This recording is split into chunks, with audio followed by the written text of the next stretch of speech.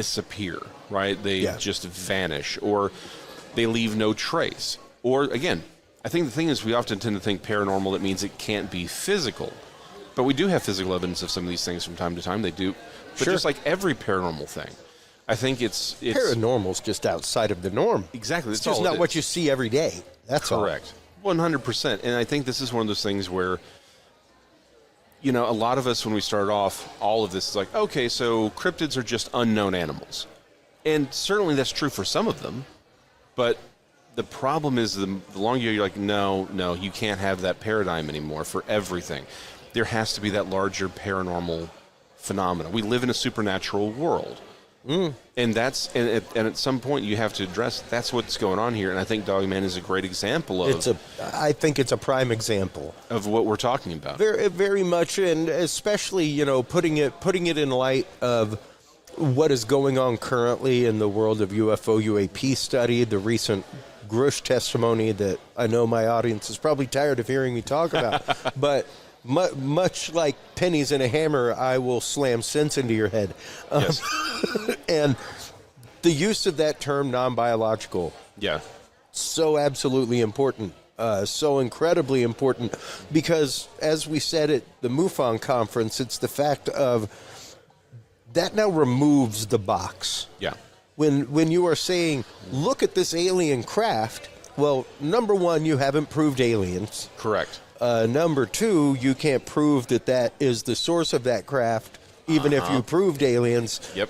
So it's like you're putting it in a box now, no different than the scientists who said, we don't need to look at that because it doesn't fit in science's box. 100%. No, 100%.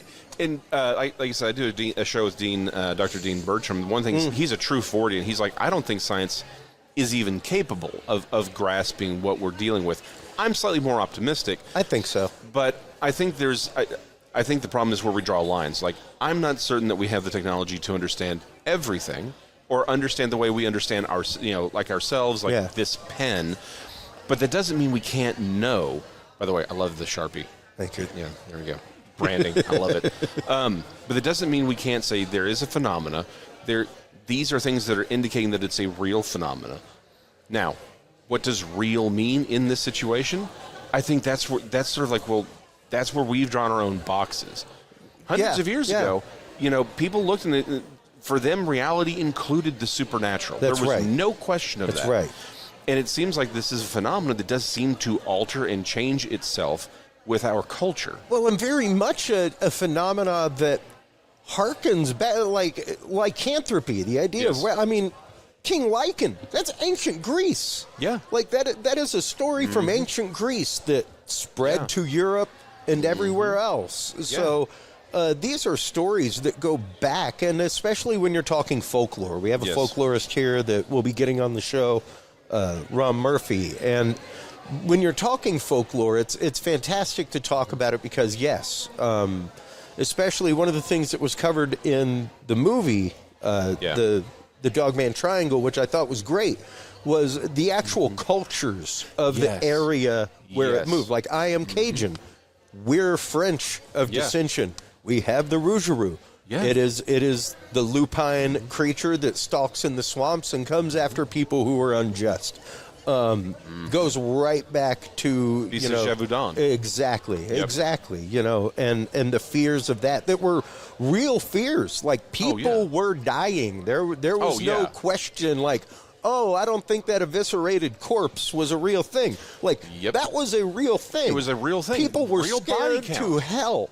Yeah, it's a real body count. This was as real as anything else, and it does also beg the question, because there are a few events like that we've looked into where you're like, this is ruled a cat attack, and it's like, but this doesn't look like a cat attack on people, right? It's like that's weird, and it's not the same kind of injuries.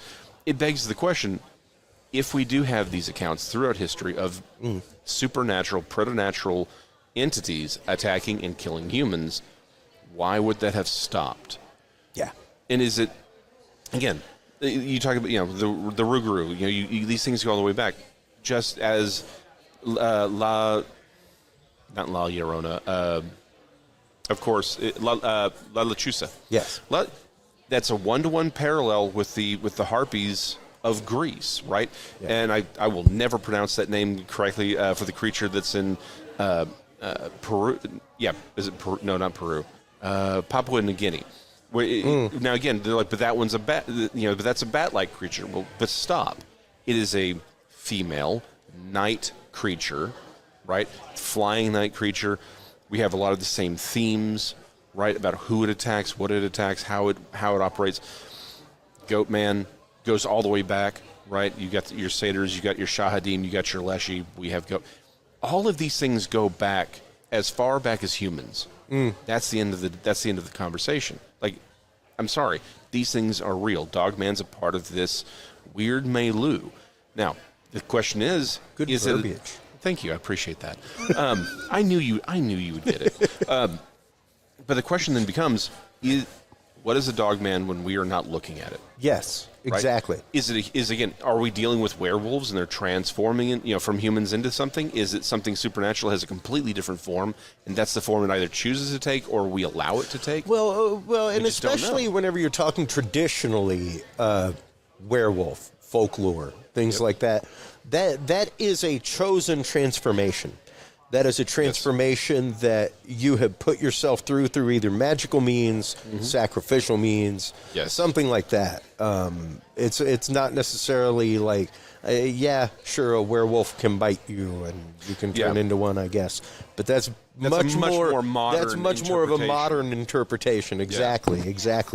Kind of like the whole silver with vampires, right?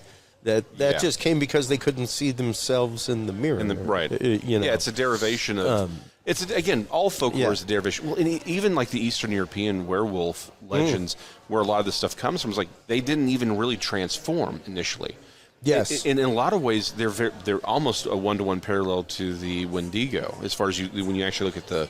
Now, of course, you have the modern artwork, which shows them with branch antler things on their heads, and it's like that's not the original story. But you get back to the original stories, like it's way more complicated. And I think that's the problem, is we get so caught up with what is seen on these things. It's like well, even when you look at that, even when you look at the phenomenology of Wendigo and the stories behind that, like you're saying, the modern interpretation is far different from the classical folklore interpretation. That is because the settlers that came had tradition of this other. Yeah. They had tradition of werewolf and things changing and all that kind of stuff. So the two things melded together, as it always ended up happening. Yeah, that's what it always does. Like you end up with an amalgamation. And the thing is, sometimes these things change with us, which goes back to what does it look like when we are not looking at it? It's entirely possible none of these things actually look like what we see them as. Like, it could be that we're co-creating them with our own minds. It could be choosing a form. It could be the case. I had a great example that somebody put up at MUFON during our coverage at MUFON that I will continue to use till I am no longer, and that is the idea of three-dimensional objects cast a two-dimensional shadow. Yes. Fourth-dimensional objects cast a three-dimensional shadow. Yes. It was like, wow. That is poignantly and very simply put. Yeah, because we know there is a fourth dimension. Like there's 11. We know as far as we know. And that's more. just it. Like, and even to get into that understanding of, there is a huge soap suds of a world out there that we are just one bubble in the ripple of suds in the tub of the universe, man. And we are connected minusculely with those other, and frequently, if you look at the suds in a sink or a tub, you'll see 2 or 3 pop and they become bigger. Yep. No, 100%. And that's quite literally what we're looking at now. Like, things around us are popping, and our view of reality is expanding. It is. And the question then becomes, right, we used to know this. This used to be common knowledge in a way. It's like all we've done when I hear people talk about simulation theory, parallel dimensions. I'm like, congratulations, you've caught up with 4,000 years of religious tradition. Yep. And the thing is, we sort of abandoned all of these lines of thought about a century ago because we were like, no, we're actually a little bit more than that. Because we're rationalists now. We're scientists now. We can we can blow things up now. That makes us better. And it's like, hold on. Pump the brakes there, Skippy. Just not everything fits under a microscope. And that's the issue that we're now facing, is we now got to the point where we can't deny. It was easy to say, no, that Farmer John's just crazy, or that guy's drunk. Now everyone can talk and like, yeah, we can't get rid of this stuff anymore. It's real. We have to deal with it, and it's outside of a flesh and blood paradigm. Yeah, no, precisely. And we are just coming to the point technologically to detect, see things from these sides. Even the conversation of how experiencers of UFO and UAP are physically changed. Oh, yeah. And the way I've been putting it is no different than if I took a natural magnet and brought it near this mechanical watch. It doesn't have to touch the watch. It just has to be in proximity. Yeah. And the gears in that watch will be forever changed. Yep. 100%. And no different, like if you were in the physical presence of something that is using that realm of technology to cloak itself, to defy gravity, things like that, you are talking about a high vibrational field, and it would be no different than going and standing in front of a friggin' radio transmitter at a radio station, which always says, do not stand near transmitter. No, people die. I mean, people die from that stuff. And that's, I mean, this, again, that's the reality. The reality is there's something there. Now, the problem is, what is it objectively? Well, we don't necessarily have the ability to objectively observe it all. And it is very much a phenomenon that seems to interact with this on its own terms. Like, it knows. It was Norio Hightower who points out it's always just out of frame. It's always just here. Just here. It's like, that's a level of control and deliberate action that should scare the ever-living crap out of us, because it means it's fully aware of itself. It is at least aware of the observer. Yes. More. No different than any atom that you take a picture of. Oh, yeah. Because there's no way to predict the path of an atom. There's no way to predict the path of an electron. But for some reason, you can take a picture of it. Because it's aware that it's being observed. Yeah. Oh, It's weird. Yeah. But that's the whole thing, right? It's like the universe is just weirder than we want it to be. John Keel pointed out, like, during these, he points out, it's like, objectively, if we could objectively observe this phenomena, right, what would you actually see?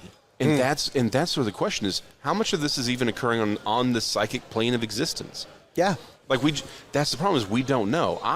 But I love the fact that we don't necessarily know. Right? Now, there's things we can know, which is that it's real. Right? And that there's observable facts. There's things that we can deal with. But I do love the fact that there's a mystery here. Yeah. I think too many people they're like, no, I want it locked down. I want to be able to put it, give it its Latin scientific. It's like, that's not what it is.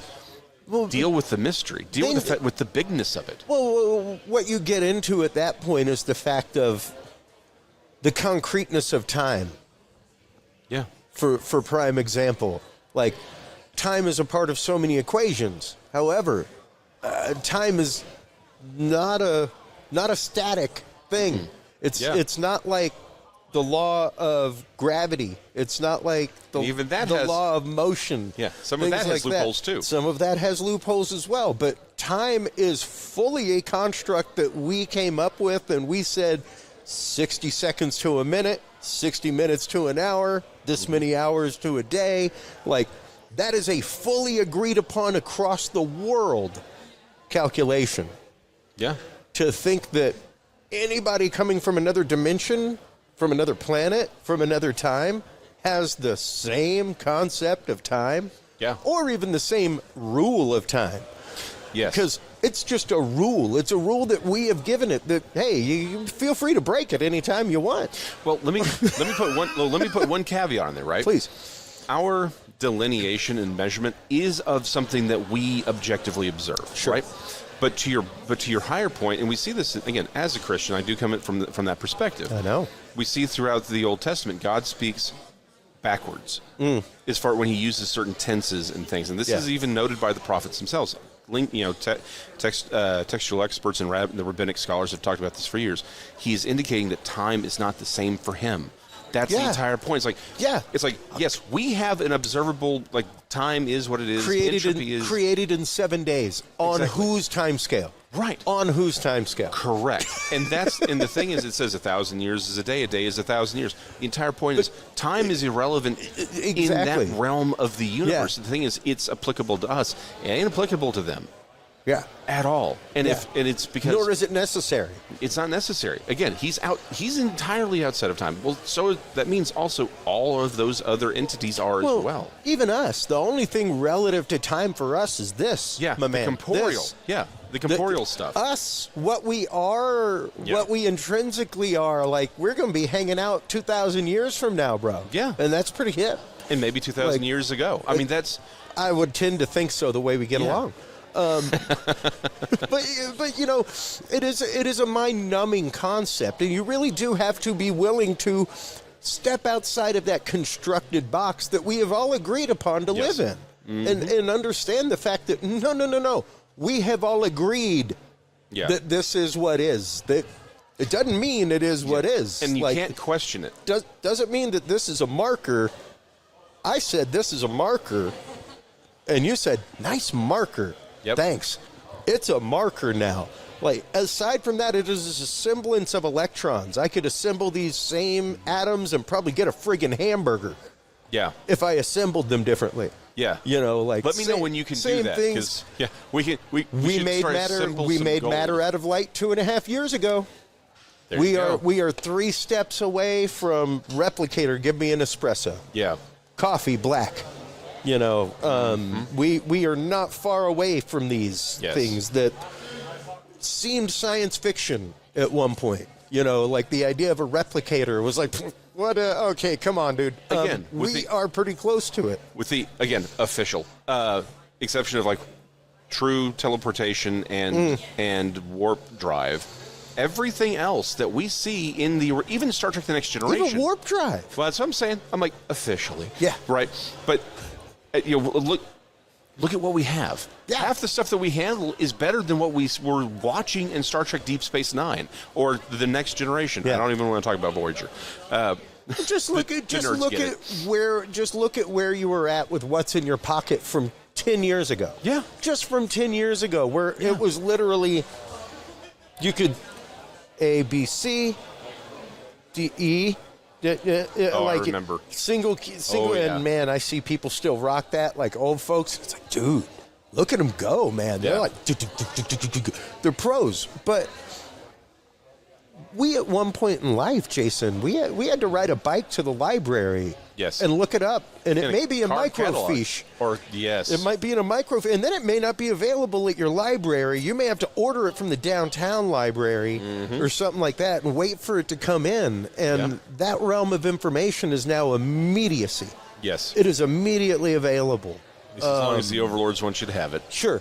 And, you know. That little thing, but, you know, we work with what we have. And that's a different equation in and of itself. But we have to be ready to accept the fact that we are in a roiling pot right now. It is no longer a tumbling boil. It's no longer a simmer. We are at a roiling point of society, of technology, of spirituality. And it has been a long time in the history of humanity since all 3 of those things have been welling up at the same time. So we are right up against a beautiful, beautiful awakening of people and concepts and topics like this, where you know, even hearing a room full of folks be willing to accept that we may be dealing with a spiritual entity that is stalking around in woods and, you know, trying to interact with people. Yeah. For its own agenda. For its own agenda. It's not just its own agenda. Yeah, exactly. And I think that is one of those things that we need to really, again, understand is I think we make too many assumptions on all sides. Right? It's like, well, the Dogman is like, stop. You don't know. You know, you need to, we need, it's like, well, the lore, stop. That's important, but it's not what it is. Well, I saw this. Great, but what is it when you're not looking at it? Yeah. What if it looks like a goat man to somebody else? What if it looks like a Bigfoot to somebody else? What if it looks like a flying What about the cases monster? Where you see it and your buddy with you doesn't? Exactly. That is the one that we bring up all the time. There is more than one time. Oh, Much like any situation being brought up in a household, me and my brother were brought up by the same single mom with 2 jobs that went to college, but we both have a different experience in that household. Yes, 100%. No different than me and you traipsing through the woods, me seeing a Bigfoot and you not seeing it. And we are directly there together. Yep. 100%. And there is more than one case like that. Quite a few cases like that. I've had that happen with me. Like again, when we're out there researching in Brown Springs, like we have stuff like that where it's like stuff doesn't happen to me, it happens to them. It is the nature of our universe is more complicated than we've allowed ourselves to believe for the last century. And some of that may even be because the one thing I keep bringing up, like all of this how put off. If you are listening, dude, telling you, man, I quote you more than anything, it all goes back to the original work of remote viewing and the fact of when those dudes go home and they're thinking like, did I put too much sodium hydroxide in that? And I hope I didn't put 1 mil too much. They are actively affecting their experiment in the lab. Yeah. They through strange, what we now know as quantum entanglement, are affecting the thing by thinking about it. So you going into something dispassionately, the way that you go into it and going, this is what I'm going for. I'm not going to get psyched. I'm not going to get amped. I'm not going to do my spiritual dance before I go out and do it. Because when you do that, you're actively not only charging yourself, you're charging where you're going. You are charging the intent. You are creating creating a pathway. You don't have to have a Ouija board. You could have a blank piece of paper, and if you're trying to use it the same way as a Ouija board, you'd be surprised at the results. Yes. Because it's the intent, not the object. And that's, thank you, because I'm right there with you. A lot of people are like, well, can I do this versus, I'm like, stop. Yeah. What are you trying to do? What is the purpose? Purpose is behind everything. Yeah. And that's really where a lot of this, again, that's where I go back to. It's like, hold on. If the power of intention, man, the intention of it. It's like, if you're not dealing with, again, cows, deer, if you're dealing with something that, again, that belongs in that other realm, that belongs behind that veil, it's affecting you, you're affecting it, and we need to approach it with a lot more restraint and perhaps guard than a lot of people do. And I think I think there's, again, if we could take that step back and objectively observe things, I think we'd find a lot more damage is happening to people because they're approaching this subject frivolously. It is. There is a lot of flippancy. There is a lot of flippancy. It reminds me of friends that would go out and just get acid to use on a Wednesday night and then wonder why they had a bad experience. Yeah. Things like that. And it's like, well, did you prepare yourself properly for that experience? Did you, before you went out there, did you ground yourself? Did you try to remove those thoughts from your mind? Did you try to, keep yourself as dispassionate as possible? Because as soon as you get passionately involved in that way, you are now coloring any evidence. You're now coloring your own experience, all kinds of things. So, we open more doors than close windows sometimes. Yes. With those situations. 100%. Man, thanks so much for taking the time. Everybody just got out of Lyle Blackburn's talk. Yeah. So I'm going to let you go man your table. Let everybody know where they can go to follow your show, where they can go to follow, like, subscribe, all that good stuff, man. Chris, always a pleasure to be on Curious Realm. And absolutely. Again, Jason Mclean questions everything on YouTube, Rumble, but we're doing lives on YouTube again, and again, Facebook. Cool. And it's Siru Papers is the official name on Twitter. Awesome. It's X now, so yes, whatever. On the X. Well, exactly. Thanks again, bud. I appreciate you, it. While you are online checking out everything from Jason Mclean questions, everything, make sure to stop on by Curious Realm. CuriousRealm.com is where you can go follow, like, subscribe, share, all that kind of good stuff. That is where you can go and find our Knowledge Vault. That is where you can also find our Experiencer page. If you're an experiencer of the paranormal, had a cryptid encounter with UFOs, aliens, if you were a government whistleblower, stop on by CuriousRealm.com/story. Let us know your story. Leave us your evidence. We will present it to our experts and see what answers we can get you. Stay tuned. After these messages, folks, we'll be right back with our continuing coverage of the second annual Dogman and Cryptid Conference right here in White Settlement, Texas from Paranormal Roundtable right after this.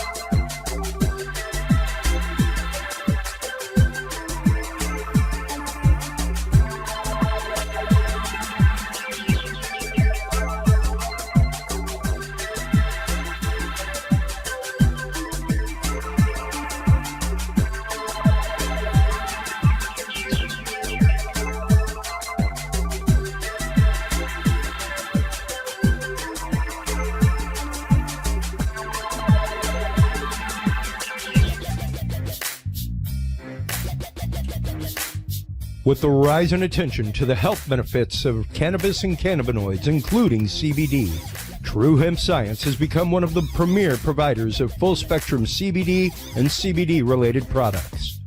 Using a proprietary spagyric process, True Hemp Science extracts maximum benefit from the whole hemp plant. Buds, leaves, stems, seeds, even roots. Every part of the plant is used and then reused to formulate a rich, complex profile of CBD, CBD derivatives, and terpenes guaranteed to provide the relief and benefits you need daily. Visit TrueHempScience.com to experience the best CBD oils, edibles, and topicals on the market today. And use code CURIOUS7 to save 7% off your entire purchase of $50 or more and get 2 25 milligram CBD cookies or brownies free. That website again is TrueHempScience.com and the code is CURIOUS7.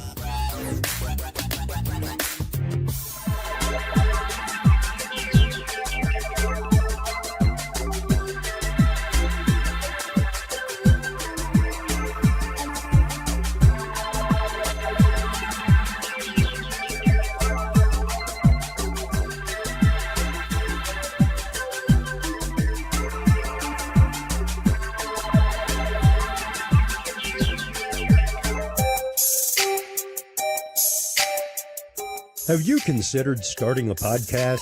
Looking for a way to make your business a voice of authority in an industry? Then Podcast Cadet is the solution for you. Whether starting a podcast for yourself, your brand, business, school, church, or just plain fun, Podcast Cadet is here to help you navigate the waters of the podcast industry.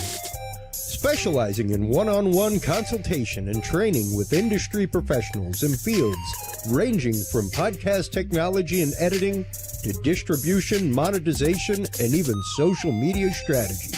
Podcast Cadet tailors their services to the specific needs of you and your podcast. Do you already have a podcast and trying to find ways to engage and grow your audience? Sign up for your Podcast Cadet audit today and let us help you explore new and exciting ways to leverage your content and elevate your podcast brand to whole new levels. From consultational workshops to affordable podcast production and maintenance packages, Podcast Cadet is your one-stop shop for everything podcast related on the internet. Visit podcastcadet.com today to sign up for your consultation or training and use code CURIOUS20 to save 20% off your entire purchase. That website again is podcastcadet.com.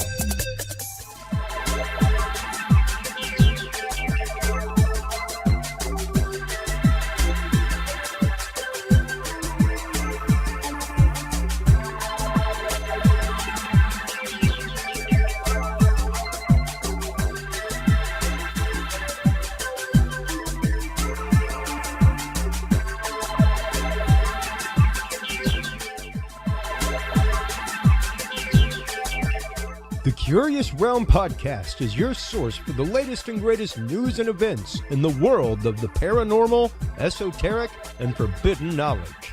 And there's no better way to spark the conversation than with items from the Curious Realm store. Choose from fan favorites like hoodies, mouse pads, coffee mugs, and more.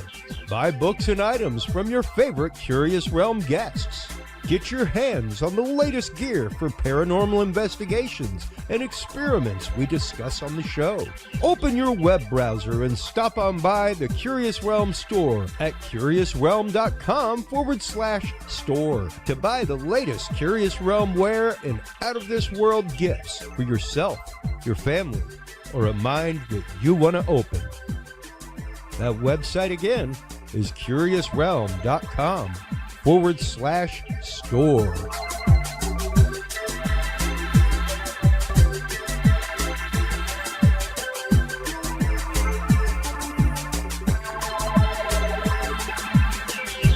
Well, hello everybody, and welcome to the Curious Realm's continuing coverage of the second annual Dogman and Cryptid Conference here in White Settlement, Texas, being put on by our good friends Paranormal Roundtable out of, well, the Cedar Park area. Just with us, we have in this segment our good friend Ryan Edwards. He is the author of Cryptids of the World, a great compendium of cryptids from, well, all over the world. Welcome back to the show, bud. Of course, it's good to be here. Absolutely. I always love having you on. You have such a great grasp of the actual science and the concept of being able to look at folklore and everything else with an open mind and use that as a means by which to examine the science that we have on hand. Yes. Like, what I really see with cryptozoology is it has ology in the name. It's a science. How can we get it from being the whole telling stories and the whole speculation and the whole, okay, there's monsters in the woods. Yeah. No, let's break that down. Okay, there's things in the woods that we don't know. How can we study these creatures? How can we discover these creatures, hopefully one day? So it's my job. I really see it as a science, and how can we break down the science of cryptozoology itself? Well, yeah, precisely, because so it is a science. People often forget the fact that, no, we have to study the anthropology behind things. And that is a lot of what the cryptozoology is looking at mysterious, strange animals that have been talked about for years and years. So, folks like Adam Davies, whenever we've had him on, he's like, yes, folklore and the local stories is where I start. Yes. That is where the investigation begins, no different than with MUFON, it begins with a witness statement. Yes. Did you see something? Not like, my mom told me she saw something. Okay, well, that's secondhand knowledge. So even kind of the same way in the Bigfoot and cryptid community, it's very much, no, it starts with a witness statement. Yes, like how I see it, especially with folklore. If there's indigenous stories of these cryptids, that's even more indication of these creatures existing. Like if you look at a lot of modern cryptids, like Dogman, Goatman, Snallygasters, things like that, there's no old history of these creatures until like past 100 years or so. So with me, I try to look at the past, especially like Sasquatch. All traditions of Sasquatch go back for thousands of years. And a lot of these cryptids like that seen around the world. The Yeti of the Nepal, the Yowie has been talked about for generations by the Aborigines of Australia. So how can we, like, okay, that's more likely that the creature will exist. But if, let's just say stories of this creature only started 10 years ago, science doesn't work like that. An animal just doesn't appear out of nowhere, unless it's something maybe paranormal in mind, something like that. Sure. But it's not something physical. Something doesn't evolve out of nothing. Yeah. Evolution doesn't occur that fast. The branches of the tree do not sprout that quickly. And especially whenever you're talking about Dogman, that is specifically the first part of this conference. It is the idea that, yes, here in America, this is a very young concept. I found it really interesting in the Dogman Triangle movie by Small Town Monsters. They especially Ken Gerard, very much got into the idea that the locals, the people who originated these stories, at least here in Texas, things like that, Germanic upbringing, yes, French settlers, things like that. So they brought a tradition from their old country to here. Their own stories of the Loop Guru and the werewolf from Europe into North America. Like, I really bring this up a lot with the Wendigo, for instance. The Wendigo looked more like a pale humanoid or a rake in Algonquin tradition. But when Americans came over and they started mixing the stories, the Wendigo nowadays looks like a bipedal deer. Yeah. But because they have the stories of lycanthropy and being able to change form. Yeah. So you have this mixture of cultures causing a new creature pretty much to form out of nowhere. Yeah, precisely, and very much take root in the fact of no, this is what it is, and it's like, well, but that's never what it has been. Yes, it's like when people say they see Wendigo, like, oh, I saw a giant bipedal deer, and it's like, well, no one ever described it like that. How can you see something? Unless it's your own imagination, or maybe even people bring up ideas of topas. And like exactly. The brain makes what it wants to see. And if, let's just say, the idea like Bigfoot on the brain, you go out looking for Bigfoot, of course you're going to find Bigfoot. Yeah. That's kind of the same idea. If you go out looking for a particular creature, of course you're going to expect it to see it. One thing I always tell people is, like, if you believe something exists, you'll expect to see it in your reality. Yeah. Even if it's not someone else's reality, you'll see it. If you believe in the rake, you'll probably see the rake at some point. If you believe in Bigfoot, if you believe in UFOs, you may very well see a light in the sky one night. And be like, oh, that's a UFO. And we've had the conversation before. I have the conversation regularly on the show, the idea of confirmation of faith, confirmation of belief. I had the big conversation with my friend Will last night in our hotel room about the fact of you will never, ever change the mind of a true believer. I don't care what they are a true believer of, Ryan.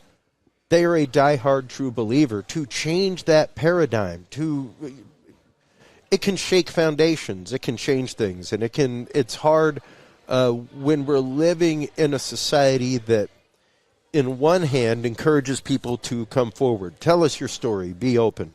At the same token, we take those stories and use them in other ways. Yeah. Use them either to ridicule people, to say you're crazy, when, I don't know, I'm one of those people, experience is experience. Yes. Nobody's had my experiences, and some of them are pretty weird, man. Some of them are pretty out there. I'm open to talk about any of them, but never would I be upset if somebody was like, oh, well, yeah, I don't believe that. Like, it's literally one of those, you had to be there. Yeah. Like that's one thing I've had conversations with Barton Nunley. I come at it from research, but Barton's lived it. He's seen these creatures. He's seen Bigfoot. Absolutely. And mine and his opinions are very different. Sure. But at the end of the day, I haven't seen Sasquatch. I haven't lived alongside these creatures. You have not had the experience yet. I have to take your perspective into according. Like, okay, you've actually seen these creatures. You've actually lived alongside them. Sykesville Monster, all that stuff. So I'm going to take your opinion over anyone else's because you've actually experienced it. The researcher is like, I'm researching, but I'm not actually seeing it. Well, and even to take that idea one step further, Ryan, the idea of excluding opinion. Oh, no. That's why would you go to a second doctor ever? You're going for a second opinion. Yes. For an opinion, for another educated person's opinion on what a situation is. I'm not educated enough, but I know that this situation is happening in my body. What do you think's going on? Yes. I don't know if that's what's going on. I'm going to go seek a second opinion. Yes. And like you're saying, you don't trust a lot of people's opinions, but you trust people like Barton. You trust people who have been out in the field. The people like Sibylla, who have drawn pictures of what people have seen, and it's helped them get over traumas. Yes. Things like that. Like that is a different realm of opinion, and yet still important to the scientific endeavor, that opinion. Yes. Like, I was having a conversation earlier with Josh of the YouTube channel What Looks Beneath. And we were talking about how eyewitness accounts and stories and research are very different things in cryptozoology nowadays. Oh, absolutely. Like, I've noticed, especially in recent years, cryptozoology is going towards the more storytelling. Like Jason Mclean said, hey, it seems like to be a cryptozoologist, you need to be a really good storyteller. Yeah. And it's like, it makes sense, but at the same time, you can't let stories and eyewitness accounts overtake research. Because, like, for instance, writing books. A lot of people that write books have the research. They have years of, like, eyewitness accounts, and then they put the research into it. But then you have books that are just story, no research, no explanation. Yeah. And that's what I've noticed in recent years is people go more for storytelling than actual research. And that's what I'm trying to go after is, like, okay, I have all these stories, but how can I explain these? How can I find correlations? How can I find evidence for it? That's interesting because I had never really considered the fact, Ryan, and just to loop this conversation right back to the beginning of Folklore. Yeah. I'd never really considered the fact of us as a humanity making a return to the campfire. Yes. Like, very much so, and it had never really dawned on me the fact of, yes, so many of the paranormal things out there have come down to research has waned away. It's more campfire stories. And it's become that very tribal aspect of, like if these don't believe, this is our campfire. Yes. And these are the stories that we tell around it. Like how I see it, it's like you got a campfire and you hear a noise in the woods. That's a monster in the woods. You give that story. But how I see it, of course, I like that story, but I want to find out what's in the darkness. What is that? Well, and that's the research aspect. Precisely, and of course, you've got to be careful. I mean, I can hear my audience right now. Oh, there are unbroken oral traditions for thousands of years. Yes. Go talk to the Aborigines. Yes, however, Aborigines don't just go around telling stories. There is a storyteller who was trained by a storyteller, spread to others, and you learn the story. Yes, like it's not like I heard this story that my grandfather told. Like the storyteller learns to tell the story the way it was told. Yes, there's no variation. There's no variegation to it. There's no difference to it. Like the way great grandpa told it is the way it's told because this same person has maintained that unbroken tradition. Yes, like. The whole experiment of, like, you have 5 people in a circle, you tell one person to whisper a secret, you get to the end, it's like... Yeah, the telephone game. But if you look at it, look at the Aborigines, the rainbow serpent legends haven't changed for thousands of years. Yeah. Because one person's trusted with the knowledge and then passes that on to one person. Exactly. And with storytelling, when you pass it to more people, more variation occurs, more changes. It doesn't mean not to share your story, of course. No, sure, no. But it says there's going to be variations at the end of the day because other people bring in their own perspectives, your own experiences. Your own experiences affect other people's stories as well. Well, and that is definitely something that we've even talked about with experiencers and researchers, people who are experiencers that are researchers. The fact that they have to be very careful not to absorb what somebody tells them into their story. Yes. Into their experience. And they have to be very, very watchful of that because that can happen in a heartbeat. Yes. That can happen in a heartbeat that you adopt something without even realizing. And how ideas are very transferable and are changed. They adapt. They like how some people like with Sasquatch. A lot of early stories of the Sasquatch, if you look back at it, reference creatures with horns because they saw these creatures as demonic horns. Nowadays, we don't see that. We see people describing them as more gorilla-like. And then in recent years, we see them as more human-like. Because it's a perspective. It's an idea changing throughout time. Yeah. But it doesn't mean back then they looked more gorilla-like. No, it's just because of what we know, what we have perspective. Like, back in the day when we were called Sasquatch wild men. Yes. Before gorillas were found. Then gorillas were discovered, and we started calling them gorillas. It all depends on the perspective and knowledge you already have to what's happening around you. Oh, sure. Yeah, because it's very much the reality is our filter. Like that is everything that we do in our lives is put through the filter of our experience. Yes. So to subtract that from experience is hard. Yes, like how I always bring up the idea of like people that are colorblind. They might see this as black, but they might see this as brown, gray. Yeah. And what says they're wrong? Just because you have a different opinion doesn't mean they're particularly wrong. Yeah. Who says what reality truly is? Oh, sure. And that's how perspective affects our own reality. Oh, yeah. And I mean, we were just getting into that with Jason Mclean a few minutes ago, the idea that we manifest a lot of things. We manifest a lot of things in the world around us. We even manifest things to the point of full on having conversations on the way to the conversation, man. Like how many times are you driving down the road to a job interview and you're having it like and even responding to the person. Like you are fully building a foundational layer of the wall before you ever made it to the dinner table. Yes. Yeah.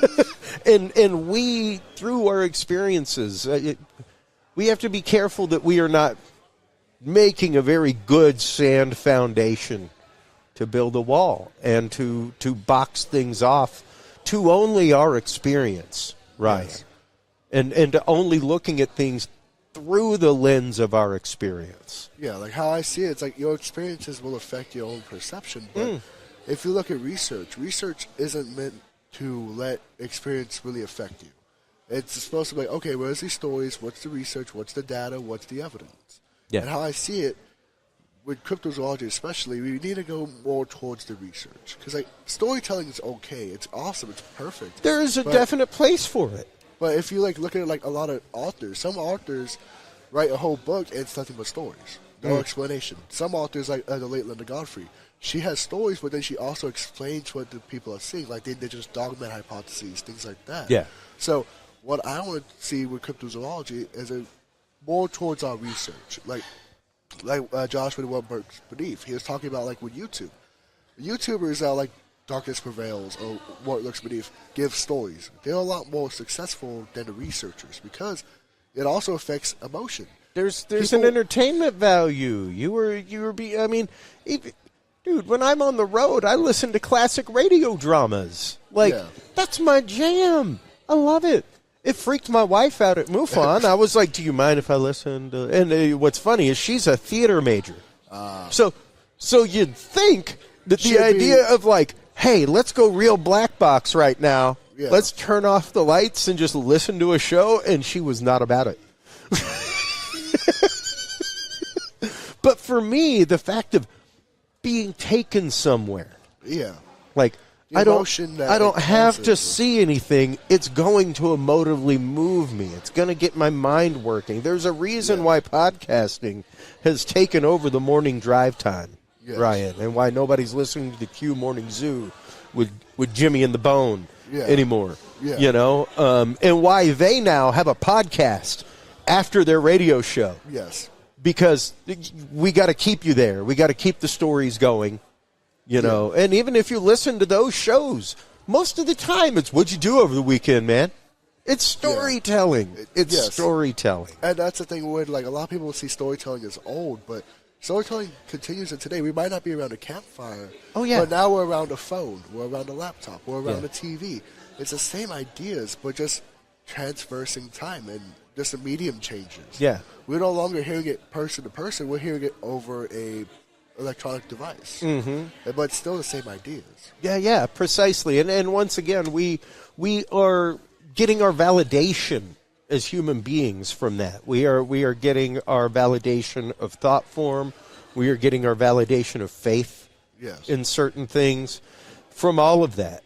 And you know, that can be a great thing. It can also be a caveat. Yes. Where you know, we need to have some vetting practices. We need to make sure that, you know, a prime example would be Corey Goode. Corey Goode is a really good example. I'm not sure if you're aware of Corey Goode. He is the gentleman who said he was part of the secret space program. Oh, yes. Talked to blue avians, things like that. There are now a whole group of people who have spoken to blue avians, all kinds of things. Yeah. Well, it's come out in a lawsuit that Corey Goode, the blue avians are his meditation guides that he made up. So anybody who says that they were part of the secret space program and met the blue avians, they're delusional. Yes. They're my meditation. Well, at what point did you stop spoon-feeding the delusional people the delusion, Corey, to make a buck? You know, and that's the thing is amazing storytelling that wrapped people up so much that they didn't believe it themselves. That they believed that was their own reality. Yes. And that's how real it can become. That is exactly how real it can become. And we, even as storytellers, Ryan, like we have a responsibility. We have an accountability.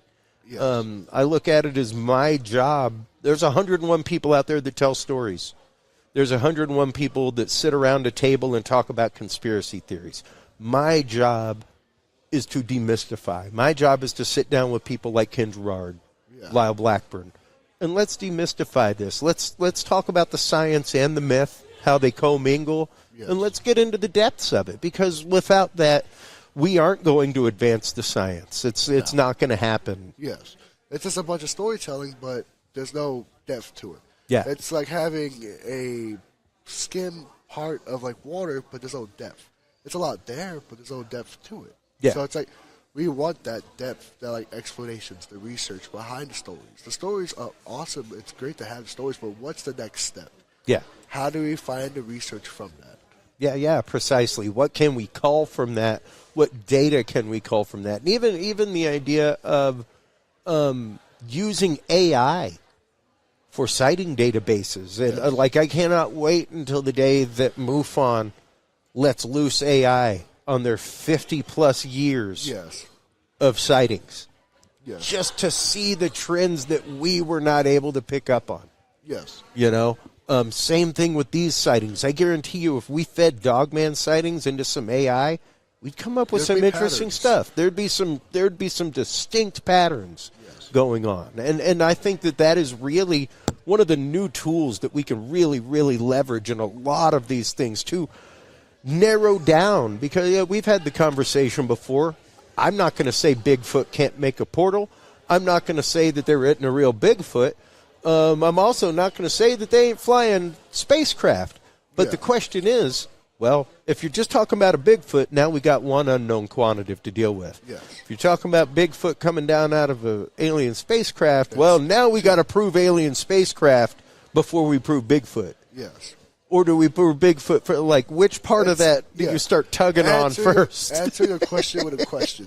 I like politics. A politician, you ask them a question, they answer a question back. And that's right. That wasn't the answer. You just made a question back at me. That's not the answer. Precisely. It's like you're a teacher or something. How many kids say, like, oh, well, what about this? I'm like, no, I'm asking for an answer, not a question back. It's good to ask questions. Yeah.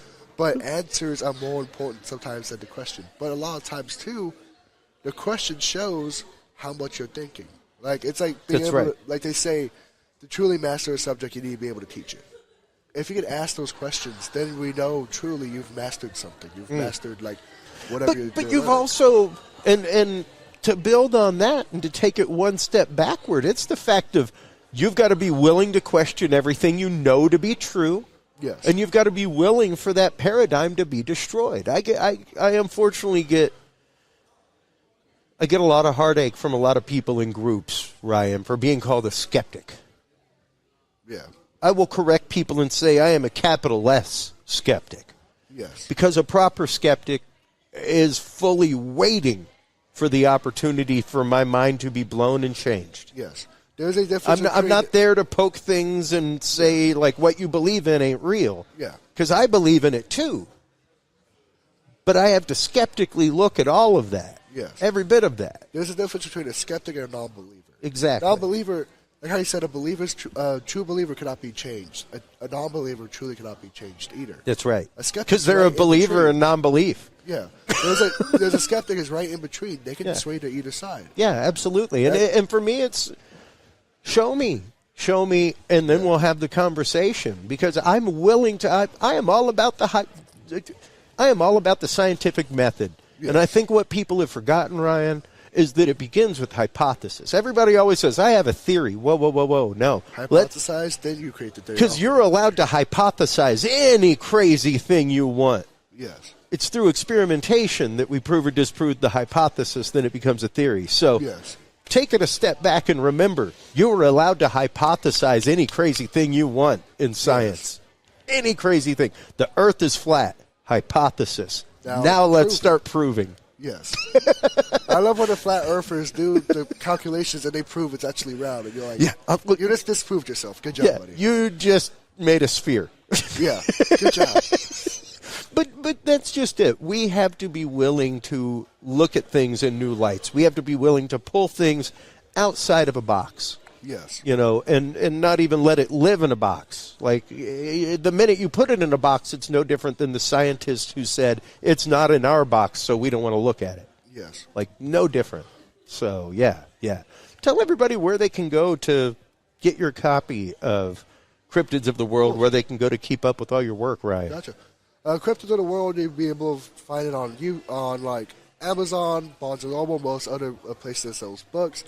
You can check out my podcast, Cryptid Chronicles, on YouTube. I haven't uploaded in a while, but I'm planning on uploading pretty soon for you guys. You can also check out my social medias. I have an Instagram. It's linked with my YouTube. I have Facebook. If you look at Brian Edwards on Facebook, you'll be able to find me. Always be open to give me messages, email me, do whatever you guys want to, because I'm always open to talking to eyewitnesses and talking to other fellow researchers. Absolutely, man. Thanks always for taking the time. Such a busy conference. Great to see so many people here sharing stories, sharing experiences. It's great. While you were online checking out all the amazing work of Ryan Edwards, everybody, make sure to stop on by Curious Realm. CuriousRealm.com is where you can go to like, follow, subscribe, and share the show. That is where you can go to find our experiencer page, CuriousRealm.com/story. That's also where you can go to CuriousRealm.com/books, or store, rather, and get the books from all of our guests. Stay tuned after these messages, folks. We'll be right back with our continuing coverage of the second annual Dogman and Cryptid Conference right here in White Settlement, Texas, brought to you by the Paranormal Roundtable. We'll be right back after this.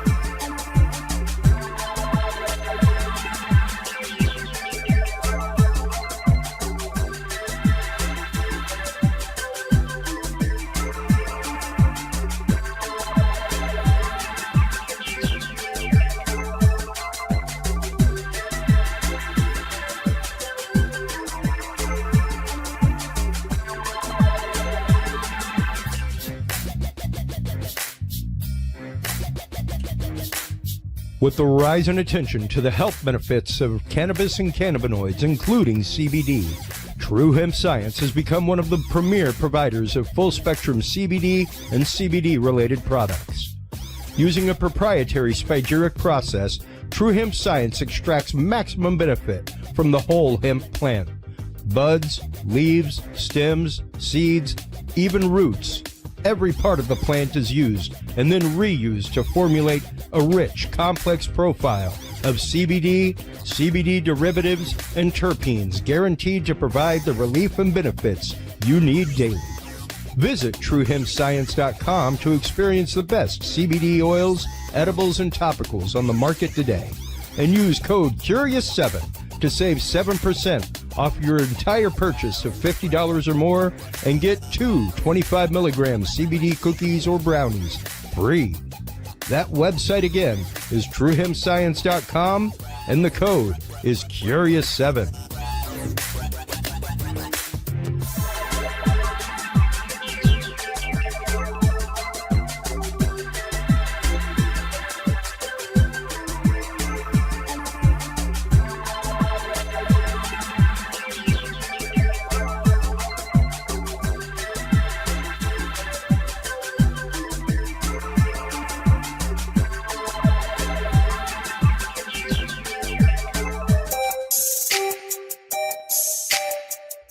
Have you considered starting a podcast? Looking for a way to make your business a voice of authority in an industry? Then Podcast Cadet is the solution for you. Whether starting a podcast for yourself, your brand, business, school, church, or just plain fun, Podcast Cadet is here to help you navigate the waters of the podcast industry. Specializing in one-on-one consultation and training with industry professionals in fields ranging from podcast technology and editing to distribution, monetization, and even social media strategies. Podcast Cadet tailors their services to the specific needs of you and your podcast. Do you already have a podcast and trying to find ways to engage and grow your audience? Sign up for your Podcast Cadet audit today and let us help you explore new and exciting ways to leverage your content and elevate your podcast brand to whole new levels. From consultational workshops to affordable podcast production and maintenance packages, Podcast Cadet is your one-stop shop for everything podcast related on the internet. Visit podcastcadet.com today to sign up for your consultation or training and use code CURIOUS20 to save 20% off your entire purchase. That website again is podcastcadet.com.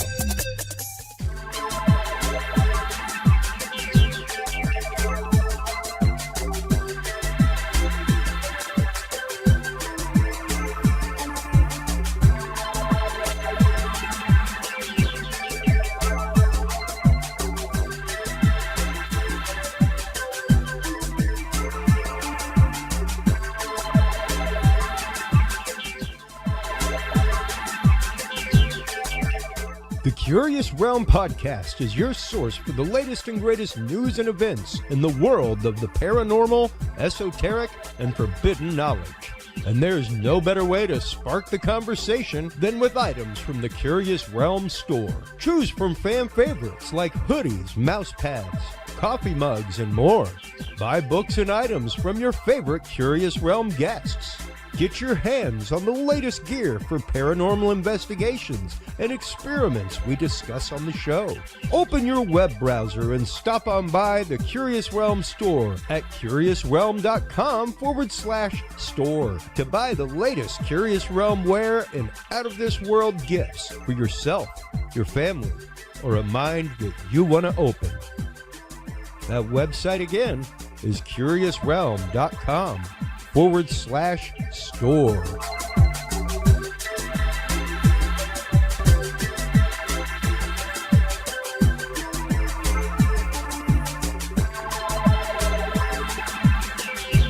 hello, everybody, and welcome back to the Curious Realm's continuing coverage of the second annual Dogman and Cryptid Conference being put on by the Paranormal Roundtable right here in White Settlement, Texas. We have with us our good friend from right down the road, Daniel Allen Jones. How you doing, bud?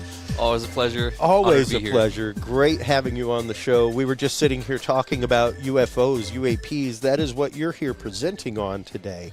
The only presentation about UFOs, UAPs, aliens, and how they connect with the cryptid phenomena and how these worlds are fully overlapping now.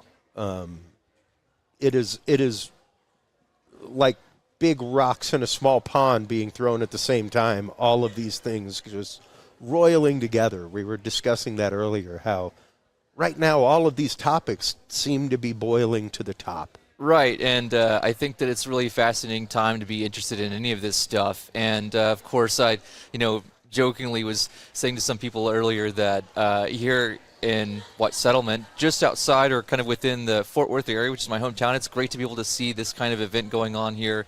People coming in from all kinds of places to see what's happening and hear about these interesting, strange mysteries and encounters that people are describing of all sorts of humanoids, inhumanoids, and strange creatures that make people wonder what's really out there. And so I was telling some people that, while most of the lineup, and we have a great roster of pretty, good researchers and those who are really trying to make sense of all of this, probably going to be speaking mostly, like you just said, on topics that are cryptid cases and Dogman and things like that. So, of course, the first thing that comes to everyone's mind when they think of Dogman is UFOs, right? Well, I think that so it's kind of one of those things I think that makes this opportunity a bit more fun because I'm fascinated with all the cryptozoological studies and the cases that people are sharing about. However, when I got with our buddy Josh Turner, who's the host of Paranormal Roundtable, he wanted to see if we could maybe talk a little bit about something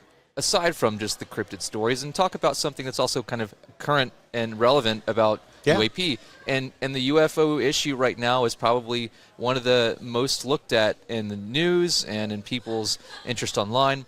It's getting a lot of coverage, so I thought that sounds like a good opportunity for people to hear about some other mysterious phenomena, but also look at it through a similar lens by way of investigating, by way of trying to make sense of cases, and how, all of the stuff that we hear on these stories of cryptids, Bigfoot, Dogman, any of these things, are often kind of centralized through the researchers, meaning when people are involved with this, they get an influx of reports because people hear or see them and they find them on different shows or events, and they'll say, hey, I had something happen, I'll tell you.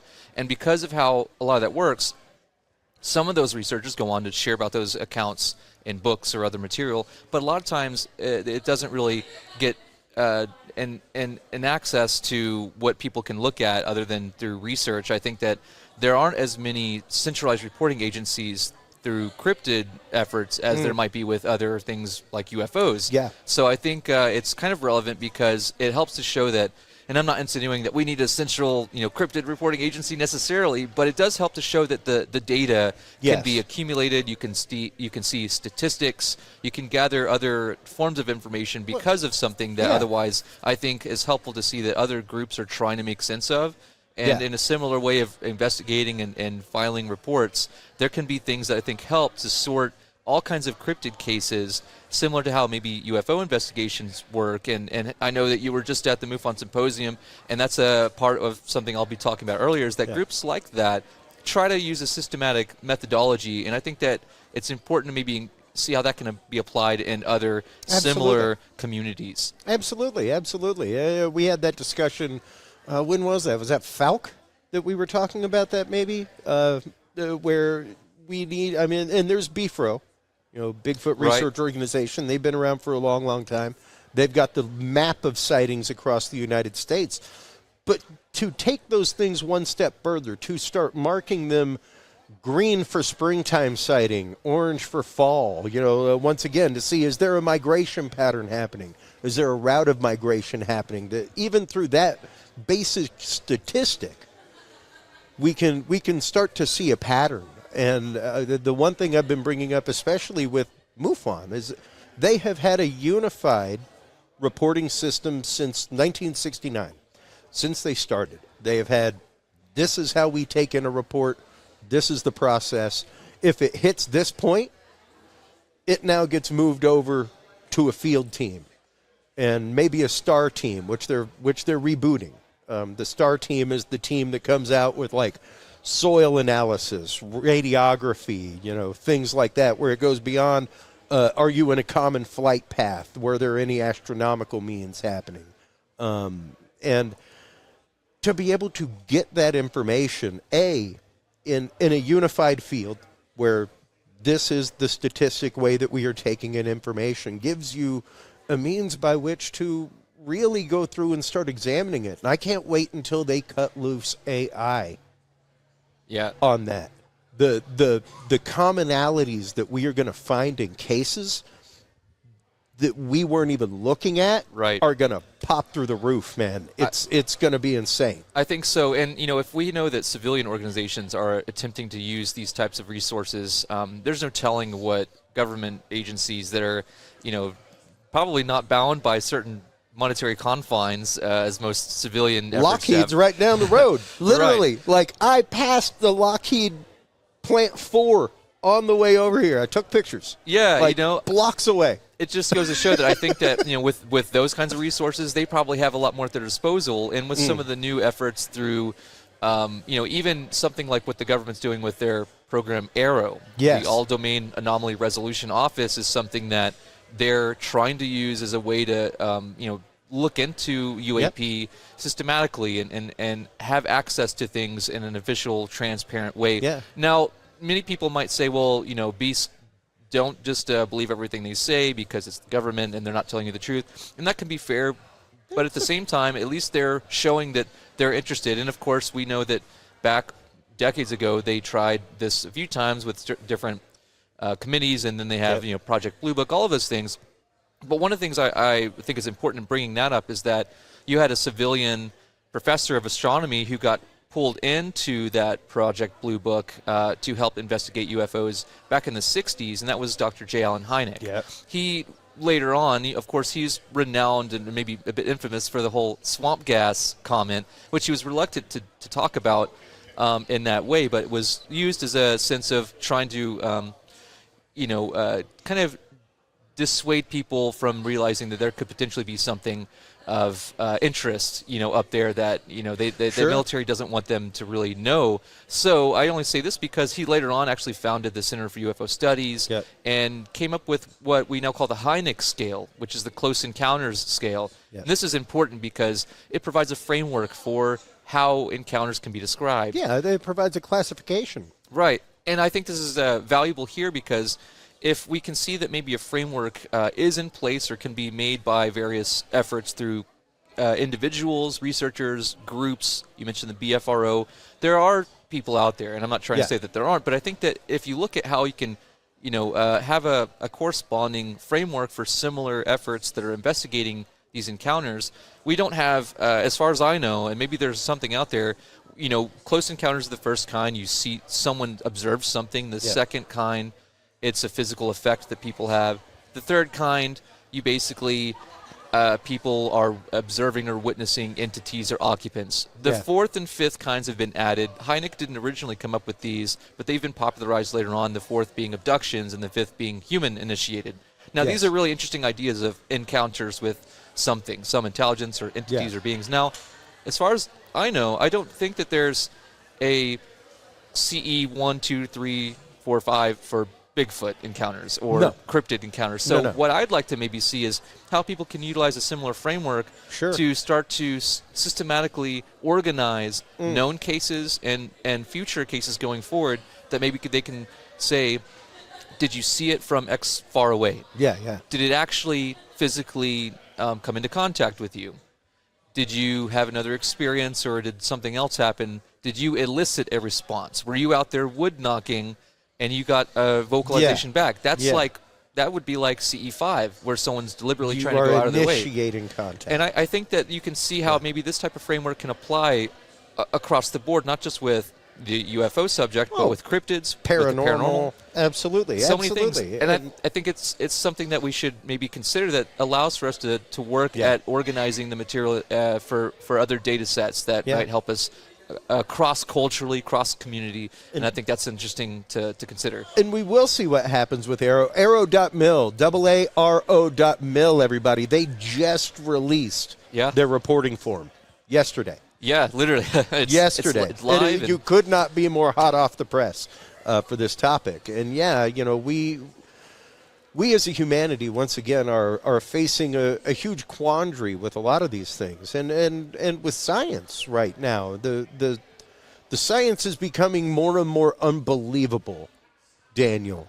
And it's remarkable to think that when we start talking about some of the things that we have accomplished, even slowing down light through medium, things like that in the lab, absolutely remarkable and groundbreaking.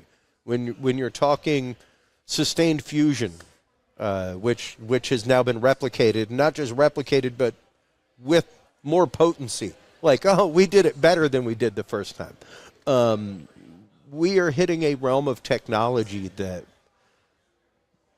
at least humanity has not had for a long, long time, if we ever had it before. Right. And we have forgotten. It's pretty exciting, but it's also very eye-opening to look back and to consider the amount of time between certain major milestone events, the Wright brothers, moon landing, and then we have sort of these gaps in our last few decades that make us wonder, how have things been going with all of this? And the technology and the leaps thereof, I think, are really important to just keep in mind, to see that, with our technology that we have, ready in our hand at any given moment, that we can access almost any information in the world online.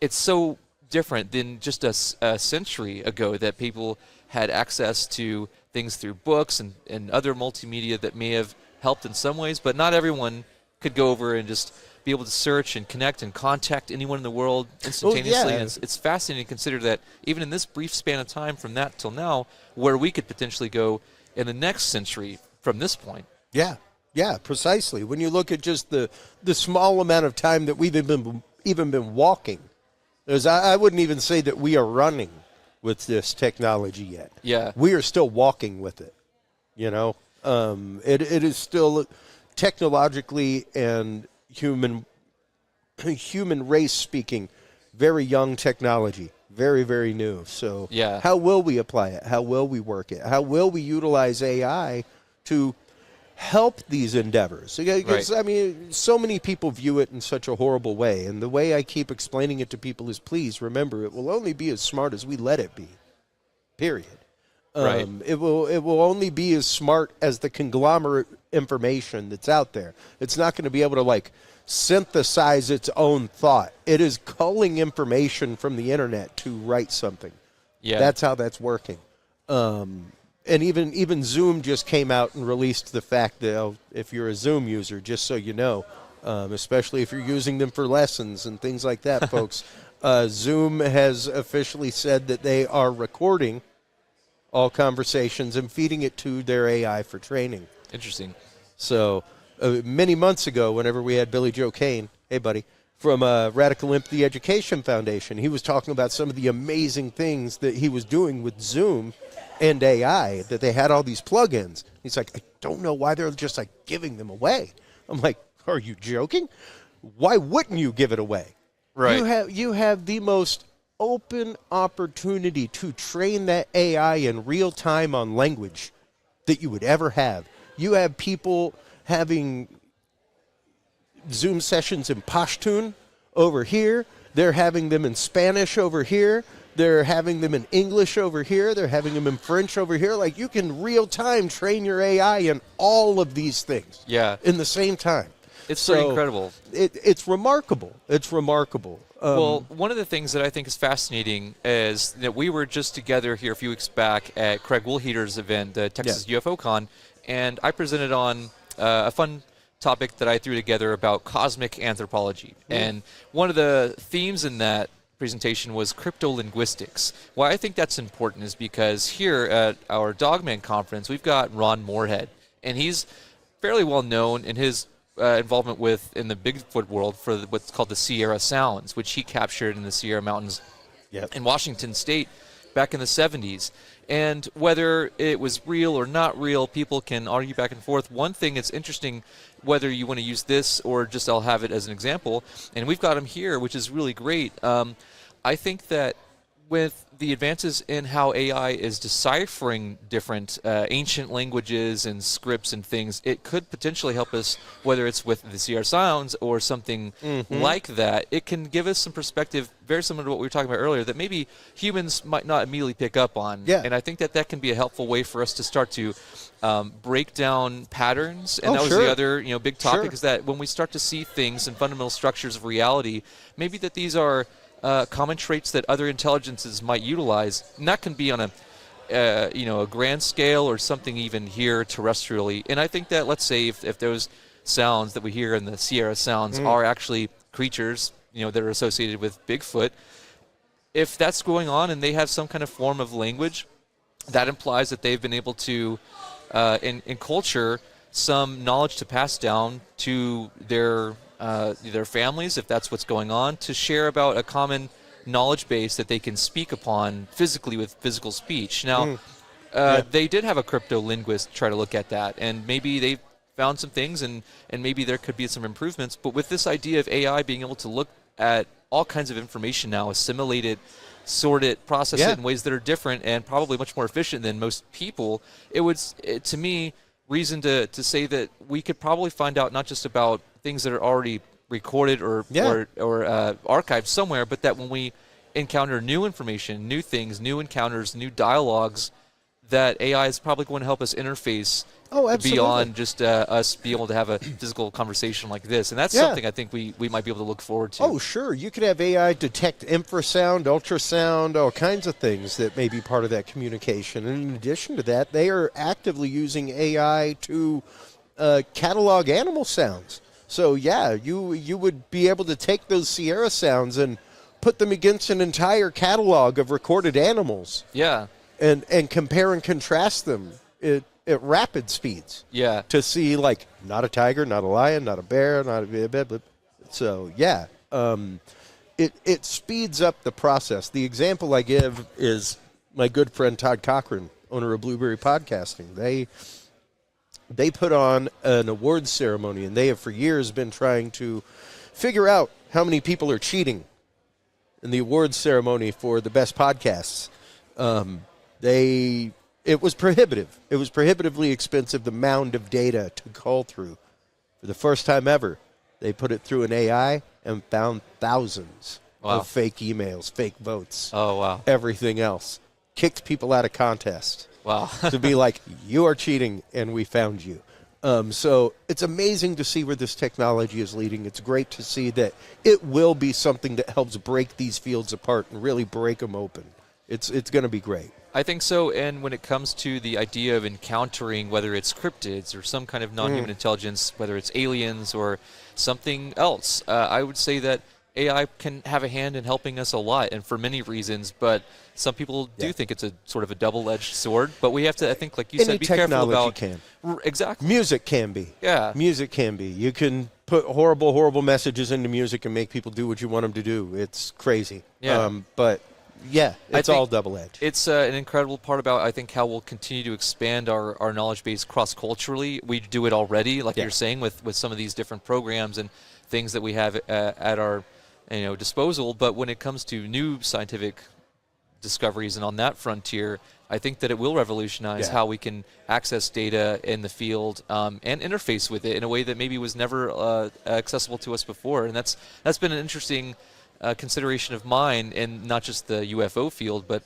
how we might be able to interface if, let's say, we find that there is a decipherable speech from a cryptid that we might be able to eventually come across and identify and say, hey, these speech patterns resemble something near human, or something that's at least close enough for us to understand that we can make at least primate-like or something like that. Absolutely. Yeah, and so that's exciting to me, but I also think that it's going to go, like any technology, it'll go through developments, and sometimes it'll be shown to seem ineffective. In some ways, it's going to be way more effective. So yeah, I think it's brilliant, but we got to just pay attention and see how it'll work out when it does happen. Absolutely. Daniel, thank you as always for the time, but let everybody know where they can go to catch up with all your recent work, where they can go to keep track of the Vortex, my friend. Sure. So I share a lot of my media on the Vortex, which is my YouTube channel, and I'm pretty well accessible on all social media as well: Facebook, X, previously known as Twitter, Instagram. And I think that for anyone who's interested in following up, if you'd like to get in touch, feel free to email me. It's just my full name, DanielAllenJones@hotmail.com, and I'd be glad to hear from you. So thanks a lot, Chris. Absolutely. It's always bud. awesome. Always great. Well, you were online checking out all the amazing work of Daniel Allen Jones in the Vortex. Make sure to stop on by CuriousRealm.com. CuriousRealm.com is where you can go like, follow, subscribe, share the show with all your friends and family. That's where you can find the Curious Realm store, CuriousRealm.com/store, where you can find all of the books of our guests, where you can find all of the tools that we talk about on the show. Stay tuned through this commercial break. We'll be right back with our continuing coverage of Texas Dogman and Cryptid Conference, Part 2, right here in White Settlement, Texas, coming to you right after this.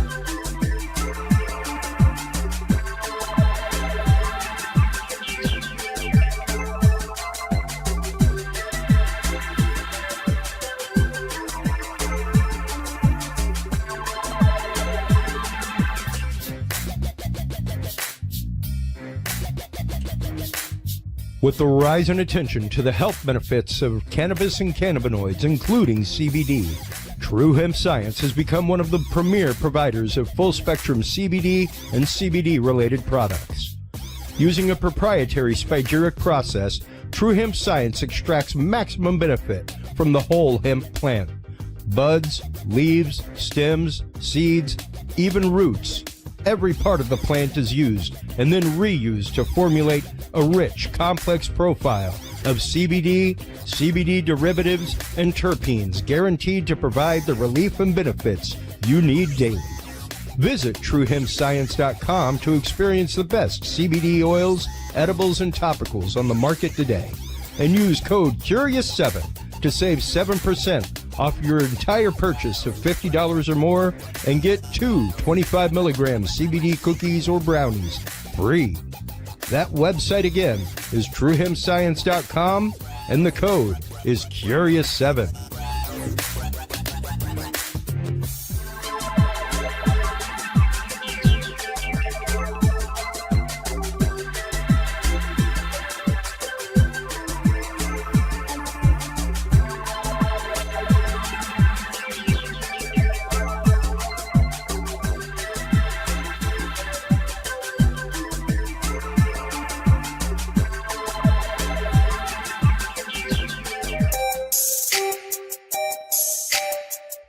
Have you considered starting a podcast? Looking for a way to make your business a voice of authority in an industry? then Podcast Cadet is the solution for you. Whether starting a podcast for yourself, your brand, business, school, church, or just plain fun, Podcast Cadet is here to help you navigate the waters of the podcast industry. Specializing in one-on-one consultation and training with industry professionals in fields ranging from podcast technology and editing to distribution, monetization, and even social media strategies. Podcast Cadet tailors their services to the specific needs of you and your podcast. Do you already have a podcast and trying to find ways to engage and grow your audience? Sign up for your Podcast Cadet audit today and let us help you explore new and exciting ways to leverage your content and elevate your podcast brand to whole new levels. From consultational workshops to affordable podcast production and maintenance packages, Podcast Cadet is your one-stop shop for everything podcast related on the internet. Visit podcastcadet.com today to sign up for your consultation or training and use code CURIOUS20 to save 20% off your entire purchase. That website again is podcastcadet.com.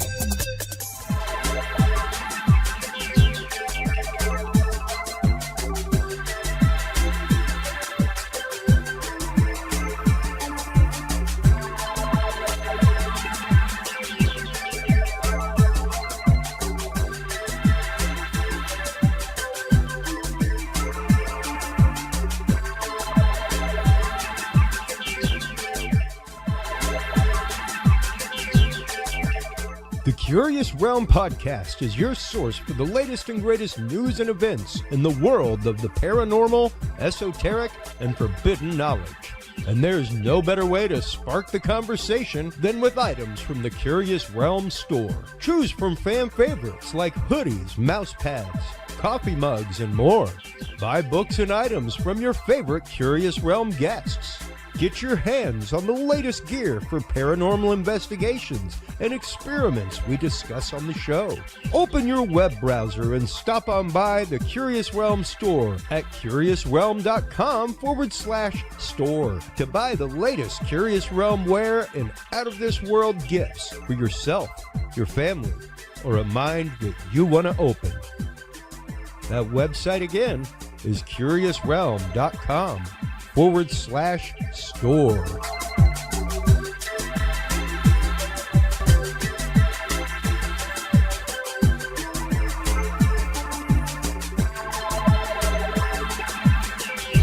Well, hello, everybody, and welcome back to the Curious Realm's continuing coverage of the second annual Dogman and Cryptid Conference right here in White Settlement, Texas, brought to you by the Paranormal Roundtable.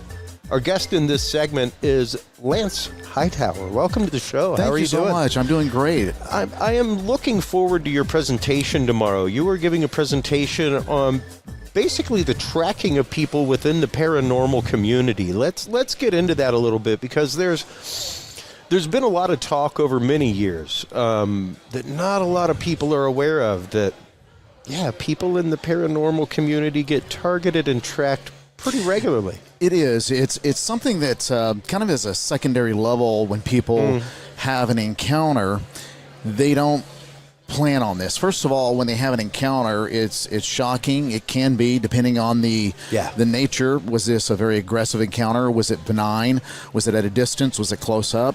No one can ever predict when and where they're going to see these creatures. But the second level of understanding, and I'm very careful about how I approach it with someone that's had an encounter for the first time, is since I'm aware that there are these groups, if you will, and when I say this, I'm just going to come out and say most people would call them the MIBs, and I really don't like that term because that kind of gives a connotation, movie, Will Smith, and they're fighting, interstellar, galactic. It puts it in a box. Yeah, it makes it nice and clean, and it's all sweet, and they save the world, when that's actually far from really what I'm talking about.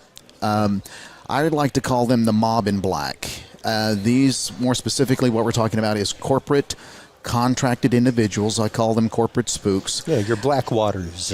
Yeah, they're in some cases they have mercenary type backgrounds. These are people that are never elected. They're appointed in positions almost for life. And I'll get into that a little bit tomorrow, a bit more in depth. And even then, the presentation. I could go hours talking about this because I wasn't looking for something like this. I didn't just kind of say, I'm going to be very interested in this and dig into it. It kind of came to me indirectly through a lot of the interviews that I've done. And I've had the privilege of probably, I had a toll-free number on my podcast, and I felt that, well, a lot of people may not be tech savvy, but they know how to dial a number. And I wasn't ready for the sheer tidal wave of people calling me. I was having, in 2017, I probably had about anywhere from a dozen to 25 calls a day for months and months. And so I was really overwhelmed with this tsunami of calls. But when I would do these interviews, I started to see a common pattern.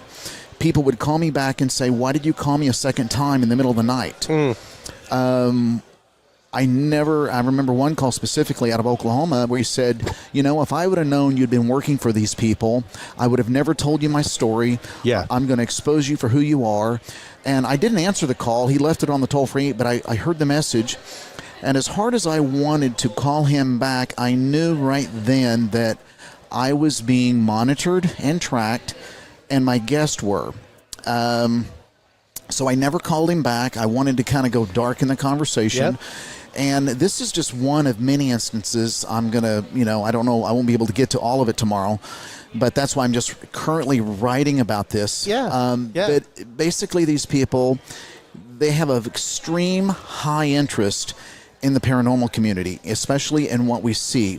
But more importantly, any paper trails, any evidential products or anything that leaves traces or trails of an event, especially an aggressive event. The more aggressive event, or especially contact made of a human and this, let's just say the Dogman creature. If one was shot accidentally, because no one really goes out with, hey, today I'm going to go out and I'm going to find a creature, I'm going to shoot it. I mean, everything happens. There's a couple groups. There's a couple. There's one right here in Texas that's like, by all means, if it requires a body on a slab, we will bring you a Sasquatch. Right. It's sometimes, there is that, absolutely. And I'm not saying there's not groups like that. Oh, yeah. But I'm just saying it's almost like there's a lot of luck involved because what we have found, my partners and I, my brothers, is that by nature we're hunters. That's what I've been doing my whole life, and we predator call.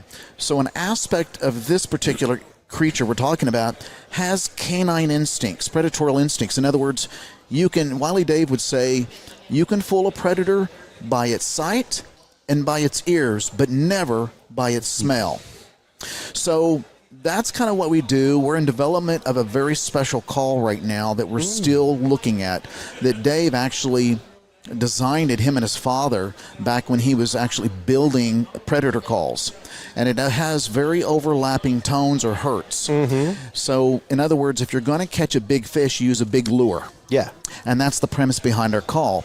But getting back to the spooks, they... the U.S. government doesn't make anything. What they're really good at is passing so-called legislation, and I use that word loosely, good, as well as they know how to spend a lot of money. And so what they do is, I'll get into more of it tomorrow a little bit, but again, I won't have enough time to get into all the details, is that there are hundreds of billions of dollars that are misappropriated and funneled through different departments in D.C. For instance, I remember Rumsfeld, when he informed the public back during the Bush administration that at that point in time they did an accounting and there was $22 trillion unaccounted for at that time. So there's a lot that ties into one another as far as deep secrecy. We've seen it in the UFO community. And, starting back in the late 40s, early 50s. And now, just now, after 50 plus years, we're actually having people come forward. But they themselves have different entities, but the same. There's overlapping agencies, I believe, that keep secrets secret. Well, and once again, you've got the layer of contractors. We're right down the road from Plant 4 for Lockheed Martin. That's right. Like blocks away that way. And like that, because of the fact that they are corporate, Well, and that's what happened in the 40s. Outside of the government, they are not bound to the same thing that Congress is. No, it kind of reminds me of what you just said. When Blackwater got involved overseas, well, why did Blackwater get involved? Well, because they're not held to the same UN and NATO contract rules. That's right. Their firearms, how they interrogate, and they went there to really protect their rules our men and of women. engagement. The It's rules totally of different. engagement are totally different. They got caught by doing a little bit overstepping, and so someone said, who are you? And that's kind of how they got caught. Well, even whenever you look at things like, I'll come right out and say it, Boston bombing, really interesting to see a lot of those Punisher-wearing hat dudes walking around the finishing line before things went off. Strange stuff, weird stuff. We have a lot of contracting like that going on in our shores. Yeah, and the way I look at it, you hear this term conspiracy theory a lot, and really, there's always some truth, in my opinion, in conspiracy theory, and really it is a conspiracy. So really, history as we know it is not history. It's history as we want others to perceive. Yes, we've been given it and to be perceived. Yeah. And these corporate people, I use the word loosely there, they're not really people. In my opinion, they're very evil people. Yeah. They really do not care about your livelihood. They don't care about that you lost your job. In fact, they create perceptions so that you lose your job. They don't care if they freeze all of your accounts digitally, your savings, your checking, you lose your pension. They don't care you just lost your job or you can't pay your truck. I've encountered a lot of people, unfortunately, that I've interviewed, and after the fact finding out, after I was being monitored, this very thing happened. Wow. It's very sad. It's very heartbreaking.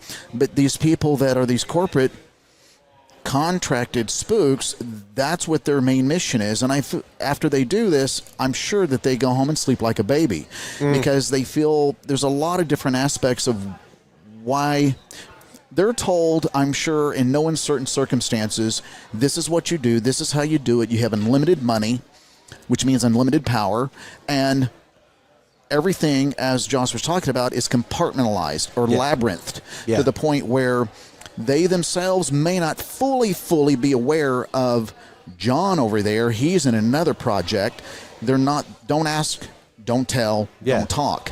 And so I've spent a lot of time investigating and reading other sources outside of this paranormal community to try and put some things together. So what I'm really going to talk about is not very kosher. In some respects, it could be a little bit dangerous. I personally have never been threatened directly. Have I been monitored? Absolutely. They know who I am. I don't know anyone personally. I've never worked for them, nor will I. But what's happened in the UFO community is gaining some traction in the paranormal community in that the same money managers of this, I don't even want to say deep state. That's another term that gets thrown around a lot on the television networks, is the deep state. I'm talking deeper and darker than that. Yes. Where we have these esoteric small factions of people that are ultimately pulling the strings that move out these strings to other people. So these people that are in these organizations or this group may not know who they're getting paid by. Yeah. They're just getting paid extremely well. Yep. They don't know who's really pulling the strings because everything is so labyrinth and compartmentalized that they're just told, here's what you do. If you need money to do it, tell us what you need. We'll get you a device to do it. Here's what we want you to do is cut down the chatter. Here is the software programs that can greatly identify who has what going on in the immediacy of an encounter, especially an aggressive encounter. And so they have all that. I mean, the FBI, we know, for instance, has a program that's been out a while. It's called BabelX or SOMX. And basically it monitors social media. So think of that for a second. If it wasn't all funded by InQtel to begin with. Right. right. And so, like you said, with Skunkworks and other, there is a, I would say, anytime you mix government and big corporate, it has big problems. And that's kind of what we're at. My estimates are about a third government-related decision-making, where it's two-thirds corporate decision making. So it's, in other words, it's very much the government, we pay you the money, and then you have like the analogy of Blackwater. Go do what you do and do it really good. Well, and I will stack on top of that because I just came from the MUFON conference in Covington. Okay. And the one thing that I will say all day long, they are all volunteer, 100%. There's not a single person that draws a salary. What that means is that they are also not beholden to a gatekeeper with their data. That's right. It means that, like, hey, if Secret Deodorant is sponsoring the show, they may not be down with this message, so we aren't going to cover the story tonight on the news. That's right. You know? That's right. They're not beholden to anybody. That's right. They aren't beholden to anybody with their data because they don't get your money. Nobody's getting a bonus this year. Nobody's going to be getting hidden money, things like that. That's the biggest driving force in which, how do you keep secrets secret? Money. Is money driven, but also they understand very closely when they started forming, we know with the UFO community early on back, it was full swing back in the 60s, this psychological strategic board. Well, you know, when it comes to this psychological warfare, and that's really what it is. It is. These people are extremely well trained on how to say what they say, how to do what they do, and they know that if you have an encounter, for instance, last night, it scared the hell out of you. You don't know what it was you saw. You might have an idea because you quickly went home and did a search on it.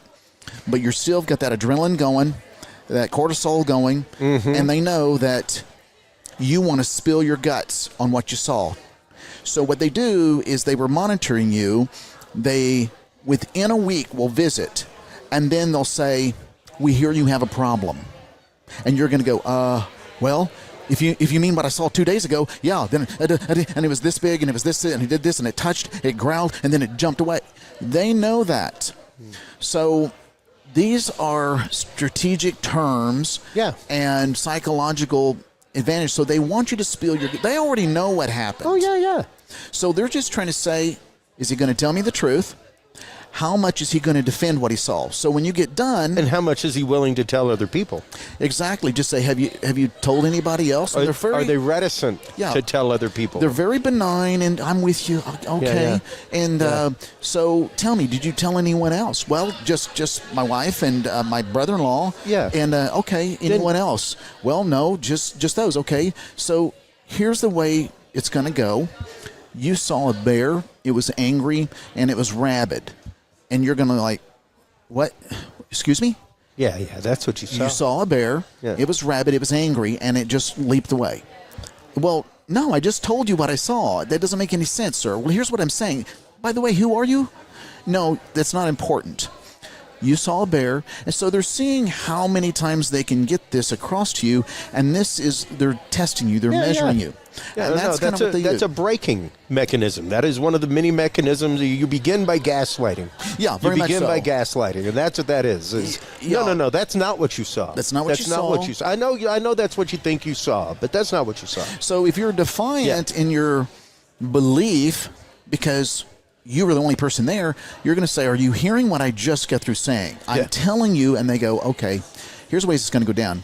This is what you're going to say, and this is what you're not going to say. It would be in your best interest. And they leave it at that. Yeah.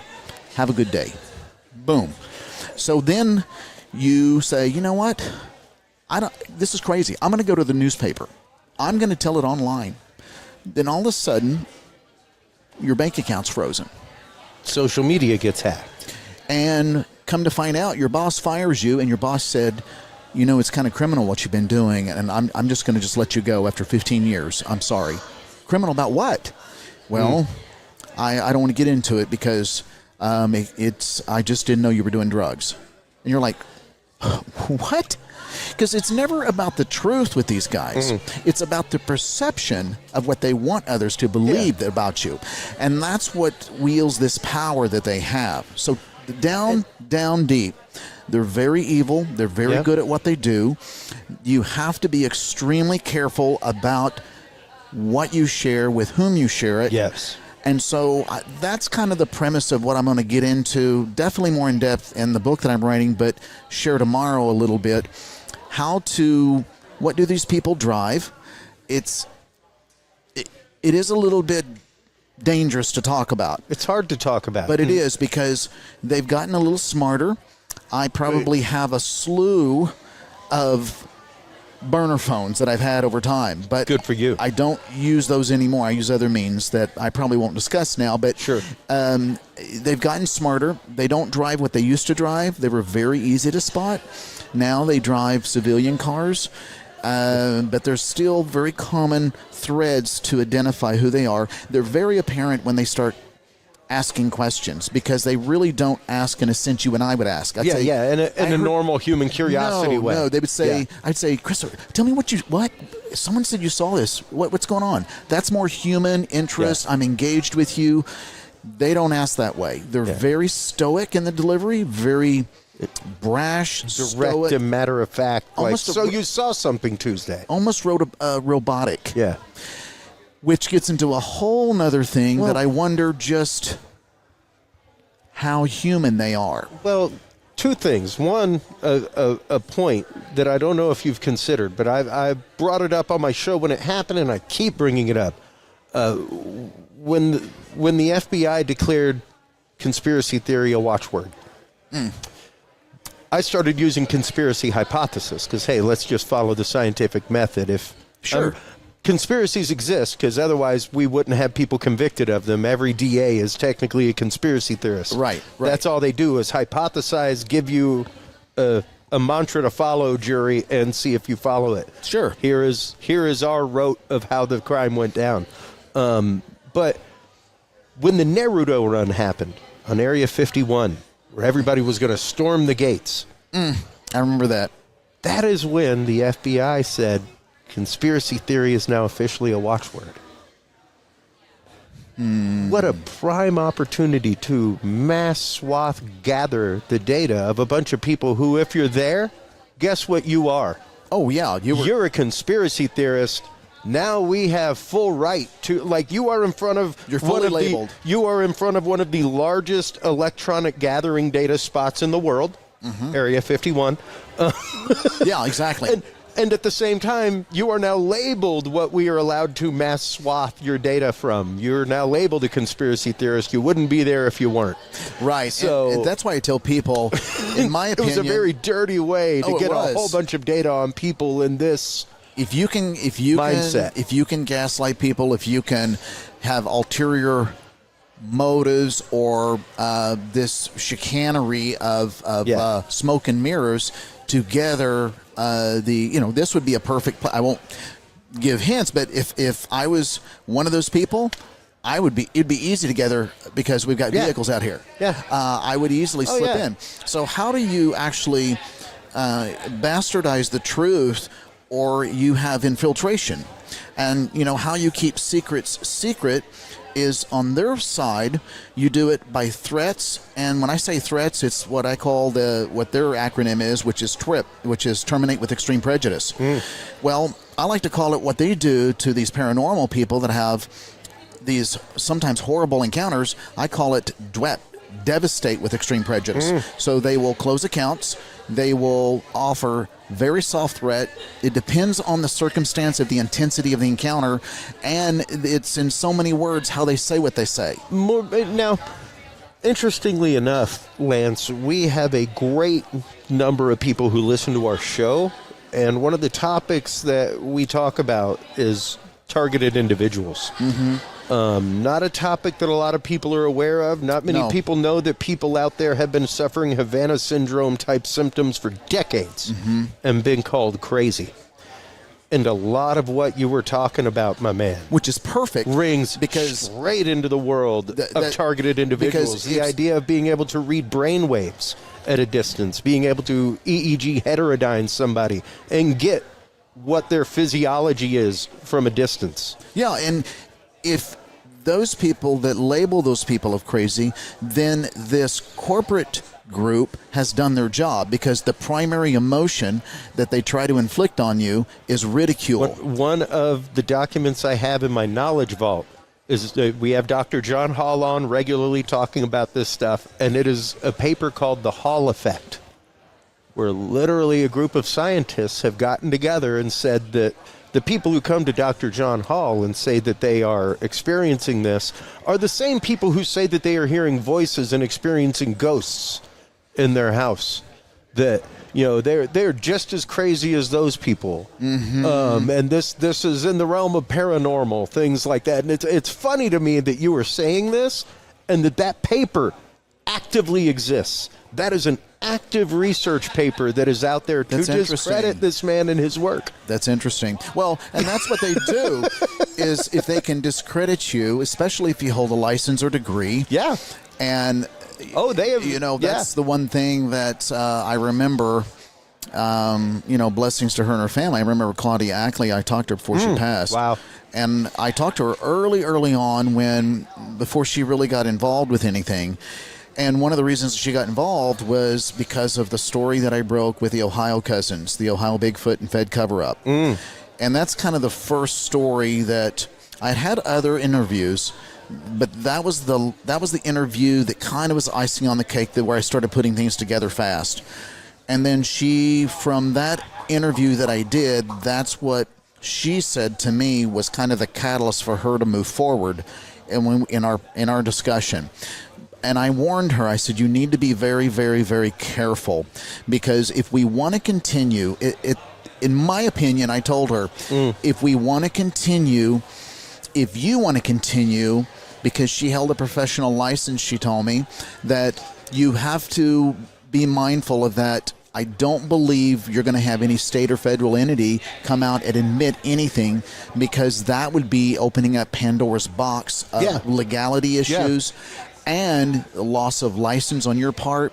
I said, my opinion at this point, until I know more and gather more information, is be soft in your, go ahead and do your research, do whatever you like, but be soft in your approach so we can continue to do what we need to do to gather more information and intel and things like that in this community, because we have people that are having others share more and more and more. And you aren't gonna film the bears if you're chasing them with the stick. Exactly, and that's what I mean. You don't want to raise. You don't. Very well said. You want to observe the bears very carefully and record it while you do it. Yeah, you stay close, and that's what I was just trying to get across to her at that time. I said, you know, I commend your effort, and I want you to be safe, and I was trying to give her some pointers at that time. But this is a real. It's huge. It's huge. It's a problem. It's been going on, and these people are extremely good at it. Even Dr. Hall has mentioned numerous times, I am very surprised you are not on the list and being targeted. There have been quite a few things that have been strange. Yes, and I think the reason why are there, but I have not been physically approached yet is that for the longest time that I was totally unaware of, I was the honeypot. I was unknowingly the honeypot because people were calling me. Yeah. And now in many cases, I don't know if they had an experience 20 years ago, 30 years ago, that's kind of a lay low thing. I don't believe they get too involved unless you possess some evidential something that was broken or scratched, or you have paperwork of some sort. They don't like trails. Yeah. They want to nick that off and move that out of the way. Well, and that's just it. If they're watching you, then because there's a big difference between a trap on a line and a tap on a line. A tap on a line requires like interdiction from a judge. Mm-hmm. A trap on a line is totally different. That's the equivalent of, hey, I've got caller ID. Right, and these people, they don't. All they're doing is tracing back whoever's calling you, and that's it. And they have full access to technology that we don't know exists yet. I will say that. I mean, I think it's really cool with today's technology on editing, producing shows, and our phones. My goodness, they can do all kinds. I only know about 25% of what my phone can do. Yeah. But I'm talking about technology. I mean, if people look at their cell phone, when that first hit, especially BlackBerries, that technology already existed 20, 30 years before civilians get access to that. Yes. That was already out. So a lot of what these people do as far as how do you keep a secret, the intended consequences for them is you'll never talk about this. Otherwise, this bullet here has your name on it. For civilians, it's blackmail, coercion, illegal tax rigging, illegal bank revenue extraction. Yep. It goes on and on. Planting of drugs, planting of evidence, planting of... and that was even a big thing within the MUFON community. Whenever things went down with one of the first people that was there, that... You discredit them. There was a big question as to whether or not what was found on computers and everything else was actually there, or whether it was the fact of trying to take somebody down. Yeah, and that's just it, is that what they do is criminal, it's unconstitutional, it is downright wrong, and they know it, but in their eyes, they're to do a job. Yeah. And they do it very well. Okay. And they use unlimited money. Anything they want, they can get. And they go to work like everybody else, except they just do it unethically, immorally, illegally, unconstitutionally. They don't follow the same rules we do. And the other thing that's really quite interesting, when I started looking into this more, on the surface in front of the news, we see China and us are like this. We see Russia and us like this. We see this combative nature of this politician said that. But really, when it comes to this paranormal community, what's going on, we're like this with them. So there's this transnational brotherhood. You keep secrets, we keep secrets, we share secrets. And these are small esoteric groups in every country that know who the persons are, the persons pulling strings are in the States versus China versus Russia. I truly believe that. And these secrets, there is no politics when it comes to this. Yeah. There's only this. Oh, yeah. There's none of this. No, that's just it, because the coordination is the politics, partially. Yes. The didactic of that is what keeps us distracted from what's going on behind the curtain. Exactly. And the more that we're distracted, smoke and mirrors over here, the more they can go, we're doing our job. It's all prestidigitation. Yeah, 100%. It is distraction technique of the day.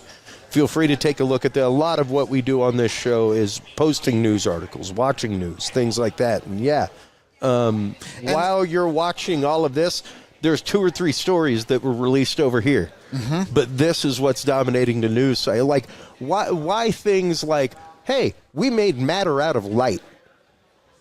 Why was that not on every single evening news broadcast? We are 3 steps away, folks, from Replicator, give me a cappuccino. Mm-hmm. But that's not news. No, because, because it doesn't keep us in a state of cortisol injection. It doesn't keep us in a state of fear. No, and it's not. It doesn't sell. No, it doesn't sell. It doesn't help you sell. It doesn't make somebody want to push a button. That's right. And it's what sells now is entertainment. People are more interested in who J-Lo is dating. And so if you can keep us entertained over here and that smoke and mirrors, then if something gets released, we can easily go, it's not real, folks. You just don't need it. So the publicity or the media, and the media is just as guilty as head figures at these journalistic sites in which they're paid off, they're told what to say, cannot say, and these are really well-known people that I believe that are paid off, and they know that we got a deal. Yeah. You do what we want you to do and not say, and capture it before it goes in the news, and you'll keep getting your pay. Very, very few people, Lance, realize the fact that in 2012, the federal government mangled and changed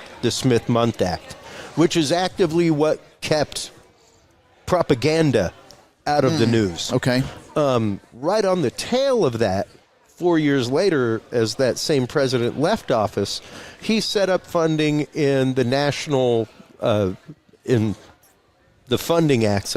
It just left my head what they're called. Oh, that's okay. That's mine too. But he set up funding for the Office of Anti-Propaganda Propaganda. Okay. So basically, you're funding a national propaganda office, is what you're saying. And you've changed 4 years prior to that the Smith-Mundt Act that keeps the federal government from telling the news what they can say. Interesting. Those are 4 years separated. The Smith-Mundt thing, there were quite a few reporters that left their jobs Well, because they have, and we're like, I'm not going to do this. Yeah, they have I'm ethics. not going to do this. They have morals.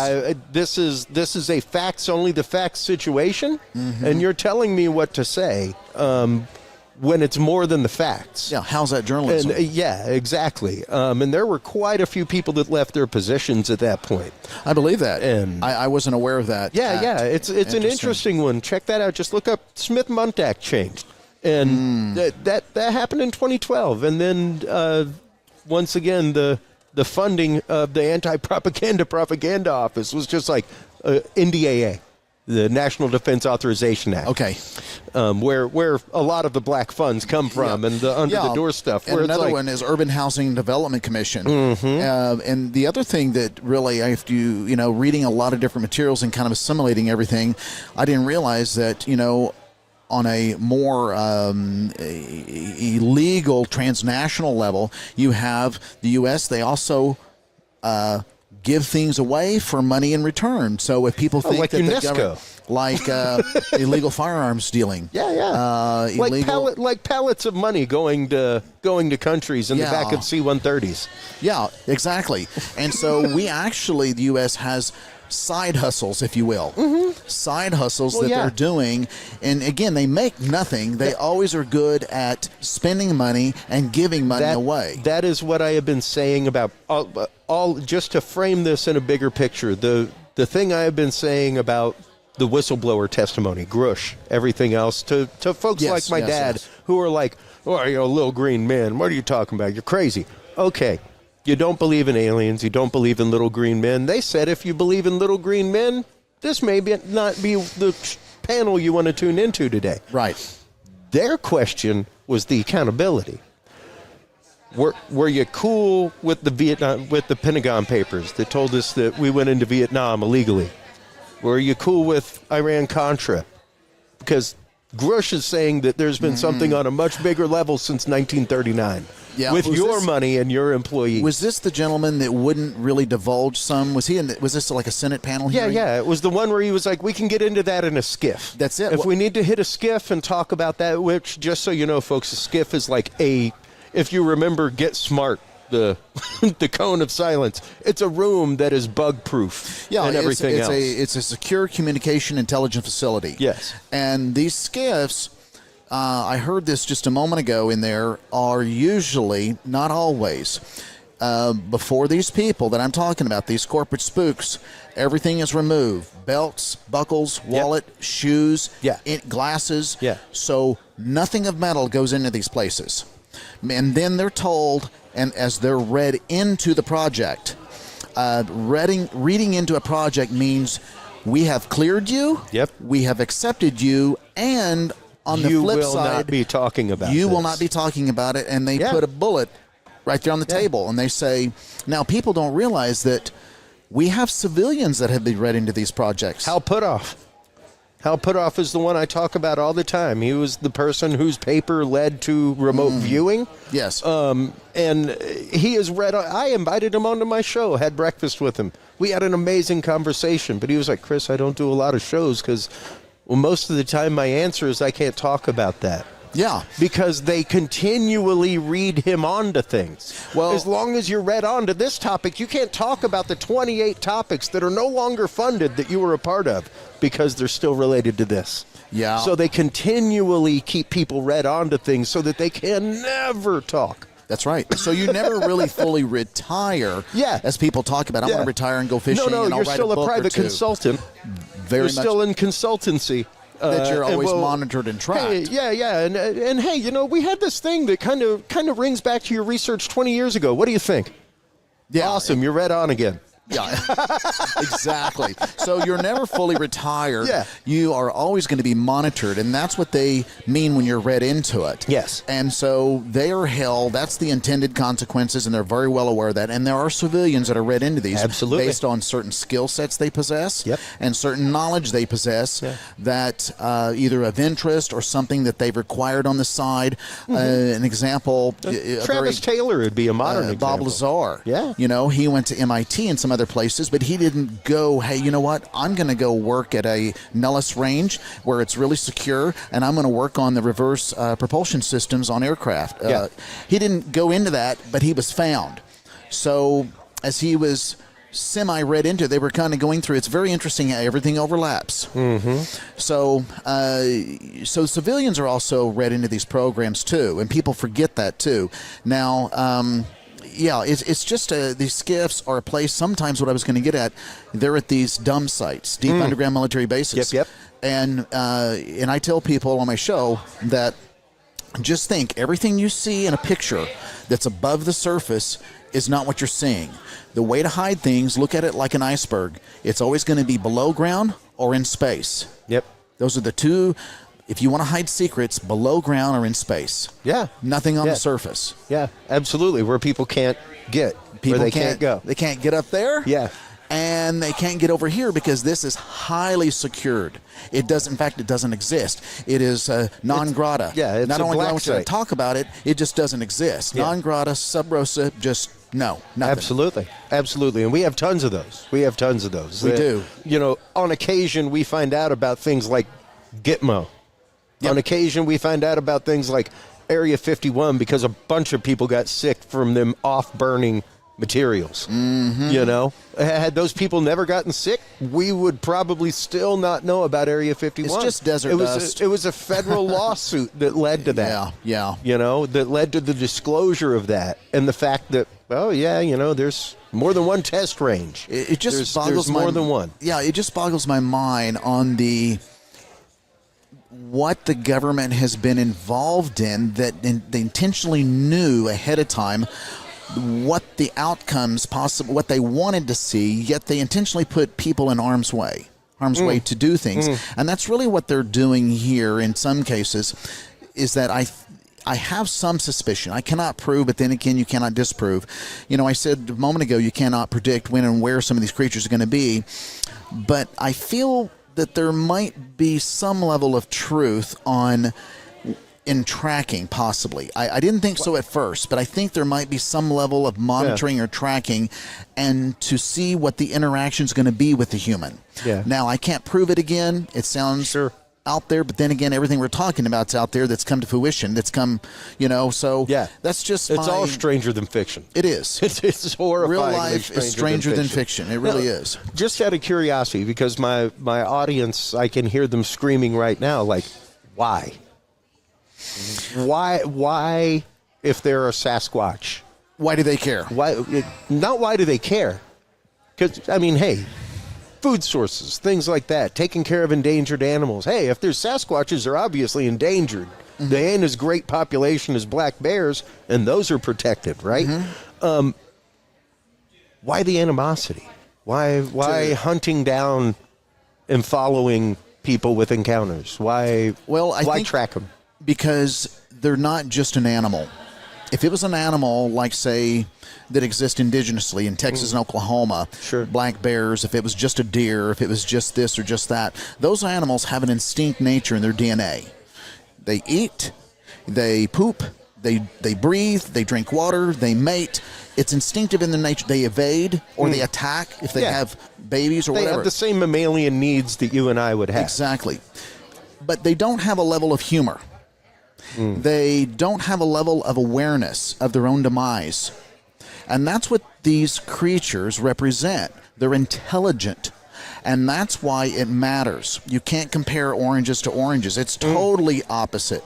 So why they care is that I think that it represents a couple things, why they're in this protection mode or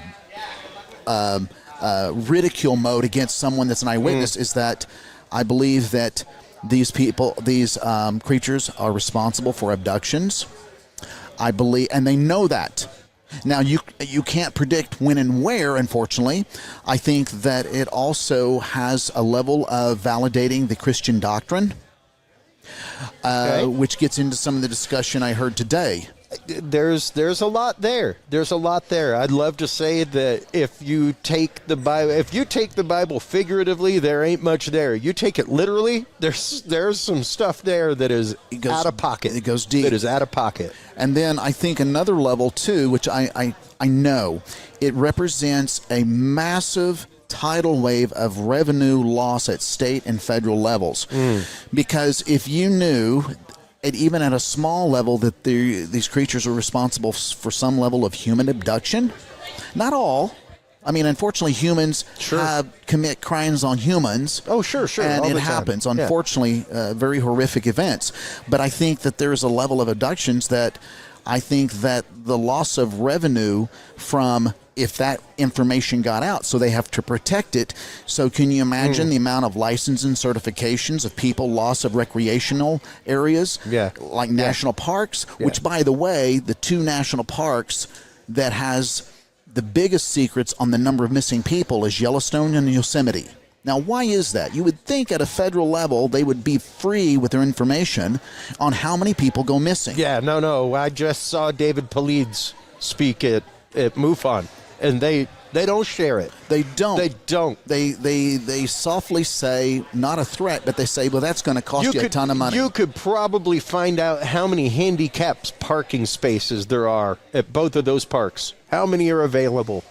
Yeah, exactly. You know? Yep. Like, how many handicapped parking spots do you have so that I can plan my trip with my mother in a wheelchair? Yep. You know? Yep. But you can't find out how many people went missing from it. Right. So, I mean, it's... You could find out how many people fell to their horrible death. Yes, true. But you can't find out how many people went missing from it. No, and that's bizarre. and they find articles of these missing people. So that's another element, is the potential of massive revenue loss at the state, and because the local economies at a lot of these visitor destinations are in the millions and millions and millions. So absolutely. Whenever you're talking about small hotel, motel stays near them, and things then like that. you tack onto that the possibility of legality issues. Well, my son was 6 when he was vanished in 1967, and you're saying that you acknowledge that they're present, and they also abduct. You knew about it? And you knew about it. Well, guess what? I'm going to file a lawsuit. So how many lawsuits would come out of the woodwork? Yeah. How many people that are conservationists would say, these are ancient people, everything is shut down on the lands. No more hunting, no more fishing, no more hiking, biking, none of that. It's all closed down. Yeah. So it can lead into this cascade. No more elk lottery. No more trout fishing up in Canada. No more bird hunting down in Oklahoma or these WMAs. No. It would be such a massive implosion of things coming that would never end, that I can see why they want to keep this so secret. There's so many different possibilities of why they're just told. And interesting that it has that exact same parallel to the UFO UAP. Exactly. That it would literally just upset the apple cart so much. Yes, and that's why these overlap so well, that the same type of people that question these abduction encounters, or people that have very close encounters with these craft or alien beings, that you have the same type of questioning, the same type of people. And by the way, these people usually are in pairs. Most of the time, that I've noticed from my perspective. They're 2 males or a male and a female. Very rarely have I never heard of 2 females. But they're usually in pairs. They're usually well-dressed, very generic Land's End dressed, very odd and stoic in behavior. And sometimes they dressed really out of sync compared to the weather at hand. So I've had people that would had a warm December day and wearing shirts in Oklahoma, and these people show up wearing look like a full-length goose-down Cabela's jacket all the way to the ankles. They're dressed typically the same, but not always. They're coming in generic cars that are always blacked out, but there's also been some accounts with some people that recalled me back and said, I never saw, they just showed up like it literally they just appeared out of air, and I turned my back and they're gone, which is very reminiscent of the Men in Black. Of the Men in Black and what Bob Lazar experienced when he was going to his work. And he says he always has a habit of looking around, and then there was no one behind him, and he stuck the key in the door, and boom, they're right there. Yeah. And I really perked up when he said that. I thought, that's the same type of description and event what happened with some of my people the guests that I've had when they describe the people visiting them. Wow. Remarkable. It really Amazing is. stuff. And, this is something that I've wanted to get into for a long time. So I'd love to have you back on again and again to talk about it. Yes, the absolutely. idea of anytime. These things being covered up, and just the concept of so many people missing, so many. It's mind-numbing. In 2022, there was over 600,000 people missing, based on the National Missing and Identified Persons Database. Wow. In Oklahoma last year, there was around 252 people missing. Not a trace. The top 3 states that lead the category, at least in 2022, was California with over 2,500 missing.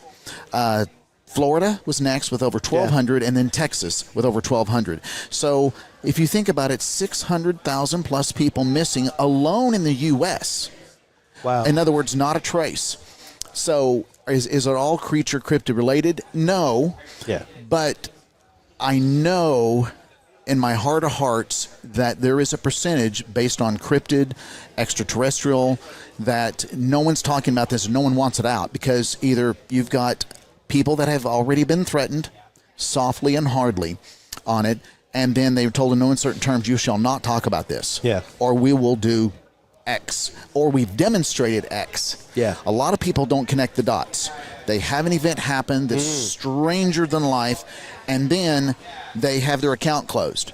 They never associate that to that. And then that's where I came in and go, listen, this is what I think is going on. I know it doesn't seem plausible or possible, but here's what you had happen, and there's another group of these corporate spooks that can do this. Well, how can they do it? Well, they have a lot better technology than you and I. Yeah. So anyway, that's kind of been my work and my mission to help, and it is a little on the dangerous side to do things like that, but I feel very strongly to help people. Good for you. Same here. I mean, two of the biggest causes that we are behind in this show are targeted individuals and human trafficking. So, like, I probably couldn't pop up on more radars. Yeah. When it comes to this stuff, because they're hard conversations that people do not want to have, Lance. No, you don't want to. We need to have them. Yeah, it's very hard because it's very uncomfortable to imagine such things and bizarre things that, you asked me 7-8 years ago that I would be talking about this, I would have absolutely denied it. I said, or that it would even happen to you. No, it would happen to me. Yeah. But it is very real. These people are very real. Yeah. They're very ruthless. And so, their mission is to keep secrets secret. Yeah. And they're very good at the psychological warfare of how they do what they do, how they say what they say, and how to make you feel bad. We spend a lot of money on how to influence other people, a lot of money on how to influence other governments, a lot of money. One of the things I bring up regularly, just in QTEL and Facebook, they never did find that person that started the Arab Spring. Isn't that amazing? That one person that was like, you know what? Hosni Mubarak, screw that guy. Yeah. Let's go down to the town square, everybody.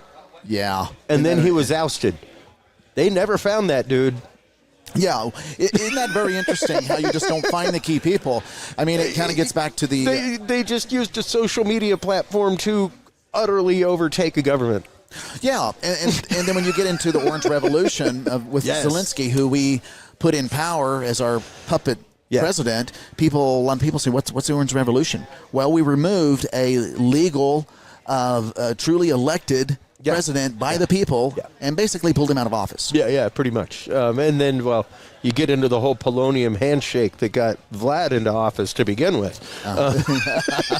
You want to talk about putting a bullet on the table? Go have tea with Vlad. See how that works out for you. Lance, I want to thank you so much for coming on. I'd love to have you on again and again, because these topics, they're hard. People don't want to have the conversation, but we've got to talk about it, man. Well, it's out there. It's out there. I'd love to say it's not. I know, and they need to, I would say, it is hard to swallow when you hear this for the first time. And it's really hard. I've always said, and my dad and I we want to trust our government, man. We want to think like our great-grandparents did, that they actively have our best at heart. America, baseball, apple pie. Absolutely. And the thing of it is that it's too hard to convince someone of something that's not happened to them. And I totally and fully agree to that. But I would just say, when you listen to these shows and when people talk, please open your mind up. Try to erase some of your biases because you've not had it. Open your mind up a little bit and just listen to what people are saying, but listen from other sources. Read to other sources. Read sources outside of the U.S. Absolutely. Absolutely. Really good point. Very good point. You'll learn a lot. I've always told my audience, read a couple that you like, read an equal amount that you really don't agree with, and then read 2 or 3 from outside of the country. And now you've got a balanced... You've got a well-rounded... You got a good, well-rounded idea of what a topic is, where it's no longer partisan. You've even lost the Americana behind it at that point. Exactly. Exactly. And that's well put. That's what you have to do to really sift and sieve this information now. Because as opposed to before, where we were all going up to a hand pump with a sieve... We have a hurricane coming down with the same sieve. It's just flowing over the side. The sieve cannot do its job the way that we used to be able to do it when it was card catalogs and microfiche. We had time to digest and source information, whereas now it is just thrown and put upon us. And it's hard to get past that.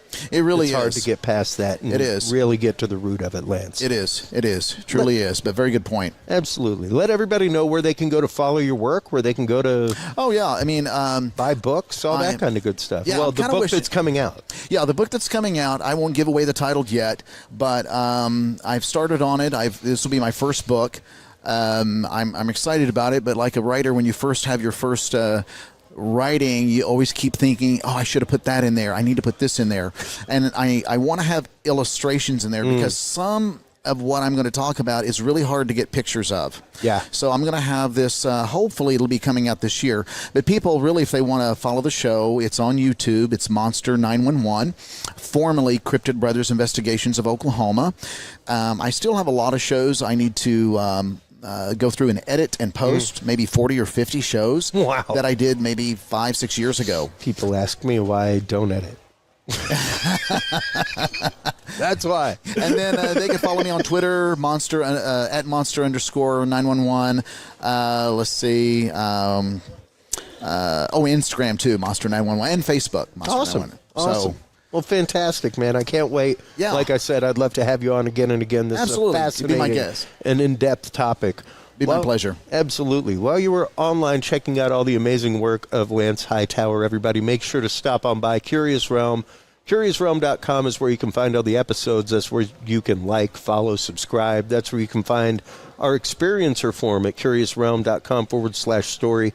Share with us your experience of the paranormal, cryptids, or UFOs, UAPs. If you're a government whistleblower, let us know. Leave us your video, audio, pictures. We will bring them to our experts and see what information we can find for you. Hold on through these commercial breaks. We'll be right back with our continuing coverage of the second annual Texas Dogman and Cryptid Conference right here in White Settlement, Texas, after this.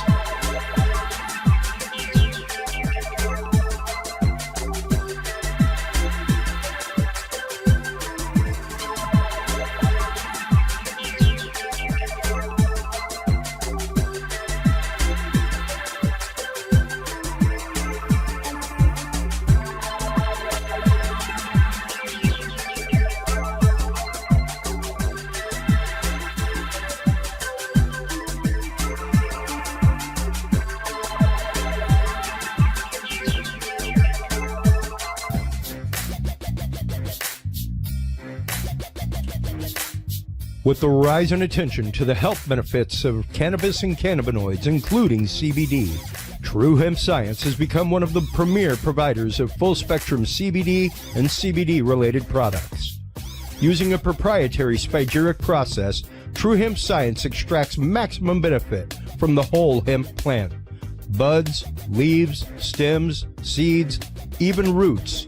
Every part of the plant is used and then reused to formulate a rich, complex profile of CBD, CBD derivatives, and terpenes guaranteed to provide the relief and benefits you need daily.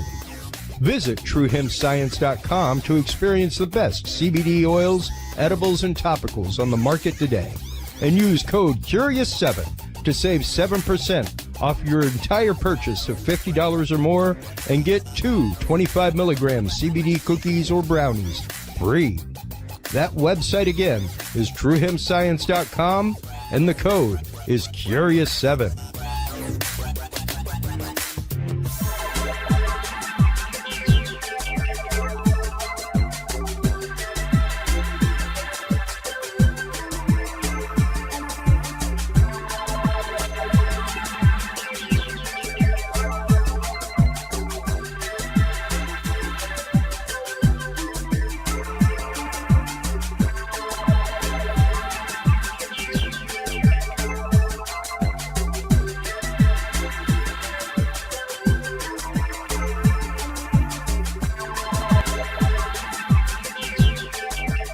The Curious Realm Podcast is your source for the latest and greatest news and events in the world of the paranormal, esoteric, and forbidden knowledge. And there's no better way to spark the conversation than with items from the Curious Realm store. Choose from fan favorites like hoodies, mouse pads, coffee mugs, and more. Buy books and items from your favorite Curious Realm guests. Get your hands on the latest gear for paranormal investigations and experiments we discuss on the show. Open your web browser and stop on by the Curious Realm store at curiousrealm.com/store to buy the latest Curious Realm wear and out-of-this-world gifts for yourself, your family, or a mind that you want to open. That website again is curiousrealm.com/store.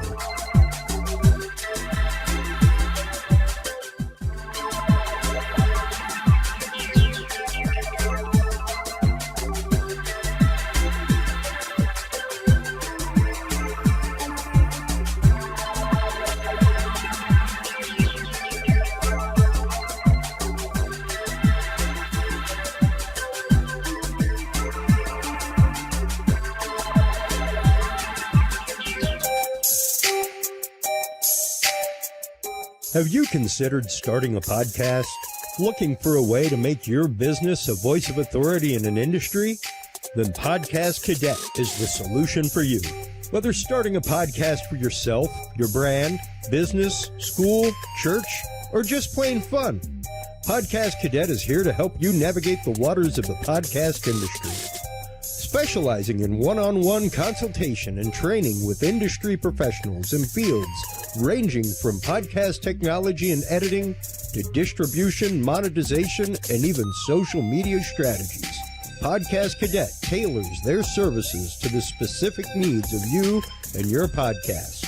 Do you already have a podcast and trying to find ways to engage and grow your audience? Sign up for your Podcast Cadet audit today and let us help you explore new and exciting ways to leverage your content and elevate your podcast brand to whole new levels. From consultational workshops to affordable podcast production and maintenance packages, Podcast Cadet is your one-stop shop for everything podcast related on the internet. Visit podcastcadet.com today to sign up for your consultation or training and use code CURIOUS20 to save 20% off your entire purchase. That website again is podcastcadet.com.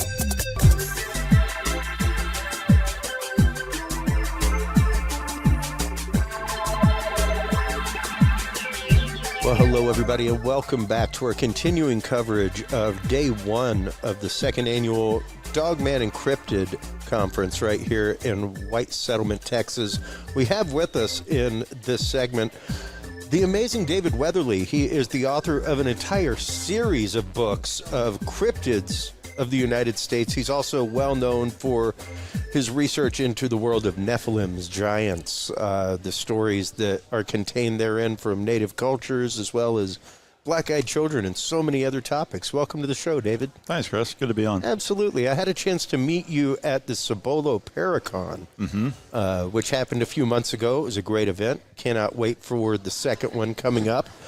And you gave a great presentation there about giants, things like that, the stories that have been around a long time. How did you get into the world of cryptid research to begin with, David? Well, so this entire field, when you hear me use the term paranormal, I speak in kind of the old school version of it. It's not just hauntings, but, anything beyond the normal. Anything not normal. Yeah. It's just kind of a pet peeve that's been sort of co-opted by ghost hunters. We want to put things in a box, Yeah, David. we do. But, I got involved in this field. I started researching in the 70s. And, I got interested as a kid, and by the time I was a teenager, I was just absorbing everything I could find. And of course, it was a different era. This was pre-internet, obviously, so, there were limited resources, so to speak. So, my early exposure was things like Hans Holzer wrote about ghosts, von Daniken, who wrote, of course, the Ancient Alien Theory books, and things like that. And then I discovered Fate magazine, which was there's a whole story as to how that happened too, because the short version is I was I was still in school. Obviously, I was in high school, and we had this. I lived in a very rural area, but these people came and built a house close to ours. Older couple, and I used to go over and talk to them all the time. And it turned out that the woman was a spiritualist. Oh, wow. This is rural North Carolina. Wow. At the time, I'm like, she's probably the only spiritualist in that portion of the country at that time, joke. So I was like, what what is that? So she would tell me all these things. I used to go over and talk to her all the time. And I went over one day, and she's got a copy of Fate magazine. I'm like, what is this? And she says, oh, that's Fate magazine. They comes out every month. And anybody who doesn't know the background of Fate magazine, it started in 47, and a little digest-sized magazine that ran articles about just hauntings, UFOs, cryptids, psychic mysteries, everything you can think of that falls within this spectrum.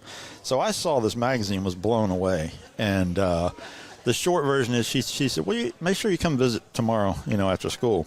So I did. I go over to her house, and she's got this huge crate sitting up front full of Fate magazine.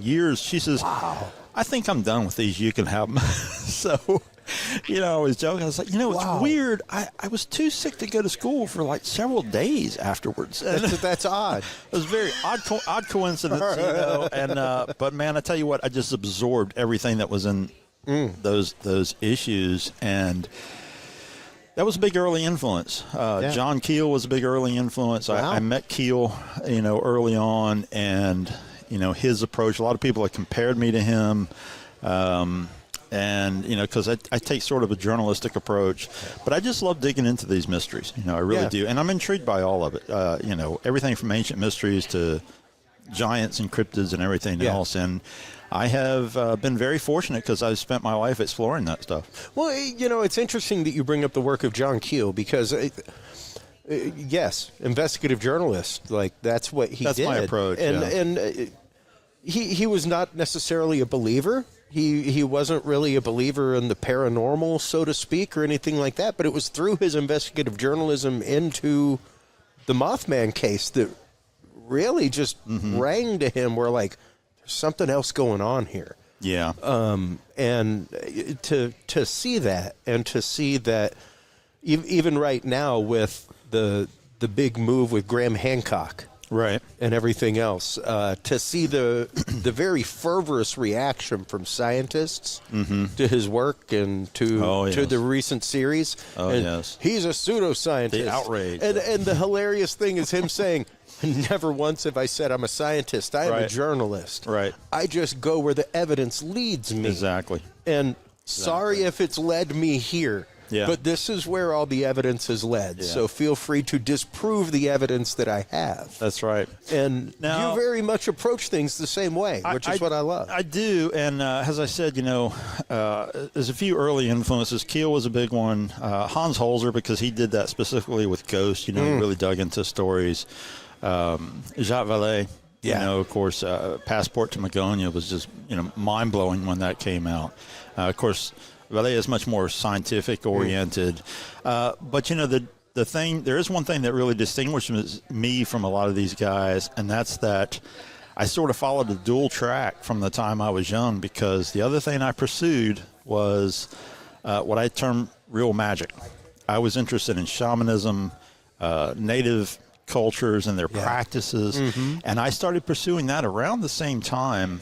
And over the years, over the decades now, funny to say, but I've been very fortunate. I've spent time with a lot of teachers from different traditions around the world. I've had an audience with the Dalai Lama. I've taught I've studied with Native American elders, African practitioners, and one of the things that impressed me early on with these people was that whenever something paranormal or supernatural came up, if I presented the topic, the response was simply, "Oh yes, we know about this." Yeah. So, from an early age, I understood that when you set aside Western scientific tradition, for instance, and you say, what are all these original cultures? How did they view these things? Oh, yeah, we know about it. We know it exists. Yeah. These things, they have different ways of understanding it, but it's an acceptance level that is just, I think is only now starting to slip into the mainstream. It's interesting because earlier when we were talking with Ryan Edwards, we were discussing toward the end the fact that it had never really dawned on me, but we are very much, as a culture, returning to the campfire. We've had the exploration of science into some of these topics, but when it comes to topics like Dogman and things like that, we have very much come back to the campfire. And we want to hear the stories. We want to hear the encounters, right, as opposed to the science, as a society right now. And it's really interesting to see that on all paranormal fronts, because it's like all of them have boiled to the top of the pot right now and are getting ready to simmer over. It's really incredible. It's really fascinating how it's evolving too, because about 10 years ago I was doing a lecture tour for my book Strange Intruders, and Strange Intruders, the whole idea behind that book was to look at these entities that are coming from somewhere into our realm of existence. And as a result, I examined a wide range. I addressed the jinn, shadow people, some of these entities that people are reporting all over the world, and that there's just really not much understanding as to where they're manifesting from, whether they're, purely psychic energy or mental or, physical, what are they? And one of the things, when I was researching that book, I ended up talking to a lot of quantum scientists, and that in itself was pretty fascinating because, I presented the whole idea in this book to a degree, and certainly in the lectures I expounded on it more. The fact that native cultures all over the world have these ideas about other levels of existence. And, they'll talk about other races that lived here on the planet with us. You can take any one of those isolated traditions. The jinn is a good example. The jinn, the jinn, they were created by Allah, according to Islamic tradition, and they were one of the 3 races that were created. But at some point, they were banished. Now, they didn't cease to exist. And they're still here. But where are they? Because they're not exactly living amongst us. So, that gets into this idea of dimensional levels of existence. And, so lo and behold, 10 years ago, suddenly quantum science is saying, you know what? There's another dozen levels of existence. We don't know how to get there or what's there, but we know they're there. Oh, It's like, wow, science is finally deciding to say, hey. Finally catching up. Finally catching up. Right, to traditions that are, thousands of years old. Oh, in some absolutely, cases. absolutely, and even the concept of UFOs, UAPs, they don't have to be from another planet. They could be Right. from an adjunct time. They could be Right. from an adjunct, Yeah. parallel universe or dimension. That's right. All kinds of things. And That's even right. even this morning, hearing Josh talk about how quite a bit of Dogman seems to be very much a spiritual experience, almost as though something is manifesting for the viewer. Right. What its motivation is, who knows? But that seems to be the phenomenology. And the whole concept that one of the MUFON researchers shared with me at MUFON this last weekend, the idea that three-dimensional objects cast a two-dimensional shadow. Right. Yeah. Fourth-dimensional object casts a three-dimensional shadow. Exactly. So Exactly. it explains a lot as to vibrationally why maybe you can see it and I can't at the same time. Yeah, levels of things like- perception. exactly, Yeah, that's what exactly. you get into. And it's funny, we were talking about kind of coming full circle. We're talking about these ideas of coming back to the campfire, so to speak. Yeah. Well, even within science, I'll never forget one of the quantum scientists. He looked at me straight on and he said, science is broken. And he said that what has happened is a lot of people, he said, like myself, we were traditionally interested in pursuing science, but once we got really involved and became scientists, we realized that it had reached an endpoint. And where do you go from there? And says a lot of quantum scientists have turned to God and turned to spiritual ideas and concepts because they have to find something that breaches that false wall that has been created by traditional science. Well, it makes you want to keep exploring. Oh, because, absolutely. Because at some point, like we show a video regularly of the young scientist who was in charge of Lockheed Martin's miniaturized nuclear reactor. Right. And he's probably about 28 in the video that came out in 2012. He's standing in front of something about the size of a walk-in freezer. Yeah. He's like, oh, this is the reactor, and we can 3-4 generation this every year. Yeah. By the time I'm done with this project, I'll need another job. Yeah. That's the time scale of this. We're looking within 10 years. Like, I'm Right. going to need a whole new career. Yeah. Because that's how rapidly things move. And yes, when you're a scientist and discovery is your purview, Right. and discovery has been taken from you in lieu of maintain the paradigm. Science. Yeah, that's exactly. Keep confirming the paradigm. Yep. Keep confirming Yeah. the paradigm. That Conform to what we've proved. The monies come from the confirmation of the paradigm. Yeah. The grants come from the confirmation of the paradigm. That's Unless the grant's coming from the Bigelow Institute, Yeah. exploring contact with the afterlife. Yeah. It's to help expand the paradigm and That's to right. keep that in place and to make sure that this curricula is still followed at this university. Yeah, but they have found ways to step outside of that because look at the CERN collider. I mean, honestly, It's a huge one. we don't even know what that thing is creating. They don't even know. You talk about a scientific experiment. It's like, let's see what this does. The Hadron Collider, when they turned it on, was very much an Oppenheimer moment. Oh, yes, where, it was. And I remember the fervor in various communities of like, oh my God, another dimension's going to be ripped open. We're seeing the tip of the iceberg, I believe. Yeah. Absolutely. It is a whole new realm of technology. And to know that, once again, when you're talking about paranormal, things outside of the normal, we're just starting to burgeon on the technology that detects that. Yeah, absolutely. I just got a MADAR system. I love my MADAR system. It detects magnetospheric anomalies in your area. So it's like, well, here's one quantitative point. That's right. That if we gather them, we can use AI and all kinds of things to examine things.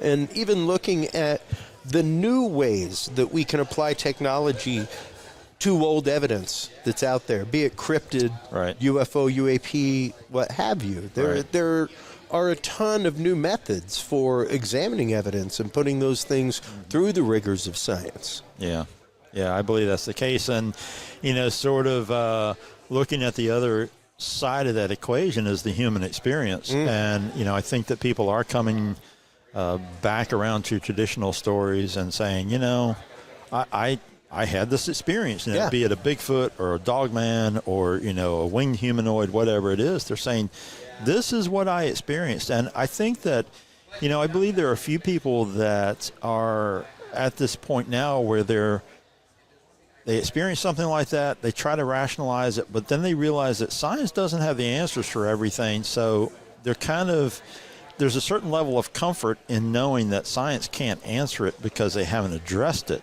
Yes. So, it makes these people say, well, I'm not crazy. It's just that it can't be explained yet. Yeah. It's a very fascinating period in being that the sense. operative word. Yeah. Exactly. And we are coming up with all kinds of new things to see what the Bigelow Institute is doing once again with their study into near death. Right. And can we make contact with the other side? If you're a researcher doing that, get a hold of them, because if you can prove contact with the other side, there's a check with commas and zeros with your name on it.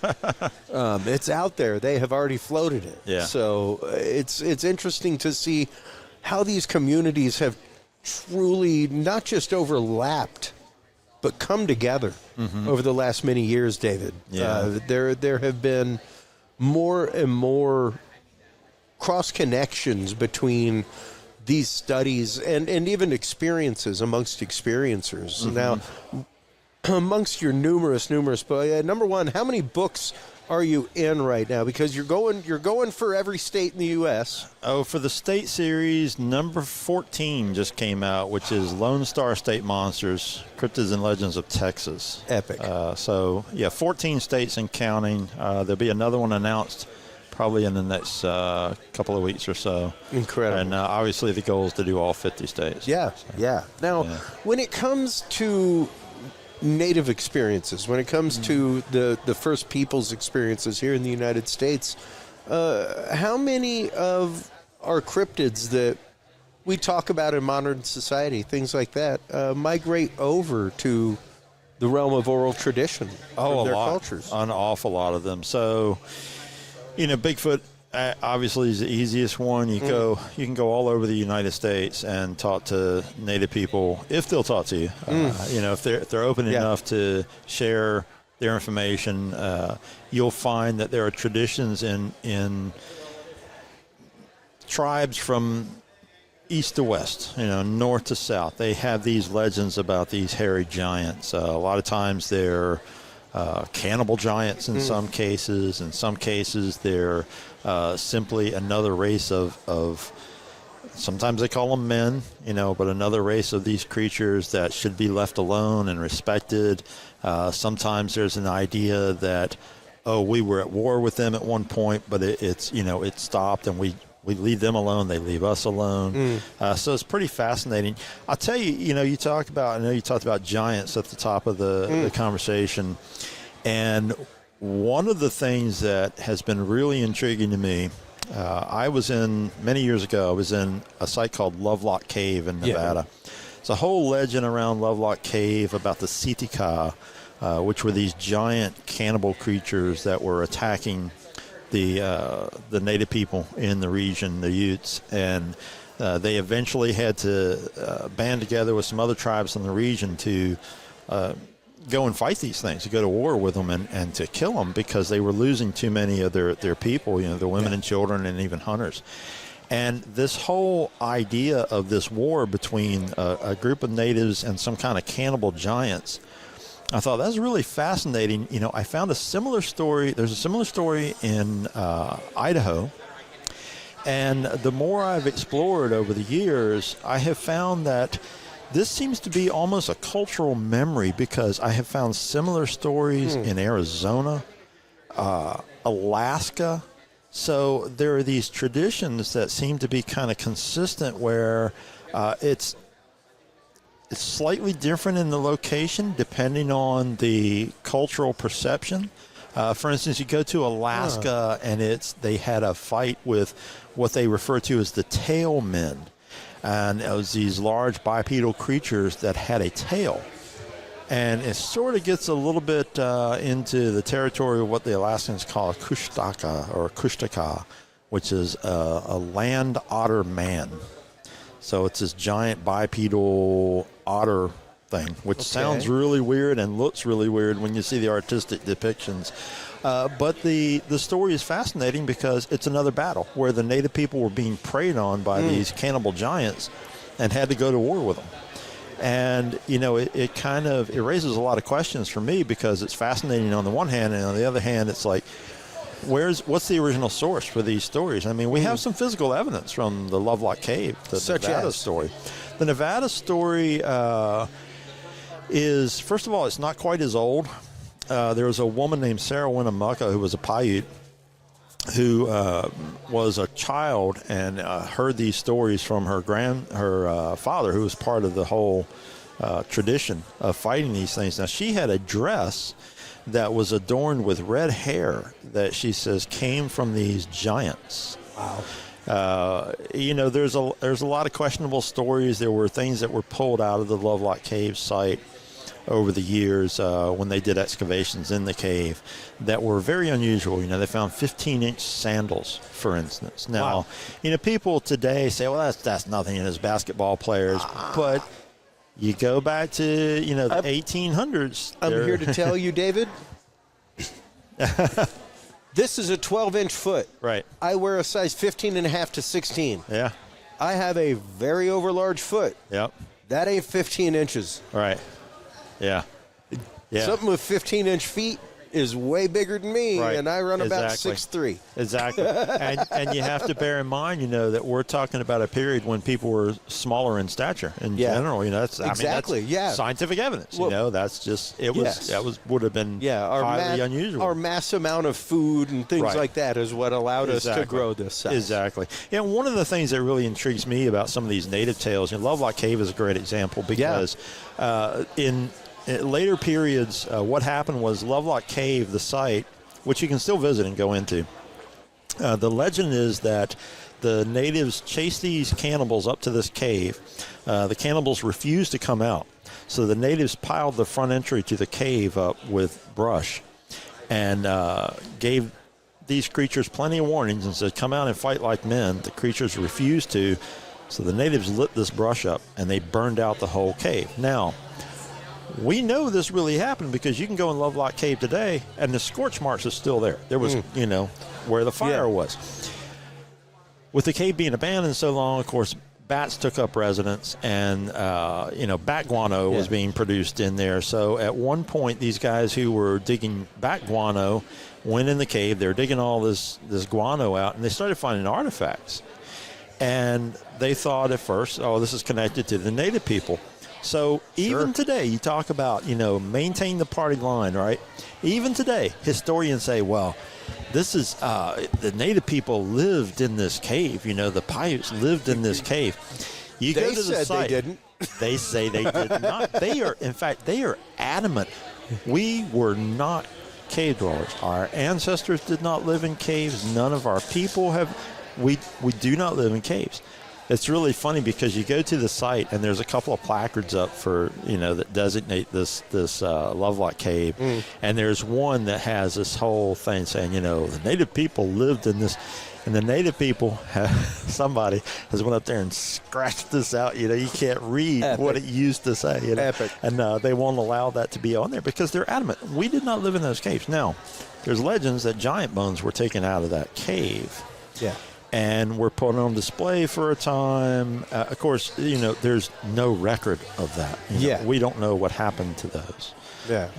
We don't know where they went. One of the many supposed Smithsonian cases. Things making it to them and never coming into the public eye. That particular case is pretty fascinating because there's actually written memories from people who said that they saw giant bones on display in Virginia City. In Nevada, that supposedly came from Lovelock Cave. And even, I think it's Mark Twain wrote about remembering seeing a giant bones on display. So, you know, given the period, you can take that a lot of different ways. It's like, well, you know, it was the era of dime museums. Age of tall tales, But at the same time, you know, we got to wonder with all the other things that sort of support that legend, what's the reality behind it? Well, and also, David, just the fact of... how many things do we rediscover Oh, yeah, exactly. Not just technologically. I mean, I just posted an article yesterday. I don't know if I shared it with you, but I will. About a previously thought extinct bird that is now all over New Zealand. Oh, yeah. Like, yeah, I love those stories. And it's one of those, like, this thing has been thought extinct for so long. And now, like, no, apparently there is a huge breeding population in New Zealand. Yeah. We find new species. Even during the pandemic, when everybody was at home, there were 200 new species That's found. Right. That's you know, right. like, we discover new species on the regs. Yeah. So to think even with our haughtiness that we have explored all of the United States, feel free to look at a map of it at night. Look at a picture at night from ISS. It's three-quarters dark. I tell people that all the time. It's three-quarters dark. I tell people all that. You know, there's so many people who are doubters for, you know, in terms of a lot of these cryptid sightings and everything. I say, you know, you have to understand, you know, the average person lives in or around a metropolis. You know, they're in the city all the time, working or shopping or whatever they're doing. So, you know, there's people, you know, it's like this. There's people everywhere all around us all the time. They can't conceive of this idea of, here's a stretch of land that a human hasn't walked across for, you know, decades, maybe, you know, hundreds of years. Yeah. And, you know, the average state, of course, the Northeast, you know, is really concentrated with a lot of people, but there's a lot of wild areas up there still. A ton. And Three-quarters of Maine. Yeah. Three-quarters of Maine. Yeah. I was totally still wild, rugged land. That's right. Hadn't been too long since I was up in Maine, and I lived there for 5 years. Man, it's just it's incredible. Absolutely. Yep. And you know, interestingly enough, at MUFON Con last week, I spoke with Thiago Cicchetti. He is get this, the sole MUFON investigator for Brazil. Oh, gosh. I was like, brother, I will pray for you daily, the number of reports that come out of Brazil. Wow. Now, granted, that is just out of cities. Yeah. Like he said, if you go to the rural areas that are almost inaccessible, you go to these villages, things like that, ask them. It's not just the fact that it's a 2-day one-way trip for them to go make a report. They don't know how to use a computer. Ain't never seen one. Right. Yeah. Probably don't have telephones. But it's also the fact of, even if they did, they wouldn't go report it because it is not out of the ordinary for them, David. Exactly. It is regularity. Yep. It's like, why would we come tell you there's nothing strange? Yeah. We see these lights all the time. Yeah.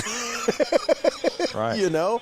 So, it's kind of the same concept where it's like when you get to these native areas, when you get to the areas where they've lived on reservation since we put them on reservation. Right. They see things that we don't see because they are living out in that wilderness. Yeah. On a regular basis, as opposed to just passing through for a weekend. Yeah. You know? Yeah, you know, I mean, I've talked to people, both native and Anglo, in rural areas of places like Utah and Montana. And, I mean, the reports from out there, it's like, you know, we see these things, you know, there's stuff going on all the time out here. Oh, yeah. And, you know, it's a number of things. I think that also those people have a different level of perception, I find, because they pay attention. Well, because they are connected with the land. No different than somebody who hunts or traps for a living. Yeah. You know, when they go out in the woods, they have a different sensory perception than any one of us who lives in the city. They are keenly and astutely aware of the smells of their game. Yeah. The smells of their game's leavings. Yeah. Everything.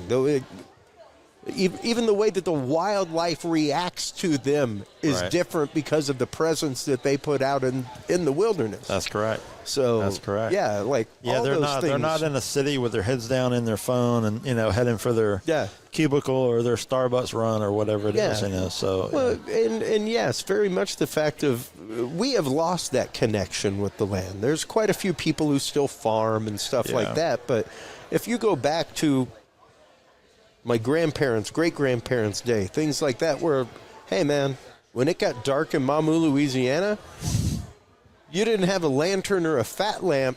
Guess what? It's dark, Jack. That's the way it was where I grew up, It's too. dark. Yeah. You ain't seeing nothing unless it's inside those walls with a fat lamp or unless it's a really well moonlit night. Yeah. But at the same token, they were totally aware of every piece, every game track that came across, every game trail that went across their property. Like, they depended on hunting and trapping to not only feed their family, but to make their money. Yeah, and I think that technology has advanced so rapidly, and certainly in my lifetime, that I don't think people have quite caught up with how to fully adapt to it. I mean, I'm very grateful that I grew up in an era without a computer at my fingertips. Yeah, and the internet's a real. You got a different set of tools in your bag. Yeah, David. and I always default back to those. I like to talk to people. I like to go to the locations. I like to if it's it's a rural spot that somebody saw this troll or whatever it was. I want to go out there and see what it's like, get a vibe for it. So that's definitely still my approach. What has been amongst your stacks of books, David? What has been the most remarkable story that has stuck with you since you found out about it? Oh gosh. I would really have to think about that. There's so many, in any given state, I could pluck out. Wow, I mean, some of the encounters with black-eyed kids, with shadow people, some of the ghost sightings, and and I tell you something that really has stuck with me a lot in the last few years of doing this series on states. Every state has some kind of a unique cryptid, usually, that is very much a part of that region or locale or whatever. But the other thing I have found is that every state has a lot of Bigfoot sightings. But I constantly find these Bigfoot sightings that are just weird. They're not the standard, I saw this, 8-foot tall creature that walked by, like the Patterson-Gimlin film or something. I've got one, and I'll actually share this one because I'll be talking about it in my lecture tomorrow, which I'm doing Monsters of the Wild West, as you know. So there's a whole bunch of different accounts. But there was an incident in Montana with these two teenage girls. And this is, if I'm remembering right, it was in the 1970s. And these girls were out on their, one of them's family's farm, and they're just kind of, messing around, doing whatever. And they see this creature over by their horses that's kind of annoying the horses or something. And they're looking at this thing and thinking, what is? They didn't know what it was. It was a Bigfoot. They described it, and they said, here's this creature. So one of the girls has a rifle, and she fires a shot up in the air. Nothing happens. And they're sort of watching, and they decide, I'm going to try again. This girl fires another shot in the air. This time the Bigfoot reacts. It drops down to the ground as if it's been shot or was close to being shot, and it starts to commando crawl across the ground towards these bushes. Now, as it gets towards the bushes, two other creatures come out, reach out, and help pull it into the bushes. So it's getting to safety. So, I call it the commando crawl Bigfoot, and it's just so bizarre. And, there's some things that compound the interest of the sighting, because in the aftermath, there was actually a sheriff in the area who was investigating Bigfoot sightings at the time, taking it serious. Wow. He talked to these girls. He went to the location. He gave them polygraph tests, which was a big thing in the 70s. They both passed with flying colors. The sheriff found out that, there's all these people in this whole rural community reporting hearing these things scream at night. Other sightings are reported. So there are these Bigfoot creatures in this area. But, I mean, what a bizarre reaction. It doesn't react the first time, but the second time it's goes into this whole drama. Kind of the same way with the recent cattle mutilations right down the road here in Texas, where they looked, and then randomly one day the sheriff's department had it posted on social media. Yeah. Like, anybody got an idea or an answer? Yep. Feel free to give us a call. I know. Because we are stumped. Yeah. Strange stuff. Yeah. And we are right up against it with so many things right now. It's great to see such an awesome crowd here at Dogman, here to talk about these topics, here to share their stories, share their experiences. Yeah, it's a great group of people. It's fantastic. It's been great. I love being able to sit back, chat with you, all the researchers, and but more than anything, it's the people, it's the stories, it's the experiences that they share that are absolutely beautiful, man. Yeah, it is. Thanks so much for the time. Let everybody know where they can go to find your literal library catalog of books other than the Curious Realm store. So, of course, everything's on Amazon.com. Just search my name. And you can also go to my website, which is eerielights.com. That is with 2 E's, EERIE lights.com. And you'll find, of course, links to all the books there, tons of links for interviews, television appearances, other things that I'm up to, too, because I'm usually a pretty busy guy. I do documentaries and write all kinds of articles and books and lots of other projects in the pipeline. Heck yeah. Well, thank you so much for your time. Always good talking with you. Absolutely. Please, everybody, while you were online checking out all of the amazing work from David Weatherly, make sure to stop on by Curious Realm. CuriousRealm.com is where you can find all the episodes. That's where you can like, subscribe, share. That is where you can join our experiencer page if you have had contact with the other side, if you have had an ET or UFO experience or experience with a cryptid. Stop on by CuriousRealm.com/stories. Share your experience and evidence with us. We will share it with our experts and see what answers we can find for you.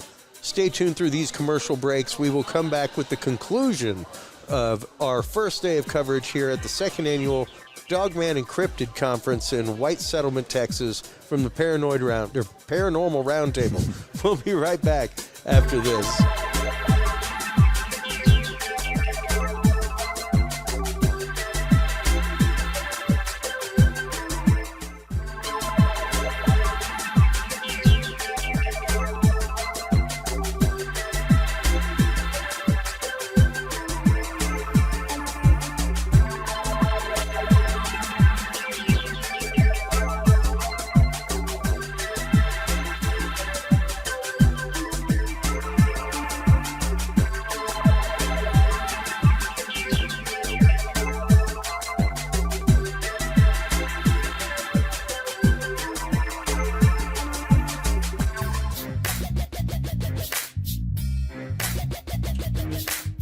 With the rise in attention to the health benefits of cannabis and cannabinoids, including CBD, True Hemp Science has become one of the premier providers of full-spectrum CBD and CBD-related products.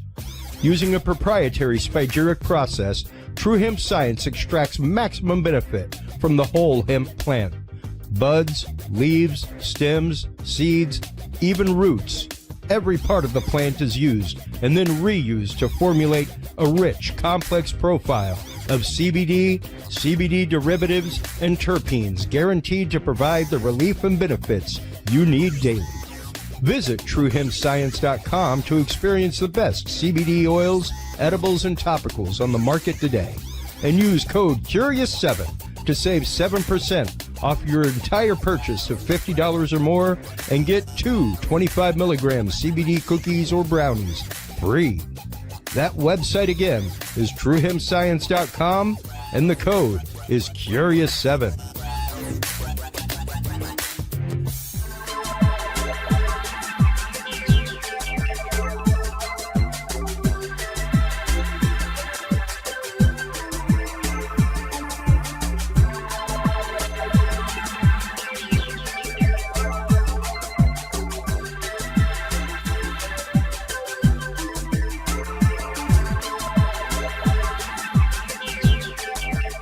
The Curious Realm podcast is your source for the latest and greatest news and events in the world of the paranormal, esoteric, and forbidden knowledge. And there's no better way to spark the conversation than with items from the Curious Realm store. Choose from fan favorites like hoodies, mouse pads, coffee mugs, and more. Buy books and items from your favorite Curious Realm guests. Get your hands on the latest gear for paranormal investigations and experiments we discuss on the show. Open your web browser and stop on by the Curious Realm store at CuriousRealm.com/store to buy the latest Curious Realm wear and out-of-this-world gifts for yourself, your family, or a mind that you want to open. That website again is CuriousRealm.com/store.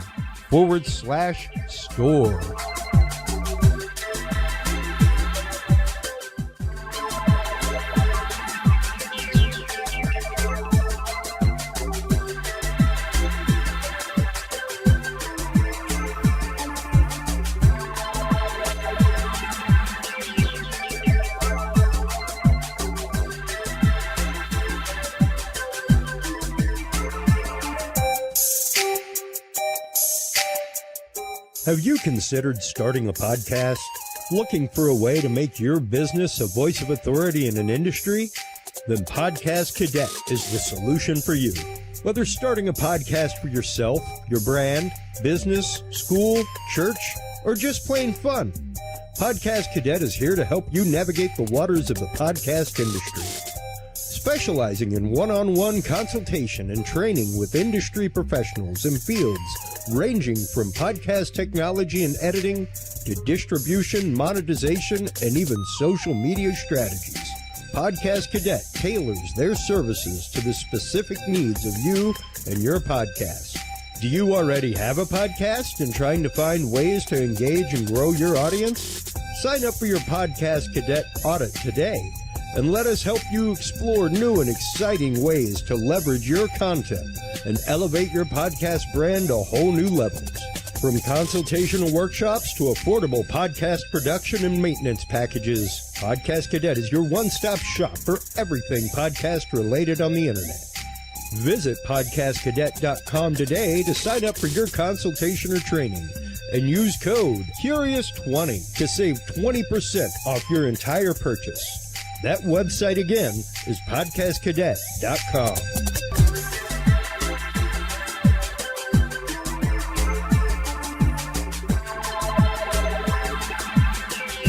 Well, hello, everybody, and welcome to our final part of Day 1 coverage here at the second annual Dogman and Cryptid Conference in White Settlement, Texas, brought to you by the Paranormal Roundtable. We are here with the indomitable and amazing Ron Moorehead. Welcome to the show. How are you, sir? Thank you, Chris. I am so excited to have you on. Probably one of the first times that I ever heard Bigfoot whoops and calls was on Coast to Coast AM many, many moons ago with the Sierra Sounds. And you of course, have lived in fame in many circles and infamy in some because of the Sierra Sounds. You're too kind.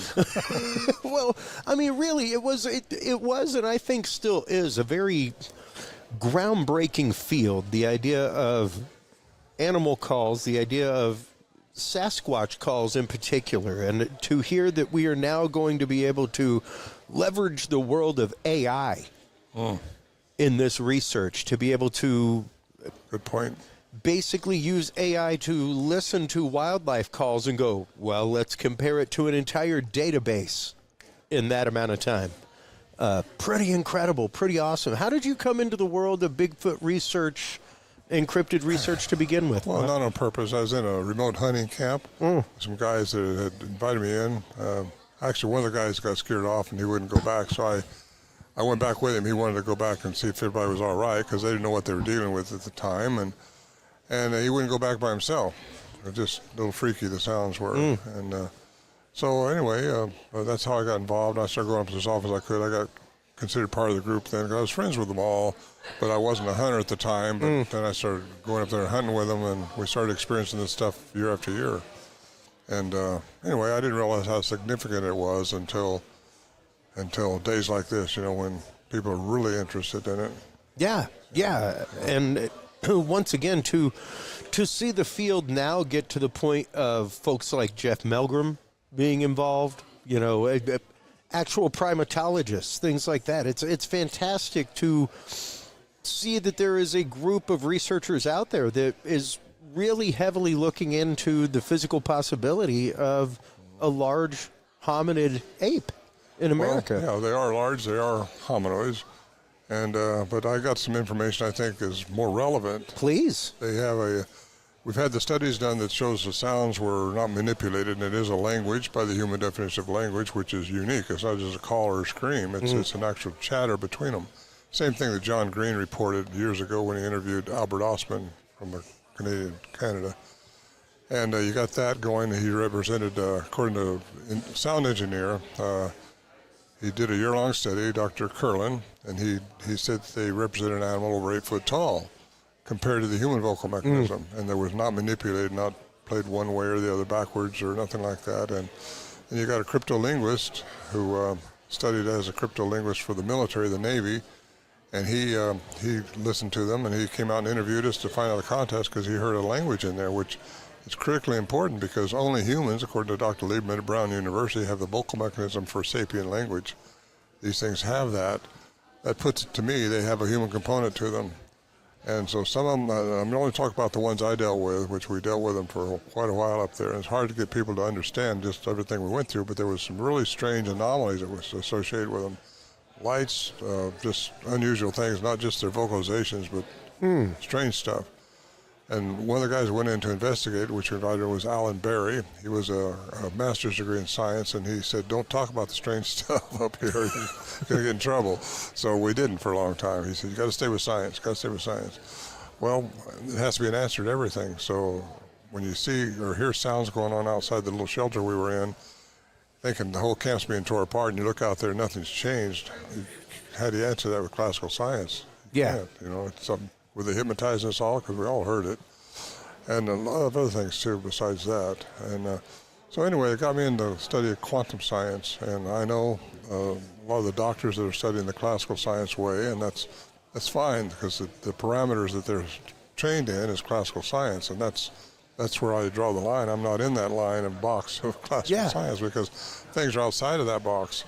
So it took me into quantum science, which is the Max Planck, who got the Nobel Prize in 1918 for quantum mechanics. And you got Einstein, you got Tesla chiming in on this stuff and everything. What Tesla says, well, one man calls God, another one calls quantum science. Yeah. So you got that. They're synonymous. Quantum science and spirituality are synonymous. And that's where a lot of people, I think, and that's what the title of one of my books is, Bringing Science and Spirituality Back Together, because those guys studied the Veda, they studied science and they studied spirituality too, and so that's how it kind of began with me and how it goes on. I've been in Nepal and into Russia. I spoke at the Darwin Museum there with Meldrum and Dr. Bindernagel years ago, and they won't get into quantum physics because that's not their parameters. The parameters are drawn.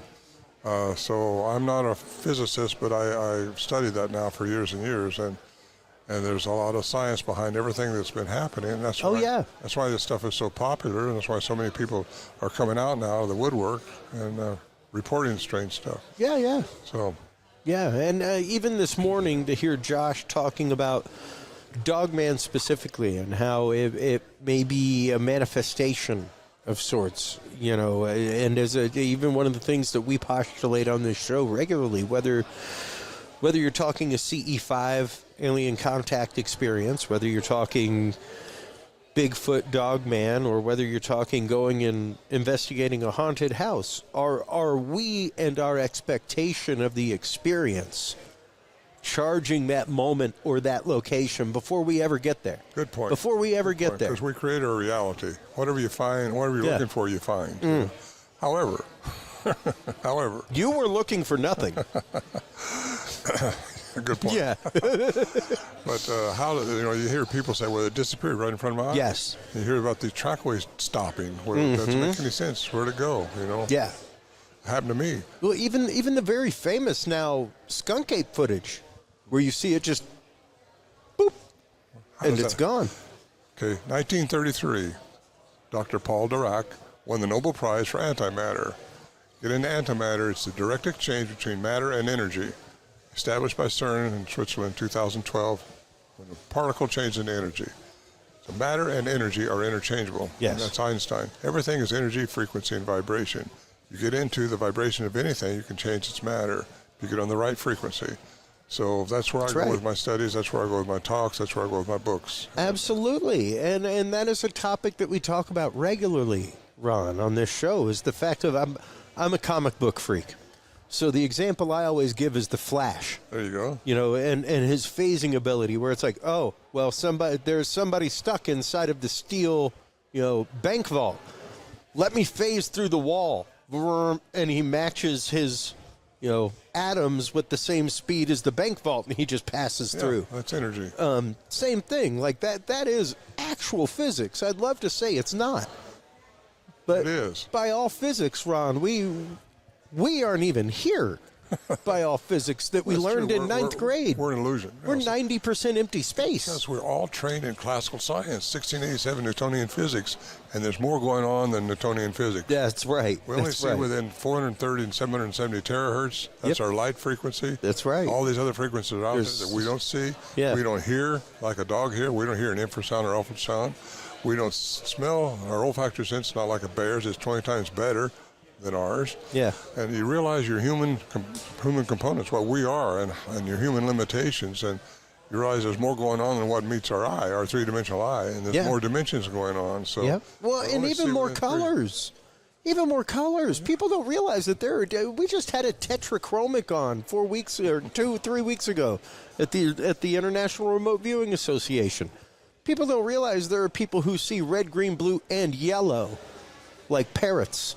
And like they have they have literally another million colors that they can see. Imagine what the world looks like to them. Well, when a sound frequency gets to its 40th octave, it'll turn into... I'm an audio engineer. Hold on. Let me enjoy this. Talk. Sound, when it reaches the 40th octave, will turn into color. That's right. That's right. You get all that stuff going together. Well, and we bring that up regularly on the show, and this is typically where I would go to my graphics machine and show the electromagnetic spectrum and show the fact that, what we see in here is in the same slice. It's in the same slice. Yeah. The color red, I've got a chakra album right over here that I made. Red is a tone. Yeah. There is a musical note. Balancing our chakra is so important. Absolutely, and just the idea of it is all frequency. Everything is frequency from how we see and what we see. Even the idea of, I was explaining hertz to somebody a minute ago, and the idea that it is a cycle per second. We see at 30 cycles per second. That fluorescent light is flashing at 60. That's why it looks like it's always on. Cool. It's really flashing twice as fast as you can see. So that's why it looks like it's solid. If you took you took a camera at 60 hertz and pointed it at that light, you would see the flow of power across the tube. You'd see it moving. You get into orbs? Oh, yeah. Light, that's energy. Oh, yeah. And orbs have changed into Bigfoot or vice versa. Sure. It's their matter changed into energy. Mm-hmm. And a lot of times I've seen orbs up at Joe Montana's vortex in Montana. Wow. And those orbs, your camera, you don't see them with your eyes, but your camera will get the picture because it has a better scope. It's got a filter in it that, wider. Depending on the camera and the make, maybe a little wider to the ultraviolet, maybe the variance of ultraviolet infrared. You can get a picture of them. Yeah. You don't see them with your eyes until you see the picture. I seen a really good one out there in the camera that we was taking a picture with, and it had an image in it, had a design in it, which showed me there's an intelligence behind that. And then the one I seen up at the camp here in 2016, we witnessed this light about 3 or 4 inches long, like a fluorescent bulb. If it wasn't bright like that, it was just going through the trees. What do you do with that?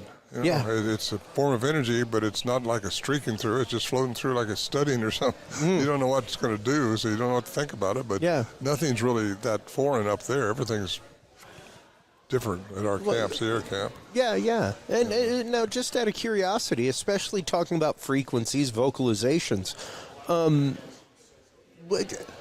what range do most of the vocalizations occur in?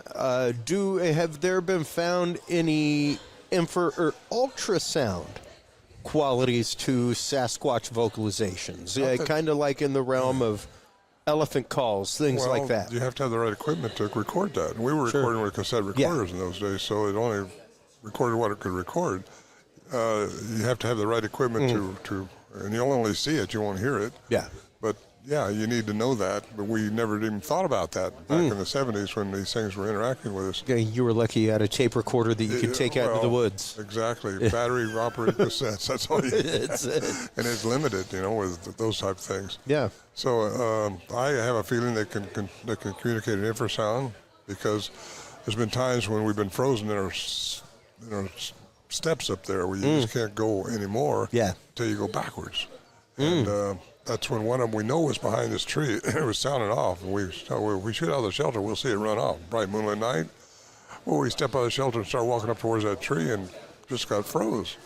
And we couldn't go forward, like a force field, I call it. Wow. And backed off. You go backwards, but you couldn't go forward. I brought this up to a scientist. He says, I don't want to hear about your fear. Science can't deal with fear. I said, it wasn't fear. We were over that by then. You know? He said, well, it must be an infrasound or pheromones. Well, at the time, I thought, well, it must be infrasound because, you know, it affects it's used by large animals. Sure. It affects humans. But now I find these things have a human component to them. And so the human component, there's a possibility it was pheromones, but I doubt it. Yeah.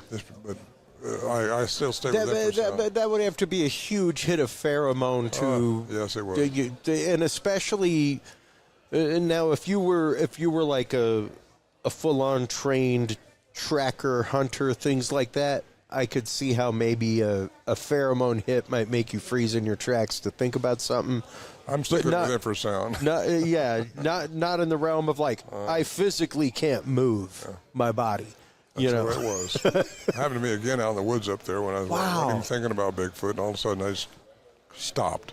I couldn't move, and I started looking around, seeing what's doing this. Were there other phenomena around the area? Was the area known for other things? I saw a UFO up there once. I mean, just a big blue ball coming down. I lost it behind the trees, but definitely controlled. And there's a light I told you about a minute ago, and there was other things too. One time I heard a big whooming sound, it sounded like a huge tuning fork. Wow. In the daytime, we all look up. You can't see the source of it at all. A lot of things happen up there that gets you out of classical science. Yeah. Gets you into quantum science. And the fact that now the government says we can believe in aliens. Yeah. It's permissible now. Yeah, you couldn't talk about it 10 years ago. You've been put in a funny farm. So, well, yeah.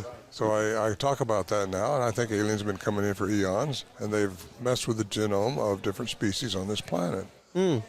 And that is we just got back from the MUFON conference. We heard from quite a few people about the star seeding program, about the idea of seeding humanity, seeding Earth, tinkering with genetic material, things like that.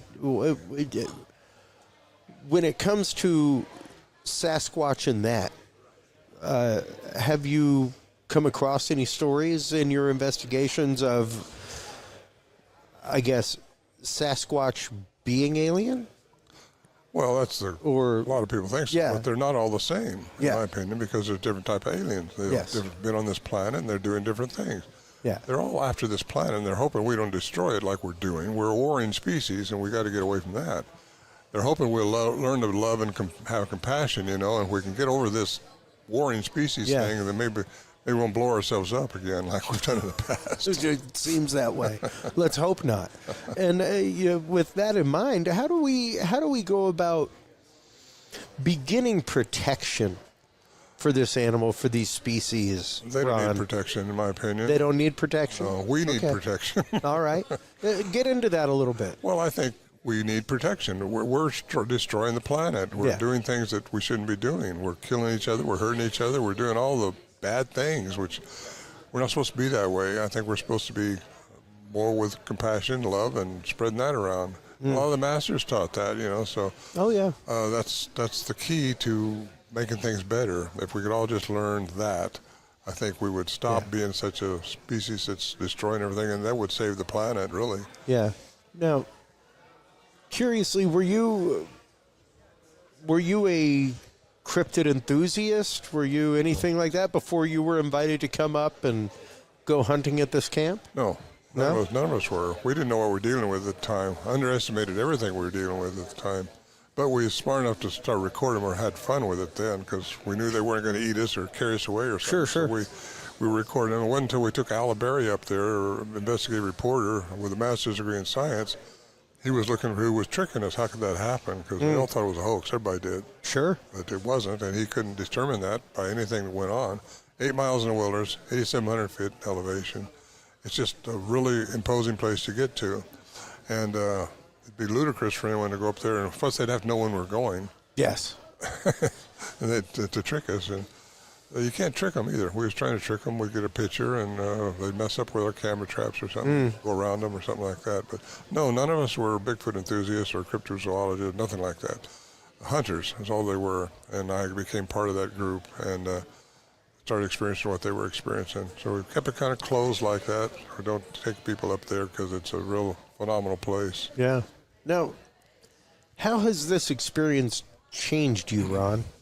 Do you find that your life is any different than it was before you began researching into this world? How have things evolved for you? Let me laugh at that for a minute. Please, enjoy. It changes your life totally. I was raised in religious circles. Same. Christian, all that. So what I did is, first thing I did when I come out of the mountains, I started thinking, where'd giants come from? They're not supposed to be around like they are now. They're supposed to have been destroyed a long time ago, you know? And so that got me into chasing it down. So I got into the Bible, but I'm not a religious person anymore, but I found out we're all spiritual, whether we like it or not. That's right. Energy, which we're all made of at the most minute level, cannot die. It continues on. So if you're a religious person, you can think, I'm going to go to heaven if I die, when I die, because there's two parts to our being, our physical part and our etherical part. And when you get into those, you realize the energy, which we're all made of, cannot die. Yet our body is going to change. What's going to change? It's going to die, and it's going to change forms. So that's basically the very root of what you go to is energy, frequency, and vibration. You get into Tesla and Einstein, all those old physics, they all, that's it. Yeah. So yet classical science doesn't seem to want to go there. It has to be everything that's measurable, predictable, physical, all that stuff. So when I started asking questions about, well, how far is it to the end of the universe if everything's measurable? Yeah. You have to conceive it. So to me, God and spirituality are synonymous. You have to believe it. Yeah. Because you'll never prove it. Now, with that in mind, and especially with that in mind, with the fact of you did not begin this research with a bent or trope toward Sasquatch, cryptid, anything like that. How has this research changed you? Has it changed your faith? Not religion, but your faith. No, I still have faith. I know that there's something going on besides what we can see, feel, and measure. That's, if you want to say God, or call it God, but it's a high frequency energy. Yeah. And that's what's created us. We're very important people, human race is. I got into this because I understand that from the way I was raised in religious circles, that we are special. And yet you get into quantum physics, and what one man calls God, no one calls quantum physics. Yeah. It's Nikola Tesla, Yeah. And Einstein says you find the frequency of anything, you can change its matter. You get into Paul Dirac, won the Nobel Prize in 1933. Hutchison. Matter and energy are interchangeable. And what is to say that these things can't change their matter to energy? Yeah. And vice versa. Well, and we just did that a year and a half ago in a lab. We created matter from light. Well, you can CERN 2012 established that. Yeah. Matter turned into a particle turned into matter. Absolutely. Yeah, precisely. And that is a whole change of technology. That is a whole change in your head. Exactly. And things you don't see energy, you only can sense it. So you can see matter. Yes. This matter changed into a particle which they could only detect. They couldn't see it. Yeah. So yeah, and I mean, even to the point of teleportation within a lab, teleporting light particles, everything that at least I grew up from 75 to now believing was science fiction is pretty well fact now. It's really fun, isn't it? Yeah, it is. It is an incredible time to be alive. It's an incredible time to agree with you. To even just be involved in this research cursorily in the way that I am. I am not hip deep in the field like you. I talk to researchers. I read tons and watch a crap ton of documentary and things like that just to absorb as much data as I can. But even just seeing it from that point of view, I have seen massive moon-sized leaps in the last few years. I think that's what the Mayan calendar was all about, 2012. We're changing into an area of a time of enlightenment. Yeah. Good time to be alive. What do you see next for the world of cryptozoology, Ron? For somebody... I see a lot more UFOs coming in, a lot more exposure to that, a lot more alien exposure. Bigfoot may be one of them, maybe, because more and more people are spotting them. Josh is signing books I'm supposed to be on a panel here in a minute. Yes. So let everybody know where they can go to keep up with your research, Ron, where they can go to buy new books, everything else. My website, ronmorehead.com, 10, Morehead. And that's where my products are. I got 2 CDs that I've developed. One is narrated by Jonathan Frakes. It's an Albury story. It's downloadable or not.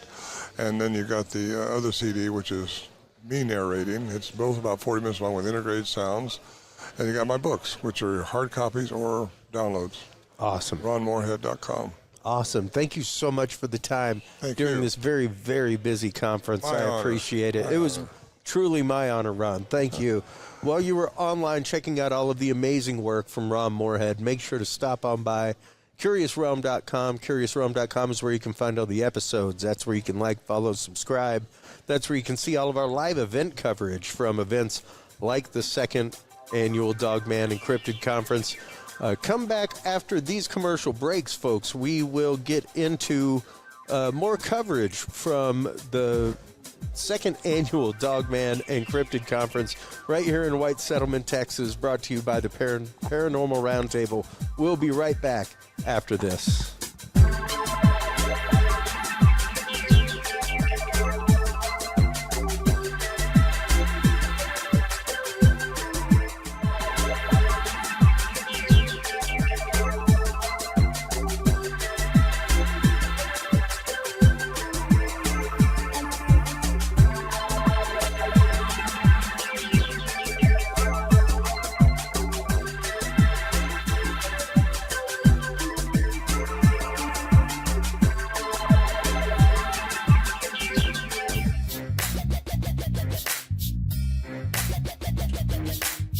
With the rise in attention to the health benefits of cannabis and cannabinoids, including CBD, True Hemp Science has become one of the premier providers of full-spectrum CBD and CBD-related products. Using a proprietary spagyric process, True Hemp Science extracts maximum benefit from the whole hemp plant. Buds, leaves, stems, seeds, even roots. Every part of the plant is used and then reused to formulate a rich, complex profile of CBD, CBD derivatives, and terpenes guaranteed to provide the relief and benefits you need daily. Visit TrueHempScience.com to experience the best CBD oils, edibles, and topicals on the market today. And use code CURIOUS7 to save 7% off your entire purchase of $50 or more and get 2 25 milligram CBD cookies or brownies free. That website again is TrueHempScience.com and the code is CURIOUS7.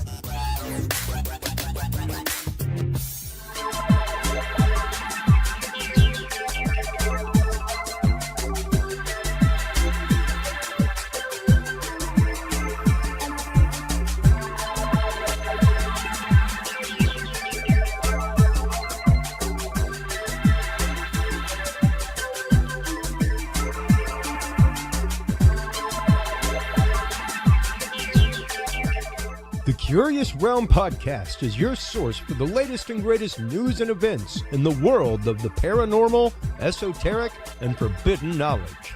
And there's no better way to spark the conversation than with items from the Curious Realm store. Choose from fan favorites like hoodies, mouse pads, coffee mugs, and more. Buy books and items from your favorite Curious Realm guests. Get your hands on the latest gear for paranormal investigations and experiments we discuss on the show. Open your web browser and stop on by the Curious Realm store at CuriousRealm.com/store to buy the latest Curious Realm wear and out-of-this-world gifts for yourself, your family, or a mind that you want to open. That website again is CuriousRealm.com/store.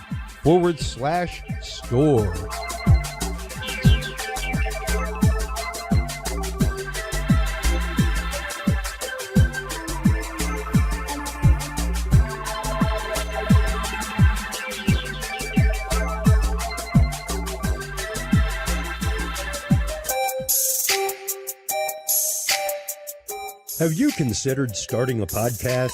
Looking for a way to make your business a voice of authority in an industry? Then Podcast Cadet is the solution for you. Whether starting a podcast for yourself, your brand, business, school, church, or just plain fun, Podcast Cadet is here to help you navigate the waters of the podcast industry. Specializing in one-on-one consultation and training with industry professionals in fields ranging from podcast technology and editing to distribution, monetization, and even social media strategies. Podcast Cadet tailors their services to the specific needs of you and your podcast.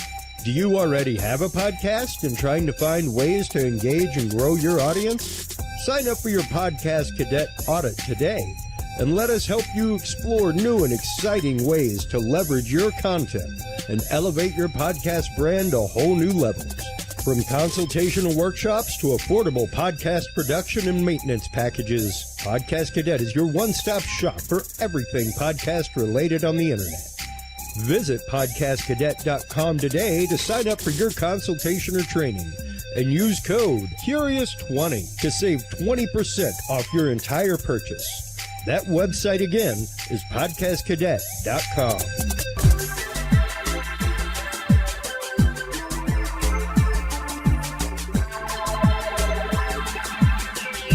Well, hello, everybody, and welcome back to our continuing coverage here of the Texas second annual Dogman and Cryptid Conference right here in White Settlement.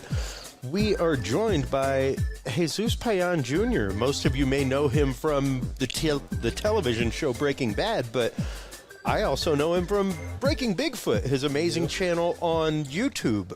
Not many people, I guess, who are familiar with Breaking Bad might not be familiar with the fact that you are heavily involved in the cryptid community and paranormal communities. Yeah, those two worlds, they don't mix too often. It's really weird to me because, like people that watch the show Breaking Bad,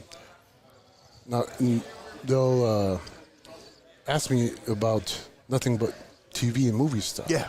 And then the people, they're like, the cryptid stuff, a lot of them never seen Breaking Bad. Right. Or any of my other stuff. I've done movies and TV and all kinds of stuff. But it's like two completely separate worlds. And the only people that do seem to know about my weird stuff is when I'm filming and I get other actors and crew people, in the was a Faraway Union, they'll be like, "Hey, is it true that you talk about Bigfoot and stuff?" Is it true? Can you tell me something? Like all off comms. Seriously.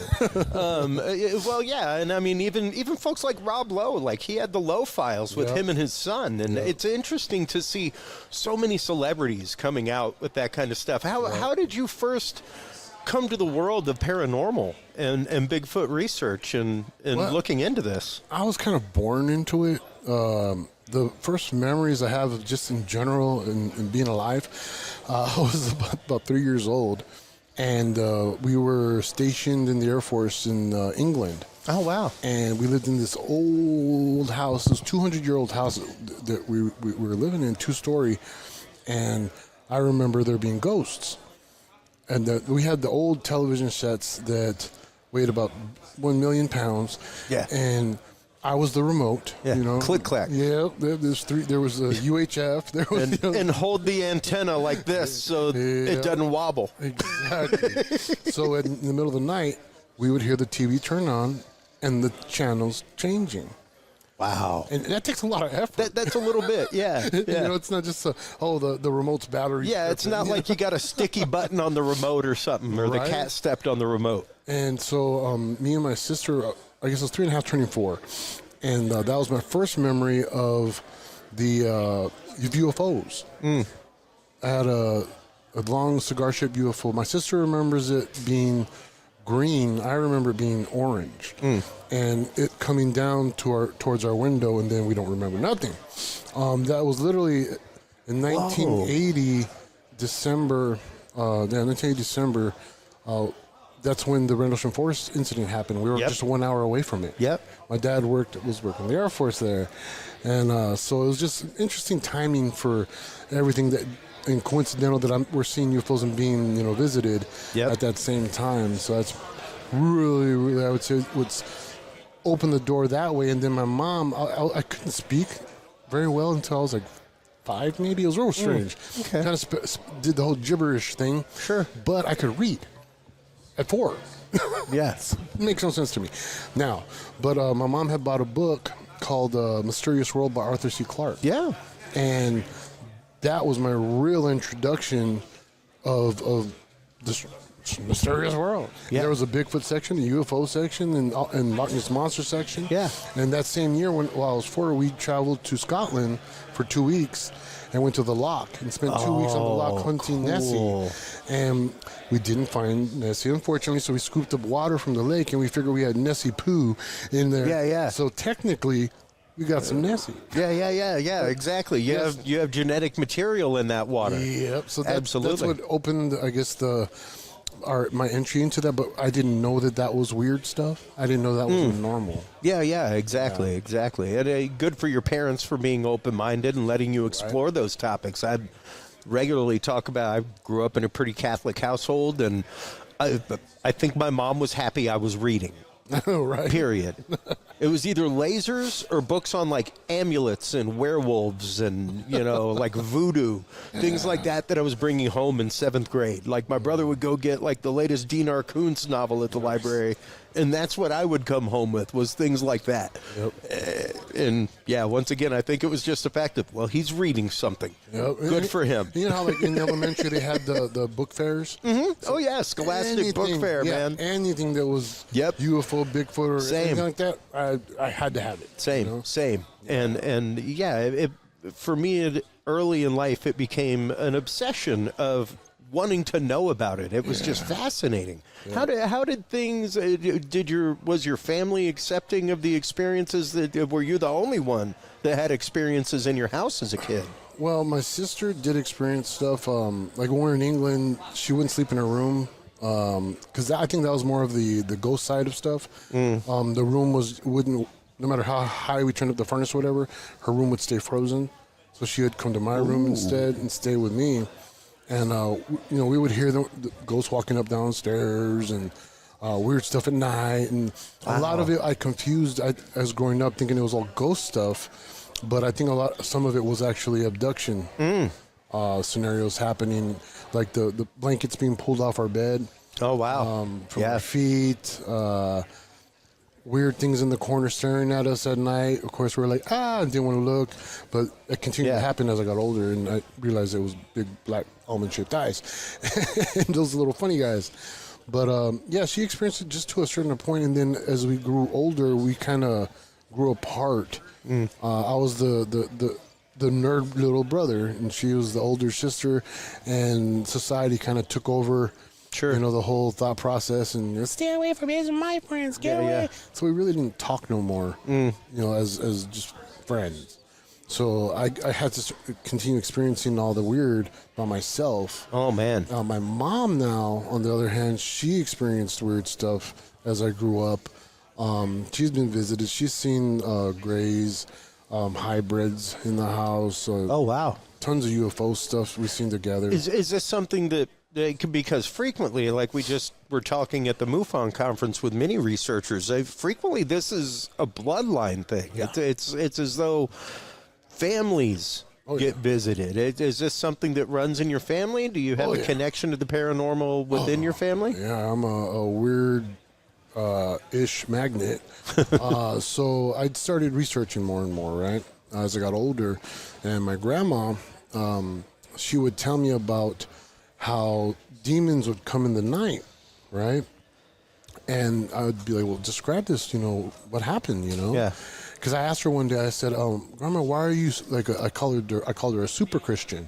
Because she wasn't joking around. She used to, raised Catholic, but later, became, got saved as a Christian.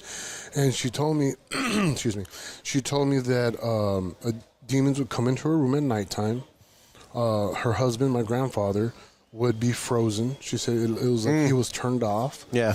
And, she would see the shape, whatever you want to call it, the demon, she said demonio, would come towards her bed, and it was blacker than black. She couldn't see it, but it was darker than the dark. And then it would grab her ankles and start pulling on her, and she would pray to Jesus, and the next thing she would remember, it would be morning. She was safe. Jesus saved her, and that continued. Her mom, and we're Mayan Indian and Tarahumara Indian. Wow. And through those bloodlines, if you know, study ancient history, there's a lot. So it's been going on for a long, just a little bit. Yeah, my last name Payan is a Mayan for first ones, so we have a very, very, very old family. Wow, wow, so, cool. Yeah, one of the only paranormal experiences I have, which led to a big change for me, was the fact of I was actively grabbed by a shadow person. I had seen it in my home a couple of times before that. But it was the night where I woke up with night terror. I could not move. I was totally frozen, sleep paralysis, and there it was at the end of my bed grabbing me. It was one of the most frightening things that's ever happened to me. Ever, Jesus. It is wild. So whenever I hear about somebody who has had that, it always viscerally I had emotes inside of me. A hat man of if your listeners are out there. Hat man. Excuse me. One night, it was at my parents' house. I was an adult already, and I had never had hat man experiences before. I'd seen shadow people, here and there, but one night, and like I said, since I'm a weird-ish magnet, it takes a lot to shock me now. You know, between the reality I've experienced as a bodyguard, bouncer, and living in the world of gangs and being shot and all kinds of cool stuff.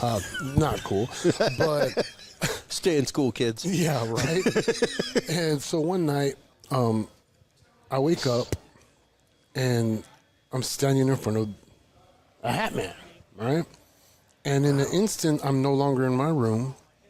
We're now in imagine a desolate, hot, windy, desert scape, but with no plants, no trees, no nothing, just dustiness. There's a complete dark coverage of cloud over, no breaks in it anywhere, so it's like a blanket cloud over us. And I can see the shadow man is in a shadow. It's I can see actual features, as in body wise. His face was just black and empty. There was nothing there in the face. The hat, he's wearing a lung duster. Okay. A vest. There was a vest there. Wearing black gloves. Everything was leather, and it looked like it was all sewn together in pieces. And I got the distinct feeling it was skin, human skin. And he had on his vest, he had it looked like hand-beaten throwing knives. You know, like he made them himself, right? And they're steel, and 3 on each side. And I think it's a dream, you know. I'm thinking it's a dream. And I'm just looking at him, and I'm like, you're a strange one. Because I at the time, I didn't know what the hell a hat man was. You know, this was a while back. And I looked at him, and in a quick instant, he grabbed one of his knives, pulled it out, and tried to stab me in my rib cage. But I'm a trained professional, former officer, bodyguard. So just my instant reaction was to grab it, spin him around, and I went like that with the knife into his chin, where it would be. And as soon as the knife touched, quote unquote, touched him, he turned into a mist of black mist. Wow. And I was back in my room. And I was like, that was strange. So I just went to sleep. Next morning, I get up, and my mom calls me, and she says, "Mijo, what did you do to your window?" I was like, "What do you mean? What did I do to my window?" She was like, "It's broken." I was like, "Huh? What are you talking about?" So I go back in my room, and sure enough, the curtains are all pushed through the window, broken. And my father, he was a carpenter as well, so he had made this really realistic house with tile, with the roofing tiles, and everything. But it was a birdhouse, but we hadn't put it up yet outside on a big pole and everything. So I had it in my room, sitting on well, standing air conditioners. Sure. The nicer ones. They go to the window, little tube and all that. And it was no longer on there. It was stuck in the window with the curtain. So when this thing turned to mist and shot out, it's missed, I guess, grabbed it's about a 45-pound birdhouse. Yeah. It's not light. Grabbed that with it and pulled it out the window with him, but it lodged in the window and shattered, broke the window and everything. Whoa. Yeah, so, That's crazy. Kind of weird for a dream. Yeah. A little bit more than a dream. Yeah, a little bit more than a dream. If you know, the paranormal and ghost stuff, one of the things about evil is if they touch steel, they're not allowed to touch steel. Yeah. So I found that really intriguing that he had leather gloves on. Yeah. So that would make sense to me why he had them on, so he can touch his own weapon. Yeah. But the second it touched him. Interesting. Yeah, because it's a purified metal because of the fact all the impurities have been taken out of it. Wow. That is really interesting. And how old were you when this happened? When this happened, I was in my 20s already. Oh, man. When I was way younger, let's say 12. Okay, from 8 to 12, I would go to bed, right? Wake up naked in the morning. Didn't understand why I always woke up naked. And my dad would tease me. Because sometimes I'd come in my room and I'd have my hands over my crotch, naked, in fetal position. Yeah. And he'd be like, "What's wrong, mijo? Are you afraid somebody's going to steal your candy? Your candy?" Yeah. And I had all these dreams of weird, strange dreams I couldn't explain, but I never put two and two together. And then I would see UFOs all the time. Like, it was a normal thing for me. Hey, UFO, at nighttime, and had memories of UFOs until I would talk to my friends on base. I lived on base all my life. I was a military brat. And I was like, "Hey, did you guys see that UFO?" And they look at me like, "What? Yeah. UFO." And they'd be like, "Dude, you're crazy," And then slowly learning that it wasn't normal what I was going through. And it never stopped. It continued on and on and on throughout my teenage years. And but I got more caught up in the angst of teenage, social drama and chasing girls and getting bullied. What we all tend to do when we're teenagers. Yeah, but none of the weird stuff stopped. Continued all through it, but I didn't pay attention to it because it was, again, normal to me. Sure. Sure. But yeah, Bigfoot didn't officially come into my realm until the year 2000. That's when it went beyond just researching through books. Okay. And was that through the means of a sighting that you had or an experience?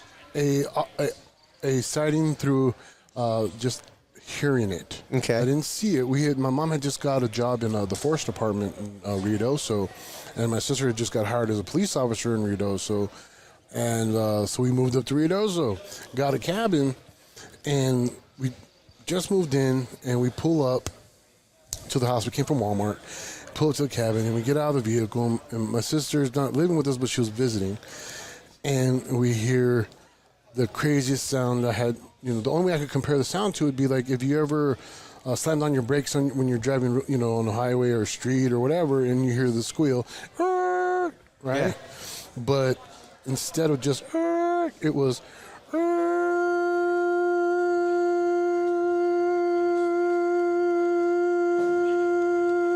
wow, times 3. Man. Longer, okay? That's as long as I can do it. Yeah. And as soon as that, stopped, every sound in the forest stopped. Every chirp, any sound, everything said nope and shut up, right? So me and my mom and my dad were all just looking at each other like, what the heck was that? We know that it's not a car skidding because we live in the top of the mountain and there's no straight streets to skid that long. Yeah. And we're just like, weird. And my mom looks at me and she like kind of words them out. Right? and I'm like, oh, no. And then it does it again. Again for this long, it's probably was 30 seconds long, but that's long. Oh, yeah. When you really think about it, 30 seconds is a long time. And I'm like freaked out. It's only the year 2000, so the internet's not huge yet. As in only so many people have the internet, but at that time. So I run inside the house. I jump on the internet, get on the computer. I look up audio recordings of Sasquatches, and I find the same thing. Right? So I run out. Oh my God, that's a Bigfoot, right? And so I'm like, I'm like really, just like freaking out because I know about Bigfoot. I know that it's Bigfoot. I study this stuff. And because my mom worked at the forest department, she got to tell me about the reports that were coming in because they're not allowed to go check it out because it doesn't exist. Yeah, they don't. We were talking about that with somebody earlier. You ain't finding a report. Nope. It ain't gonna happen. Nope. So she would get to tell me though, hey, there was somebody reported in this area there was sighting in this area. The rangers try to get the trash and clean up real quick, and get out of there because there's always something throwing rocks at them. Yeah. Campers will complain about weird noises in the middle of the night. Their stuff being moved around and then put back. Yeah. and the rocks again with the rocks being thrown. So then my sister. She was a police officer, so same thing. People would call it, man, there's a big old giant so-and-so in my damn yard. And is it a person? No, it's sorry, we can't do nothing for you. So they would tell me. So I got to start hearing where these areas were happening over and over.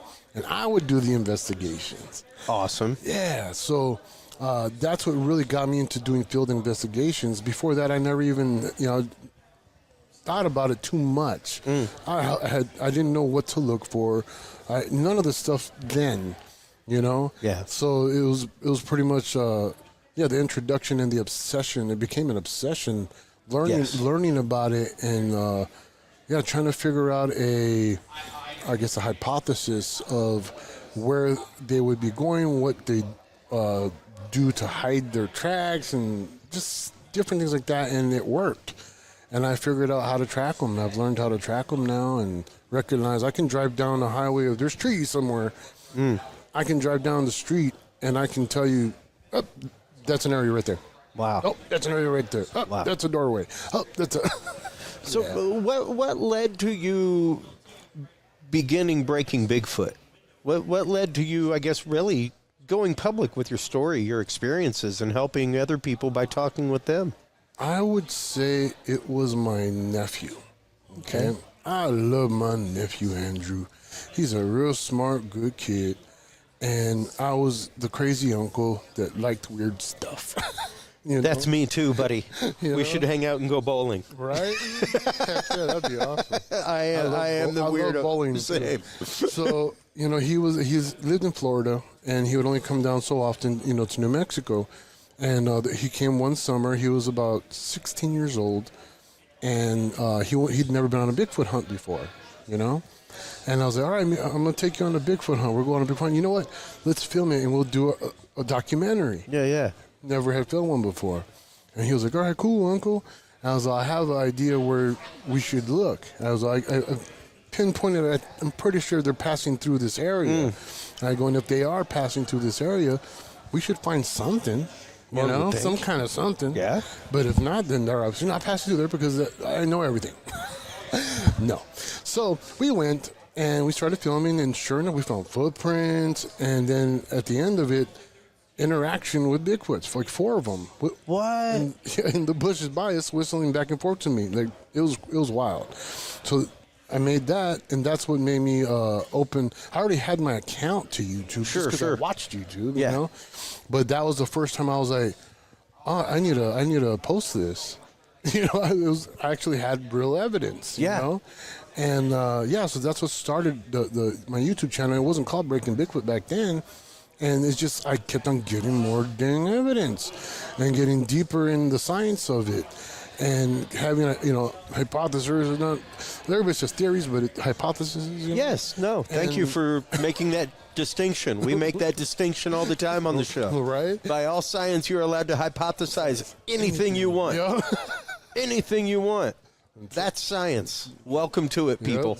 Yep. Now you test it. And then we get to a theory. Yep. Yes, exactly. Thank you. So, I started having so much evidence that I was like, man, I I might as well just put it on my channel. Yeah, you got to put it out there. Yeah, and then I started, at this time I already had started acting. So I was trying to... So this came before your Breaking Bad stuff. Oh, yeah. Like you became Breaking Bigfoot, but you started posting your Bigfoot stuff... A little bit before, yeah. Wow. Yeah. Okay. I was not aware of that. So it wasn't until Breaking Bad happened that I named it Breaking Bigfoot. Okay. Right?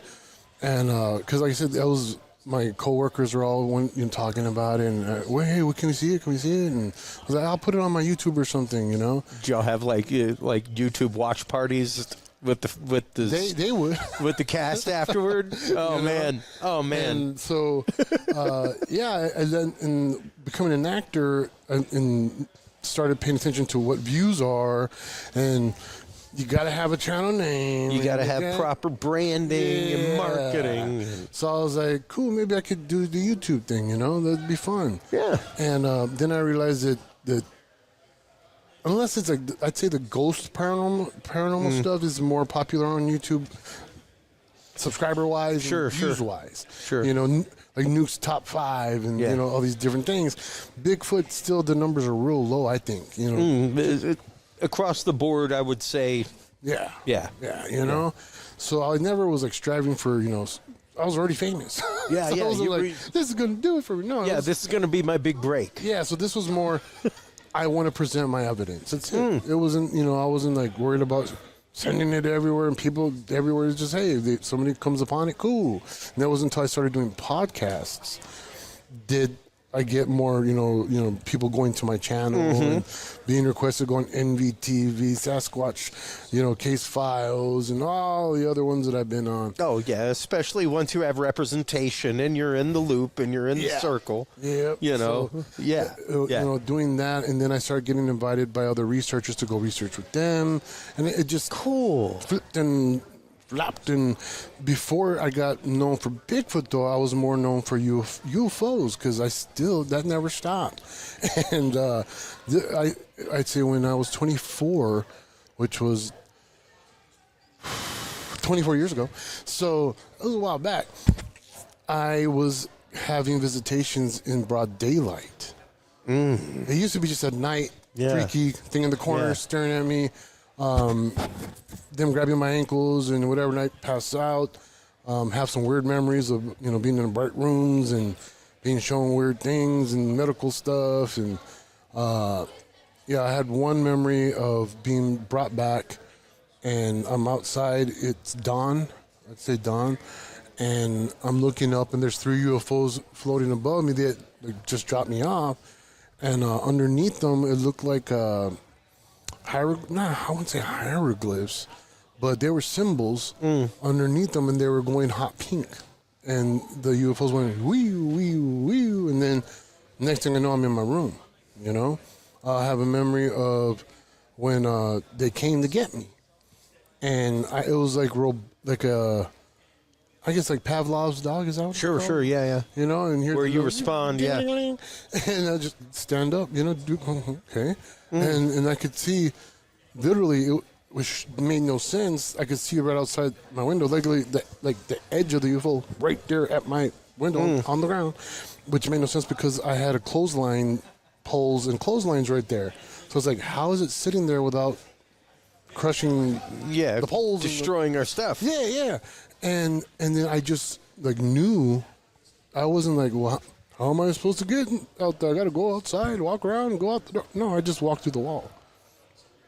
And then I woke up in the morning. I'm back in my room. Wow. And so that was how it was happening. And so that's when I was telling you about D. Greg from MUFON. My sister and my mom were traveling to Albuquerque.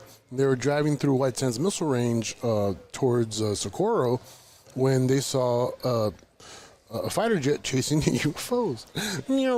Just fly over it. And the only thing was there was 7 other cars on the highway, and everyone pulled over because it was still visible. There was 2 jets, chasing some UFOs. Wow. And they all got out, and everybody was like, holy crap, And my mom, since my sister's ex-military and a police officer, they got to report it. Got to report it, you know? So good for her, right? Good for her. She called, you know, the Air Force, like, hey, is this you guys? You know, we're over here, and they directed her to MUFON. Yeah. So she got a hold of MUFON. They made the report. She met this investigator D. Greg, and he was, that's amazing, you know, sighting you had, and there's other people saw it, and you know, does this happen often? And they said, yeah, we see UFOs here every so often. And my sister told him, she goes, but if you want to hear some real weird stuff, you should talk to my brother, right? Wow. So I get a phone call from D, and he says he wants to interview me. And I was like, sure. So we meet up at a little diner, and we sit down, and I tell him everything, right? And towards the end of the 4-hour interview, I'm telling him that if I talk about them for hours on end with somebody, I usually see a UFO by the end of the night, or get visited by them by the end of the night, or in the rare instances, they literally show up. Yeah, in the middle of you talking about them. Yeah, and you know, they're poking around their heads and looking around corners and whatnot. That was the thing, though. Go ahead. No, please finish. When I said that, so he looked at me, and he's an elderly gentleman, but he was probably 80 years old at the time, and he looks at me, he goes, so you're telling me if you just talk about them, they show up? And I was like, yeah, not all the time. Yeah. He was like, the abductions were fine, everything else was fine. But at that point, he was like, well, I gotta go. Yep, he's like, that should do it. He's like, I gotta see a man about a goat. You go take care now. You know, I was like, wow, whatever. You know? Yeah. So that evening, me and my mom, we go get some burgers, you know, local burger joint, and we're heading back home, and okay, I'm sorry. We're heading back home, and we're facing the west over the Guadalupe Mountains, which would be on the other side of the mountains, Las Cruces. My side's Alamogordo, Tularosa area. Okay. And we see an orange light in the sky, kind of peachy orangey color in the shape of an oval on its side. And my mom goes, hey, she goes, that kind of looks like what me and April saw. She goes, but there was two of them. And as soon as she said that, bloop, turned to two. And we're like, oh, and then interesting. Bloop, 3. And I pull the car over, and I get on my phone. I'm like, beep, boop, beep, boop, beep, boop, boop. I'm calling D. Greg. Yeah. You know, I'm calling him, and I'm like, you know, hello. And his wife, and just, how can I help you? And I was like, I need to speak to D. Greg. And she's like, oh, honey, he's resting. He's very tired. Yeah. Been a long day for him. And I go, ma'am, it's a UFO emergency. And she was like, oh, dear. D. Greg, get over here. It's a UFO emergency. He gets on the phone. He's like, what's going on? I was like, it's me. It's Jesus. Right? I go, what's happening right now, man? There's 4 of them now. Now there's 6 of them now. Now they're all the way to like 12 in a row. Just, right? Wow. And he's like, are you taking pictures? I was like, no, I'm on the phone with you. Yeah, I'm busy talking to you. Oh, damn it. You know? Yeah, exactly. And then they all turn off, right? So he was like, well, next time try to take pictures. Yeah. I was like, okay, so I won't call you, take pictures, then call you. Yeah, okay, yeah. Got it, right? Yeah. So a few days pass. I'd say about a week passes. And I get a phone call from him. And he goes, I just wanted to call you and let you know that I believe your story. And I was, so you're saying that you didn't? Yeah. Yeah. What the heck, you know? And I go, so what changed your mind, you know, Mr. D? And he goes, well, we had a report out of Las Cruces from a woman, and we cross-checked the heck out of it. You guys don't know each other. She reported the exact thing you described while we were on the phone. She had seen the same thing. Wow. And I wanted to know if it would be okay if I put your story in my book I'm writing. And I was like, sure. But he refused to put our names. I told him, I don't care. Yeah. Go ahead. Don't bother me none. Right? But so he didn't. He called me Beta 1 and my mom Beta 3, and he put it down as the was it the 4 generations of Mayan alien abductions. Okay. And so, excuse me, from there, 3 days later, I get a phone call. And I'm like, hello. And they're like, please speak to Mr. Jesus Payan. And I'm like, yeah, this is him. How can I help you? Well, this is Guy Carroll from Bigelow Aerospace. I'm an investigator for them. And we're just wondering down here if next time you're on one of those ships, if you could take a really good look at that propulsion compartment.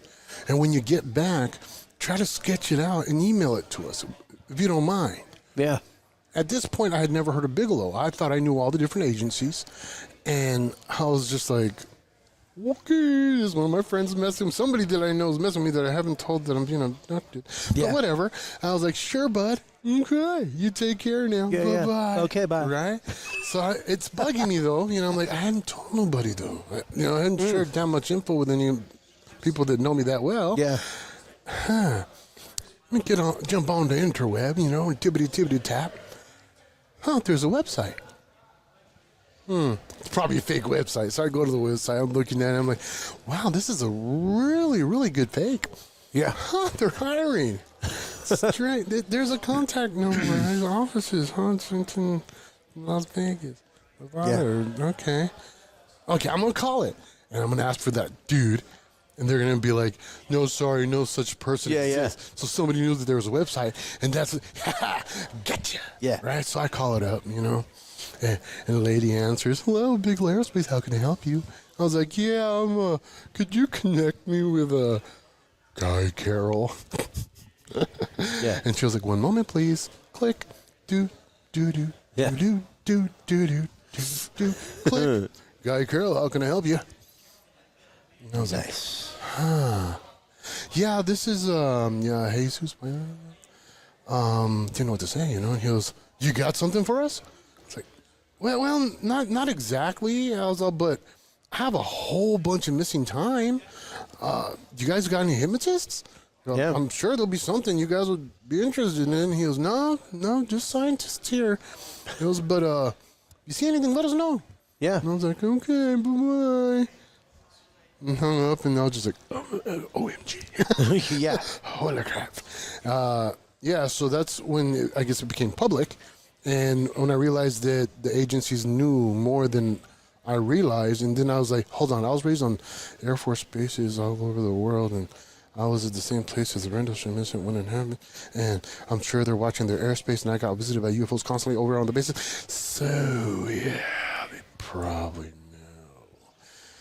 So that's the UFO thing. And then I had UFO channels. Like I was the UFO expert for Mysteries at the Monument for the Sapporo incident. Yeah. So I was known more for UFO stuff. But all of a sudden when I got into Bigfoot, it kind of changed direction, Yep. But yeah, none of it's ever stopped. Yeah. Anywhere I go. So are you still currently experiencing abduction? I believe so. But Okay. At one point, it got so intense for me that I asked them not to let me remember no more. You're not the first I've heard from. It's scary, and it's weird because they actually listen to you, Yeah. And it was getting really, really, really scary. There is a really interesting system of consent.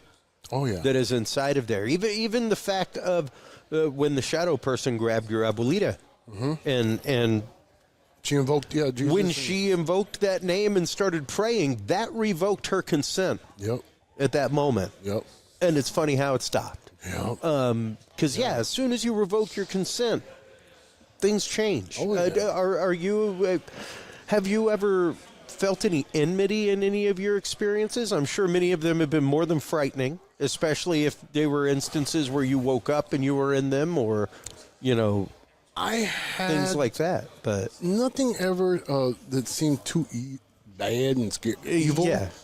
But I do have memories of being visited by multiple different types of beings, but just one time each. As in, the constant visitation was by the little gray guys. That was the normal ones for me. But I got to see a different group of gray guys one time. The normal ones I would see, would be the the big black almond eyes. The small drones. Yeah, the 3-footer, 4-footers. The ones you hear about that have no emotion. That's where I got you different on. Okay, so those are the ones that they have the pointy chin, wider, big head, bulbous head. This time I got visited by, they were gray, but they were really dark gray. They were slightly taller, wearing black, look like diving suits. Yeah. And their heads were more oval, but laying down oval, landscape. Yeah. Horizontal shaped heads with more rounded eyes, still black, but more rounded, not almondy. This is almond. Sure. And then another group that visited me. This is the weird one. I haven't heard anybody else mention these guys, but you're familiar with the Easter Island heads, right? Yes. Yeah, the Moai. Yes, the Moais. And I'm part Oceanian. Oh wow. So I think there's something in that too. But I wake up, or I come to, or however you want to look at it. I'm surrounded by, I would say at most 6 of these giant Moai, real ones though, not stones. And I would say they would look about, now that I can imagine in my head how tall, I'd say about 15 feet-ish. Wow. Okay? Wow. And they looked ancient. Their skin was just leathery and like kind of hangy, droopy, old skin, Big, giant ears, with real low-hanging earlobes. And they were talking to each other, and it sounded like super duper low, ridiculous. Yeah. And they were having me do physical acts, like push-ups and squats and flip over. They're having me do weird things, and I was like, fat. I'll just say it. I was fat. And one of them said, I can't believe he's able to do these things in the condition that he's in. And I stopped and I looked up and I was like, well, that's rude. Yeah. And some mouth you got on you. Yeah, just your mother with that mouth. Exactly. And as soon as it was like they realized that I could understand them, I got turned off. It was like they said, "Oh, he's aware." Interesting. And I came back home, and I was back at the house. But the little guys, like you were saying, the drone dude, the little guys, they seemed more. These ones were like playful and little boogers. That's why I call them little boogers, because they liked messing with me and they thought it was funny. Yeah. I thought I was being. I was I just say ignorant in the thought. One was kept on showing up in my room, and it was staring at me from the corner. It was a single wide trailer, and normally, I guess the way they're set up, they had the closet that protruded, and then the space between the closet and the wall would be for a dresser, but there was no dresser there. So it was, it'd stand in the corner, and it'd watch me, and then I'd be paralyzed too. I couldn't move, so I'm just seeing it there. Oh my God, they're here. Oh crap, oh crap, oh crap. So I thought I was slick, and I went and got some material from Walmart, and I made a curtain. I was like, now you can't watch me because there's a curtain there now. You're stuck in the corner, And it made it only worse because now I got to see the little fingers grab the curtain and pull it apart and stare at me. Oh. Yeah. And then another one would pop up at the foot of my bed and would get my blanket and pull it down slowly, and I'd fight with it back and forth. Wow. Yeah, and then blackout, and then wake up naked. This is. I have never said this on any podcast. I'm gonna tell you right now. At this point, I gotta tell. I gotta say it, because if I start excluding parts because of my worry about how I'm gonna be taken, to me that's almost like being a hoaxer. I'm lying. You're telling a half truth. Yeah, you're telling a half truth. And if there's some way that you can warn somebody against a trauma that they may experience in their experience, good for you. So this is probably not so traumatic. More, I don't know, Cheech and Chong-ish. Okay. I'm a medical marijuana patient and been Same. a long time. Same. And long before there was a law for it. Yeah. Oh, yeah. And, before I knew I had a medical problem. So one day I'm in Las Cruces, and still seeing UFOs constantly. It's like the year 2000-ish. This is right after all that experience in the room with the pulling the blankets and then putting up the curtain. There's way more to that story, but I was living on Vulcan Street. Oh, yeah. Right? Yeah, there you go. So I moved to Las Cruces to help a family. I take over their kids, get power of attorneys. I'm daddy now. I get 3 of the children off to schools and, doing good. There's only one youngster left. He was about 17. And, things were bad money-wise now. And our electricity had been shut off. And it's summertime. And I would tell the local kids around the neighborhood, little trailer, court we lived in, they called me the UFO guy.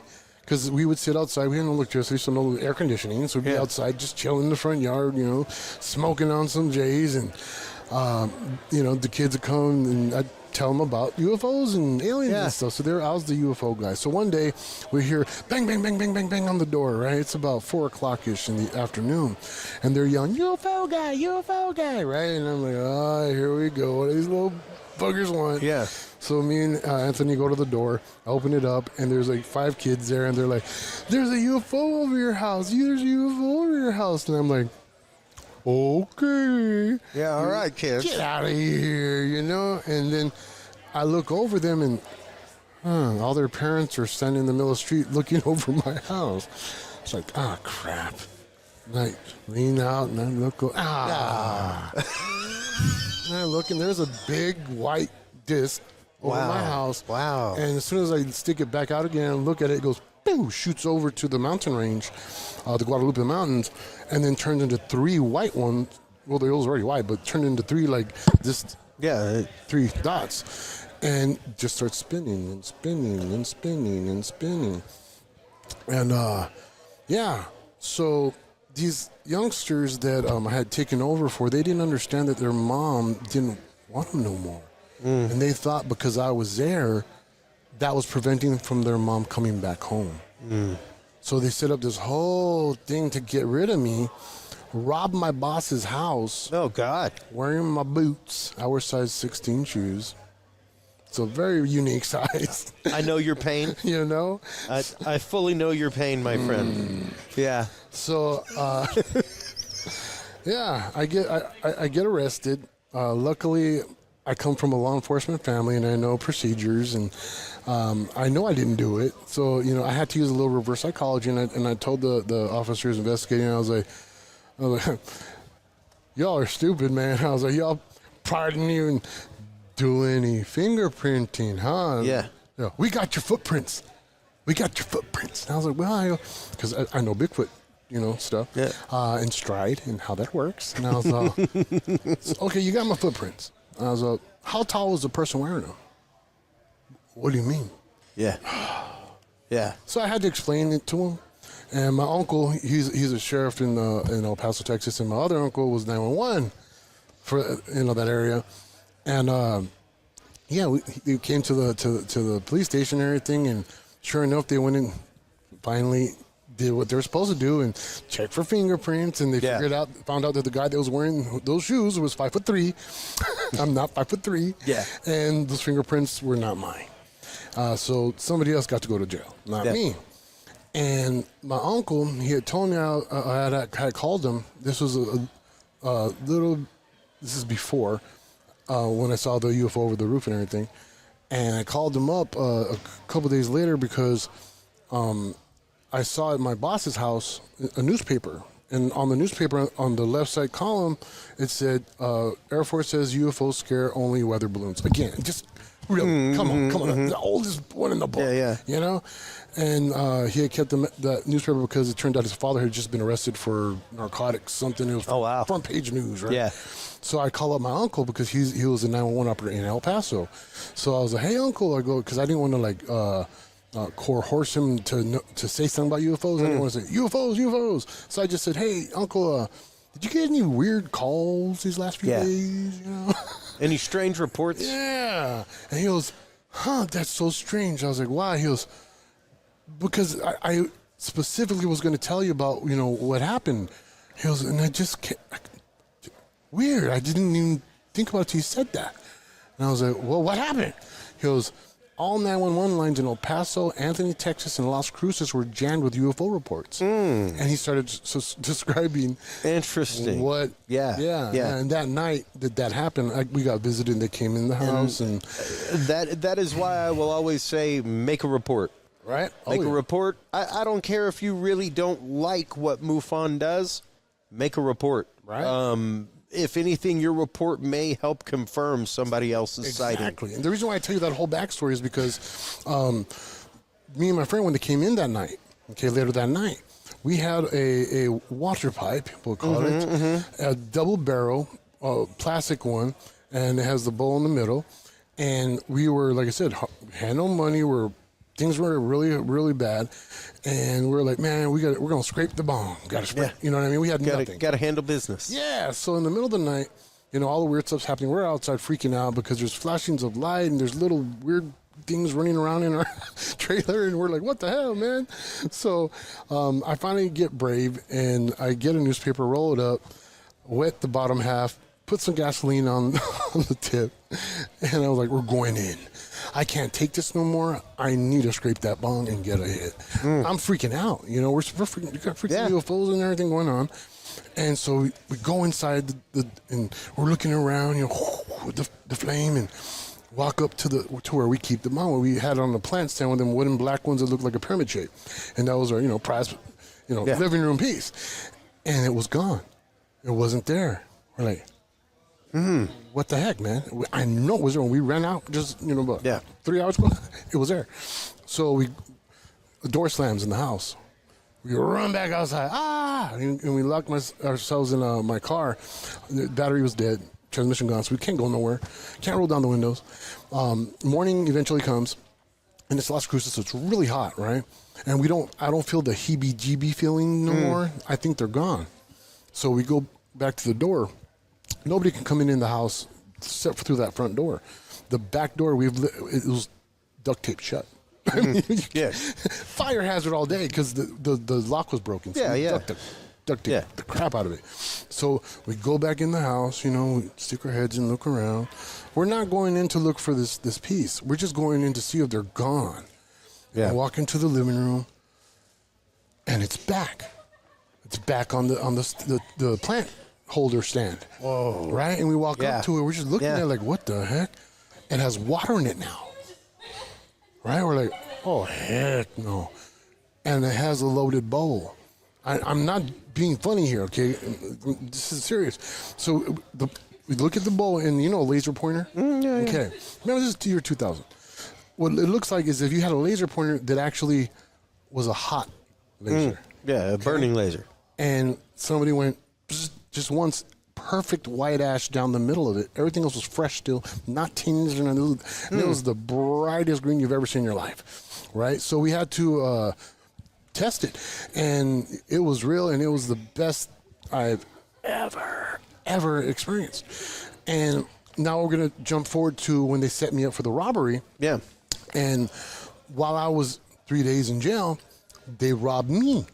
So when I got out of jail, the house I was in was empty. They took everything. I'm talking shower curtains, air conditioner, toilet paper, everything.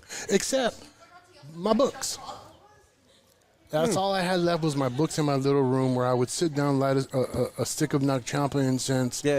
Light one up and read and just listen to some reggae or some classical music and just fall into my world. Yeah. So now all I have now is the books. And I call my mom and I'm telling her what's going on. And I'm depressed. I'm upset, because the whole thing I was there was to help them, and so I was really upset. And she's well, mijo, she was, all I can suggest was, she was clean the house. I was like, there's nothing here to clean. She goes, that's besides the point, because they left my books and cleaning products.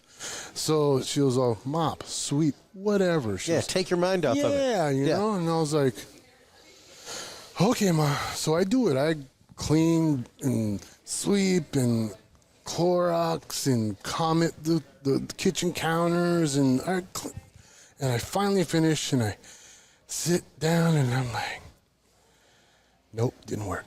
Yeah. I'm still really upset. Still square in my mind. Yeah, so I go to my little room, and I sit there, and I look at my books, and I'm like, well, I got my books. So I sit down just looking at a book, but not wanting to read it at the same time because I don't have my Noctampa incense, and I don't have my special stuff. And then I hear a voice in my head, and it says, look on the counter. I'm like, look on the counter? Why would I look on the damn counter? I just scrubbed the hell out of that counter. There. I'm upset. I'm like, whatever, I'll go look. So I get up, I walk to the kitchen, and on the counter is a little mini joint, little baby one, with one hit taken out of it. And next to it is a miniature stick of Noctampa incense. They don't make miniature sticks. Yeah. It's one size. Yeah. And I was just like, it wasn't really surprising besides, hey, that was really cool with him. I thought, appreciate cool, it, guys. It happened one time before. So it wasn't a big, like, no way, you know what I mean? Yeah. And I just got that, got my little stick, went into my room, got my books. Did your thing. Yeah. So the fact that they cared enough about me to, I don't know how they made it. They have their own or what. Yeah. But to create that for me and a miniature version of this thing that I really love, and I was really upset to do that. I just think is, says a whole lot more than the usual roboticness of many abductions and different things. Yeah. And I've met one person. I can't say who it is unless we're off this. Just once I tell you, understand completely. Sure. Okay.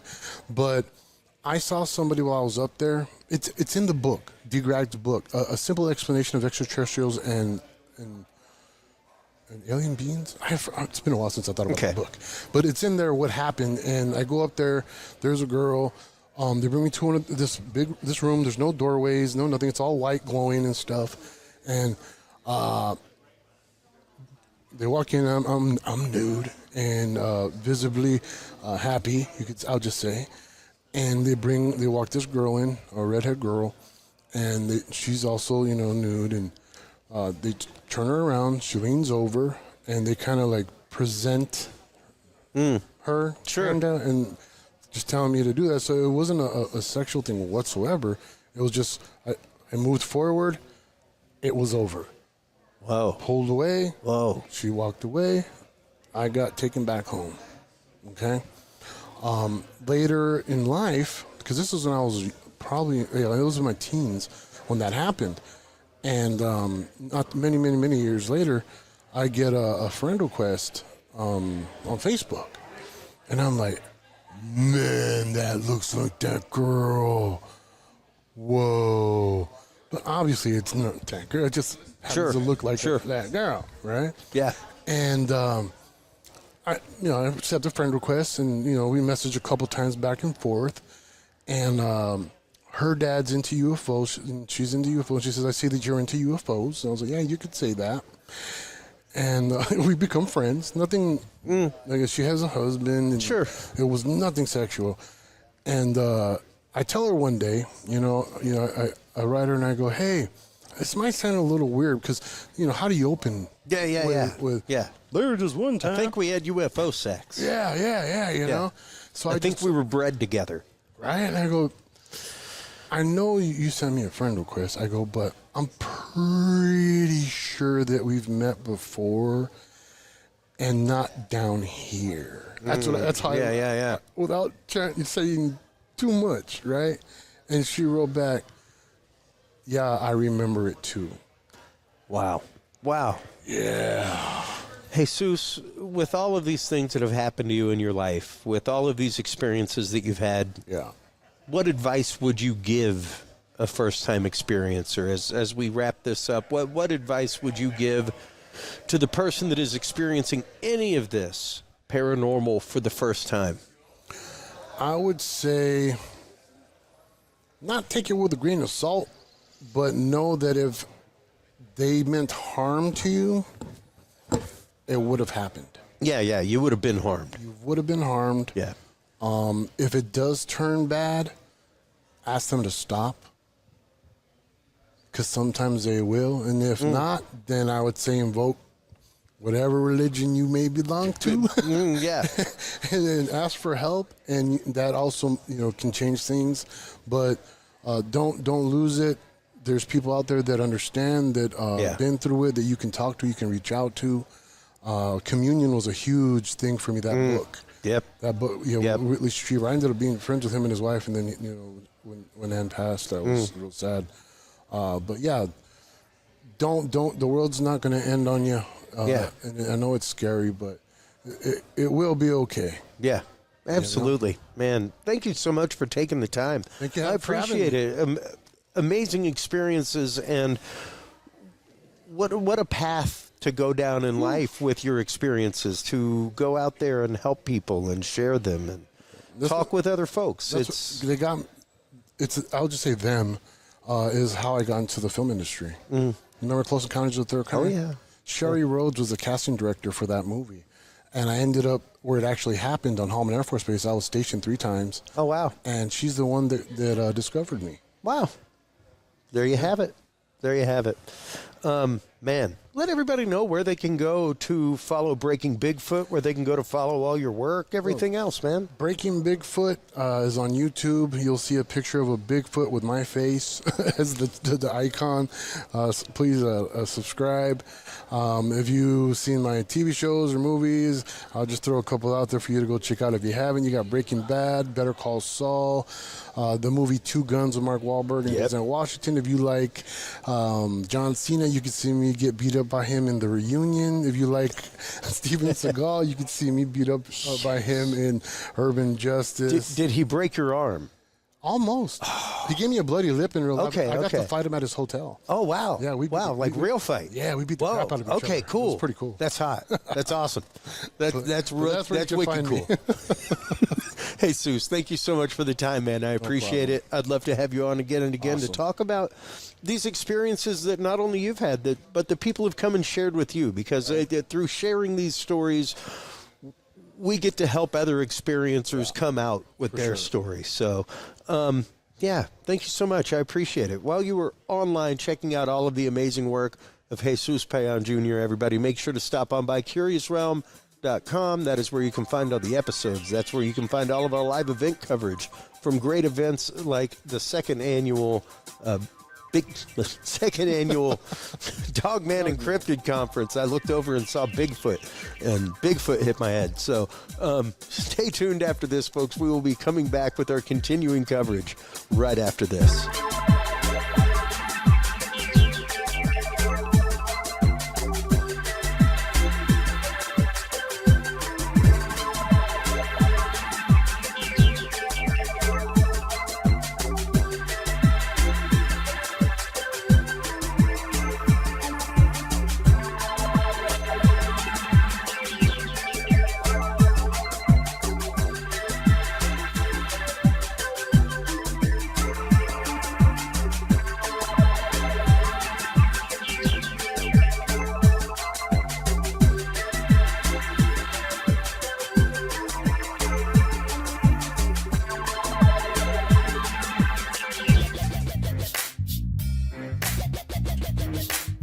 With the rise in attention to the health benefits of cannabis and cannabinoids, including CBD, True Hemp Science has become one of the premier providers of full-spectrum CBD and CBD-related products.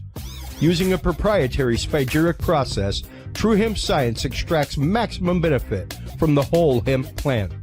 Buds, leaves, stems, seeds, even roots.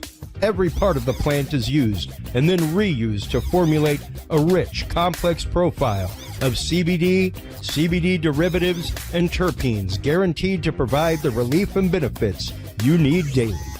Visit TrueHempScience.com to experience the best CBD oils, edibles, and topicals on the market today. And use code CURIOUS7 to save 7% off your entire purchase of $50 or more and get 2 25 milligram CBD cookies or brownies free. That website again is TrueHempScience.com and the code is CURIOUS7.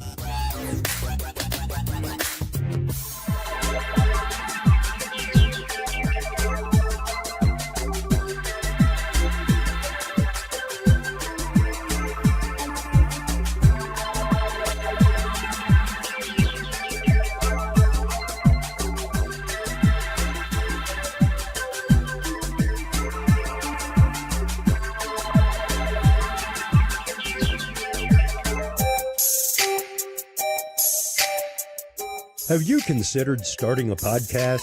Looking for a way to make your business a voice of authority in an industry? Then Podcast Cadet is the solution for you. Whether starting a podcast for yourself, your brand, business, school, church, or just plain fun, Podcast Cadet is here to help you navigate the waters of the podcast industry. Specializing in one-on-one consultation and training with industry professionals in fields ranging from podcast technology and editing to distribution, monetization, and even social media strategies. Podcast Cadet tailors their services to the specific needs of you and your podcast. Do you already have a podcast and trying to find ways to engage and grow your audience? Sign up for your Podcast Cadet audit today and let us help you explore new and exciting ways to leverage your content and elevate your podcast brand to whole new levels. From consultational workshops to affordable podcast production and maintenance packages, Podcast Cadet is your one-stop shop for everything podcast related on the internet. Visit podcastcadet.com today to sign up for your consultation or training and use code CURIOUS20 to save 20% off your entire purchase. That website again is podcastcadet.com.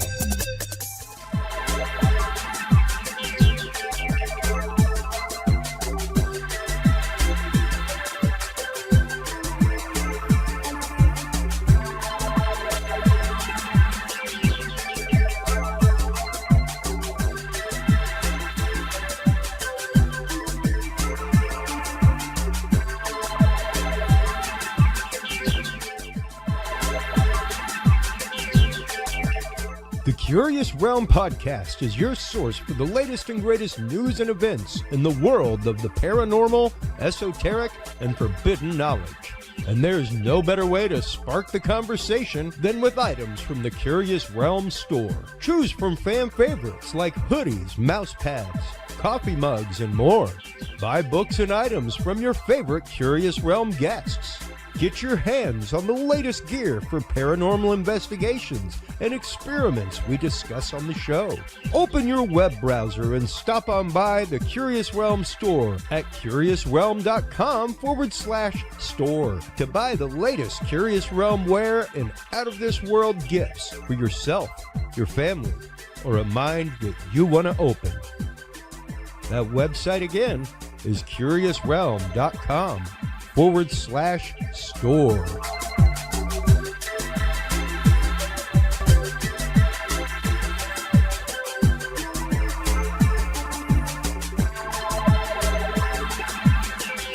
Well, hello, everybody, and welcome to our second day of coverage from the second annual Dogman and Cryptid Conference here in White Settlement, Texas.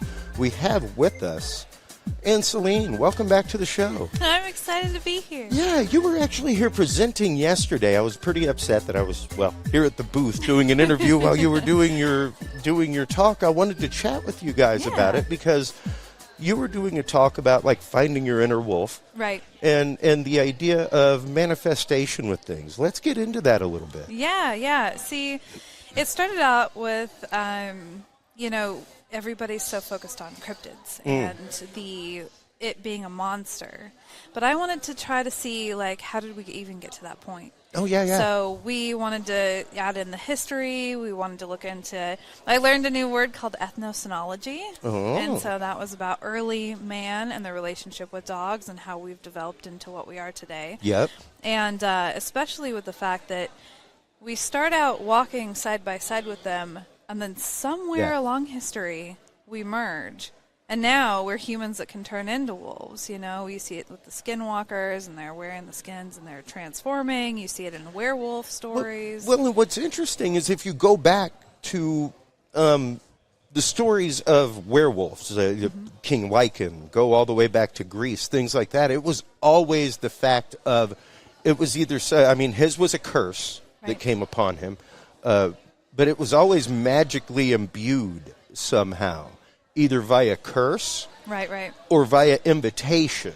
Even whenever you look at stories of going in, because one of the ways that you could become a werewolf was like drinking water from a wolf's paw print. Yeah. Things like that. Yeah. So it was always a wanted imbuing, not like vampirism where it was put upon you, or where maybe, you wanted to be a familiar and that's how you got in or something like that. Right. That frequently, whenever you're looking at stories of vampire stuff like that was always an invading force upon you. Right. As opposed to lycanthropy where it was either cursed upon you or you wanted it. So, yeah. No, it's and it's really interesting because why would somebody want that? When I've done my podcast, I've asked a question. I said, okay, you have to choose between either being a werewolf or a vampire. What do you choose? And I'm always surprised when people choose werewolf just because, you hear about the transformation, the bones cracking and you're transforming. And I would think that it would be this extreme pain, whereas with vampirism, it's a lot more romantic, if you will. Yeah. But if you look at human behavior and the fact that all of us are capable of really bad things. Yeah.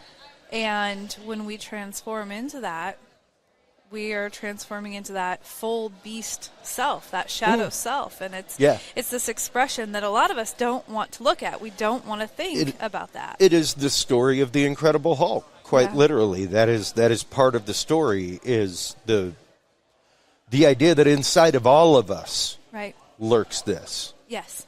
It took a nuclear accident for it to manifest through David Banner, and for him at moments where that takes over, he becomes the Incredible Hulk. It was very much a modern werewolf story in that way.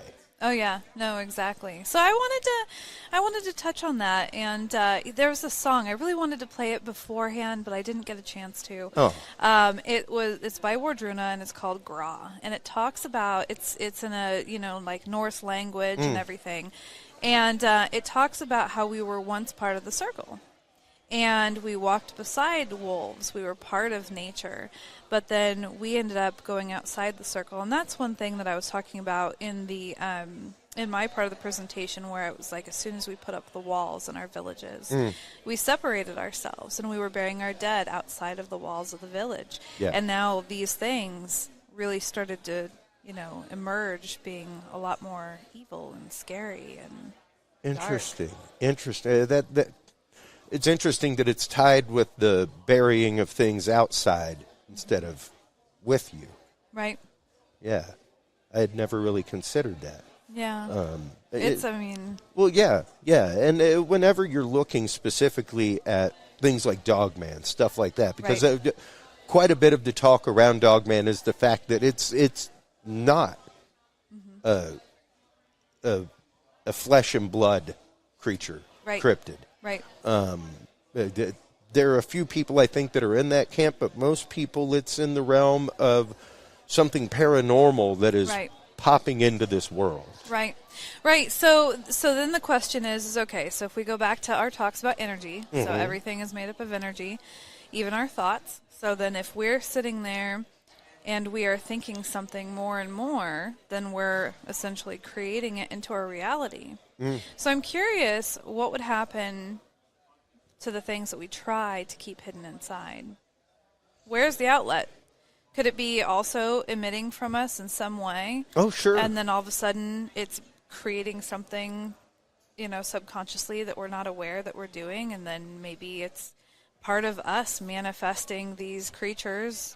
Well, even kind of the whole concept behind a poltergeist. Right. And the fact that it's not necessarily the traditional concept of a poltergeist is that it is an outward manifestation of somebody going through something, typically a teenager, something like that, where they haven't learned to control their energy yet in the world, and this is just blasting out of them, and they don't know how to control it. Right. That is the traditional concept of poltergeist until you get to movies and things like that, and then it becomes something else. Right. Yeah, and that's something that's really interesting, and this is kind of a off-topic side trip here. It's all right. It's interesting because right before I came here, there's been some weird things happen in my house lately. Now, granted, I've got kids that are about that age, My youngest one is almost a teenager and stuff, and so I'm trying to figure out, is it, because one night we swore that we heard a water bottle just be thrown across the room.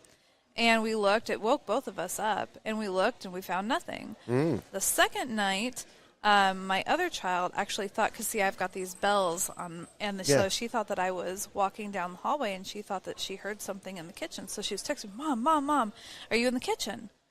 I was sound asleep, and so was my youngest. And so it's like, okay, could it be me? Could it be my youngest? Or could it be my newly acquired rock that I got? Yeah. Your rock from Aleister Crowley's house. Right. It's kind of how I feel about my rock from Tituba's house. Oh, man. Oh, I didn't know you had that. That's great. Yeah. Wow. A lot of that, yes. You know, you do have to ask yourself, are we manifesting that? Is it because even excuse me, with my recent release of my music, things like that.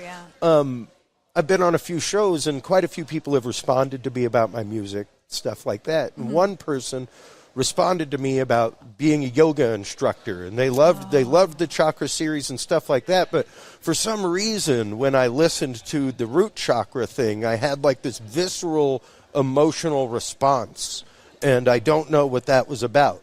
And I'm like, well, I'm not sure how in touch you are with your yogic teaching, but like the root chakra is nothing but raw emotion and your connection to it and the world around you. So, and I gave them the analogy of you may have just tilled over a weed in your garden.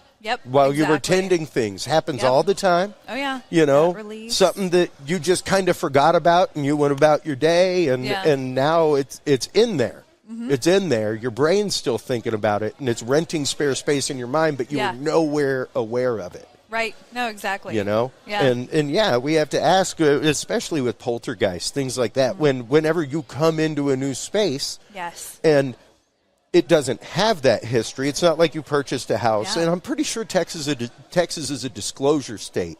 At least for the fact of if anybody died in the home. Oh wow! See, and I had just moved. I didn't say that yet, but I had just moved in this new place. I don't know if it's disclosure for rental, but I know disclosure for sale. You have to disclose if somebody has died in the home. Okay. There are certain states, like I want to say Louisiana is one, where you have to disclose if it is a haunted location. Really? Yeah. Wow, that's awesome. And you'll see signs like for sale signs for houses in New Orleans where it says like haunted. Really? Stuff like that. Wow. Well, that's something else. Yeah. Man. Yeah. So there are disclosure laws about that. So you could probably ask your landlord or even look up in public records. That says something, though. This is a part of a law. A paranormal thing that is part of a law. Yeah. So it really, when you look at that, it really takes a turn on this subject. Well, and something I need to have Whittington back on to talk about it, Mitch Whittington, because he does a lot in the funerary realm, things like that. Yeah. It was only 100 years ago that we stopped having home funeral. Right. That the mortuary industry in America took over, and it became the living room, not the parlor. Right. Oh, I see. There was a whole switch of mentality that happened. Yeah. You no longer had viewings in the home. Right. You had viewings in a funeral parlor. Right. Stuff like that. But before that, like 1920s, things like that, like you were on a bed of ice in your home. Right. You know, and it was very much like I grew up Cajun. And I remember full-on wakes. Right. Where that funeral home was shut down, and we stayed the night. Right. At the funeral home. Like, we took shifts as families, staying overnight with the body, things like that, talking, and it's a totally different healing process when you get to be there with your beloved and the ones who love them and share stories and stuff like that and spend that time. And it's not just close the box. See you, dude. Yeah. It's a totally different mourning process, and it changes things. And it can even change the way a spirit moves forward. Right. No, I agree. And I think that by cutting us off from that, it's also giving us more... Would the right word be like a taboo towards death? Absolutely. No, we got a big hang up with death in America, man. When you go to countries like India, stuff like that, like they actively celebrate their dead. They take their dead out. Right. and bring them back into the home for a little while in some places in Asia and stuff like that. Like, there, even whenever you look at Dia de los Muertos, that kind of stuff, the idea of the ofrenda, and having that place of remembrance for your family. And if you don't remember your family, they're going to be forgotten. Yes, no, exactly. Do you want to be forgotten? Right. No, I mean, that's the thing. Like, that's the whole basis of the movie Coco. Yes, is the idea of never forget your family. Right. Never forget them. Exactly. And we have come to a point in America where now granted, I think there are still many cultures in America. The Cajun culture is one of them where there's no hang up about really talking about death. Right. Right. Yeah. Like, it's a normal course of coffee conversation. Right. You know, like talking about a funeral. Like, oh yeah, you remember James's funeral? Oh, he looked so good. You know, like, it's like what? Yes, exactly. Like, even me and my cousins just still laugh about like playing tag around a body. Right. It's like, stop playing in there. You're not supposed to be playing in there. Take that outside. Right. You know? Right. Yeah. No, exactly. I mean, and I love the idea of involving, because then it's not so cut and dry and gone. I mean, I remember I had a grandmother who she was cremated, and I went to where she was going to be buried because they put her with her husband. And it was just so, the guy came out, he went to put the box in the hole. The hole wasn't big enough. So sterile. Oh yeah, it wasn't. So he's like, yep. And then he's like, yeah, that's good enough. And then he like puts it in there, and then the grass, the way he cut it, it was like a flap. Yeah. So then he just kicks the flap over, and then there you go.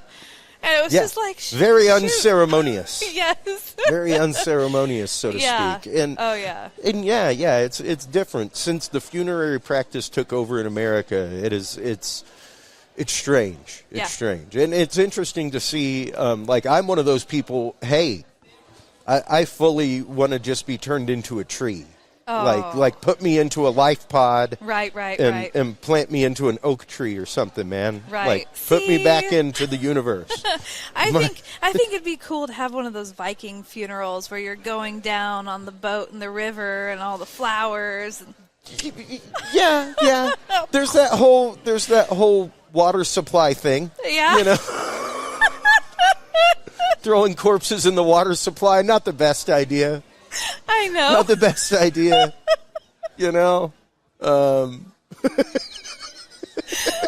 man, true. But there is actually somebody. I'm trying to remember the name of the company because I've considered having them on, where you can go and basically have yourself liquefied. Oh wow! And turned into like liquid fertilizer. Oh, that does sound familiar. Yeah. So our concept of death in America, I think, has really led us down an interesting road culturally. And not only that, once again, left a lot of things untilled in our gardens. It's left a lot of things untilled because we don't get to process and mourn that way. And when we don't get to process and mourn, that spirit that is leaving doesn't get to see the process of mourning. Right. No, it's true, and I think that it also, because we're so cut off from it, now our concept of what a spirit is, and then demons, is just completely upended, where now everything's a demon, everything's angry, everything's, everything's demonic. And I think a lot of that is simply because of the cortisol junkies that we have been turned into. Right.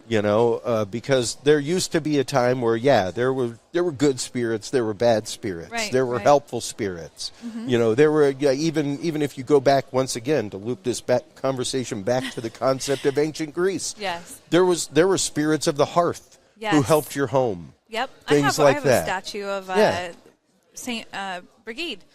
So, she's of earth and home. Yeah, exactly. Saint Fiacre, he's the patron saint of gardening. Yeah.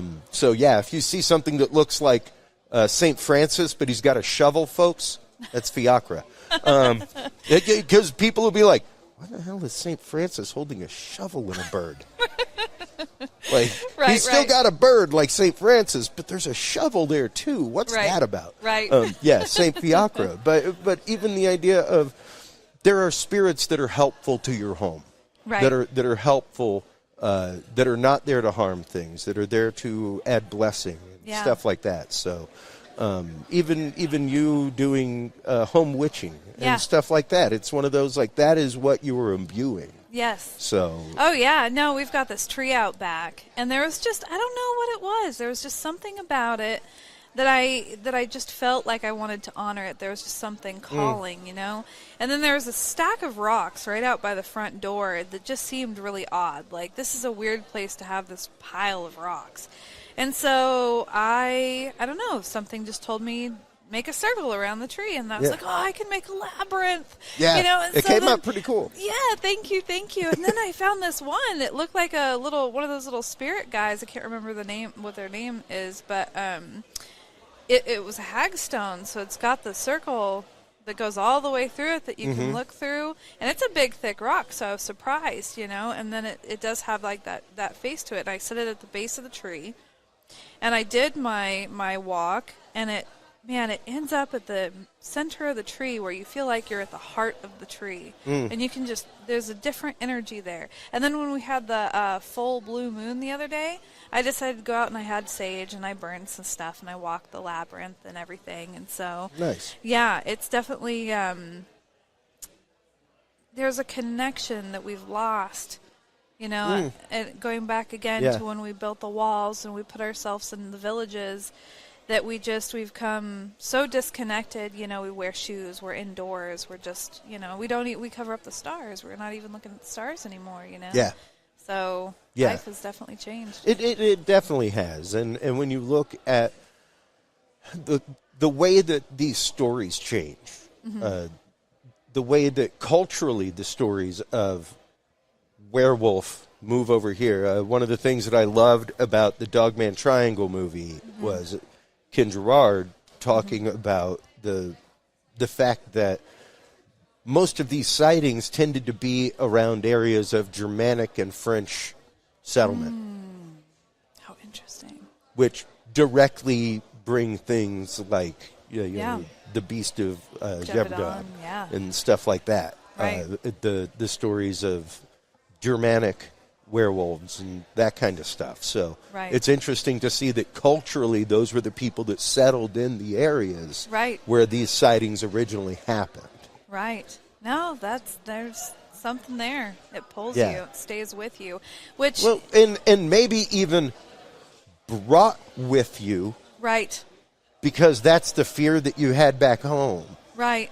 Right. So once again, the untilled garden and what you've planted and left there, like the seed is planted in your mind. Right. So are you bringing that energy with you to begin with? Right. You know? That's true. You know, and that's something that I've been curious about as well. Ancestral DNA and the emotions that we carry within our DNA. Because I know that there's been studies done about how things have been passed down.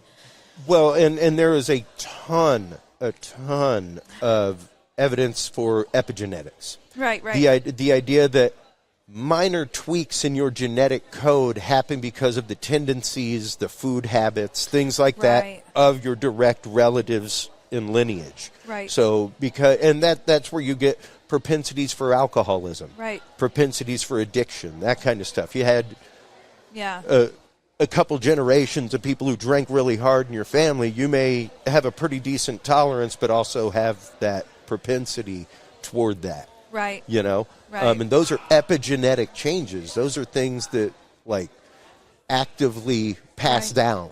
Right. You know, anxiety is one of them. Yep. Anxiety is passed down. Yeah. It's just a quirk, you know. So the idea that these things would be genetically passed down as well. So then that would make me curious. So if there's something, let's say you're out in the woods and you encounter a being, let's say it's a shapeshifter. Sure. I wonder if it could recognize something within your DNA that goes back. Like, how long has it been here, right? And then it goes back however far. And then it can go into the shape that it knows that would scare back then. Sure. And then get you now. Yeah. Yeah. So. No, absolutely. And we've had the conversation numerous times of whether or not these things are basically using a trope that is in our head, and the fact of like they would either accept this or this would be what frightens them away. Right. From the area, Yeah. you know, and the fact of, well, you know, they wouldn't be like scared by a Bigfoot. So if they saw me in my natural form, they'd be freaked out. But if they saw a Bigfoot, they would accept it. Right. And I could vanish, and it would be within what they understand and what they accept. So well, and isn't there? Because I mean, I'm still new to the research when it comes to Dogman and Bigfoot, mostly because it, you know, in the Aper community, how real it is with all the footprints. I mean, with my experience that I had, and then looking at it from a scientific view, and it making it more real just makes it more terrifying. And that's a big reason why I like. Please God, let it not be. Please God, let it be paranormal. Yeah, actually, that's how I feel. Yeah. No, I can fully understand that. Right. I can fully understand that because the idea of that. Especially, and not just the unknown. Yeah. But the idea of something that large. Oh man. With intent. Yeah. In the woods. That's a different story. And I was passing it around. I share articles mad with guests and stuff like that. And I was passing around an article the other day with folks about an extinct bird that was just refound in New Zealand. I saw the article. Yeah. But the other one that I was showing folks was the Wolfman that was just seen in Germany. Ooh, I didn't see that one. Look it up, folks. Just look up German Wolfman. Oh, wow. Just Google German Wolfman, and you'll see the articles from dailymail.uk, things like that, where hikers actively took pictures of this, what looks to be like a wild man, just a human being, hairy, head to toe, down at the edge of a creek bed with a big wooden spear. Wow. Like, looks total caveman. Wow. And when you look back, like, there are stories of Neanderthal hominids and stuff like that in Germany, that kind of stuff. So it's interesting to see that. Like, there was a photo. Like, it's a pretty detailed photo. It's not like look at that blurry thing off in the woods. Like, it is crouched down. Like, you can see it all. Wow. Yeah. That's it's amazing. Pretty interesting. Wow. So to say it's not there to me is foolish. Right. Anybody who's like, we've explored so much of America, feel free to look at the ISS picture of the United States at night. Right. I would beg to differ. Yeah. I would beg to differ with you. There is about 3/4 of the U.S. that is not populated with lights at night. So I mean, even back in Oregon, where the Tillamook Forest, it's vast, going all the way to the ocean. Oh, I mean, well, and that's all basically rainforest stuff like that. And, that's very much part of the area that we talk about on the show regularly, where a few planes every decade go missing. Right. And they have transponders. They know where they went down. It's just so thick they cannot get to them for rescue. Right. No, exactly. I mean, and I was in search and rescue. Yeah. I know how that goes. You know, being out there, I remember, we'd have to stay in our line, and they said it didn't matter what was in front of you, you have to stay the line. You have to go in front. And so I had a 50-pound pack on, and there was just thick bramble. And the thing is we had people, I mean, just not very far to each side of us. And so here we are. And I remember, I don't know why I was always the one that got the bramble, of course. So I'm army crawling through here because you never know. Maybe they were trying to find shelter, hiding from something. Maybe there could be somebody there. Yeah. So I'm crawling through there. And then finally I get where it's done for and I can stand up, and now I'm completely alone. You can get separated that quick. Yeah. And they were right there, right next to you. Yeah. So. Yeah, and it's so thick that you can't even see them. Exactly. Yeah. Yeah. Yeah, when you go to the East Texas thicket, stuff like that, like people do not understand that unless you are an experienced woodsman, unless you're an experienced hunter, you know your cardinal directions, you know how to find them without a compass, things like that, I wouldn't recommend doing it. Right. No, I wouldn't recommend going in there without somebody who has those skills, because there are spots where you cannot see 30 feet in front of you. Yeah. Yeah. No, you know? it's exactly it true. It is just that thick. And when you think about it, too, so when we're out there, anywhere in life, really, we're just looking eye level. Yeah. So if you have something like a Sasquatch that's a lot taller, you're not necessarily looking up. Yeah. You know, and so I think that that's part of the reason why that maybe some people could walk right by one and not see it, because they're not used to looking up. And if it's just the trunk of the body and he's hiding just right. Yeah, you know? Absolutely. Absolutely. So. And you know, even whenever you're talking Dogman, things like that, it's the fact of being out in that area, being emotionally charged. Oh, yeah. You know, that's one of the things that I've talked about regularly on the show recently, is the idea that no different than how the scientists were affecting their experiments in the lab when they were thinking about it at home, which is what led to remote viewing. Oh. It was a laser scientist named Hal Puthoff that wrote that paper about how when scientists are going home and thinking about the boric solution that they just poured in, and did I pour that? Should I have had one more mil? Things like that. Like, it was affecting their experiments. Right. Right. Like, it was in the lab actually affecting things. That's amazing. So, like, that's science. Right. That's there. And that's right. a real thing. Right. So, the idea that you shouldn't be thinking about your investigation when you're getting your gear together. So that totally makes me okay. You shouldn't be thinking about the haunted location. You shouldn't be thinking about it as a haunted location when you're going to do an investigation. Right. You're just going to do an investigation. Right. Cold. Right. So no emotion so to then it. That makes me okay. I went on investigation at one point, and we're all standing there, and we had the two. Forgive me, I do not know the names of these things. I don't know EMF detectors. Or millimeters. It has milligauss. the lights where it goes from green to red. Yeah. And they say, okay, touch EMF, this for... Okay. Yeah, like spirit boxes, stuff like that. Yeah, so they had one in each hand, and they said, okay, can you touch the one on the left? Beep. Okay, touch the one on the right. Beep. Okay, can you make it go to this color on the left and this color on the right, and can you touch them at the same time?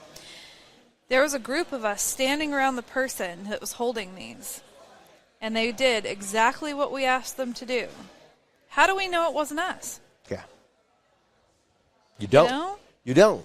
Yeah. Quantifiably, you do not. Right. And I mean, even the fact of, was all the power off in the location? Right. No. Like there was, I was at the Remote Viewing Association thing, and there was a dude, a really, really cool guy, had a book. We chatted numerous nights, but there was one night, and we'd all had a few drinks. There was one night that he had a device that measured electric fields. And I'm like, okay, all right. What is it giving you, though? Right. Like, what's the base level that you got before you got here? Right. Underneath these lights that are running at 60 hertz, 8-10 feet over our head. Right. The one over you is actively flickering on and off right now. Right. So I find it funny that while it's flickering on and off, you see things bumping around, almost like there's a strange voltage happening in the air. Right. Also, don't forget that these are on a dimmer. Yeah. Okay. So that adds noise to the circuit. It's not a clean 60 hertz going to it. It's a pretty dirty hum of a 60 hertz. If you plugged in a microphone or a speaker, you would hear going on. So, like, you are sitting in a dirty electromagnetic field with an electromagnetic reader that you don't even know the base level of what the norm is. What's the norm? Yeah. What's the normal base level of electromagnetic radiation around you at all times? Because until then, you don't know what you're actively measuring. Yeah. You're seeing something move. Right. So, and that's just me. Like I mean, you can do the same thing with a decibel meter. Like there's an allowable tolerance inside of there. that you have to have. Like even as a rock and roll dude working in a club, whenever the cop would come up and be like, well, you know, you're above. What waiting are you on? Are you on A or C waiting? Because one's for a different kind of environment, sir. Also, please note that there is a variance allowed for transient noise, people walking by, people sitting outside having cigarettes, things like that. That's a constant noise level that we cannot control. Right. Yeah. So if that is louder than our music outside, you can't give us a ticket. Right. For the ambient noise that's happening. So we always encourage people, feel free to go out and smoke. Right. Talk real loud. I love it. I love it. Taking advantage of that variance in the law. Right. But that variance is there because you got to allow for a variance. Right. There's not going to be a hard meter. Even inside of a laboratory setting, there is a variance. That you're going to allow this variance to assure the fact that when it happens, it is anomaly. Yeah, right. Well, and that's the thing is finding out all of that for all these different things. So that way, you know, and that's why for me, I wanted to do what I did in the presentation yesterday. I mean, I know that it was very much like, I guess it kind of almost alluded to Dogman's not real, but it wasn't trying to. It was Are you Dogman? No. Are you? No. That's the concept is, are you Dogman? Right. Are you the one manifesting this? Right. So, you know, and that's the thing is we don't know. Yeah. And other people can feel that their experience was 100%, and it was for them. Oh, experience is experience, and you will never, because of experience and the way it happens, it is totally tied to true belief. Yeah. And the example I give all the time is my religious experience. Right. The experience that led me to join the seminary, where I was in a church with hundreds of people that I shared that church with every week. Right. None of them had that experience. None of them were in that place. Right. None of them felt it because of one open-minded collar boy. Right. Who was like, wow, that's incredible. Yeah. You should explore that, Chris. Yeah. Because of that, it led me down a road. Had I had the next priest that was in our church, that wouldn't have happened. Right. That wouldn't have happened. He was not as open-minded spiritually to that moment. Right. And to that concept. Mm-hmm. You know? But that's my experience. Nobody else had that. Right. Nobody else can quantify that. Right. That experience changed me, and you will never, ever get me to believe that did not happen. Right. Oh, yeah. Well, I was not a drinker at the time. I did not smoke cigarettes at the time. I did not smoke reefer at the time. I was not on mind-altering drugs. I was not on antidepressants. Right. I was not on SRIs. Yeah. Oh, yeah. No, I mean, it totally. It's like with all my experiences in my book, you know? It was real for me. This is what I experienced, you know? And that's just it. Like, you will... It's like trying to get a true believer to change their mind. You will never convince them of that paradigm. So don't convince them, accept the paradigm that they believe for the paradigm that they believe. Right. You know? Yeah. Accept them at face value for that. Right. You know? Exactly. And expect nothing less of anybody for yourself. Right. You know, if they can't accept you and your experience at face value, well, you might need to consider that. Right. Exactly. No, it's true. You may need to reconsider that friendship. Yeah. If they cannot consider you at base value for what you are and the experiences you've had. Exactly. You know? And that's the other thing, you know, that's what I would really love at places like this, to really convey that message and to be able to share all these different concepts and have people be open-minded enough that they can allow to go, I'll think about that. That's interesting. It doesn't mean you have to ascribe to it or anything like that, but I've seen that there's definitely been sometimes there's those two camps that butt heads. It's hard. It is. There's a reason why there is a meridian down the middle of our brain. Right. That's true. Yes. Because they are two parts that do totally different things. Yeah. You know, and it's a conflict in your own brain when it happens, when you have this experience. That's what leads to what is called the ontological shock, the rock of your world, the fact of what I know to be true no longer is. And the way I've heard it explained to me by so many experiencers is I was taken out of a box. Oh, yes. And I never realized that I was living in a box. Right. And that there was this whole world around me interacting with this box that I had no idea about. Yeah. Until I was removed from it. Right. And now everybody else is still in this box. And you're on the outside looking in. Yeah. At all these people who have no idea of what's outside of this box. Right. That like it's like a fish in an aquarium that's sitting inside of the ocean. Oh yeah. Yeah. It thinks that there's a whole ocean out there. Yeah. Oh, but it so true. It just hits the wall. Right. You know? And it's like, oh, okay, go over here then.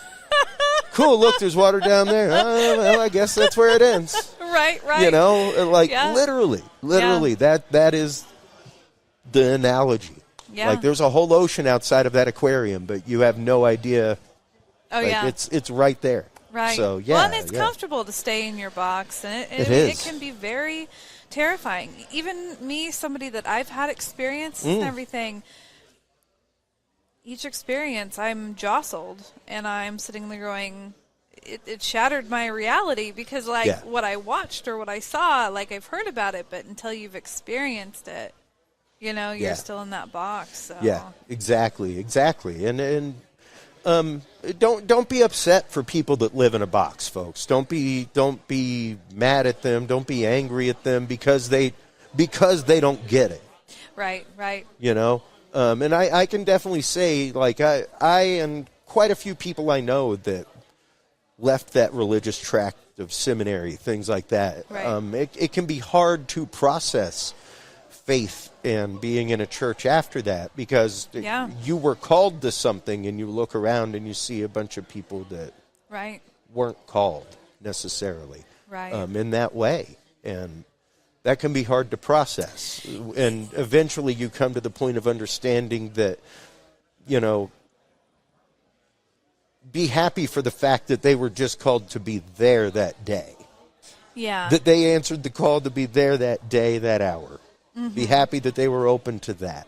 Yeah. If they get to the point of greater revelation in their life, awesome. I hope that comes for them. Yeah. You know, because you do have to come to a point of understanding with your own experience that was only your experience. That was made for you. You know, nobody else. Exactly. And back when I was in healing group, this was something that we talked about and we learned about, and they would say, you know, the way that they explained it to me was that we all come here with contracts.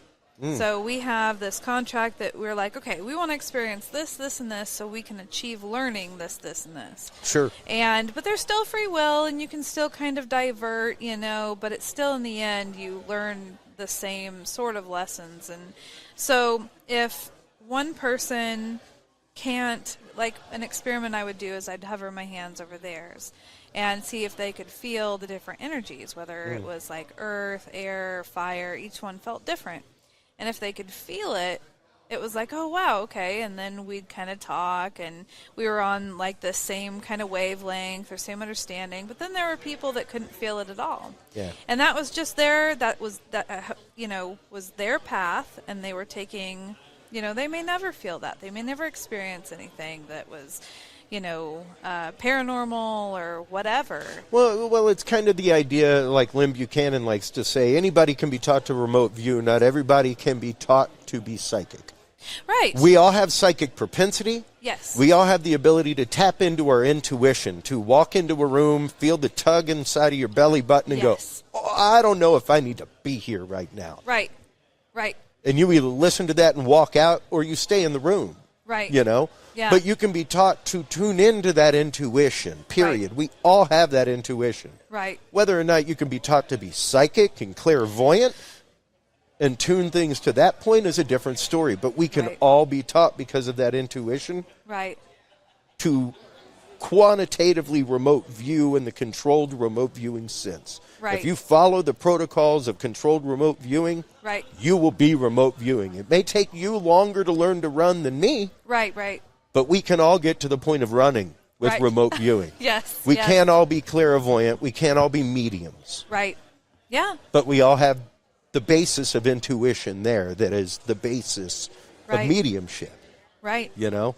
And yeah, some of us are more tuned into that than others. Yeah, that's you true. know, and the same way as some people are natural athletes, and some people are me. Oh.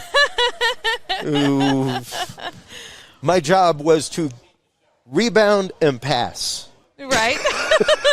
Hey, I was never rebound and pass, Chris, because you do not excel at the shooting.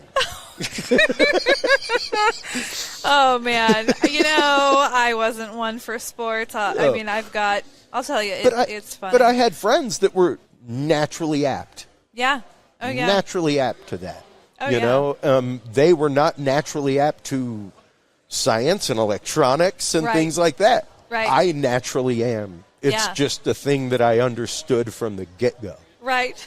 Right. You know, we all have those natural aptitudes. And if we learn to tap into them, you'd be amazed how happy your life is. Oh, yeah. You know, because that's really where you're following the track that you're naturally supposed to be on. You aren't throwing hurdles in your way to try to get somewhere that maybe you ain't supposed to be. Right. You know? Right. You know, there was a movie, and this is going to sound such a mom thing for me to say, but my kids watched the very first Tinkerbell, and it's where all these little fairies are born, and they're born as specific ones. One's an animal fairy, one's a tinker fairy. You got a job. Yeah, You're exactly. assigned. Yeah. And I think that's us. If we can just tap into it, like you're saying, amazing things would happen if we just, you know, really accepted ourselves and were able to Well, and even the idea of, I look at it as the point of branding. And whenever I speak at podcasting conferences, the one thing I say is have a mission statement. A one-paragraph mission statement that describes what your show is. Right. Period. This is what we are about. This is what we do. Mm-hmm. If it doesn't fit inside of this, should we be talking about it? Are we being honest to our audience? Are we being honest to the show and its roots and what it is about? Right. Right. If that guest doesn't fit in that, right. Yep. You probably shouldn't be doing it. Right. It will be a betrayal to your audience. Yep. It'll be a betrayal to who you are and what you are about. Yeah. No, and you know what? It's the same thing. When you find your mission and what you are about, and what you are designed and built to do, we all have that. We all have that. Mm-hmm. There is a purposed mission inside of all of us. I don't care if it's selling Girl Scout cookies. It's true, right? There are people who are out there who they excel at that, and that's what they do. You should think about a career in sales or motivation. Right. You know? Yeah. You should think about that because it's something that you will enjoy, something that you will get into, and something that you are built and designed to do. Right. So once you stray outside of that, you'd be surprised how unhappy you get. You'd be surprised how miserable that day job is every single day, how much you hate going to it, how horrible every Monday is. Right. You know? Oh, it's and these true. these are all choices that we decide to consent into that system because that's what society and the world tells us that we're supposed to do. Right. You know, and I've used the same thing with KPNL. Everybody that I have on the station, you know, I've brought them on because of their mission statements, because of what they're wanting to do.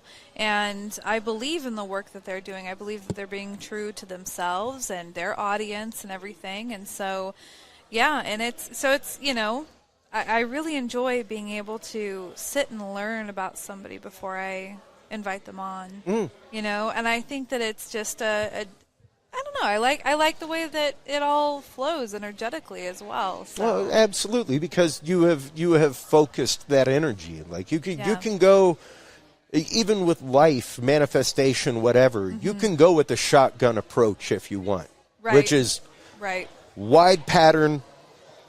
It is it's got impact to this point. Right. That's it. Yeah. You know, you could go rifle focused where it goes further, yeah, but then falls off, or yeah. you could go laser focused where right. everything is cohesive and it goes into eternity till it hits something that stops it. Right? Yeah. Yeah, no, exactly. And that's just it, though. You've got to be willing to get rid of those things that are holding you down. You've got to be willing to get rid of the weeds in your garden. Yes. To bring it back to where we were. Yes. And the idea of regularly tilling things, regularly keeping that in check, regularly, checking in with yourself. Even right now, you asking the question of if these experiences in your new place are what's maybe something that you brought with you from your old world. Yeah, exactly. From your old life in Oregon. Mm-hmm. So that is a valid question, and we have to think about whether or not our sightings of Dogman, disembodied demonic Nephilim, what have you, all of those things, are those something that we have left untended in ourself that is manifested or being taken advantage of by a manifestation? Yes. So let everybody know where they can catch up with all your work, where they can keep up with your work, all that kind of good stuff. Well, let's see. So they can all find me on Facebook under An Celine. That's the surefire way to get a hold of me and kind of see what's going on. KPNL-DB.com. That's the website for KPNL. That's right. And my book would be a really great starting point, I think. It's got the whole history of me and all the experiences that I've had. That's Aperture in the Veil, Born in a Preternatural World, which they can either get a copy from me and I'll sign it, or they can get it on Amazon. So awesome. And of course, folks, while you were online checking out all the great work of An Celine and finding her book, you can also find her book at curiousrealm.com/store, where you can find the books of all of our guests, as well as the tools, instruments that we talk about on the show, things like that. We're getting ready to have a whole new realm of custom things. I'm looking at like custom wood knockers and that kind of stuff. So get ready for all kinds of cool new merch in the store, everybody. Stay tuned through these commercial breaks. We will be right back with our continuing coverage of Day 2 from the second annual Dogman and Cryptid Conference right here in White Settlement, Texas, brought to you by the Paranormal Roundtable. We will be right back after this.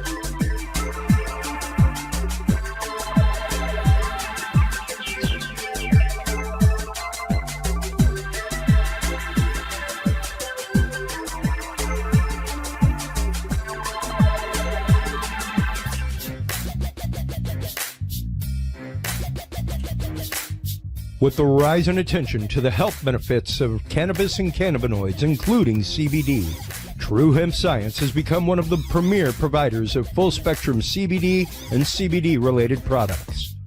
Using a proprietary spagyric process, True Hemp Science extracts maximum benefit from the whole hemp plant. Buds, leaves, stems, seeds, even roots. Every part of the plant is used and then reused to formulate a rich, complex profile of CBD, CBD derivatives, and terpenes guaranteed to provide the relief and benefits you need daily. Visit TrueHempScience.com to experience the best CBD oils, edibles, and topicals on the market today. And use code CURIOUS7 to save 7% off your entire purchase of $50 or more and get 2 25-milligram CBD cookies or brownies free. That website again is TrueHempScience.com, and the code is CURIOUS7.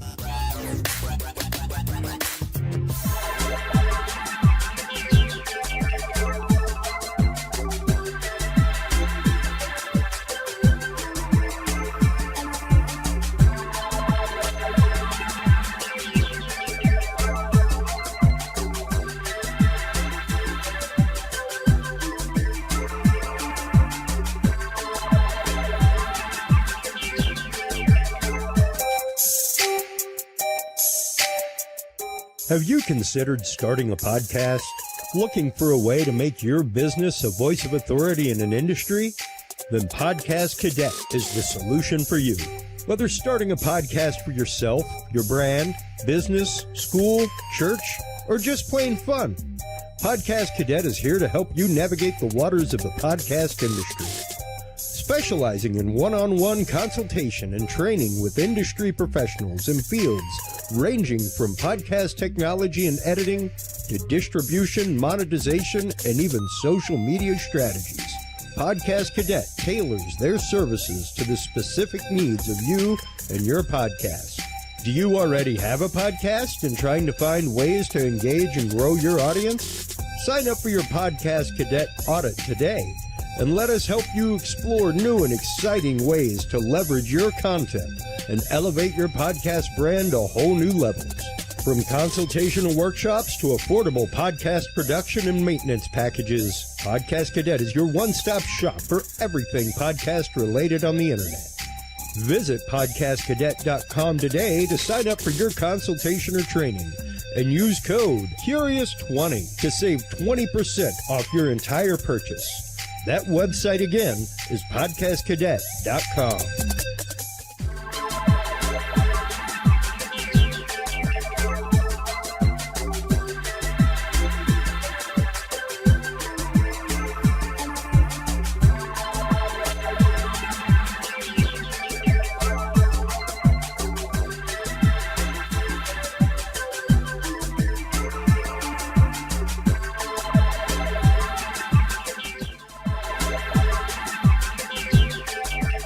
The Curious Realm Podcast is your source for the latest and greatest news and events in the world of the paranormal, esoteric, and forbidden knowledge.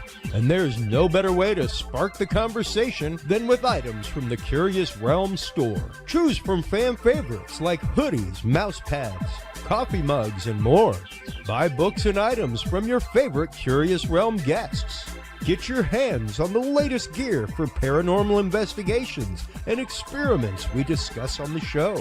Open your web browser and stop on by the Curious Realm store at curiousrealm.com/store to buy the latest Curious Realm wear and out-of-this-world gifts for yourself, your family, or a mind that you want to open. That website again is curiousrealm.com/store.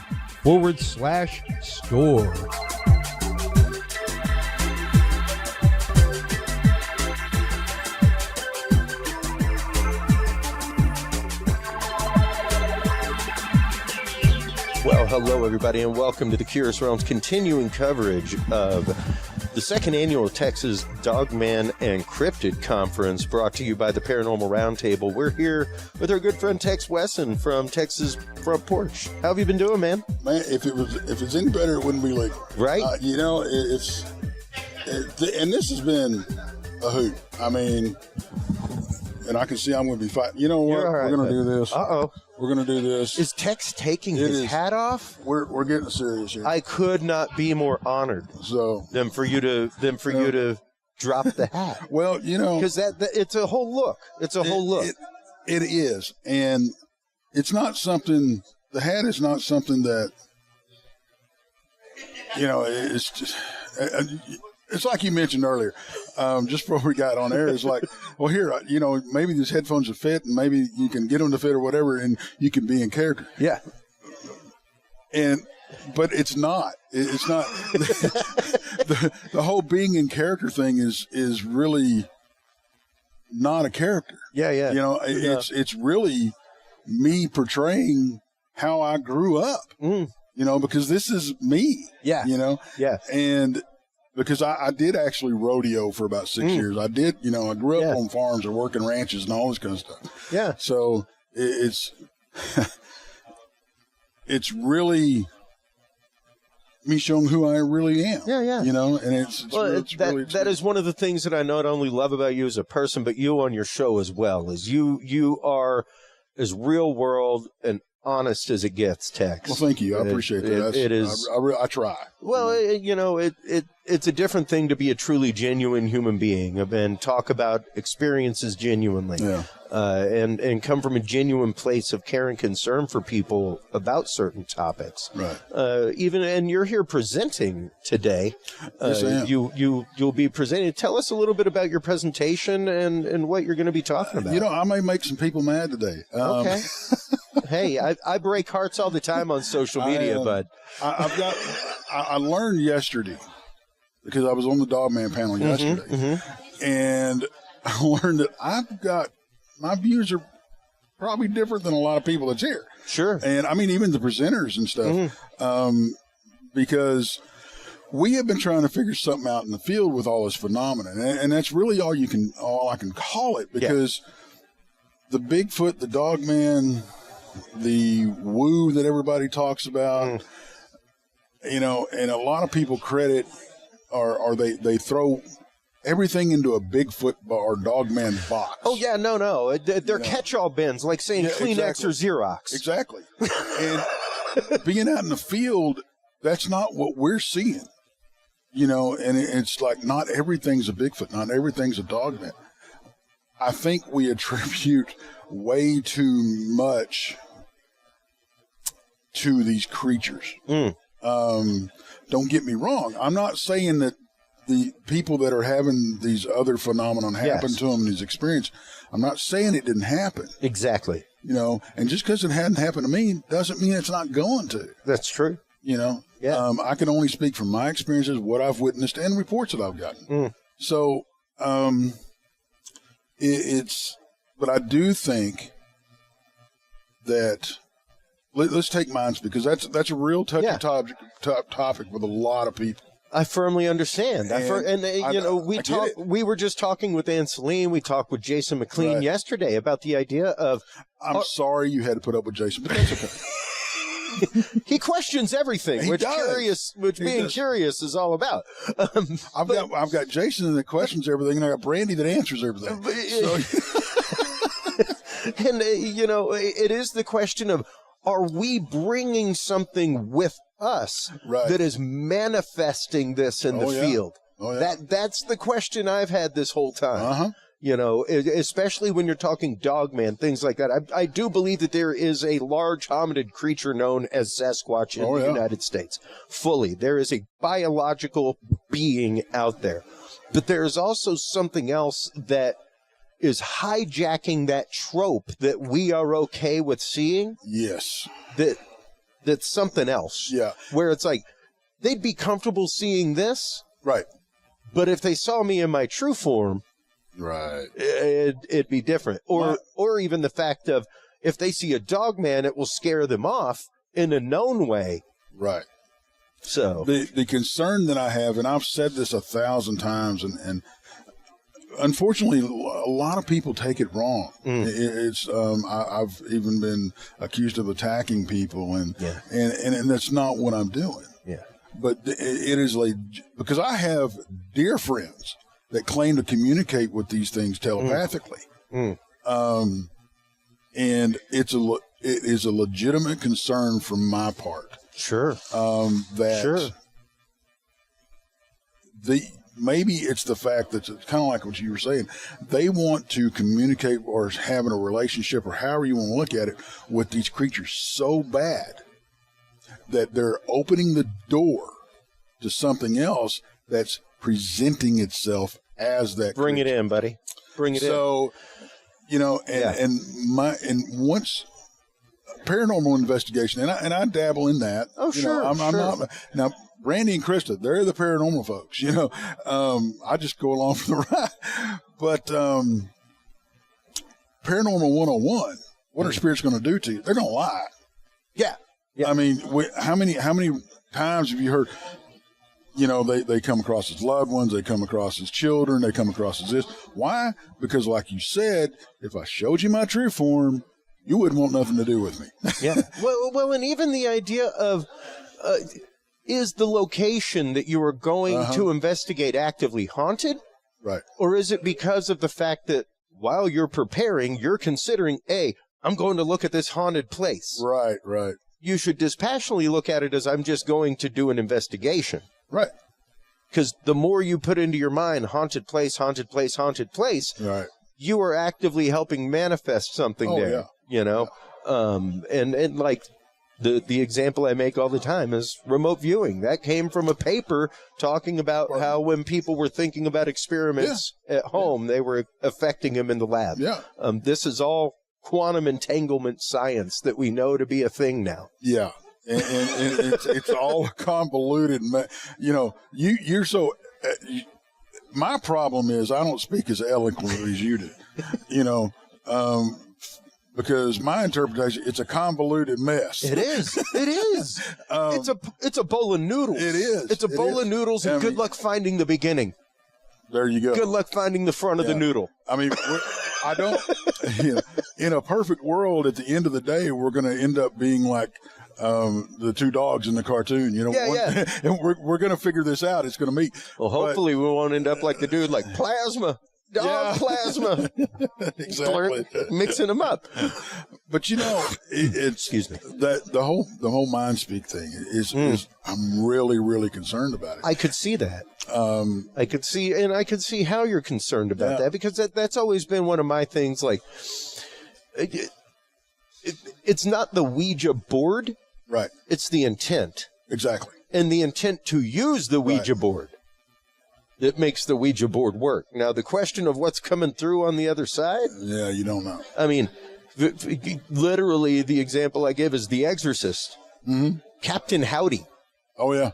Captain Howdy was the name that Pazuzu, the demon, used to talk to Regan, the little girl, where she was just playing a game. It's just a game. It's just a game. Who's Captain Howdy? Oh, well, he's the guy that I talked to. Yeah.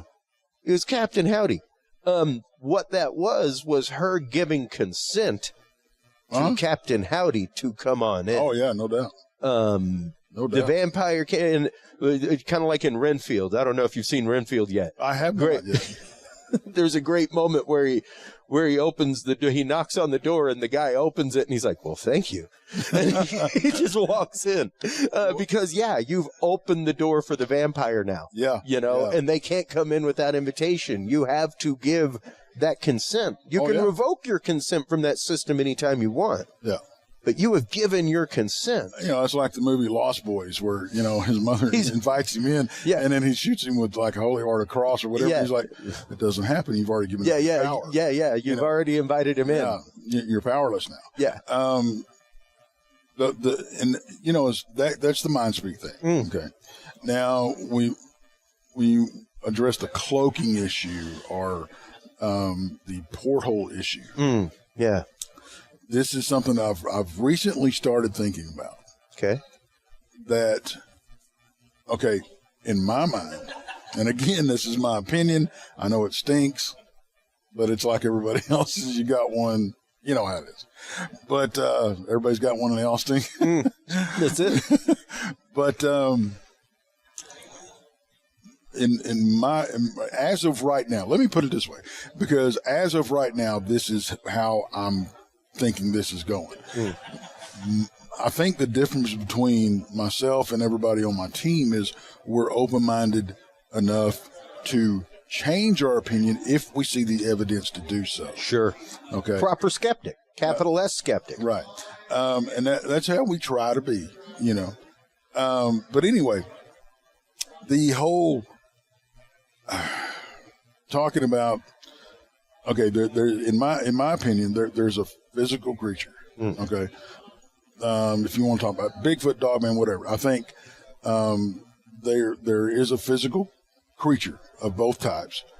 Hell, they may be the same thing. We don't know. That's that's part of the problem. Yeah. We don't know what they aren't. Yeah. For one, and then this other phenomenon that we talk about, and you start talking about, you know, the portals, and you start talking about the cloaking abilities, and then of course the mind speak and everything. Why are we assuming that in the last 50 years, I'll be generous, because this is something new. It's pretty new. You didn't find Bigfoot sightings from the 1960s where portals were part of it. Right. The only one that I'm aware of is was it Daniel Boone's or Davy Crockett's that disappeared right before it? Yeah. But if you look back thousands and thousands and thousands of years, we're still seeing reports and evidence of these physical creatures. But we're also seeing reports and lore and stuff of this other stuff happening. But what's doing it? What's it getting? What does the lore tell us that's had those abilities? The Fae. Yeah. And I think that may be what we're dealing with. Interesting. Yeah. Whenever you're talking the people of the Fae, just so you know, everybody, that is the world of fairies. Yeah. That is the world of magic. And yes, there were various Fae. Right. Not many people realize that, like, gnomes are part of the Fae. Oh, yeah. Like, there's a whole family. Elves, the trolls. Exactly. The elementals. Yeah, I mean, precisely. Yeah. Precisely. So, I can see where you're saying that. Because they are the spirits of the forest, the nymphs, I mean, things like that. One thing that you hear everybody talk about, don't follow the voices in the woods. Yeah. Okay? Yeah. That advice comes from thousands of years ago, not just when people started seeing, now don't get me wrong, people have been seeing Bigfoot and Dogman for thousands of years. Oh, sure. Yeah, But, when you're talking werewolf, things like that, again, we were having the conversation earlier. That's ancient Greece. Oh, yeah. That's King Lycan. Yeah. That is the origin of lycanthrope. Egypt. Yeah. I mean, so, which I have a whole theory on the origin of Dogman that I'm reshaping on a daily basis. But all these abilities that we talk about Bigfoot having or Dogman having were all attributed to the Fae. Yeah. All those years back. And tricksters. Yeah. Tricksters. They are tricksters. They use disguises. Right. They will look like family members to get their way. Well, look at all kinds of things. Yeah, and look at the missing 411. Yeah. Okay? Yeah. Another thing, if you look at all the mysterious circumstances that around these things, there again, what was attributed to that, causing that, thousands of years ago. Well, the Fae. And the fact of the one thing that David Paulides talks about with all of that is the fact of the one thing that you cannot stop is the nose of an animal. Right. You ain't gonna fool a hound dog. Right. You ain't gonna fool a hound dog. Right. And when that tracking dog just stops, because the trail goes cold, there is no scent, anymore. Right. That's weird. Yeah. That's weird as hell. Exactly. I mean, and you have the cases that basically a toddler shows up 24, 48 hours or whatever later, miles away in a boulder field. The one I talk about all the time is the one in Tennessee. Yeah. The little 6-year-old girl that was gone for like weeks. Yeah. Like 9 days, something like that. Came back and said that a bear took her to a cave and took care of her. Yep. Like Maggie Simpson action. Yeah. And this is a 6-year-old girl. This is, and granted, yes, kids are prone to flight of fancy. What they're not prone to do is live for 9 days on their own. Exactly. Without care, feeding, all of that kind of stuff, shelter, warmth, everything. I mean, as a parent, you hate to lose sight of your kid for 10 seconds, much less 9 days. 9 days. In the woods. Yeah, and I mean, there were search parties. There were all kinds of stuff. And to know about that, the fact that she came back like, oh my God, what happened? Well, a bear took me and took care of me. And I was good the whole time. I don't know why you're so freaked out. Well, the bear was friendly. And when you're talking about don't follow the voices in the woods, that was when you're talking Sasquatch, things like that, that was the advice of Indians in the Northwest, was the fact of don't give them salmon. Right. Don't go with them, because if you go with them, there ain't no coming back. Right. You ain't coming back.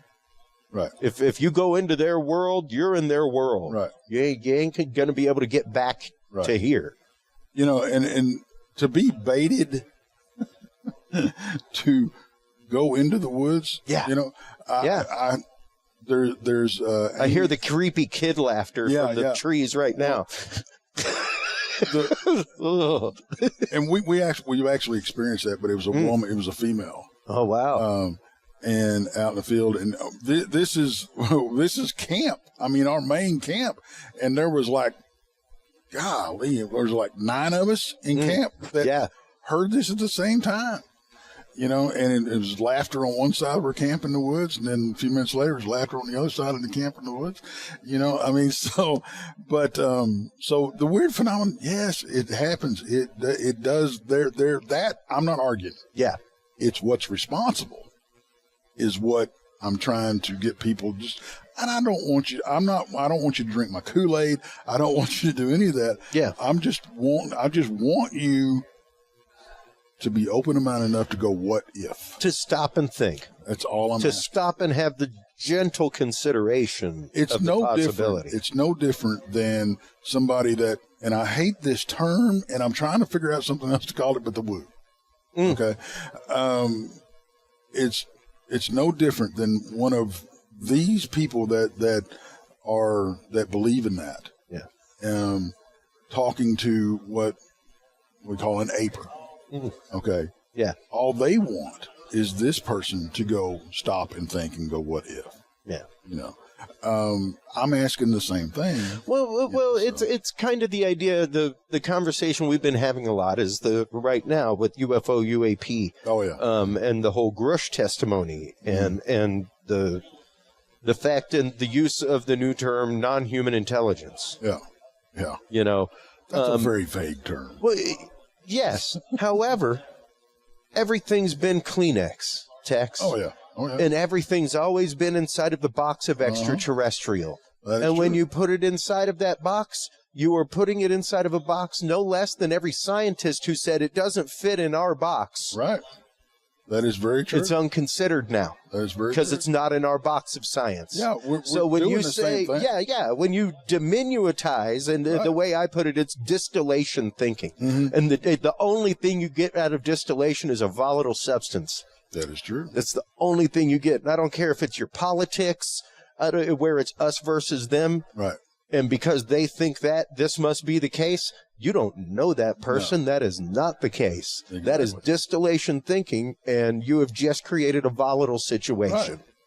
And you are responsible for that. And yeah, if you're distilling it down to it can only be this one thing, you are creating a volatile situation and diminuitizing the field of research. Right. You're saying unless it fits inside of this bottleneck, it's not. And we don't know anything. No. So, like, the field is wide open. This is full on the moment of real, true scientific process of hypothesis, testing, theory, law. Yeah. Like, you start with hypothesis, which means you can think anything you want. And then through testing, we're going to prove it or disprove it, and it becomes a theory. Still not a fact, still not a law, a working theory. Relativity, still a theory. Oh, yeah. Yeah. Because that whole speed of light thing is the speed of light inside of a vacuum. Yeah. Yeah. So it's a quantitative inside of there, not the full-on speed of light, the speed of light inside of a vacuum, like inside of this box. Right. This equation works. Exactly. Exactly. You know, and it's like, okay, all these scientists, they don't want to consider, or most of them, I'm not going to say all, most of them are not even open-minded enough to go, well, maybe Bigfoot does exist. Okay. But if they do admit that, I think it's arrogance. For on both sides. On both sides. No, I totally that's agree. just it. I totally agree. It's human arrogance. When you get the polarizing argument, period, whether it's red versus blue, us versus them, that is tribalism. Yeah. And it's you were afraid of the people on the other side of the trees because Granddaddy said that they were to be scared. Oh, exactly. You were to be scared of them. Yeah. Not because you've been to the other side of the trees. Right. but because you were told not to go to the other side of the trees. You know? It may be amusement park over there, but you would never know because you will not go past that. That's a thing that, you know, we really do when we're looking at phenomenon. We have to consider that, Tex, because we do have this human want of confirmation. We have that want of confirmation of belief. We want other people to believe what we believe. We want our belief to be confirmed in that human way. Right. And like we were talking with An Celine earlier, you're not going to change a true believer. No, you're not. Nobody will ever tell me that the religious experience I had did not happen. Yeah. I don't care if we get a Wayback Machine that can go back to that moment. You're not going to tell me it didn't happen to me that day. That's true. Like, it happened. Yeah. So you can try to convince me of another paradigm if you like. I mean, bang your head against the wall all you want. Yeah. Or you can hear my story, accept it prima facie, and accept the fact that I had an experience and it changed me. Right. And that's what we need to focus on. Did you have an experience? Did it change you? Right. And yeah, you know, even the concept of intent, are we dragging that with us? Right. And are we manifesting some of this anomaly that is occurring? Much like a CE5 experience, where CE5 is the human initiated contact. Exactly, yeah. You know, we had something very, very strange happen to us out in the field one time. And, well, one time, a lot. Pretty regularly from what I know of your team. Oh, my gosh. But this one night, there was 5 of us up in the field. It was myself, it was Amy and Laney from What the Paranormal, fantastic. Mother and daughter team. They're both sensitive. Daughter, Laney, is very, very sensitive. Wow. And then I had my trackers, junior and senior, and father and son team. Okay. So we're up and we went to Brown Springs Cemetery. Okay. Okay. We're up there.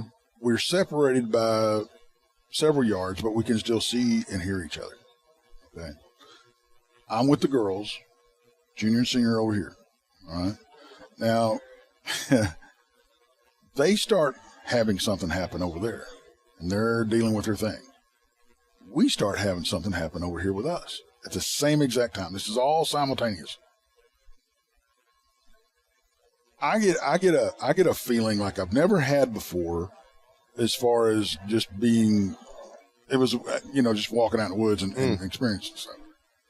I feel like I have been, I just did a workout and my arms, you know, if you do a hard arm workout and your arms feel, you know, you got that. Like the lead. Yeah. Yeah. And I felt flushed. I was hot.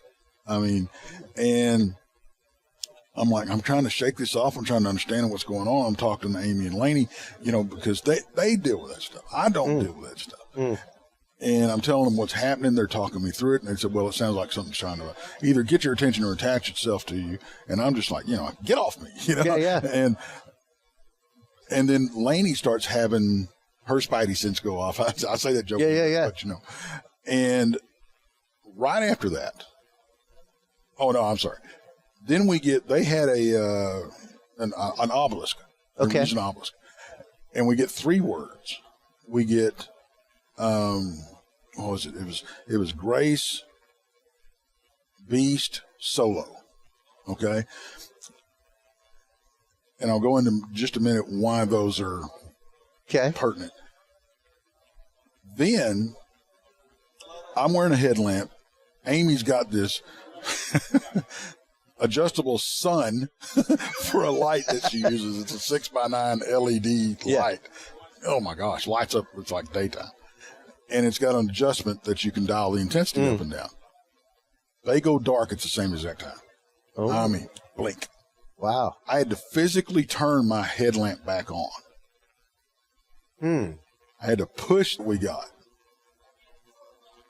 Down at the bottom of the cemetery. Now, this cemetery sits about 100 or so yards up on a hill. It's a defunct cemetery. It's in horrible shape. It's sad. Okay. But the youngest death date in this thing is 1924. Okay, so it's an old cemetery. Yeah. So anyway, parked down at the bottom of the hill is my truck and Amy Laning's truck with her husband in it. Okay. Earlier in camp, Junior had made the remark, because he's a big old boy. Okay. She made him, and his first time he'd ever met, he said, "Damn, Amy, your husband's a beast." Okay. And he's sitting down at the bottom of the hill by himself. Solo. Now here's the kicker. My truck, I named my truck Grace. Wow. And I named it after Grace Budd, Albert Fish's last victim that got him caught. That I truly believe, hands down, that she reached beyond the grave and got his ass taught, because he did something that didn't have to do. Yeah. He had never done before. Yeah. And he was writing a letter sadistically, just making her parents feel like crap. Yeah. And telling them they're responsible for what he did to her. Yeah, yeah. And watch that guy right there. And and that got him caught. Yeah. So anyway, that's a little history on that. But those 3 words came across the obelisk. Okay. Now, did her husband have any kind of experience while he was in the truck at that point? None whatsoever. Okay. None whatsoever. Interesting. Now, at the same time all this is going on, the exact same time, Junior and Senior are, 30, 40 feet of that wall over there? About that distance. Yeah. And we are having a hard time hearing each other. Okay? It's not that we can't hear, it's that we can't make out what each other say. No distinction. It's kind of muffled. It's weird. They are seeing these entities that look like they thought it was 3 of them, if I'm not mistaken. Cat-like creatures. They thought it were big cats, because there are big cats in the area. Oh, sure. And they were in the trees, but they were dark, shadowy creatures. Okay, they looked very cat-like. They come down out of the trees and stood up on 2 legs. Okay, they were approaching them. Okay, to the point to where they had drawn their weapons. Wow. Okay. And then when they finally hit them, and they weren't using their lights. We had moonlight, and if you can get away with it, you really don't want to use a light. Yeah, yeah. Okay. So they finally lit them up, and when they lit them up, they disappeared. They turned their lights off. They were right back where they were. So we decide that. Wow. We decide that to fall back and regroup at that point. And then when we regrouped and we decided, okay, it's time to go, we need to go back down, because the thing about it is, when you take somebody out in the field, you're responsible for their safety. That's absolutely, absolutely, no doubt. And I'm an old Texas boy, especially women. I'm going to throw the guys to the dogs. I'm protecting the girls. That's just how it is. Yeah. So anyway, I'm mother henning the girls. I'm getting them gathered up and everything. And Junior and Senior, we regroup, and we decided time to leave. Then we start hearing something circling us on the backside into the trees. So we go back down, and the trail. It takes a little to negotiate down the trail, because it's an old road, but it's washed out. And I mean, it is washed out to the level of the actual ground level. When you're in the trail, is eye level. Oh, wow. And it's steep on both sides, and so it's a perfect ambush point. You really have to have your head on the swivel. So we're making our way down, and we get about halfway down the trail, and there's a mound of sand for some reason that's off to the side of the trail that catches Junior's attention for some reason. I don't know why. He goes, "I'm going to go check this out real quick." So he jumps off the trail. And when I say jump off the trail, it wasn't 20 feet off the trail. We can see him right there. So he goes up. He finds 2 hoof prints in this hill of sand. that are about 12 inches in diameter. Wow. Okay. Just 2. Wow. Wow. We make it back down to the truck. 12 inches. That's like a pie mule. pan. Yeah. That's like pie pan size. Yeah, that's a mule. Personal pie. That's a mule or a Belgian draft horse. Yeah. But so yeah, you're looking at hooves about this big around. That's huge. So, and like I said, there was only 2 of them. And so we make it back down to the trucks, and we're almost in the trucks if I remember how this went. And we got down in the flat area, and Junior saw this cat thing dart across the road. Okay, the cat thing's weird. I know, right? That's strange. Right? That's strange. It gets worse. So we pull out and we're going back to camp. We're camped about 1.5 miles, 2 miles away. So we pull out and we're going down the road, and Junior hollers out, "Stop right here, stop." Slam on the brakes, stop, I'm driving. Junior jumps out, runs in front of the truck, and he finds a track in a little mud puddle, and we're on a dirt road, in a little mud puddle it's not a mud puddle. It had dried, there wasn't no water in it. Sure. Moist, okay? Yeah. And it's a cat track about that big. So we had a lot going on. Yeah. That one night, that one trip. And I mean, that is just, like I said, just one example of just the different phenomena. Wow. That we were all experiencing at the same time in the same location. Yeah. Why? Yeah. Why? Yeah. And when we got back to camp and we started talking about the experiences and everything, it was something that everybody individually or in their group, it may not have been their biggest fear, but it was something that they had recently talked about,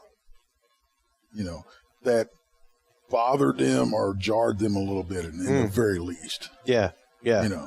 So we all had these different experiences. Why are we seeing, and it's not the only time you hear that. You hear people talking about seeing an entity or hearing something. They're obviously reacting to the same phenomenon or event. Yeah. But they describe it totally different. Yeah. And even that's something that we bring up regularly. Not only that, but the fact of 2 people being there and one person seeing it, one person not. Exactly. So, yeah, I mean, it really is that personal filter of experience. So that leads to this. These entities, these phenomena, whatever they are, even if I say, okay, yeah, it's Bigfoot doing this, they have these abilities, that means that they're able to tap into our subconscious. Exactly. Without permission. Or is it also the fact that we're just radiating it anyway? Exactly. Or is it the fact that because everybody that I go out with, okay, we're all 90% empty space by all physics. Exactly. So I'm more than that. So we don't. So it's not like we necessarily have to give consent for them to read our mind. Right. Exactly. We're already entangled. And everybody talks about when you go out in the field, be prayed up. It don't hurt. I'm telling you, it ain't gonna hurt. Exactly. But if you're praying for protection, something's getting around that you're putting out. Something is getting around that protection, that wall, however you want to look at it. Well, why? Well, and especially if you're looking at it in that spiritual sense, right. Text. There is that concept. Like one of my favorite books of the Bible is Job, because the only rule was you can't kill him. Yeah. Do anything you want. You can't kill him. Yep. That was the final rule. You could make him wish he was dead. Do anything you want. Yep. You just can't kill him. They play by a different set of rules. Oh, yeah. So you can have all the protection you want. Yeah. They play by a different set of rules. I don't care if you're inscribing a circle on the ground, my man.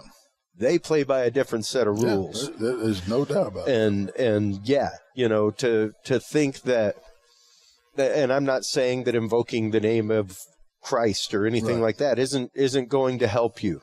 Oh, but is it going to be your save all? Well, and I think we hope. Well, one hopes. And I'll say this, and I try not to get too deep into that because there's a lot of different faiths out there. And absolutely. And I think that's what it comes down to. Honestly, yes. Is your level of faith. Yeah. Because you can. It's like getting back to the whole, cross holding the holy water and all that kind of stuff. If you ain't believing in it, it ain't don't gonna mean help. squat. It don't mean jack. Don't mean jack. So, if the 11th hour, that's my my last ditch effort to go. I rebuke you in the name of Jesus Christ. Well, it's kind of like the whole idea of just because you don't believe in them, don't mean they don't believe in you. Exactly. So there was a lot of to sum everything up, and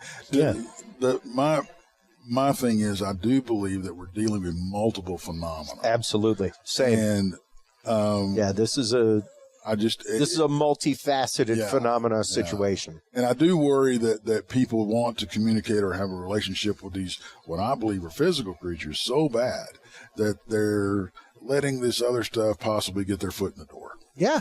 Yes. Yes.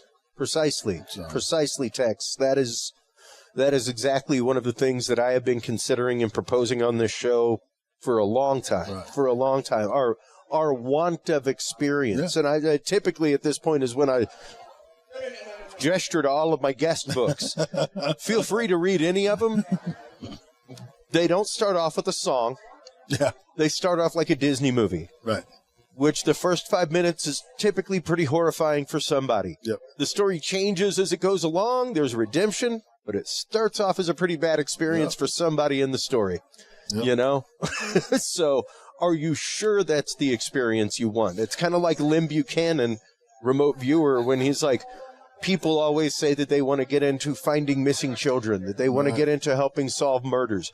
Are you sure you want that renting the spare space in your head? Right. Because it's not every cop that wears a badge that can walk up and see a body on the concrete. Yeah. It's not everybody that can be a Martha Hazard Decker and be a murder investigator and see bodies every single day. Yeah. So be careful for the experience that you wish for and that you want. Exactly. Because you wish for a ton of gold, it may just fall out of the sky on you, Tex. Be careful how you ask the genie. What I mean? I watched Leprechaun 2 the other day. And it's a great one. When the guy has his 3 wishes and he wishes for the pot of gold. Yep. And where does it go? Inside of him. And then he begs. Yeah. No, you didn't give the condition. No. You didn't give the condition. No. You just said. You got what you wanted. You got exactly what you wanted. Yeah. Just not in the way you wanted. Exactly. So, and on the flip side, I think when it comes to prayer, when it comes to manifestation, I think so many people get discouraged because, well, once again, they have put that in a box. Yes. And they have not removed themselves from the box and seen the other ways in which that may have manifested, that because it didn't fit in their box, it wasn't their manifestation and their prayer wasn't answered, which leads to a weaker faith. Oh, yeah. So, it's this whole loop of want of confirmation and confirmation, both of faith, belief, science, all of it. We're stuck in this eternal loop of all of that. Well, with this phenomenon. And I think one of the biggest conversations going on right now is all of it's connected. Well, of course. Yeah. That's no big discovery. Yeah, we know this. I'm sharing an Electron show with a dude in Peru. Of course it's all connected. Yeah. It's like, this is not some big discovery you made. Yeah, no, that's ninth grade science. Yeah. That's ninth grade science. We're just trying to figure out on what level it's all exactly, and what that path of connection is. What that handshake in the universe is that makes that connection. And what is it? And this is something else we're trying to figure out. And I don't know if we're ever going to figure any of this out. Okay. Yeah. Is it these? Because obviously this phenomenon is happening around these physical creatures. Yes. Okay. If I'm looking at it from my standpoint. Yep. Okay, I'm going to put it out there like that. Yep. Is it that these physical creatures, Bigfoot, Dogman, are attracted to the metaphysical side, spiritual side? Yeah. That vibration. Yeah, whatever. Or is it the other way around? Yep. We don't know. Yeah. Well, and it's one of those, like I've said so many times on this show, you have Bigfoot, you have a portal. The question comes now, which side of the noodle do you start eating that problem on, the portal or the Bigfoot? Because neither one's been proven. Exactly. You have two unquantitative things that are happening at the same time that you have to qualify and quantify one of them to begin the explanation and the investigation. I'll tell you. So which one do you choose? We was talking about different phenomena happening in the field. The last trip that I made up there, I had Brandy Butcher with me, which is from Blondes and Boots. Yep. And like I said, they're paranormal mainly. They've just started dipping their toes into the cryptid side of things. And so we go up to the cemetery in Brown Springs. The place rarely disappoints. And we're up there, and we had a thermal with us. Okay. Thermal camera. Yeah. And Nicholas was up there with us, and another young lady that was a friend of Brandy's. Nick's running his thermal, and he says, "This is weird." I'm like, "Oh, okay." There was a thermal image of, I don't want to say an orb. Look, because I don't, the whole orb thing, I don't even want to get into. That's an episode in and of itself. It is. But I can't describe it as any other thing. But you couldn't see it with your naked eye. Yeah. It only showed up on thermal. Yeah. And it was hovering about 6 inches off the ground. It was it was coming across the thermal as black. And which I believe he had said it was hot. Yeah. And it was undulating. Okay. Interesting. Like lava lamp. Yeah. Okay, like that in the lava lamp. And it's, like 20 feet in front of us. I'm like, what in the world? And I mean, this is something that we are passing the camera. Yeah, we're passing the camera back and forth. We don't, and this is all recorded, folks. Wow. And or like, is it some kind of small animal? You're going through your head. What is this? And temperature inversion, whatever. Maybe a methane leak coming from the ground. So, I mean, it was so weird because you're looking through the thermal and you'll look over and you're going, there's nothing there, but there it is, type thing. So, I get voluntold to go check it out. Yeah. So they're still got the thermal going, and I'm walking towards this thing. Yeah. It keeps the distance from me as I approach it. Wow. It moves. Wow. When I back off, it keeps the same distance. So it's right back where it started. This is all we got. That's wild. This captured. That is wild, man. So I don't, what it was, I have no idea. Yeah. Now, I can't remember when this took place. It was either just before or right after. We decided to go full dark, and there was 4 of us, and we stood back to back. So we had 360 cover. And I love going full dark because I'm not a fan of lights in the woods. Just really not. Yeah. And you let your eyes adjust and you start watching. Me and Brandy, don't know what it was.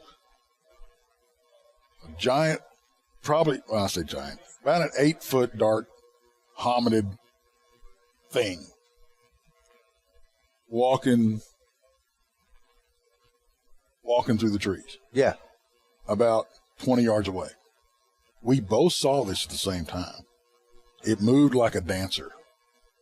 Okay. Wow. And then on the way we get back out, we found a little hoodoo curse blessing. I don't know what it was. A candle that was burnt all the way down, a couple of pictures on the ground, something burnt. Yeah. Weird. But anyway, we found that. And when we're backing out, we get bluff charged in that washout. Yeah. And so what was all that? Yeah. Hell, I don't know. Yep. Yeah. You know? Yeah. I'm not going to say what I saw was a Bigfoot. No. I can't. Because yeah. I can't. I can't identify what I was looking at. Yeah. I can tell you what it looked like. I can tell you the type of feeling that I had when it happened. Yeah. Me and her both got the same feeling that it was a physical creature. But do we know? Absolutely no. not. But absolutely not. But an experience? Yes. Yeah. Absolutely. Yeah. Absolutely. Something cool? Awesome. You know, the whole orb thing, heat ball, whatever it was, man. That was and that's just it. You know, you really have to be willing to call the spade at that point, and to be like, hey, this is anomalous. Yeah. Like I saw at one point a black amorphous shape flying through the sky. Right. Kind of like you were describing, but it was huge. Right. Like bigger than a couple of cars put together. Wow.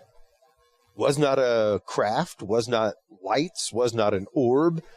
It was a UFO. Right. It was an unidentified flying object. It was an object that was flying through the air that you couldn't we have no idea what it is. That is where I leave it. Yeah. I don't say it was an alien craft because I can't. I can't. I had no experience. It didn't telepathically communicate with me. Didn't land. Things didn't come out. Not any craft that I know of. So, yeah, it is an anomaly. That's it. I witnessed that. Well, even and you have to be willing to say that that's it. Even when you're talking, and I'm not a big UFO guy. Okay. I've got my plate full enough of these. Yeah. But but even if, and I've never seen what somebody would call a UFO. I mean, I guess was it? It was hovering off the ground, so it was flying. I could technically call it an unidentified floating object. Sure. It was flying. Flying is off the ground. Doesn't matter the height. Right. Technically, I guess that is. Yeah. But when we think about that, and everybody talks about the crafts, triangles, the tic tacs, and everything, and you said something. You said what you saw. You could not say it's an alien spacecraft. Yeah. Right? We can't say that about those either. No, you can't. And that's just it. We've been calling it Kleenex so long. Exactly. We forgot that there's Scott tissue. Yep. That they're, Yeah. And so everything is a catch-all bin, and there's a problem with that. And we need to have these distinctions. We need to have clear distinctions so that we know what we can't quantitatively get any evidence toward anything if we don't know what we're trying to look for. Right. So, Tex, thank you so much for the time, man. I appreciate it. Let everybody know where they can go to follow Tex's Front Porch, where they can go to follow your work, all that kind of good stuff. Well, I have recently, I have somebody doing it on my behalf. Heather Mosier, fantastic from Small Town Monsters. She's actually working on my behalf, doing some stuff. And I'm out there on Instagram. I'm on Facebook, Texas Front Porch, and we're on, of course, YouTube, Spotify, any place you're in the Dogman Triangle movie. I am. I was blessed enough for them to approach me and be Small Town Monsters' latest documentary. Yeah. Like I said, Dogman Triangle, Werewolves in Lone Star State. Yeah. But I want to give a shout out real quick. Bigfoot Michigan Rob. Yeah. Just released his first book. Awesome. Awesome. Good for him. Yeah. Jason Mclean did the illustrations for him, and they worked together and edited and released it and everything. Fantastic book. So y'all go check that out. Jason Mclean. Yeah. I mean, Jason questions everything. Yeah, he does. His book, Metroplex Monsters. Great book. Great book. The Miss Danielle Diva. I've just this newest member of our team. Okay. Fantastic woman. She's the great grandniece of Vlad the Impaler. Oh wow. Wow. Okay. We actually dipped our toes in the true crime deal, and she's doing a true crime show with me every week. And plus, she's got her own show on my channel too. Awesome. The Blondes and Booze, you got to go check them out. So Bigfoot, Michigan Rob, Jason Mclean, the whole team. We're not all on the same channel anymore. We used to be. We're doing our own thing, but we're still a family. Absolutely, absolutely. That's just it. Tex, thanks again for coming on. I appreciate it. Can't wait to hear you talk later. It's going to be fantastic. I'm looking forward to it. While you were online checking out all the great content from Texas Front Porch, make sure to stop on by Curious Realm. CuriousRealm.com is the website where you can find all of our episodes, where you can find our guest library full of books that you can purchase. That's also where you can like, follow, subscribe, share, all that kind of good stuff, folks. Stay tuned through this commercial break. We'll be right back with our continuing coverage of the final day of the second annual Dogman and Cryptid Conference here in White Settlement, Texas, brought to you by the Paranormal Roundtable. We'll be right back after this.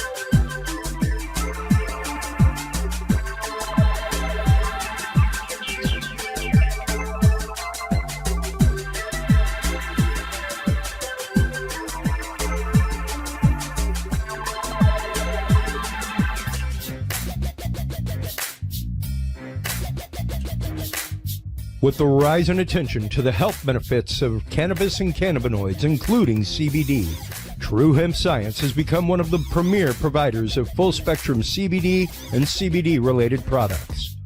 Using a proprietary spagyric process, True Hemp Science extracts maximum benefit from the whole hemp plant. Buds, leaves, stems, seeds, even roots. Every part of the plant is used and then reused to formulate a rich, complex profile of CBD, CBD derivatives, and terpenes guaranteed to provide the relief and benefits you need daily. Visit TrueHempScience.com to experience the best CBD oils, edibles, and topicals on the market today.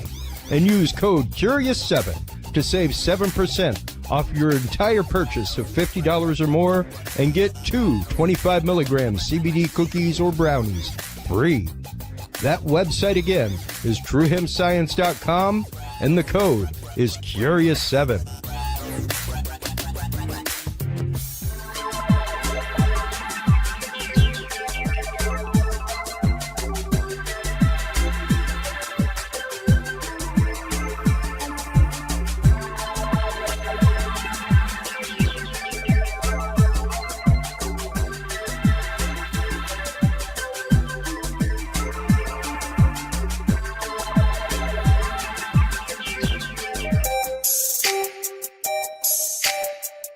Have you considered starting a podcast?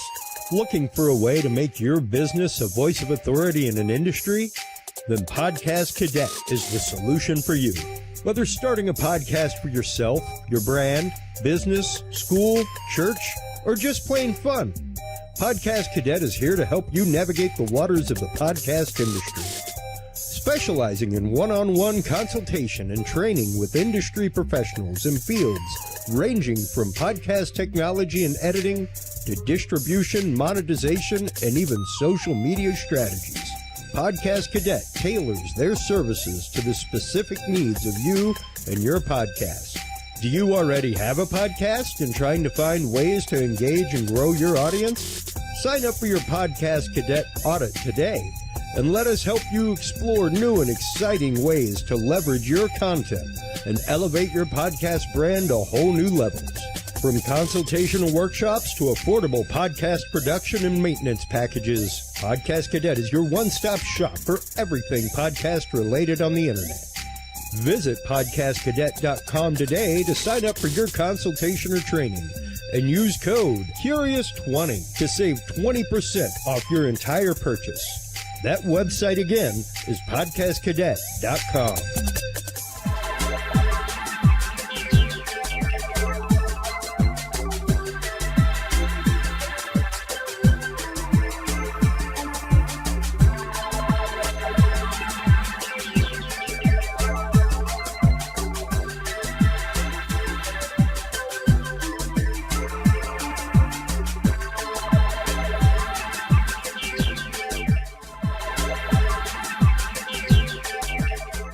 Curious Realm Podcast is your source for the latest and greatest news and events in the world of the paranormal, esoteric, and forbidden knowledge.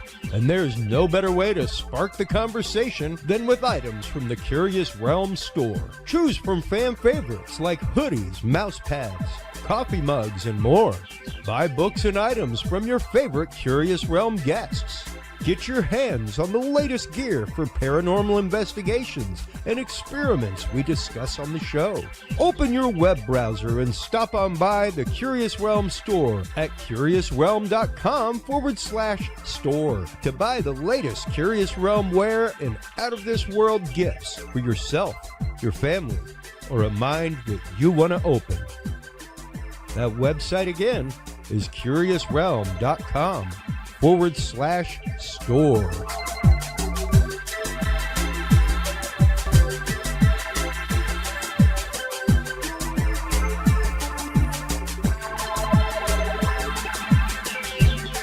Well, hello, everybody, and welcome to our continuing coverage of the second annual Dogman and Cryptid Conference here in White Settlement, Texas. We are here right now with Adam Davies. How you doing, bud? I'm good, Chris. It's been good to see you again. You too, man. I love following you on social media. You are always out in the field doing all kinds of stuff. How have the investigations been going for you? They've been fascinating. What I've been trying to do recently, because I'm living in Tennessee right now, I was outdoors doing things, as you know, every week for days and days, trying to learn the local flora and fauna. And then I started to do investigations into things in the area that particularly interested me as I'm here. And some of those were the anecdotal stories and accounts of feral humans and whether they existed, and also investigating some of the big mysteries there. Yeah, well, it's interesting that you bring up the feral humans, because I was just talking earlier, and I've been on a tear lately of sharing crypto things with people, and I don't know that I shared it with you, but there was just a sighting of basically a feral human in Germany. In the Hirsch Mountains. Oh, right. Okay. Yeah. I did not know that. Of a wolf man. I did not know that. Yeah. It was literally recently. I will bring it up right now as we're talking and show it to you and show it to the camera, because it's phenomenal to know that there have been stories about things put in wolf, and it's the first thing that popped up. Okay, I'll have a look through it. So, yeah, out of dailymail.uk, folks, mysterious naked, quote, wolf man spotted in Germany's Harz Mountains. Hikers take photo of man naked holding a wooden spear near a ruined castle. Well, that's it. Yeah, they're often naked, and they could at least have the decency to wear pants when you're trying to do your show live conference. Wolfman. Well, let's get into some of these sightings, because one of the things that I've talked about with people before is Cherokee Little People. Yes. That is one of the many stories over there. The Hobbit. Like folks that live in the woods. And you've got the moon-eyed people as well, and there's traditions about them. Yeah. So I've always interested, as you know, in the cultural anthropology behind these things. And many people would say, objectively, well, okay, I'm suspicious of the idea of Bigfoot. And I understand that. Sure. But many people would not say, well, I'm suspicious of the idea that people could go feral and live in that environment. Tennessee, let me tell you, the ecosystem, certainly in the Smokies, is a pretty easy system to survive in. Oh, yeah. Compared to a lot of other places. The winters are really mild. There's pretty much always something to eat.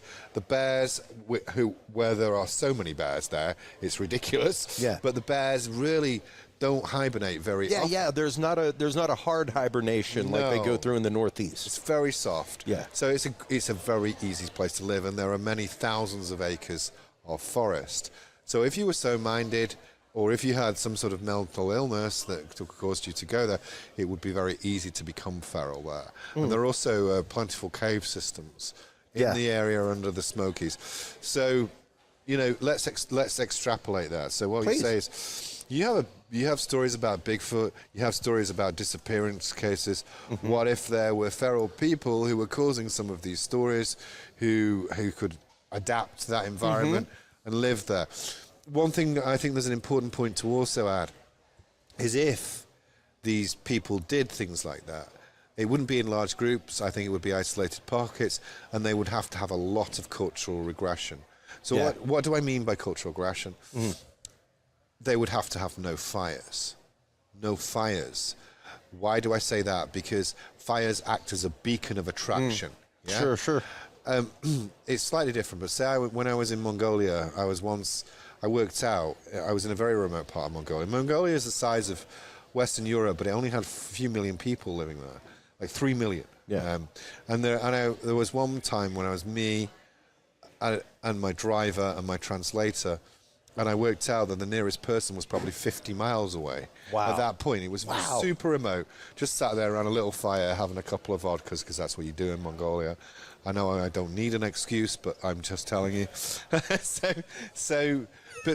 if in that circumstance, I had seen a fire, and it was maybe 5 or 10 miles away, I would have gone to it. All right? Absolutely. With the same, you think about the smoke as if you suddenly start seeing fires in the forest. It's a signal. Absolutely. And people would go to it. Not necessarily hikers, but also the parks. They would be like, "What's that smoke?" You know. So they would have to have no fire as a starting point. They would have to be very isolated. But there's something strange in the park. You know, there's been a few occasions which I've been looking at recently. Not just the Dennis Martin case. I went to Spence Field. Oh wow! The famous Dennis Martin case. You can see it on my Adam Davis public Facebook page. I went there. I've been there twice in the last month or so. But also there's a couple of others where people have disappeared. There's one guy. I'll post it next week. He's like, in 1991, he was balanced. He lives on the edge of the park. He has a 100-acre farm. He's successful. His car is found. His car is in gear. All his personal possessions are in it. Yeah? And then his ATV is found. Then he's not found. There's a search. It's just as large as the Dennis Martin thing. They use cadaver dogs. Nothing. His son suspect foul play. Where is he? He's disappeared. Yeah. And I went there as well very recently. So you know, what I've been doing is investigating whether there's a plausibility to the feral human cases. Is it if it is it just rogue individuals, or is there a group? Yeah. And how does that tie in with, say, potential Bigfoot activity? Is it something distinct, or is it something different? And that's what I'm working on. Sure. Well, and I mean, even the idea is there a breeding population of feral humans and a society that is living outside of society? You know? And I think it would be very hard for that to happen, I have to say. And they would have to be very transient, small, and it would have to be small family group. Yeah, it would be a very difficult thing to do. Yeah. But it would not be impossible to do. Well, sure. I mean, one of the things that we do regularly whenever we talk Bigfoot cryptids is show the picture of the United States from the ISS at night. There is a lot of black. There's a lot of black, not a lot of light when it comes to nighttime. So and especially in Tennessee, there is a lot of back hill. There's a lot of back country. There are many thousands of acres. And of course, people understandably stick to to yeah? You and I can easily be... Oh, it's what we're taught to do. Yeah. Well, exactly. Unless you're an experienced woodsman, that's what you're taught to do. And that's quite right. But, you know, we could be literally 3 or 4 feet away from where we are now in a trail, and we'd never be seen by people. Absolutely. Never. I mean, so even when you say there are trails and these are where people go, the reality of the situation is it's very easy to slip off into the forest. Sure, absolutely. I was talking with King Gerhardt yesterday about the fact of disappearances in Alaska, things like that. Is it the fact of they actually disappeared, or that they wanted to disappear? Well, it can be both. It's a great place to just go and vanish. It's fast. I mean, I've been to Alaska a couple of times. I went to Port Chatham, as you know, before they made the TV series and all that lot. And it's funny, the creatures will behave differently there because they're not used to people. Yeah. So before the TV series, the first time I went to Port Chatham, there were a lot of otters. And some of the otters had never seen people before. Because I pitched the camp. There was me and Stephen, Major, and a cameraman, Josh. And, Stephen had financed it, so credit to him. But the initial excursion was a few days, and I wanted to see what it was. So I wanted to position my team opposite the Port Chatham itself, so I could observe, but also on a spit of land. So if anything weird did come along, it was defendable. And we had 2 watch it. So there was always 2 people awake at any one time. But the interesting thing about how creatures behave in that situation is the baby otters were being held up by the parents to see the humans. You know what I mean? Yeah. Which was very cool. Yeah, I was just about to ask otters specifically. Were they curious or afraid? Super curious. I mean, they'd come towards the beach, and it was like at night it'd be like the otter show, and the otters were watching us and we were watching them. Yeah. Not all the time, but it was like quite cool to see them behaving so like your that. own nature show right there in front of you. Yeah. And it is remarkable, especially when you're talking about being out in the woods, stuff like that. Like you could be unless you're a trained hunter, things like that. You could be 10 feet away from a deer and never know it. Never know. No, you could. I mean, and animals will behave very differently when they've had contact with humans. I think that's the point. Mm-hmm. I talked yesterday about how a clouded leopard had come into my camp in Nepal because it was curious and it was doing that.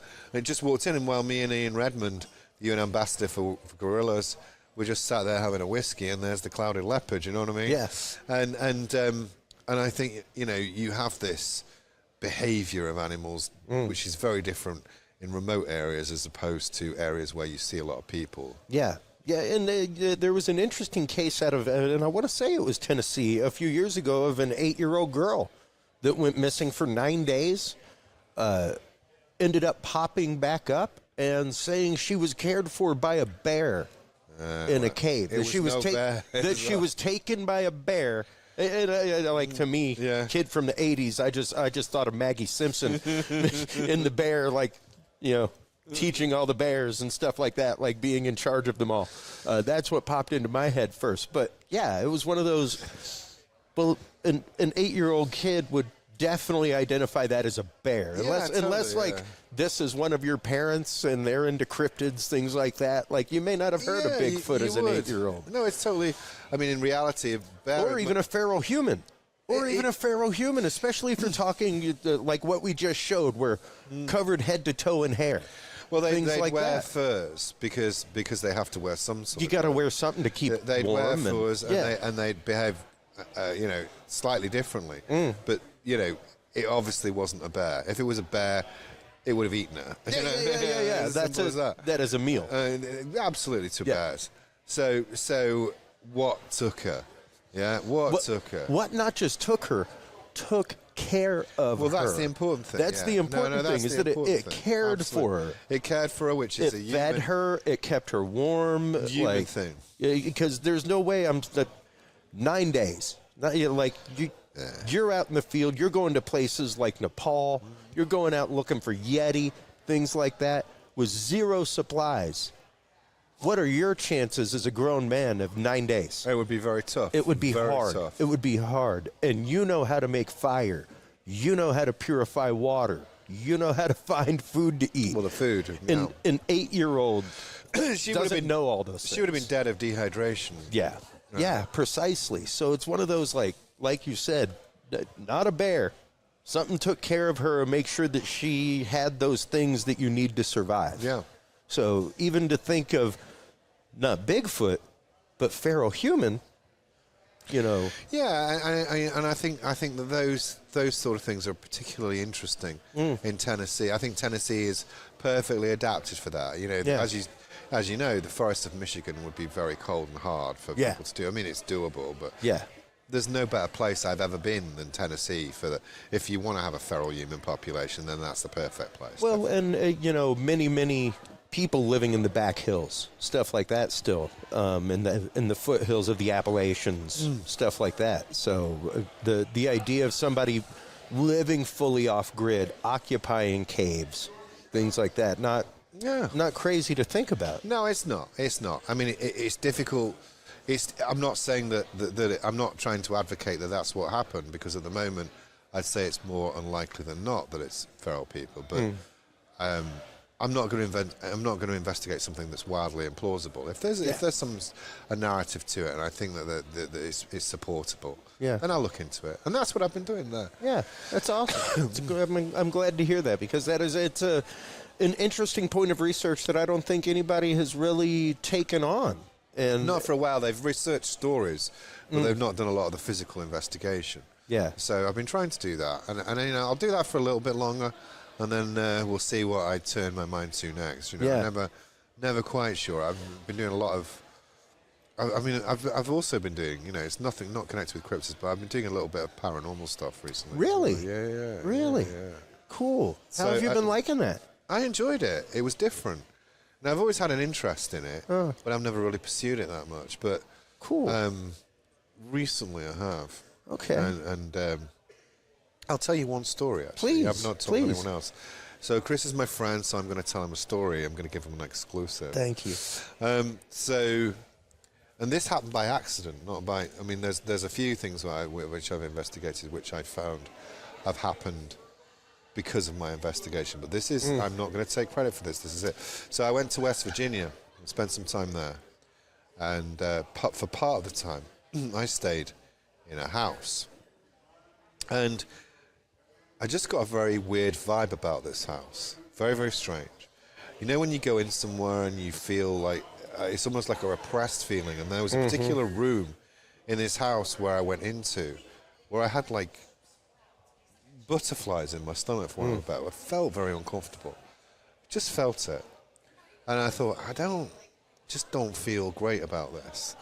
And I was staying there with another person and they had a dog with them, so there's 3 of us in the house. And it was one of those Airbnbs, yeah? Okay. So it's in a fairly remote area, but not very remote. But that's it. So when the days when I was staying there, lock up the house, go out. But this room was weird, and I noticed the dog kept looking in a corner of the room when we went in, and I'm like... And then at night, I felt like, if I went to the bathroom in the middle of the night, I feel like, oh, shit, I feel like something's watching me. Yeah. So I thought, well, what have I got to lose? It's not really what I was there for. I was doing Bigfoot research, yeah? I thought, I'm going to stick up a trail camera just in this room and see what happens. So I locked the door of this bedroom. I stick up a trail camera. The door's locked, remember. I stick up a trail camera. And left it, pulled it up, went back home, and there's a face in the trail camera photograph of a guy. And you can see part of his face. And there's a guy, and he looks like he's wearing some sort of military uniform. Okay? Wow. So I got the... so there's 2 explanations for this. And both of them are creepy. Number 1, it's some sort of spirit. Yeah. And it's taken it, because I said to it, if you want to show yourself on this trail camera. This is what a trail camera is. Show yourself on it if you want to do that. That's what I did as a detail. Or it's somebody who broke into the house, saw that there was a trail camera in the house, and it was only that night I set it up. Yeah. So I hadn't left it. They would have had to have broken into the house, got past me, got past another bedroom, got past the dog, past the locked door. Got past the locked door, and the dog's a pit bull, by the way. Yeah. It's not like little. Yeah. And got into that room, specifically taking the photograph, stole nothing, and then left and did the same process back. It was 1 or 2. So it's one of the. So it's either that or it's a spirit. Now, if you're very skeptical and you don't like those things to say, well, it's just a weirdo. Somehow he knew that was your objective, and he broke in and did that. But that becomes increasingly implausible. Or it's some sort of spirit. So what happens, I got my friend to contact the owner of the Airbnb, and she felt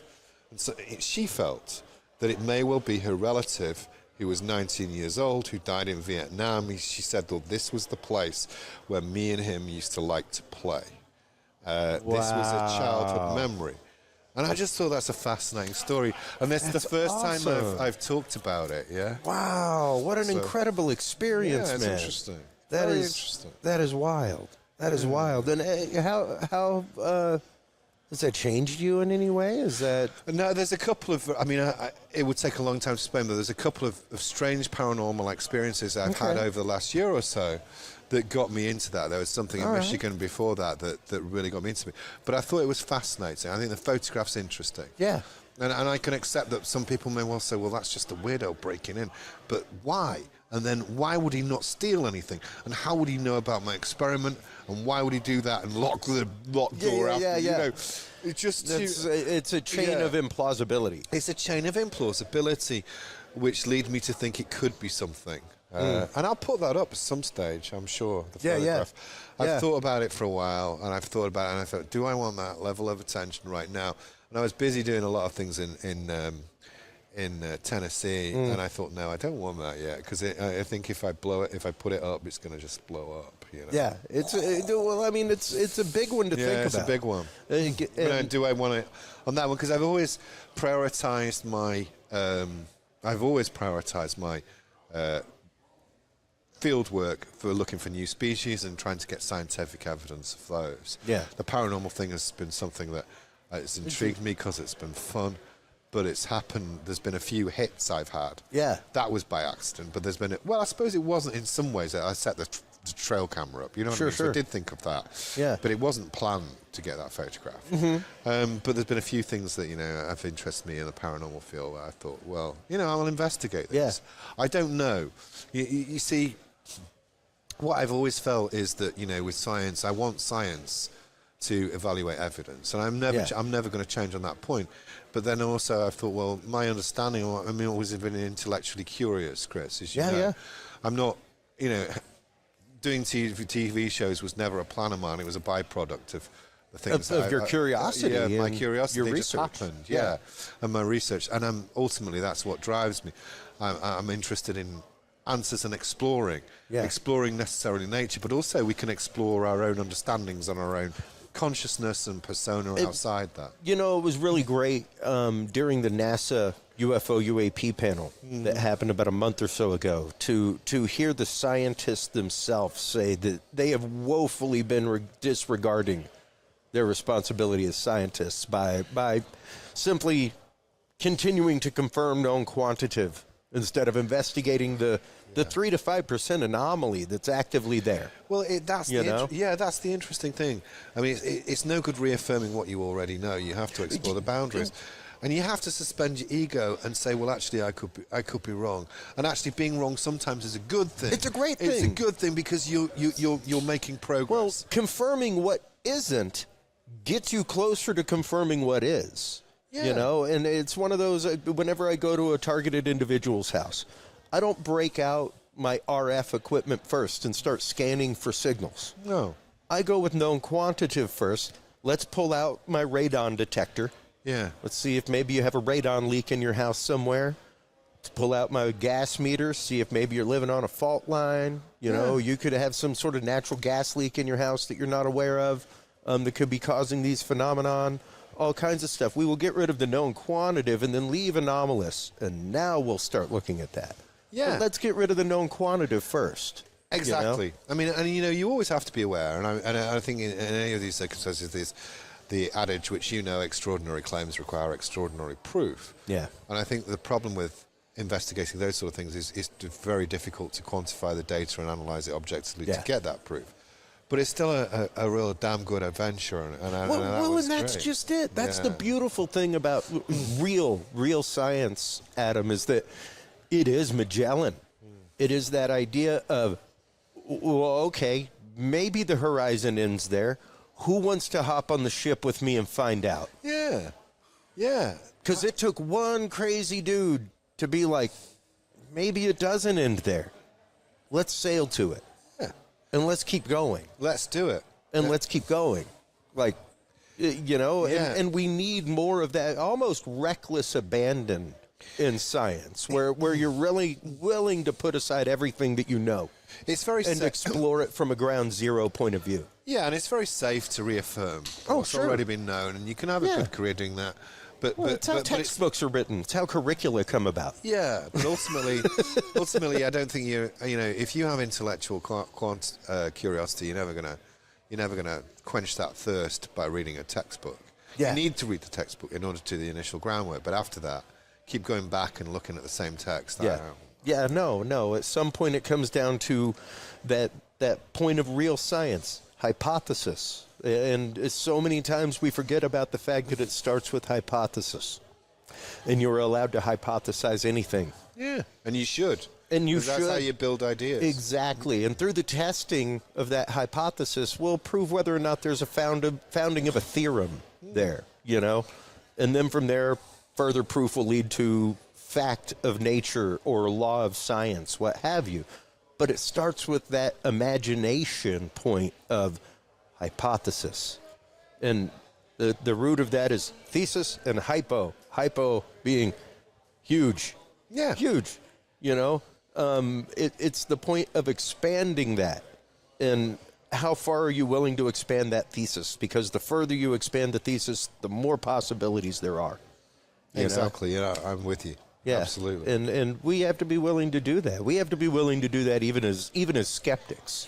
Yeah. You know, like a skeptic is a really, really dirty word in this industry, and that's kind of sad. Well, it shouldn't be. I mean, you know, yeah. I think it's good for you to have people to challenge your actions and opinions. Well, sure. It's providing it's respectful and not. And my job as a skeptic isn't to punch holes in your stuff or anything like that. It's to be ready to have my mind changed and to change my set of data from the points of datum you provide.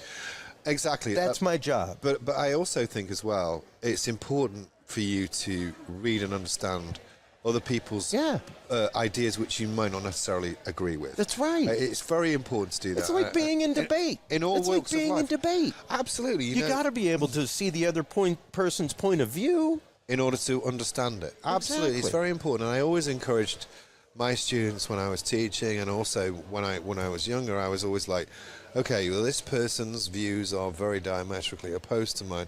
I should read them, not just dismiss them. That's right. And that I would encourage anybody who listens to your show to do that. Yeah, try and find people who have a polar opinion, opposite opinion to yours, and don't just look at reaffirmation. It is one of the things I have preached on my show for the longest since we were dudes and beer. If you're going to read news, I don't care if it's science news, what have you, read a couple of opinions you agree with. Read 2 that you vehemently disagree with. Read 3 from outside the U.S. Perfect. That's perfect. Because now you're getting even outside of your cultural point of view. And one of the points I've just thought about tangentially, because this is, again, I think this is important, is our Googles. And the problem with algorithms is algorithms... It curates to you and your taste. It's reaffirming our biases. So your Google and my Google, even if we have broadly similar opinions, and I think we do, but it's going to look different. Yep. My Google... You know, there's a young lady over there, Melissa. Hers would be totally different to mine because she's a woman. She's a different age group. Yeah, she probably has different opinions. Her searches come up differently. The way she searches are the different. idea that we're using unbiased tech, in order to look for information. It's not like a library. Bring it in. It's not like a library. It's not a library. It's not. It's reaffirming our own biases. And people don't realize that. They need to. And one of the things I bring up all the time, Adam, is the fact of, I am old enough to remember riding a bicycle to the library, looking things up on microfiche. Maybe the library didn't even have it. So I had to order it from the downtown library or go there to get it. We are now at a point where that library is in our hands, where our brains were made to be a sieve to filter information from a faucet, a trickle, a hand pump. You know? Yeah. We now have a torrential downpour of data that the gutter is overflowing, and there's so much that the colander cannot sift it. It's overflowing the sides. Yeah.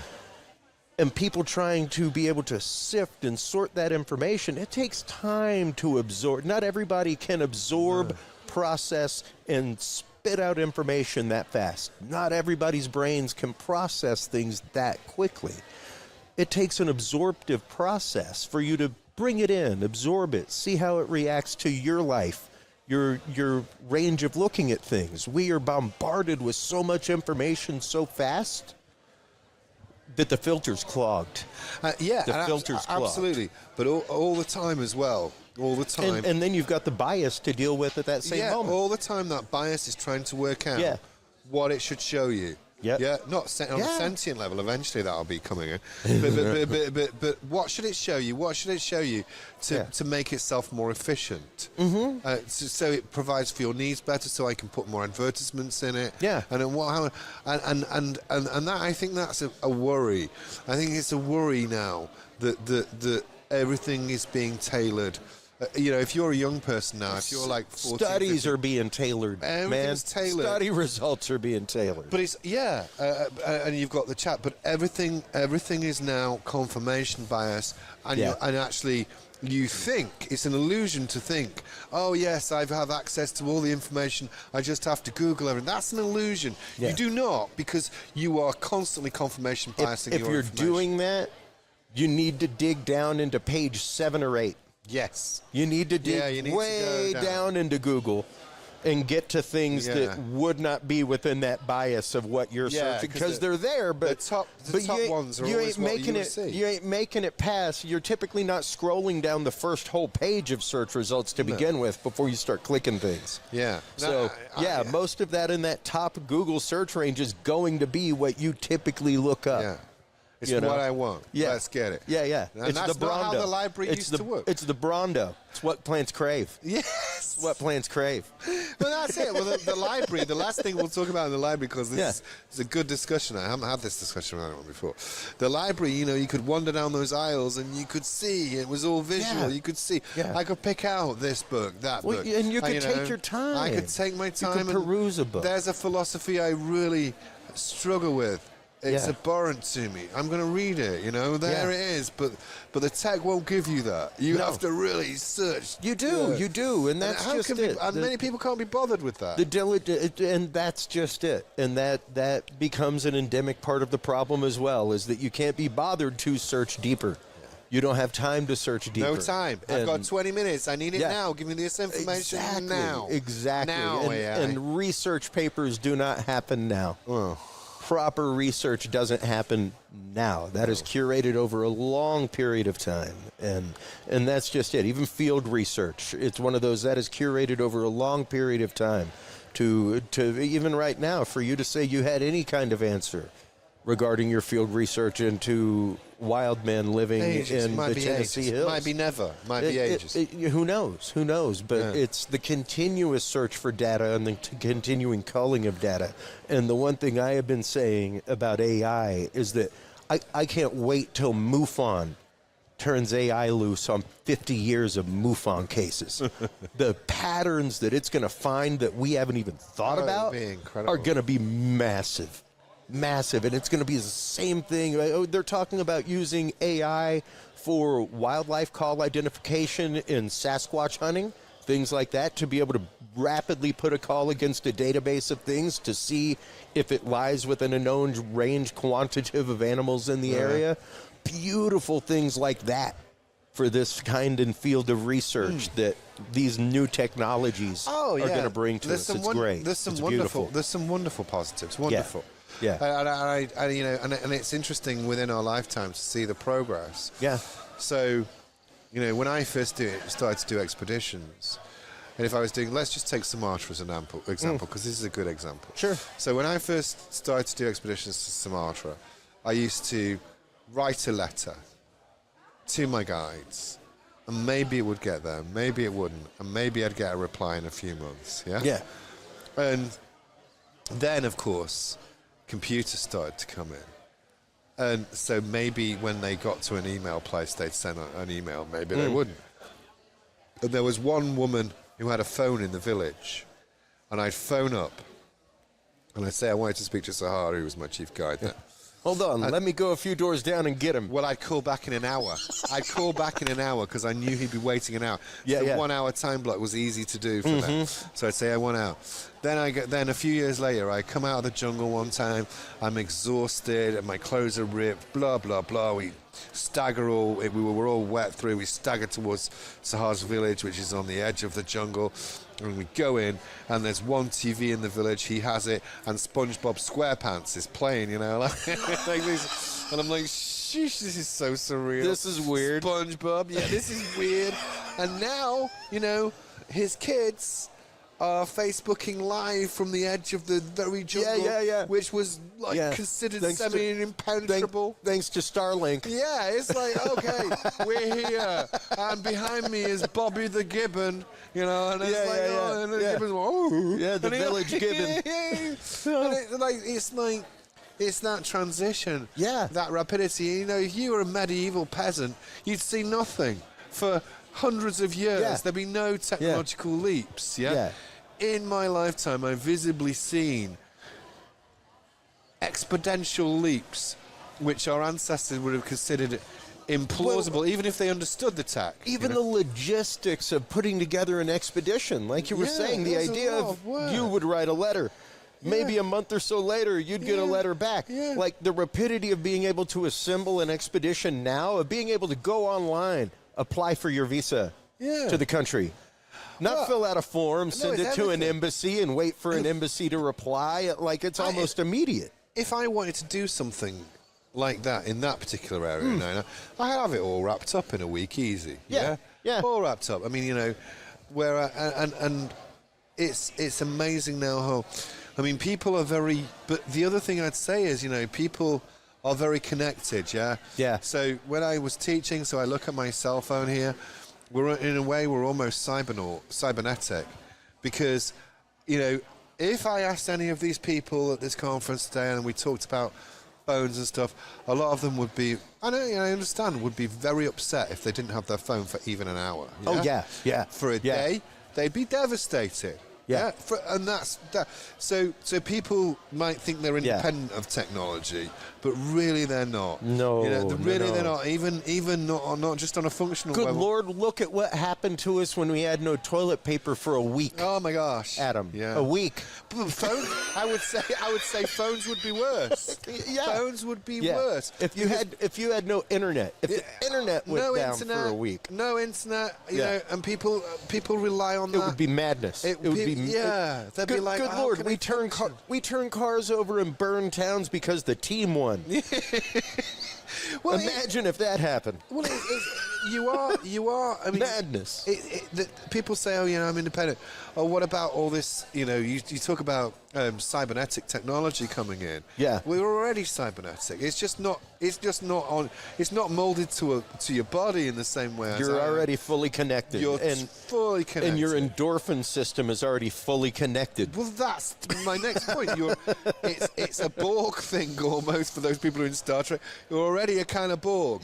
Because I remember I was teaching a Japanese kid one time, and I was using a cell phone as an example. And I remember I asked him if I could use his cell phone for an example, because mine was on the desk and I was on the other side of the classroom.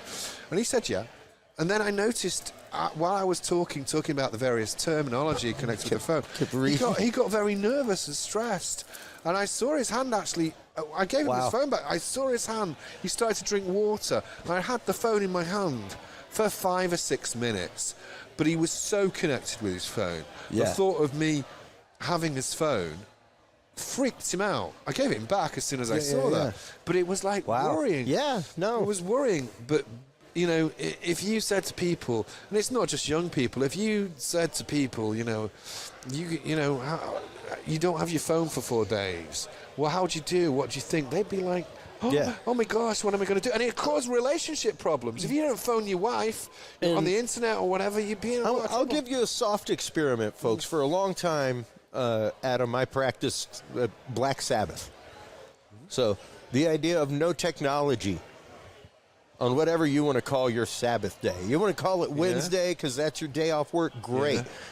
No television, no phone, no internet.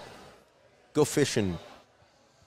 Go do some gardening. Go do something. Go play guitar in a dark room, whatever. But return back to a point pre-electricity for a day. Unplug for a day. Get away from it all, and see how you feel. Like just as a personal experience. Like give it 4 weeks. Give it 1 month of 1 day a week. 1 day a week. And put your phone in a drawer. You can do that. You're not asking to cut yourself off from society. No. We used to be that way.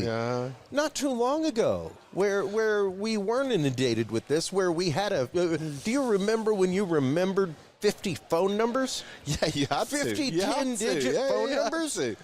Now I know. I struggle to remember my own. I know one that can take a collect call just in case I get arrested.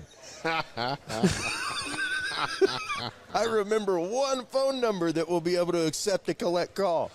I don't have a Rolodex in my head anymore. It's on my phone. Yeah. You know? Everything. And we have sacrificed a lot to that. We've sacrificed evidentiary process to that. We have sacrificed our want of confirmation to that. So many things we have put into that box and put into that kitty. So, yeah, like we have to be ready as people, even as a field researcher, a citizen scientist, we have to be willing to put those things aside and look at the bigger picture, look at things from outside of our lens.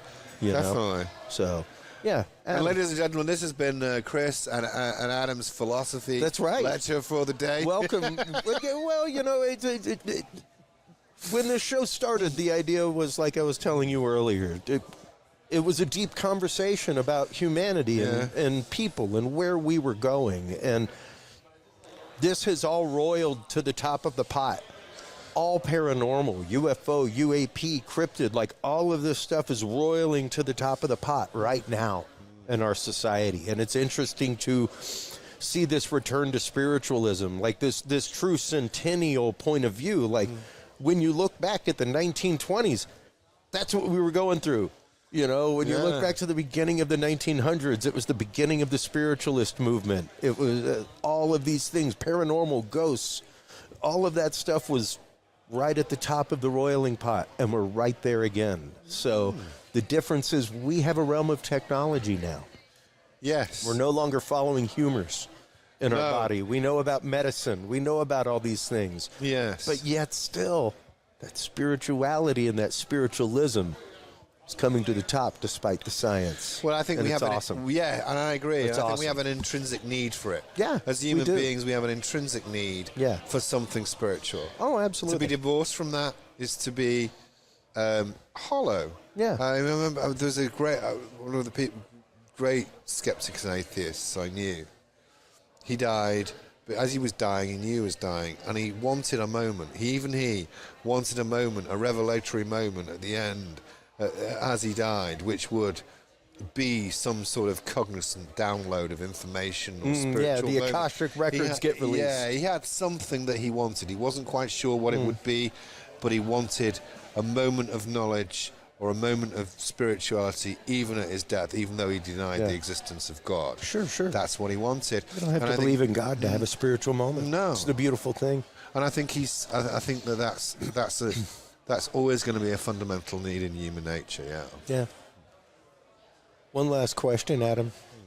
What do you want before you go? And I think that's a good question. I hope I'm never out to evangelize people. Yeah. I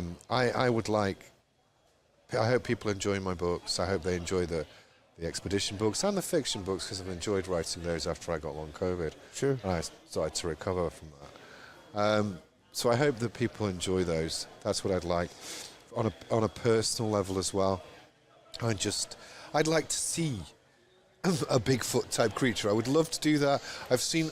That's what I love. I love it. Sans experience. You still research this stuff. I would love. You have not seen a Bigfoot. No, I've never seen one. You know, I'd like to see one. I've seen other things, strange things, but very rarely and over decades. It's not like things pop out all the time. Yeah. But that's the one thing I've wanted to see since I was a kid. So I'd like that ambition to be realized one day. So very simply, that would be good for me. I'd be happy. Yeah. All right. Well, and there you have it.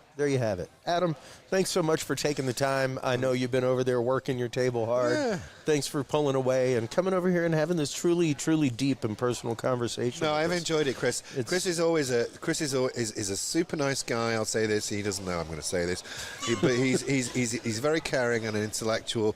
And I like having this. I wanted to have this conversation with him because he's a good man and he's doing good stuff with his work. Thank you. I greatly appreciate that, Adam. Let everybody know where they can go to keep up with your work, where they can go to buy your books, follow you on social media, and all your research. Well, the easiest place is Adam Davis, Facebook, Davis. They can see me there, adamdavisexplorer.com, the website. And, my books are on Amazon, too. Awesome. Thanks so much for the time, bud. I appreciate it. All right, my While you're online checking out all of Adam's work, make sure to stop on by CuriousRealm.com. That's where you can find all the episodes. That's where you can follow, subscribe. That's where you can fill out our experiencer form at CuriousRealm.com/story. Share your experience of the paranormal, cryptids, or UFOs, UAPs. You can share your evidence with us as well, your pictures, videos, audio. We will present it to our researchers and professionals and try to find some answers for you. Stay tuned through these commercial breaks. We'll be right back with our final bit of coverage from day 2 of the second annual Dogman and Cryptid Festival right here in White Settlement, Texas, brought to you by the Paranormal Roundtable. We'll be right back after this.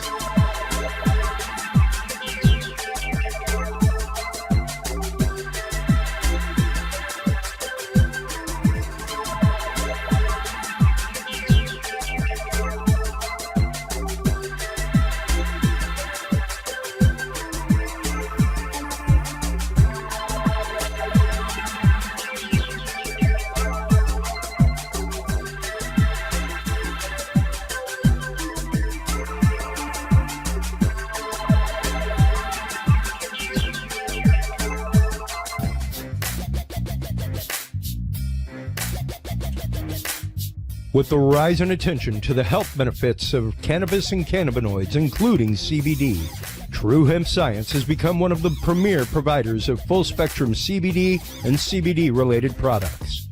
Using a proprietary spagyric process, True Hemp Science extracts maximum benefit from the whole hemp plant.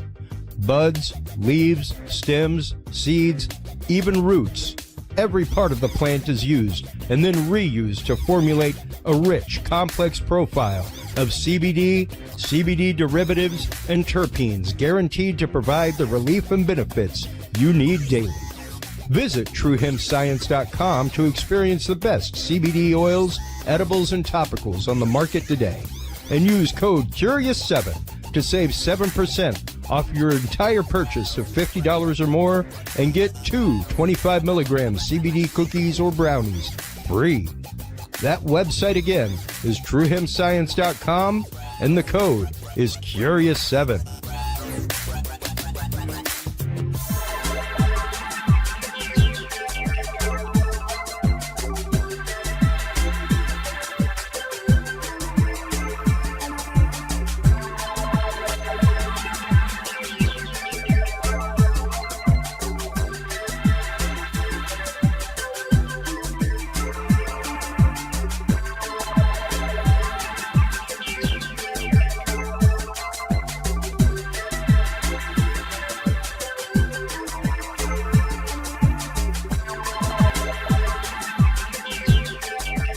The Curious Realm Podcast is your source for the latest and greatest news and events in the world of the paranormal, esoteric, and forbidden knowledge. And there's no better way to spark the conversation than with items from the Curious Realm store. Choose from fan favorites like hoodies, mouse pads, coffee mugs, and more. Buy books and items from your favorite Curious Realm guests. Get your hands on the latest gear for paranormal investigations and experiments we discuss on the show. Open your web browser and stop on by the Curious Realm store at curiousrealm.com/store to buy the latest Curious Realm wear and out-of-this-world gifts for yourself, your family, or a mind that you want to open.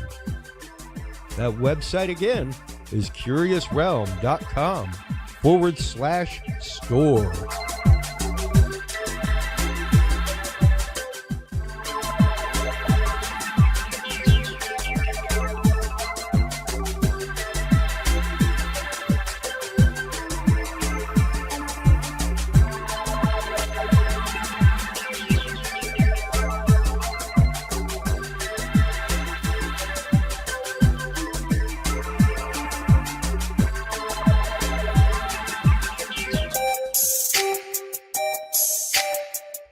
Have you considered starting a podcast? Looking for a way to make your business a voice of authority in an industry? Then Podcast Cadet is the solution for you.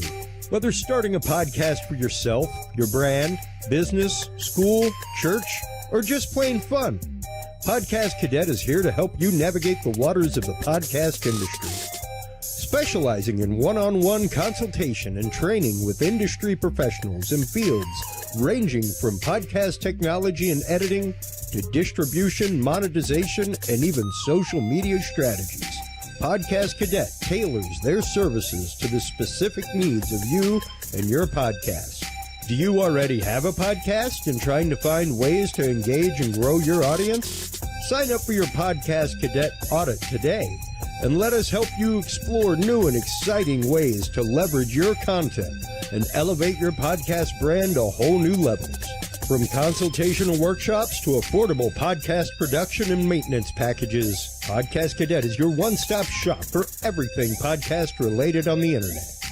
Visit podcastcadet.com today to sign up for your consultation or training and use code CURIOUS20 to save 20% off your entire purchase. That website again is podcastcadet.com.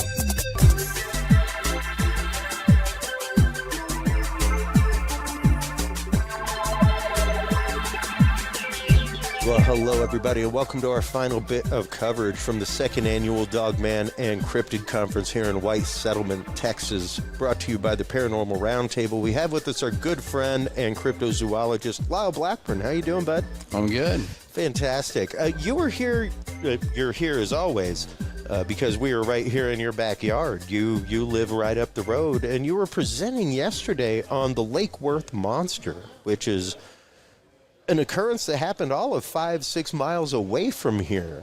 Let's get into that occurrence just a little bit.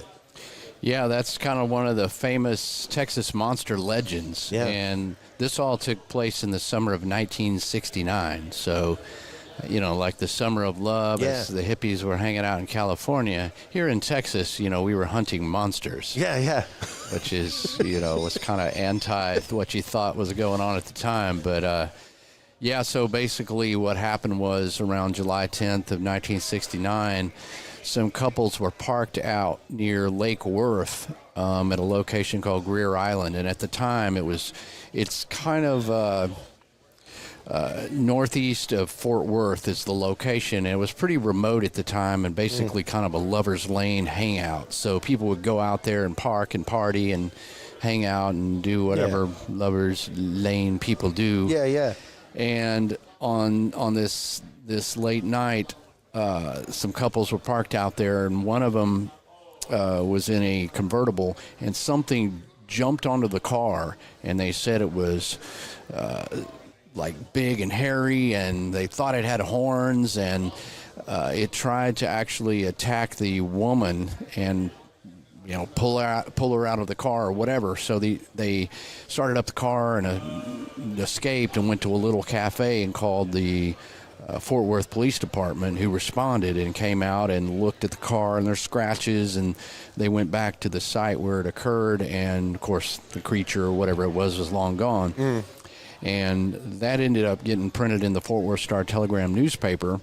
So then by the next day, there were 30, 40, 50 people out there at this location at Lake Worth, looking for the monster and, hubbub and talking, and other people had some sightings. And that later that night, this thing appeared on this ridge in this area called the Pit near the lake, and allegedly picked up a tire and threw it like 500 feet over the astonished onlookers. And of course they scattered, and wow. And a crazy thing, and that was also printed in the next day in the newspaper, which kind of just set off this sort of, at least for months, there was sort of a craze about the Lake Worth monster and stories and other sightings and all this other stuff.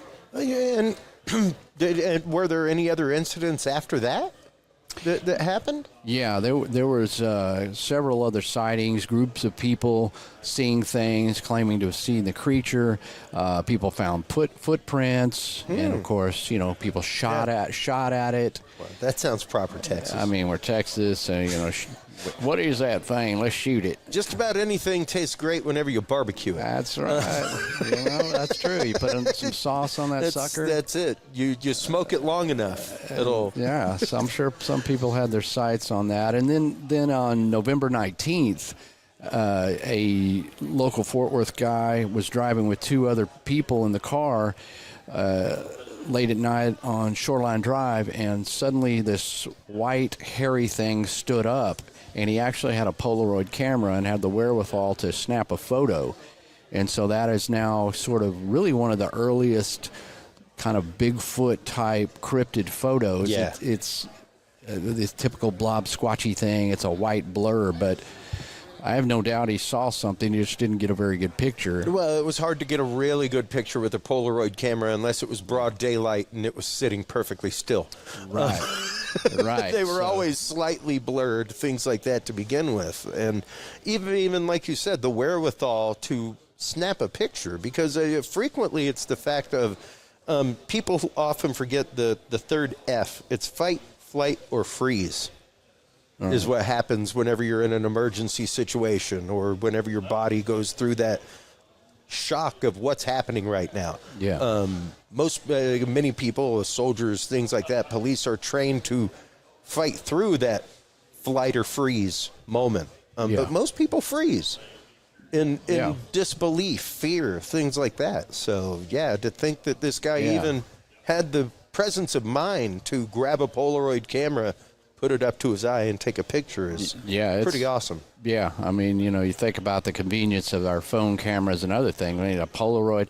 So that still stands on record as sort of a mysterious cryptid photo. But, that the whole thing kind of had longevity and fame and sort of became part mostly of Bigfoot lore, because it was mostly described as being 7 foot tall, upright on two legs, and it had white hair, and it was hairy. But the white hair is interesting because are there any other spottings of white-haired creatures across the United States that are similar? There actually are. I mean, I don't know what percentage of Bigfoot's reports describe a white creature, but there are some, and even some from this area that even predate the Lake Worth monster. Oh, really? Within I would say within a 50-mile radius, give or take, back in the 30s, the 50s. And then after that, there's some smattering of reports. It's just not really Bigfoot hotspot zone, but it's along the Trinity River corridor, so it does have some of those ingredients with the forestry, the water, moving along river basins. Yeah. And, and it's interesting because, whenever you look at the topology and the flora that grow around the Dallas-Fort Worth area, there aren't a whole lot of really, it's not like East Texas thicket type woods. There are woods, things like that, but it's not like, hey, you're not going to see 30 feet in front of you. It's not that kind of thicket woods. Even the same thing in Austin, even the talk of there being a migratory trail between the Austin area and San Antonio.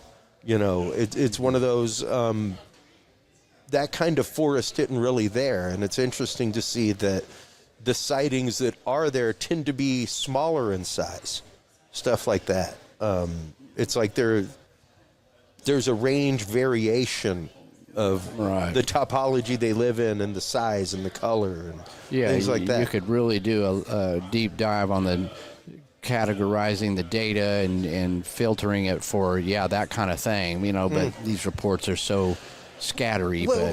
But at the same token, like that is something that I've been talking about. Like, I would love to be able to even, because of course there's the Olympia Project, Bigfoot Research Organization. There's a few North American Wood Ape Project, stuff like that. There's a few places that take sighting reports, so it would be interesting to AI that stuff, to take all of that, put it through an AI generation, and see what the similarities are, see what the differences are, stuff like that. See if regionally there is a coloration that happens, things like that. Like we could call all kinds of data out of the few sighting reports that are there. Yeah. If you could automate that in some way where you could have something, computer analyze that and pull out things, then you could begin to possibly see better patterns. Whereas, like I said, if you're just sorting through this, there's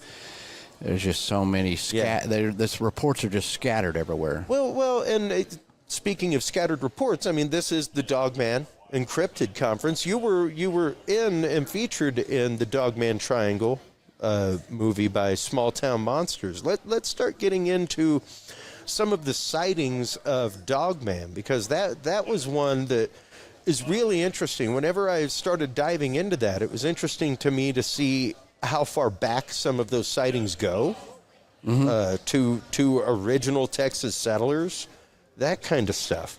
Right, and that's that's what I retold or gave the story of in the Dogman Triangle documentary was this legend of the Converse werewolf, as they call it, and it's kind of dates back to the late 1800s, took place near San Antonio, and it was this sort of story about a rancher who sent his son out hunting, and his son was inexperienced, and he really wanted his son to kind of learn the ropes and learn how to hunt, and he said, don't come back until you have a deer. Yeah, man up by yourself, so boy. Right, not a bad thing, especially at those times in these rugged hill country.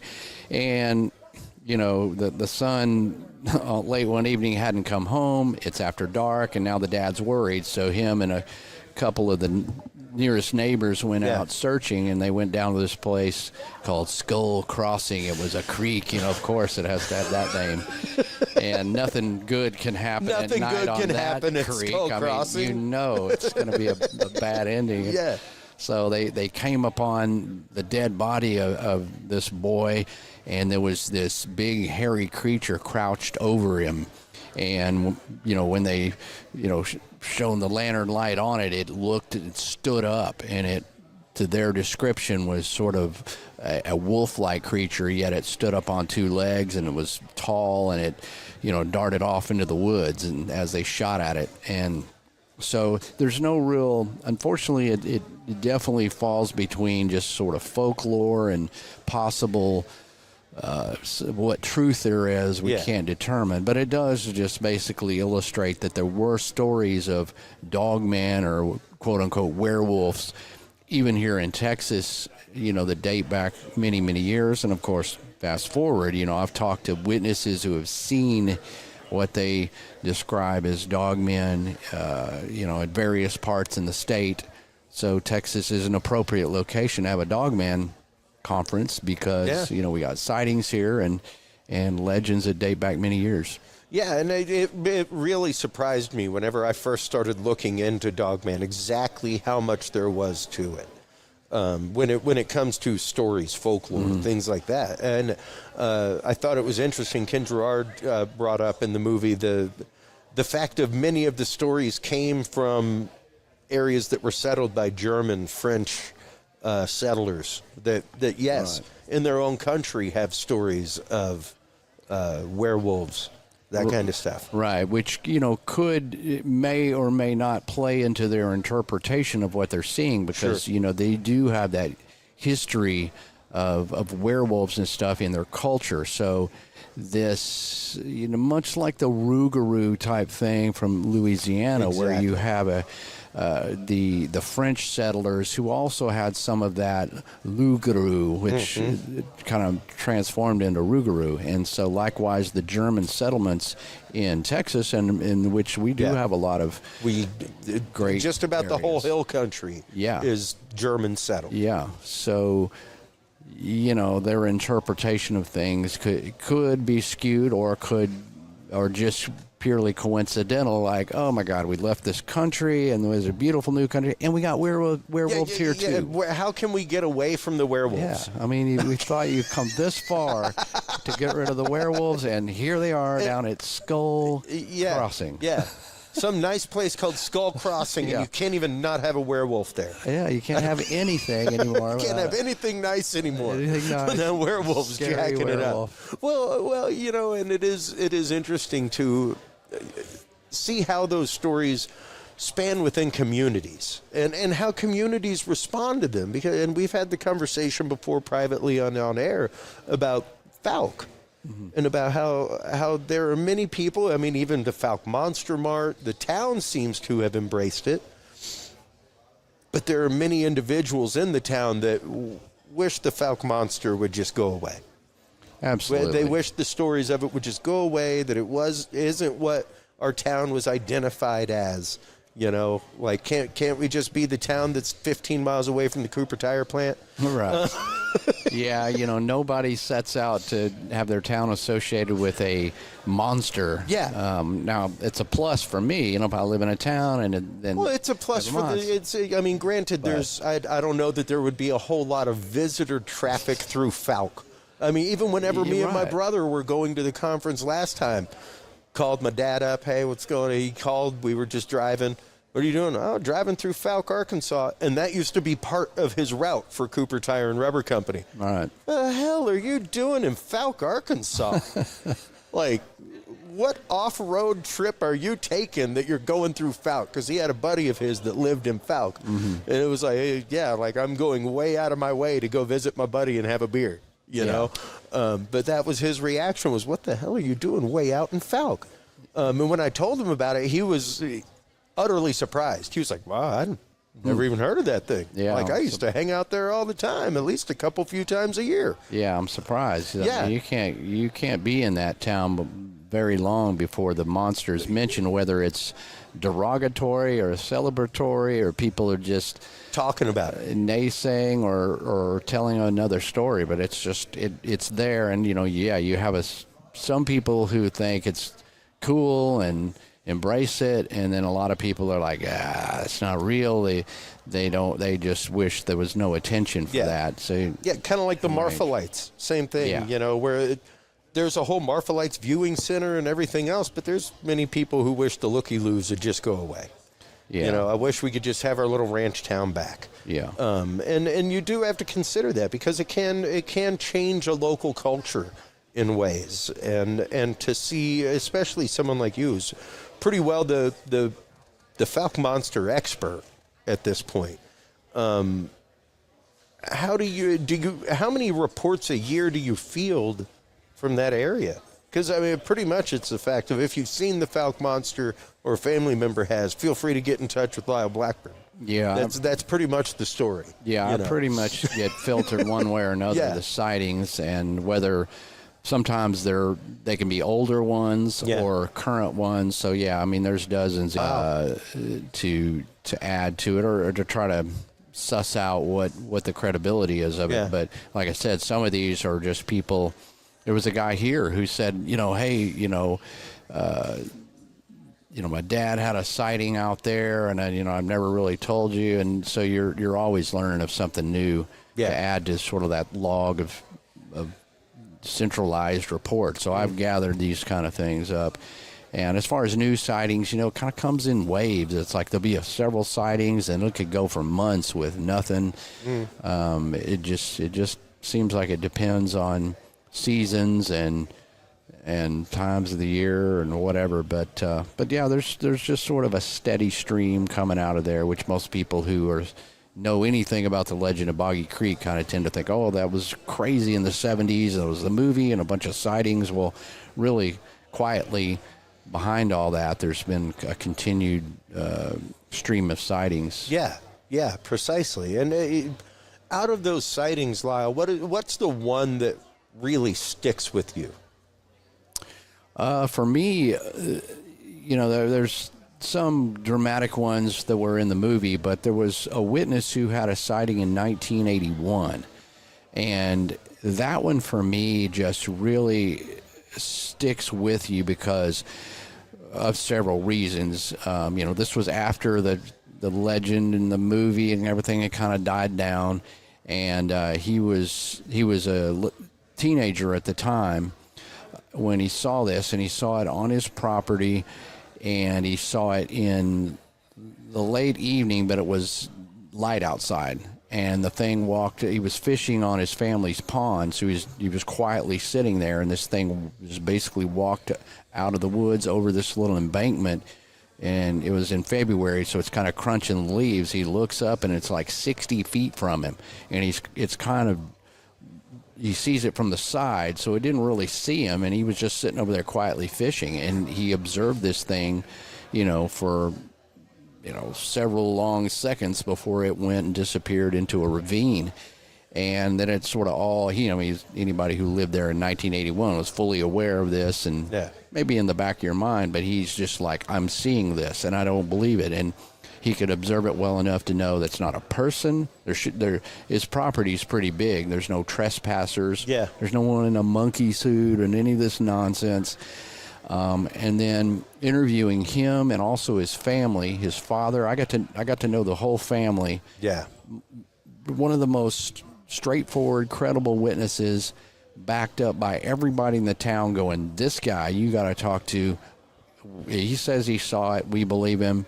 And to get to know his family, just super great people, that kind of builds the whole framework for extremely credible sighting. No doubt about it. He's 60 feet from it, daylight, just had the prime location. I can't say what he saw, but I can tell you this guy saw something that is completely unexplainable, that fits the description of what hundreds of other people have reported in and around those woods over the last 100 years. Yeah, and sightings like that, I don't know that I've met any experiencer that isn't permanently changed in some way, Lyle.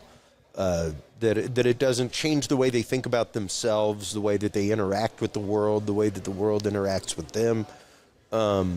It's a strange moment when it happens to you. Have you had your own sightings? I have had.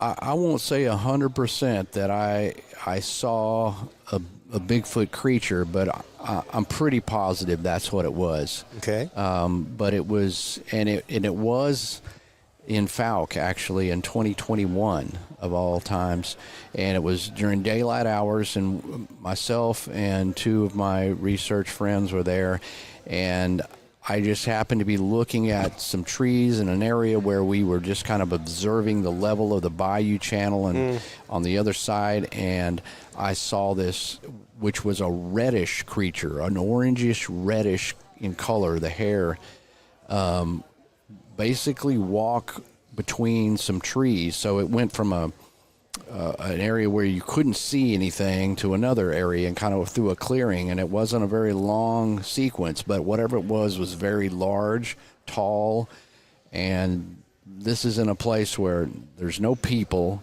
It's not somebody's land, it's public land.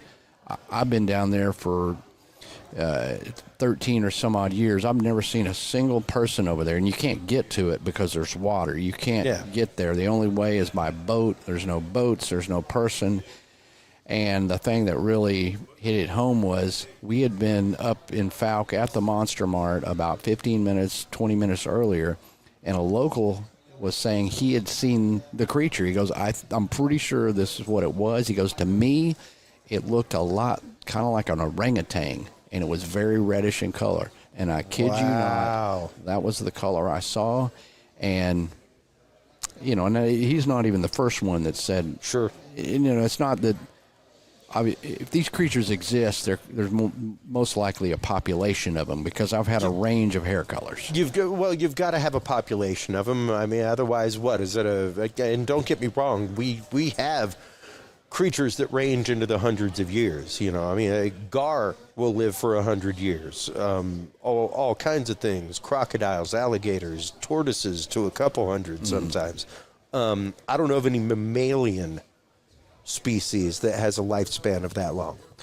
Yeah, not even of 100 years typically. We're pretty much the only ones because of the medication that we have, the sciences that we have to keep ourselves. Until we had that, pretty much life expectancy was about 65, 75 years, Yeah, even if that, only a couple hundred years ago. So, was, much shorter, there would have to be a breeding population, which means that there would have to be a sustainable food source, at least grazing-wise even. Because it's not like bears survive on a diet of 90% protein. They graze on what they can find until they find other food source, and it would make logical sense to me that omnivorously that would be very much the same thing with them. I would imagine that they would gladly eat a squirrel if they can catch a squirrel. Oh yeah, I think absolutely. And there's plenty down in that low bottoms down there. Is just it's a buffet. Oh yeah, I mean, no, it's a veritable buffet of small game. Yeah, so if there is a place that these creatures could exist and stay, remote and stay out of sight and be able to survive, remain reclusive. This is a prime location, so it kind of adds up all in all. So, that was something for me that just sort of keeps perpetuating. It's worth the research, and that sighting. It's like I really wish it would be. Yeah. So definitive that there would be no like ambiguity, but hey, that's you're lucky if you get a glimpse of these things, and none of these sightings are ever very long. That's why I was saying the one I was describing with Terry Sutton, he's one of the rare ones that observed it for any length of time and at many moments, and not in a you're not in a car, it's not quick, or it's not in the darkness where you can observe it. So rare. Most people you get a glimpse or this or that. And most people, Lyle, would question that. Would question only glimpse it for a second or two. Oh, okay. I challenge you to go out and sit in a deer blind and wait for some deer. See how frequently they just stop in the middle of the trail. It's pretty rare that they just stop. They're going to keep moseying and moving on. If you see them, you will see them through some brush, things like that. You'll see them through cover, and then they're gone. Like if you aren't present and aware and ready to pick up your rifle and safety's off and you're ready to go, you may very well miss that deer. It's moments. Yeah, there's moments that you have to spot a piece of wild game. Yeah, they're passing skittish by you. And they're paying attention, and they can smell you and see you. Whatever is their best, sense. And hogs will smell you. You be standing there, and you get, the wind changes, and they catch your scent 100 yards away. You can see them kind of look up, and they know something, and they'll just kind of boom right off into the brush. You would. Logically, if these creatures exist and they've managed to stay hidden all this amount of time, then they have to have some wherewithal to avoid us and to, keep out of sight as much as they can. So it's, and low population numbers, just hard to see one, and hard, people say, well, the cell phones, how somebody can't get a picture. I'm like, by the time you get the camera out and get the app gone. open, Exactly. I mean, when I saw that one, there was no way. You would not have been able to I just observed it. Yeah. And then I'm reacting, and it's like, dude, it's gone. There's no way to take a picture. Yeah. Yeah, no, precisely. And that's just it. And even if you did get your phone out, are you present of mind enough to get it in focus, get it in frame? Everything else, I am a trained camera person. Right. This is the example I give people. I spent years behind the lens with video, all kinds of things. I can focus on stuff and see things as it happens, everything else. However, for the person who is not a trained camera person, who doesn't know how to get something, rack a focus, rack a frame really quick, it's going to be tough. It's not going to be easy. Anybody who's like, well, those football camera guys keep it in focus all the time. Yes, that is a very specific lens that costs tens of thousands of dollars that does specifically that. Yeah. It keeps everything in focus while you're zooming in and out. It's always in focus. Yeah. So the average person rolling down the trail doesn't have that. Right, which is why it's so amazing that Alan Plaster was able to get that thing with a darn Polaroid. Yes, exactly. I mean, exactly. I couldn't get a picture of what I saw, and he managed to do it in a car with a Polaroid through a windshield. Through a windshield at night. And it's like, okay, that was a darn good shot, man. And don't get me wrong, Ken Gerard will say on the show all day long, it's not going to be a picture. Right. It's not going to be a picture that scientifically proves it, and that is absolutely correct. Right. But it will be a picture that gives us a local range to look in. Yeah, it's another bit of substance to say we're on the right track, at least. And if you took the picture, what you saw, and it's, makes a nice frameable conversation piece for your living room, but it not going to convince science at large that, oh yeah, Bigfoot exists. Well, even right now, I mean, the article I was showing you and showing Adam Davies earlier about the Wolfman that was just seen in the Hirsch Mountains of Germany, like full-on Neanderthal-looking, full hairy body sitting on the ground next to a creek, like. My mind is still numbed whenever I see it in my head that, like, wow, this is there. And only because it was sitting did they have enough time to take a picture or anything like that, Right, But that's one of those, like, those stories have been around in that area for a long time about roaming Neanderthals. Even Adam Davies was here talking about his work looking into wild men living in Kentucky, or not Kentucky, Tennessee. Yeah. Feral human beings. Yeah. That kind of stuff.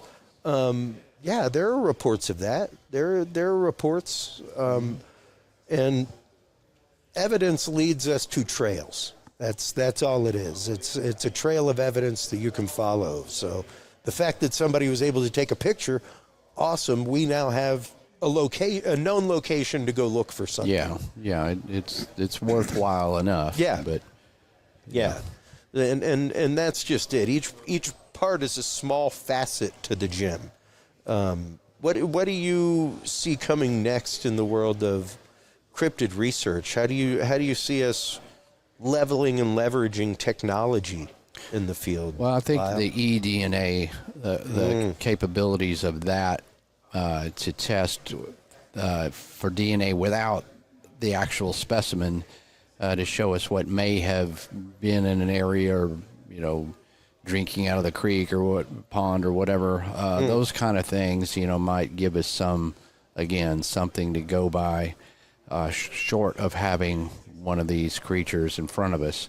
So you got that, and of course technology as far as the thermal camera, thermal imaging, those kind of things that can sort of penetrate the canopies and. Those as they become cheaper or more accessible to where, obviously most of these researchers it's an amateur field with no funding. So yeah. You're on your own dime. So, but the cheaper that stuff becomes, and we have that. So I think those things either help us prove or disprove or whatever it is, but it give us more tools to try to peer into the unknown, if you will. Well, no, certainly. And I mean, especially the thermal stuff. That is, right in my backpack, I've got a FLIR camera that fits on my phone. It costs about $100. Yeah. And takes amazing pictures with amazing detail. Like, it's pretty incredible. Yeah. The things that we have out there now within that range that the average field researcher can throw in their back pocket and have as a tool. Yeah. Advice for folks out in the field, Lyle, before we let you go. There's tons of folks out there, especially young folks, going out squatching, things like that, alone in teams. What advice would you give them, both as just people stepping out into the field and as investigators in the field? Well, I think, first and foremost, just know where you're going and take the proper supplies and be careful of what we know exists out there, venomous snakes and other hazards that are up and above the possible, whether you run into a werewolf or whatever or not. Yeah. But, be careful of where you're going, observe, don't trespass, you keep safe, watch out, humans are the scariest thing. And That's right. There's been areas in some of these mountain regions where we've gone and done research. You really kind of got to watch out. You're not finding yourself on property you shouldn't be on, and with semi-automatic weapons aimed in your direction, that sort of thing. So especially if you're in the Oregon, California, the Emerald Triangle area where people are clear-cutting parts of forest for marijuana growth and things like that. Like you run afoul. I mean, Chester Moore and his Dark Outdoors podcast is a prime example. Like that.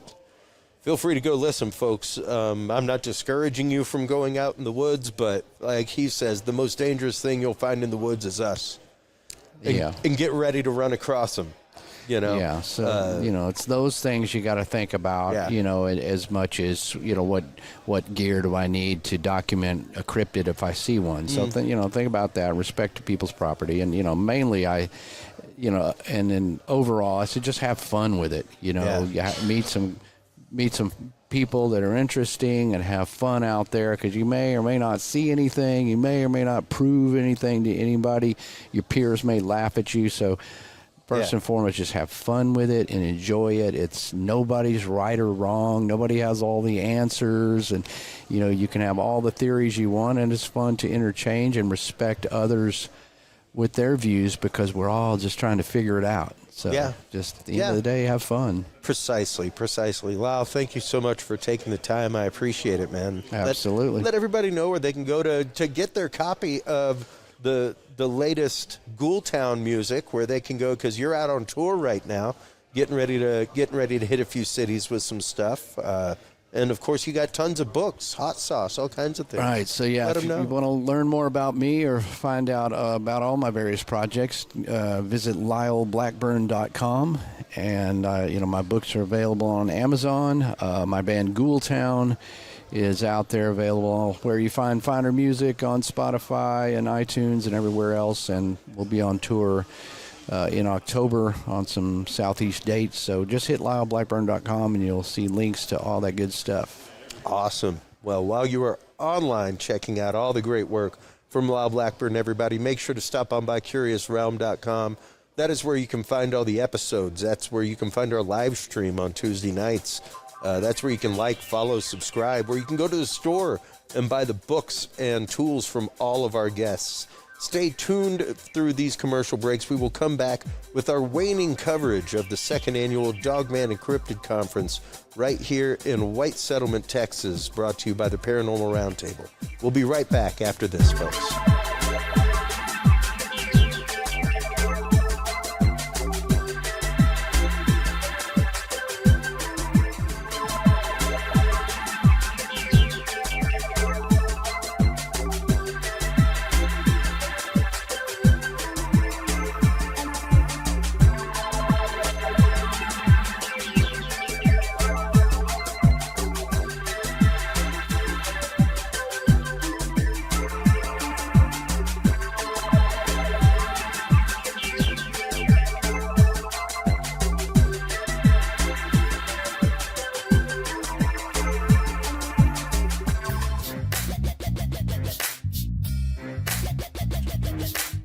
With the rise in attention to the health benefits of cannabis and cannabinoids, including CBD, True Hemp Science has become one of the premier providers of full-spectrum CBD and CBD-related products. Using a proprietary spagyric process, True Hemp Science extracts maximum benefit from the whole hemp plant. Buds, leaves, stems, seeds, even roots.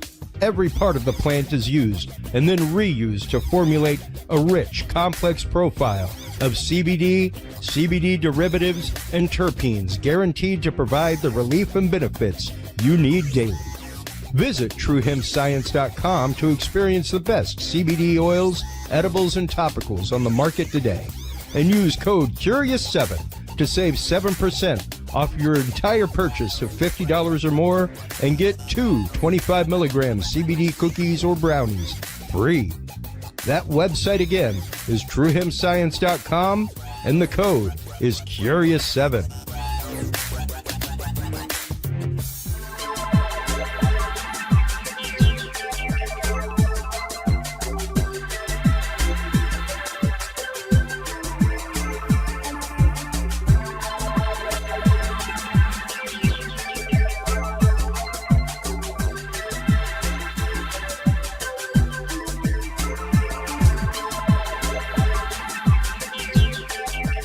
The Curious Realm Podcast is your source for the latest and greatest news and events in the world of the paranormal, esoteric, and forbidden knowledge. And there's no better way to spark the conversation than with items from the Curious Realm store. Choose from fan favorites like hoodies, mouse pads, coffee mugs, and more. Buy books and items from your favorite Curious Realm guests. Get your hands on the latest gear for paranormal investigations and experiments we discuss on the show. Open your web browser and stop on by the Curious Realm store at curiousrealm.com/store to buy the latest Curious Realm wear and out-of-this-world gifts for yourself, your family, or a mind that you want to open. That website again is curiousrealm.com/store.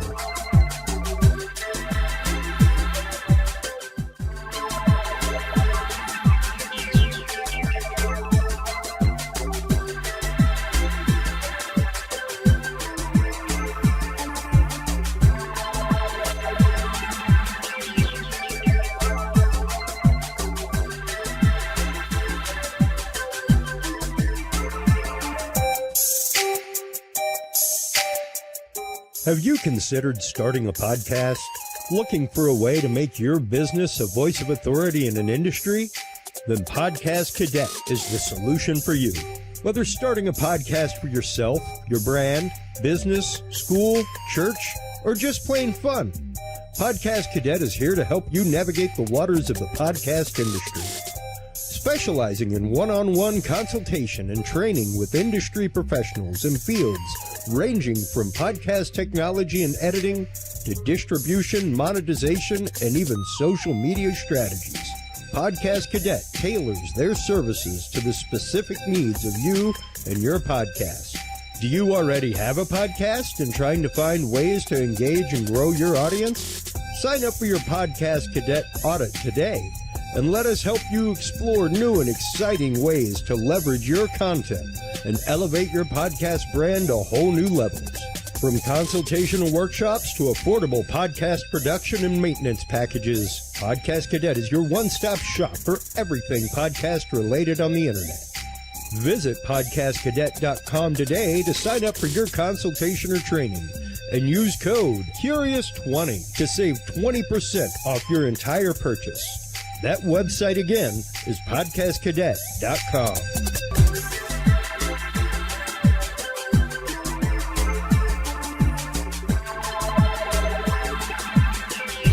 Well, hello, everybody. Welcome back to our final parts of the live coverage of second annual Dogman and Cryptid Conference here in White Settlement, Texas. We have on the show right now the amazing Nick Redfern. How have you been doing, bud? Hey, man. Yeah, they've been good.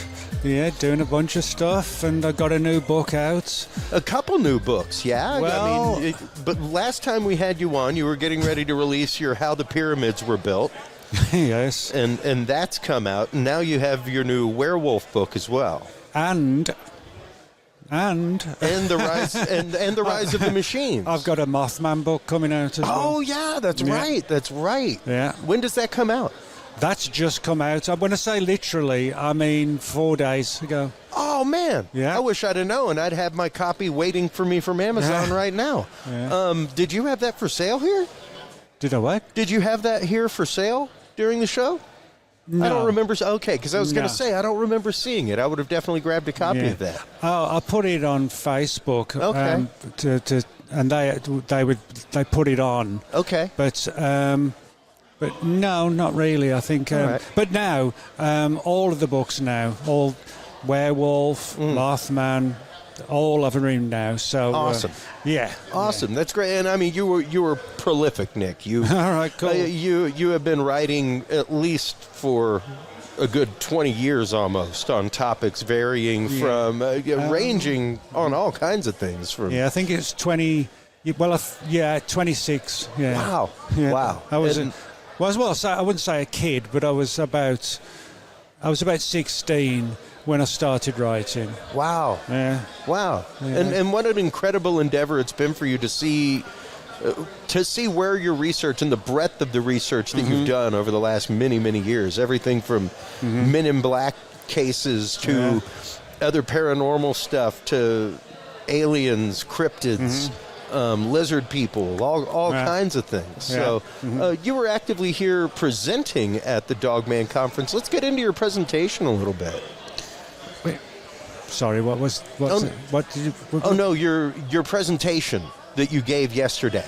Oh, I see. Let's get into that topic a little bit. Okay. All right. Okay. So, the whole concept of Dogman and the sightings that have happened here in Texas and all over the country of werewolves, things like that. Well, yeah, I mean, this is a fascination angle because for me, it sort of crosses over between cryptozoology and a little bit of sort of the paranormal and science and things like that. Yeah. And I felt it was a good thing to do. I didn't want to do sort of like the history of Bigfoot. Yeah. The history of Area 51. And it gets a little bit sort of, bleh. Yeah, little scale Yeah. cracker after a while, Yeah. little saltine. And I thought I would demonstrate that there is a place in the field of the search for monsters, but you can change it, and not for the sake of doing it, but to demonstrate to people that there are a lot of really weird things out there, which a lot of people have sort of kept them away. I mean, for example, it avoids. I mean, sorry. It annoys me sometimes when, say, for example, somebody's talking about Bigfoot, and I say, yeah, well, Bigfoot. There's a really weird aspect to Bigfoot, with creatures vanishing and a connection with UFOs. Yeah. And there's so many people in ufology who hate that. For them, it just has to be. The only thing it can be is an unknown ape. And I'm said, no, that's not the truth. Yeah. Well, I mean, even we've been talking a lot recently about the whole NHI, non-human intelligence, that was used in the recent panels. And there's a lot of people who were really upset about that term. And for me, it's one of those like, no, that takes it out of the box called Kleenex now. We've been throwing things into catch-all bins for years, and no, it could be us from a parallel dimension. It could be us from the future. It could be one of 100 things. To say that it is extraterrestrial or alien puts it in the box no different than the scientists who said it doesn't fit in our box of science, so it's not for us. Well, actually, you're right. The problem is there are so many people, it's got to be on the straight line. Yeah. And sometimes it shouldn't go down on the straight line. It should go on the curve. Oh, yeah. Because you don't know what the curve is, Well, that could be the answer. Well, and that's just it. Like right now, we're still in a lot of these fields, Nick. It's still very much getting the outline of the picture before we even start painting things in.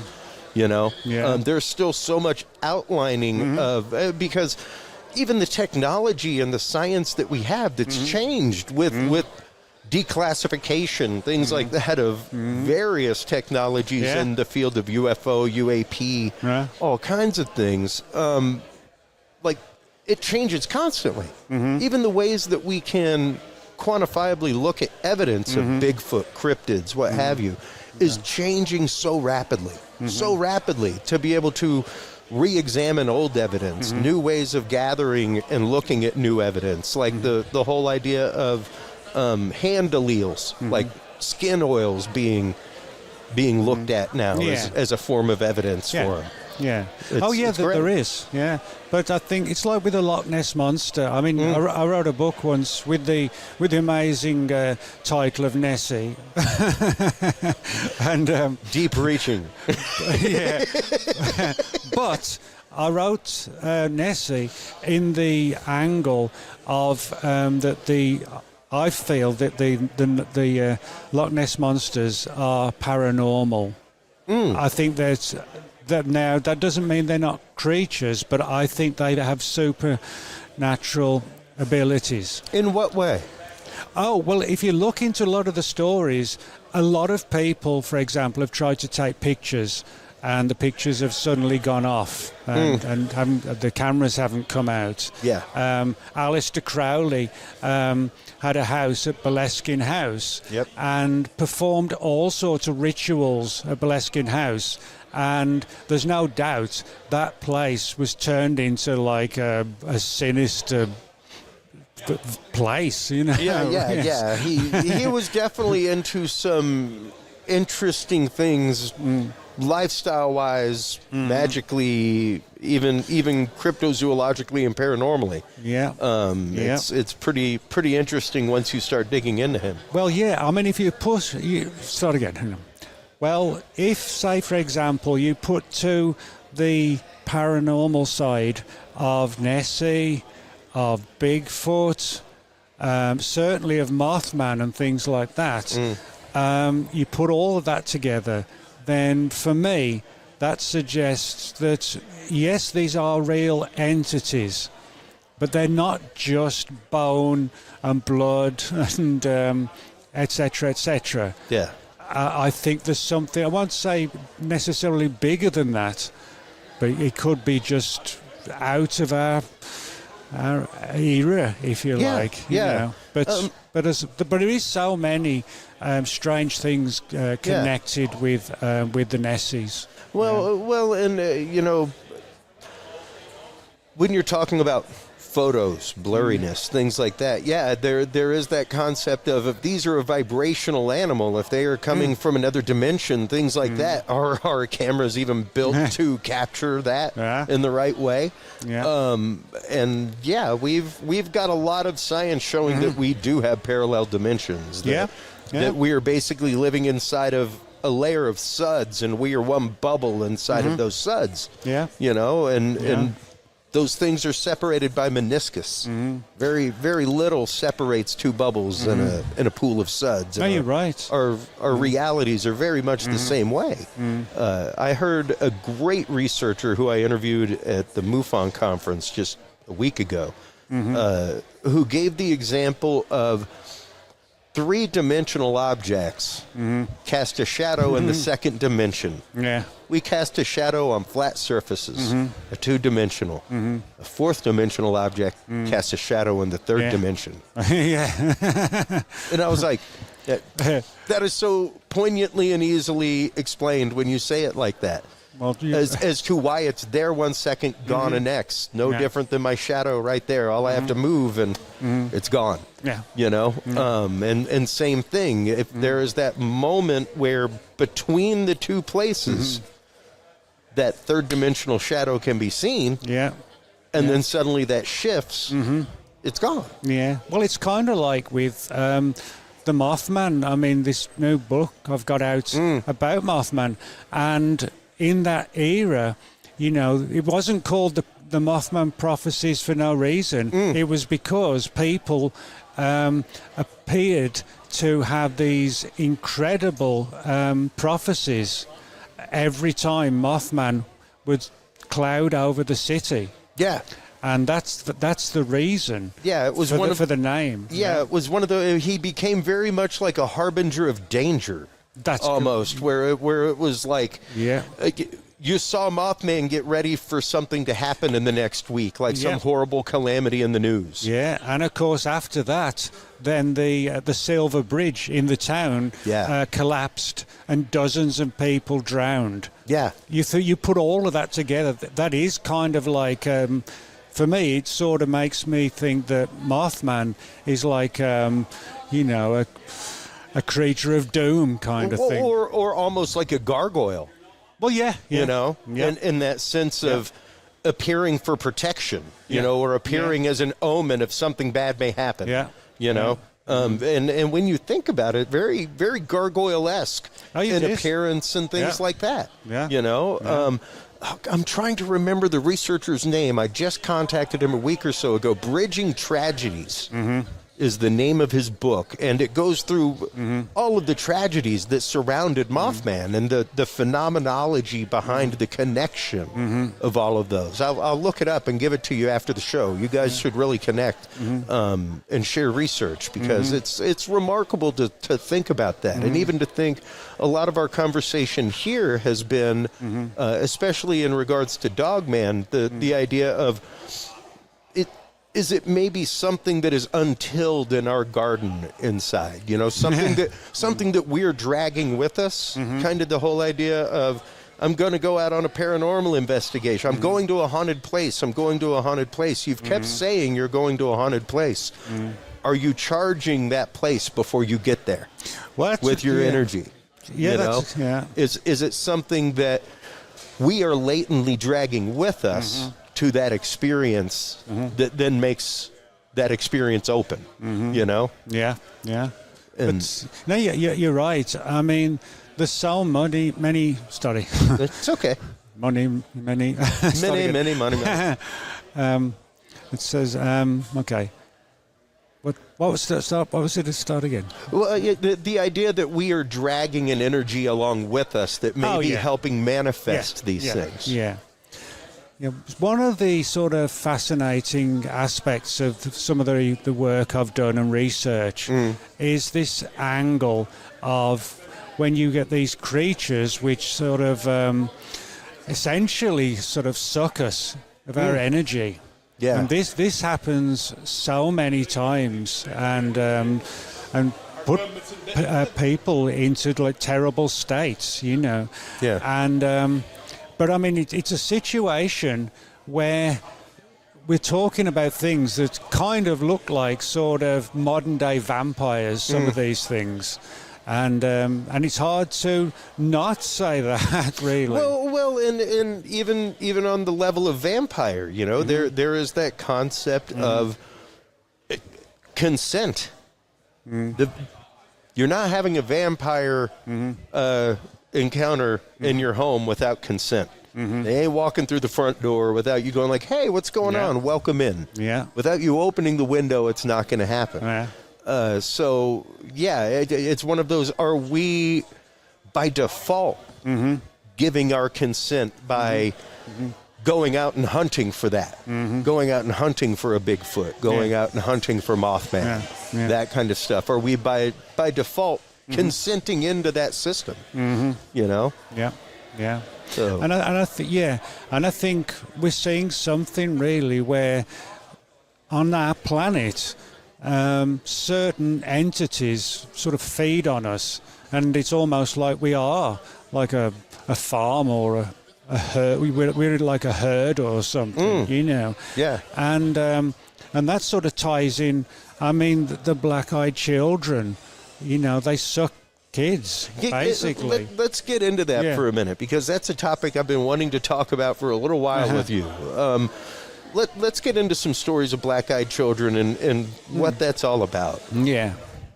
Well, I mean, the black-eyed children phenomenon has been around now for around about 20 years, and not too much before that. But, you know, I mean, some people have said, is this just some kind of just a creation, you know? But I don't think it was, because a number of well-known researchers have looked into it in a long time, in a long way. And so from my perspective, having known that in earlier times there were entities that literally did, you know, like suck people up. Succubus, incubus, succubus, things like that. Incubus, Middle Eastern entities, and it really just mirrors what we've got now. There's not that much difference, and there actually isn't much difference between the men in black and the women in black, and the black-eyed children. They're all three dressing in black, and the skin's like white, you know, like paint-coloured white, you know. And again, I think their goal, if you like, or their order is to sort of suck us out. I think that is the thing, because so many stories I've got where people the next day after, they get up in the morning and they look like anemic and they're sick. Yeah. Wow. Yeah. Wow. Yeah. That's interesting. And once again, just harkens back to so many stories, folklore, everything from vampires to incubus, succubus. Yeah. These have been things that, again, have been talked about by cultures for centuries. You're so, at that point, it's one of those. I would choose to believe the stories and look for evidence to prove otherwise. Yeah, but but there's other ones as well. I mean, you've got like the shadow people. Start that again. Let me say that. Shadow people. Yeah. I mean, and that's why I talk about it regularly on the show, because I have actively had experiences with shadow people to the point where one grabbed me in my bed. Okay. Like a point of physical contact, and that was one of the scariest experiences of my life, Nick. Well, I mean, there's the Hat Man. Yeah. Yep. The shadow people. People are actually seeing Slender Man as well. In a tulpa, thoughtful vision, if you like. Well, and it's a fantastic thing to bring up. We regularly talk about that in the sense of egregore, the idea of a mass consciousness that has come to life. Yep. And the prime example of that is Freddy Krueger. That is something that Wes Craven said shortly after the first Freddy Krueger came out, was when the Night Stalker killings started happening, and Freddy Krueger was really there was Jason Voorhees, things like that, but he was really like the first superstar killer, where it was like you were rooting for Freddy. And it was weird, and he was like, it was strange for me whenever I released the second one, and I went out and I was doing the tours, and for some reason I was on Oprah. About the upcoming second movie. And in the audience, when I came out, I saw the audience, and I saw people who had their kids dressed as Freddy Krueger. And he was like, I couldn't grasp, I tried to make this dude the most awful human being you would ever think of. Like, he is a child molester. The parents came and killed him on purpose out of vengeance, and now suddenly the kids are dressing like him.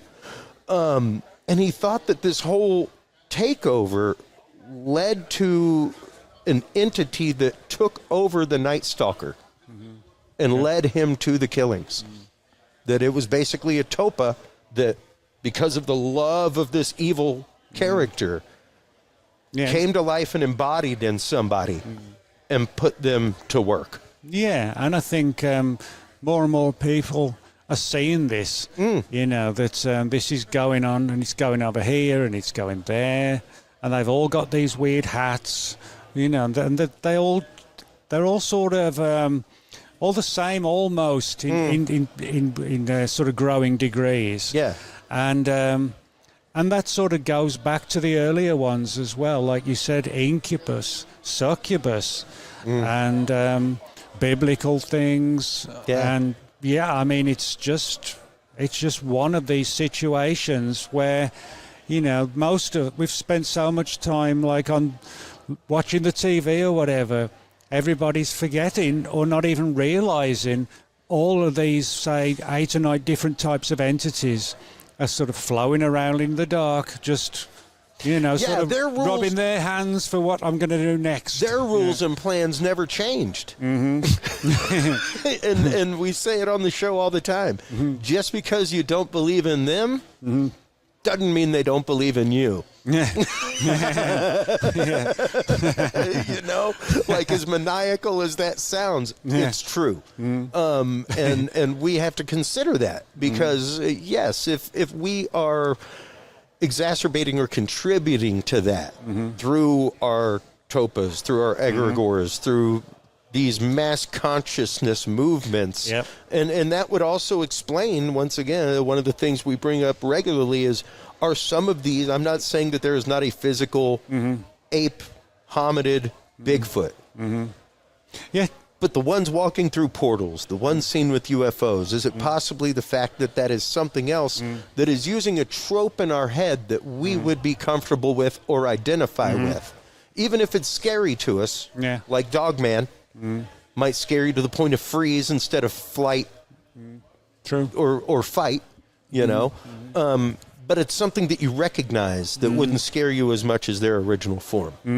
You know? Yeah. And that would explain a lot of the similarities that we see in the description of Hat Man and the description of these things, because it's working off of what you have seen and what you identify it as, you know? And there's also the angle that when they get their grips in, really, they never go away. It's really difficult, you know. Yeah. And if there's the other point as well, if you don't listen to them, what they start to do then is just play with you in their way. But their way of playing is like torment. Yeah. You know, every day something goes wrong. Negativity every day. The TV blows up. Yeah. That kind of thing. Well, that life where you're walking around almost like with a cloud over you. Yeah, exactly. My mom, my mother used to use that phrase about me when I was a kid. It was just like calamitous things happened. Things would just. It's not that I wasn't trying. Things just went awry. She was like, it was like there was just a rain cloud that followed you. You know, you can wash the car all day. It doesn't matter. It's going to rain. And that's just how, and for a long time in my life, that until I found my path and what I was supposed to be doing, those barriers seem to be there all the time. All the time. They aren't there anymore because I'm doing something totally different. But a lot of it, I believe, is what we focus on and how we focus on it, Nick. You know, I mean, even when it comes to experience and how we process experience and that ontological shock that happens where like your world is just rocked, as is your belief, as is your personal spirituality. And until you find somebody that can either respect and understand that or has had similar experience, it can be hard. It can be hard. A lot of it can. Here's maybe a personal question, Nick, but with all of this research, are you personally a spiritual or religious person? Well, I do think there's. I think there's like a life force, something like that. I don't have a particularly. I don't adhere to a specific or religion. That's what I was getting at, because these are some very deep spiritual points that you were talking about. You know, and it's awesome and fantastic to see it, from a researcher, B, from a level-headed person, C, from somebody who is not a person of like religious foundation in their life, that was like a Wednesday church goer and Sunday church goer, you know, like going 2 or 3 nights a week to church, that kind of stuff. That you are exploring the fact that this is the possibility that perhaps a dark entity or other entity is doing this. So it's very fascinating and interesting to me that is where your years of research has led you to, and that's the conclusion that you have. And if I did find absolute proof of a particular religion, you know, I would stay with it, you know.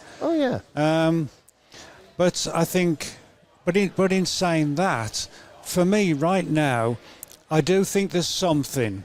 And because, you know, I've noticed when somebody dies, very often something weird happens. You know what I mean? Or like a synchronicity, that kind of thing. And so that's why I think there's something. But I don't have enough to say it's this religion or this one or that one. But it's but there's something. There's something. There's something. And I mean, kind of the same way that so many scientists are. There's call it what you want, prime mover, whatever. But there is something out there. Whether or not it has anything to do with afterlife or whatever, that's a totally different situation and a point of personal faith. But yeah, once again, I find it very, very interesting, the fact that these are the conclusions that you've come to, and these are the educated places that you've come to despite any personal religion. Because frequently the people who are of this mind in the cryptid community are very religiously based. You know, they're Sunday church goers, Wednesday Bible study, things like that. And there's nothing wrong with that. I happen to find that to be the case. And I find it really remarkable that, you know, this, once again, through cold, hard research, this is the conclusion that you've come to, despite any spiritual belief or religious belief. You know, that's awesome. That's awesome. Yeah. I guess maybe the rest of us have to wait. You know? Well, you know, it's one of those. Will we ever get an answer? Who knows? Well, the important thing is to keep questioning. It's to keep questioning. I mean, the day you stop asking questions, you'll probably stop breathing. You know, that's the way it should work. But I just wonder if, you know, all of us just have to wait. You know, maybe. I don't know. Because, I mean, you know, when you think about life after death, I mean, nobody really knows what that means. You know. Absolutely. And I actually sponsored and went to the Near-Death Conference last year, the International Association for Near-Death Studies. And, the Bigelow Institute has a $500,000 grant. If you can show positive connection and communication with the afterlife, they got $500,000 waiting for you, folks. Feel free to give them the data because they're actively searching for it. They're actively searching for active communication with the other side, and that's pretty interesting to think about when you're talking a place built on scientific endeavor. Well, like the Bigelow Institute. You know.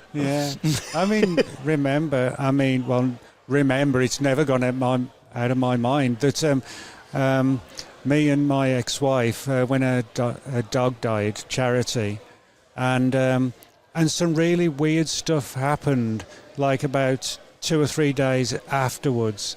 Dana could hear nails going up and down the corridor.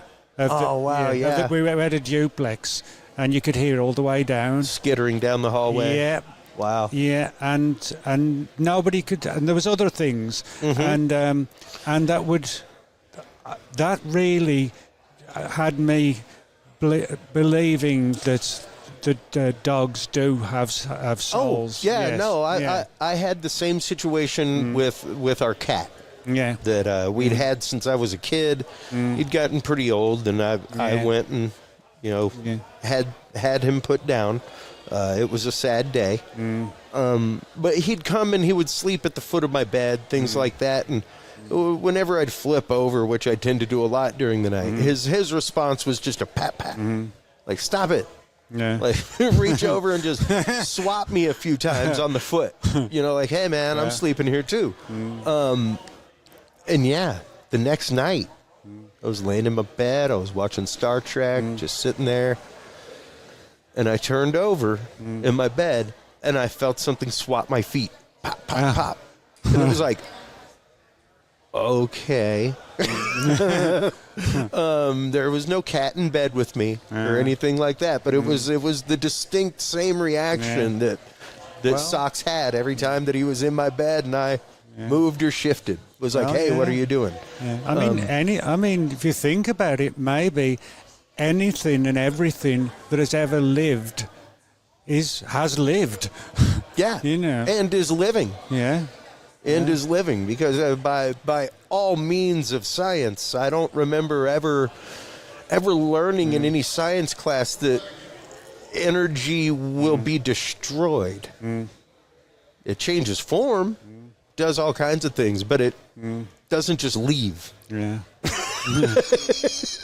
doesn't just depart. You know, We'll see. Well, I would venture a guess that our energy, because I mean we're all 90% empty space. Yeah. You know, this is pretty well an agreed upon illusion that both of us think that this conference even exists right now. Yeah. You know? Yeah. Like it's a pretty wild concept to think about, but it's kind of a truth. Yeah, I mean, it's people talk about plants, flowers. Yeah. You know, Yeah, absolutely. Absolutely. And even whenever you look at Carillion photography, the fact of you can take a Carillion photograph of a leaf that's just been removed from a tree, and you can snip part of one of the leaves off, and that part will still show in the Carillion photography image that you just snipped off. That field of electricity is still there, as though the plant thinks it's there.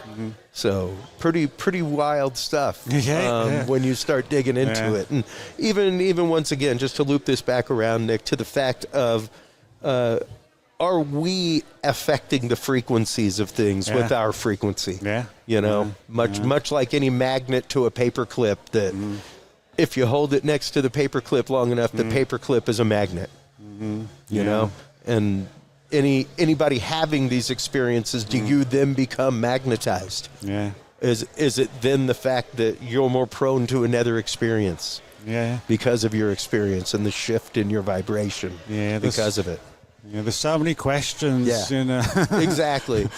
And not that many answers. No, but it's about exploring the questions. Well, it is, you know, and it's about truly, I say it on the show regularly, the Magellan concept. We need more people that are willing to sail over the horizon, Nick. We need more people that are willing to sail over the horizon. Reckless abandon. Let's see what's over there. You know, like, it may be scary, but it changed the world. Magellan's ride changed the world. We found out it doesn't just end. You know? So it's pretty wild. Thank you so much for the time. I appreciate it. You're always entirely busy. I happened to catch you at a show where you sold every book that you brought. So You're welcome, Chris. You're welcome. You're very welcome. It's always great having you on. Right. And let everybody over here know where they can go to keep up with your work, where they can go to buy your books, where they can go to subscribe to your newsletter, because your newsletter is great. I love getting that in my email box.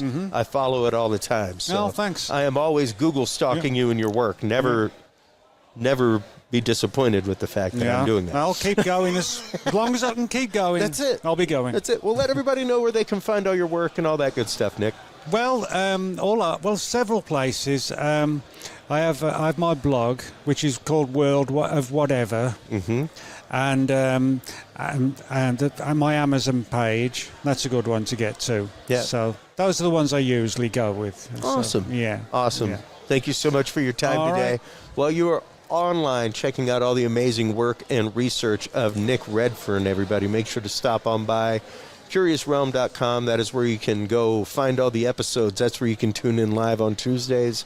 That's where you can like, follow, subscribe, share, and also fill out our experiencer form. If you're an experiencer of the paranormal, if you've had a cryptid sighting, UFO witness, feel free to contact us. Give us your information. Give us your evidence, your pictures. We'll present it to our experts and see if we can get you some answers.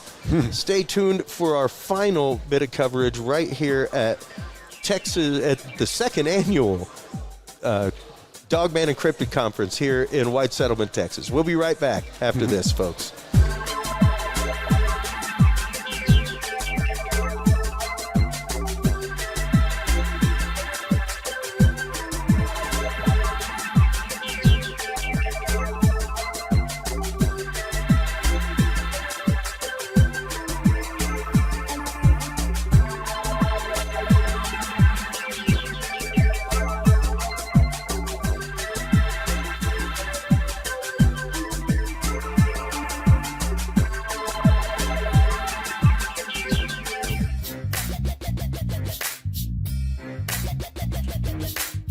With the rise in attention to the health benefits of cannabis and cannabinoids, including CBD, True Hemp Science has become one of the premier providers of full-spectrum CBD and CBD-related products. Using a proprietary spagyric process, True Hemp Science extracts maximum benefit from from the whole hemp plant. Buds, leaves, stems, seeds, even roots.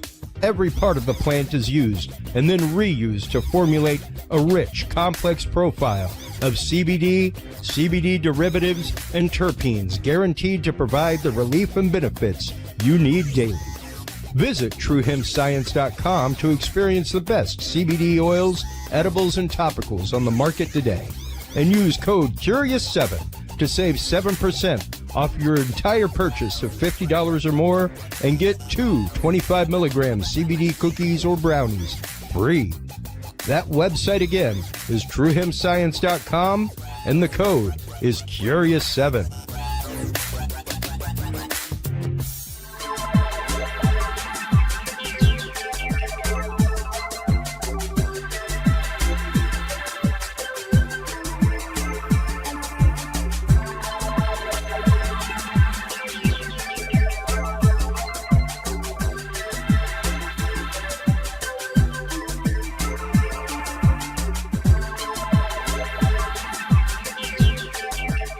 The Curious Realm Podcast is your source for the latest and greatest news and events in the world of the paranormal, esoteric, and forbidden knowledge.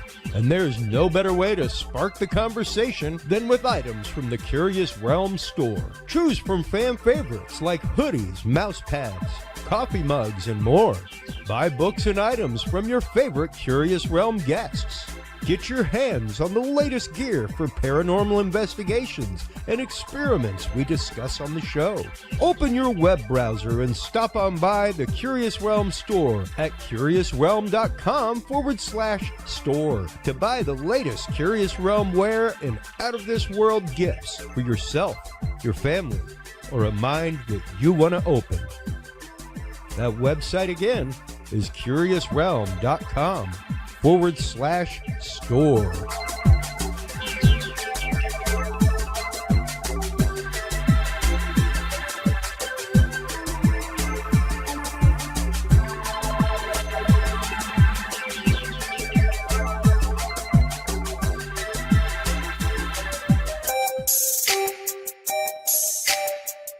Have you considered starting a podcast? Looking for a way to make your business a voice of authority in an industry? Then Podcast Cadet is the solution for you. Whether starting a podcast for yourself, your brand, business, school, church, or just plain fun, Podcast Cadet is here to help you navigate the waters of the podcast industry. Specializing in one-on-one consultation and training with industry professionals in fields ranging from podcast technology and editing to distribution, monetization, and even social media strategies. Podcast Cadet tailors their services to the specific needs of you and your podcast. Do you already have a podcast and trying to find ways to engage and grow your audience? Sign up for your Podcast Cadet audit today and let us help you explore new and exciting ways to leverage your content and elevate your podcast brand to whole new levels.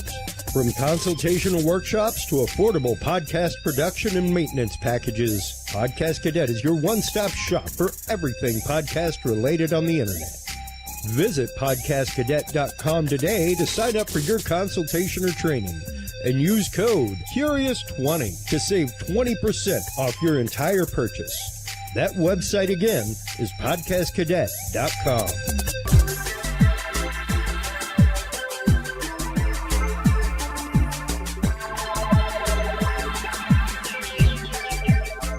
Well, hello, everybody, and welcome to this final bit of coverage coming to you from the second annual Dogman and Cryptid Conference here in White Settlement, Texas, being put on by the Paranormal Roundtable, our good friend Josh Turner. Welcome back to the show, Jason Mclean. Hey, appreciate you, Chris. It's been a long time. It's been been since yesterday. Since yesterday. Literally hours for the folks at home. I know. Nuts. So long. I forgot what you looked like. We just got done, yourself and I, with a UFO UAP panel here, and talking about many of the things that we talked about yesterday when we had you on the show. The idea of how these things seem to be interconnected. The idea of vibration. What are we manifesting in these things? You brought up some really interesting points in there. Discuss some of that with the audience real quick. I don't know what was overly interesting, but I think one of the things we often do is we make a lot of assumptions in this field. And, when you make an assumption, you make an asset of you and umption. Yep. And umption hates that. Yeah. We often see one thing, and let's say you have got this one thing correct. We then assume that's the rest of it. Yeah.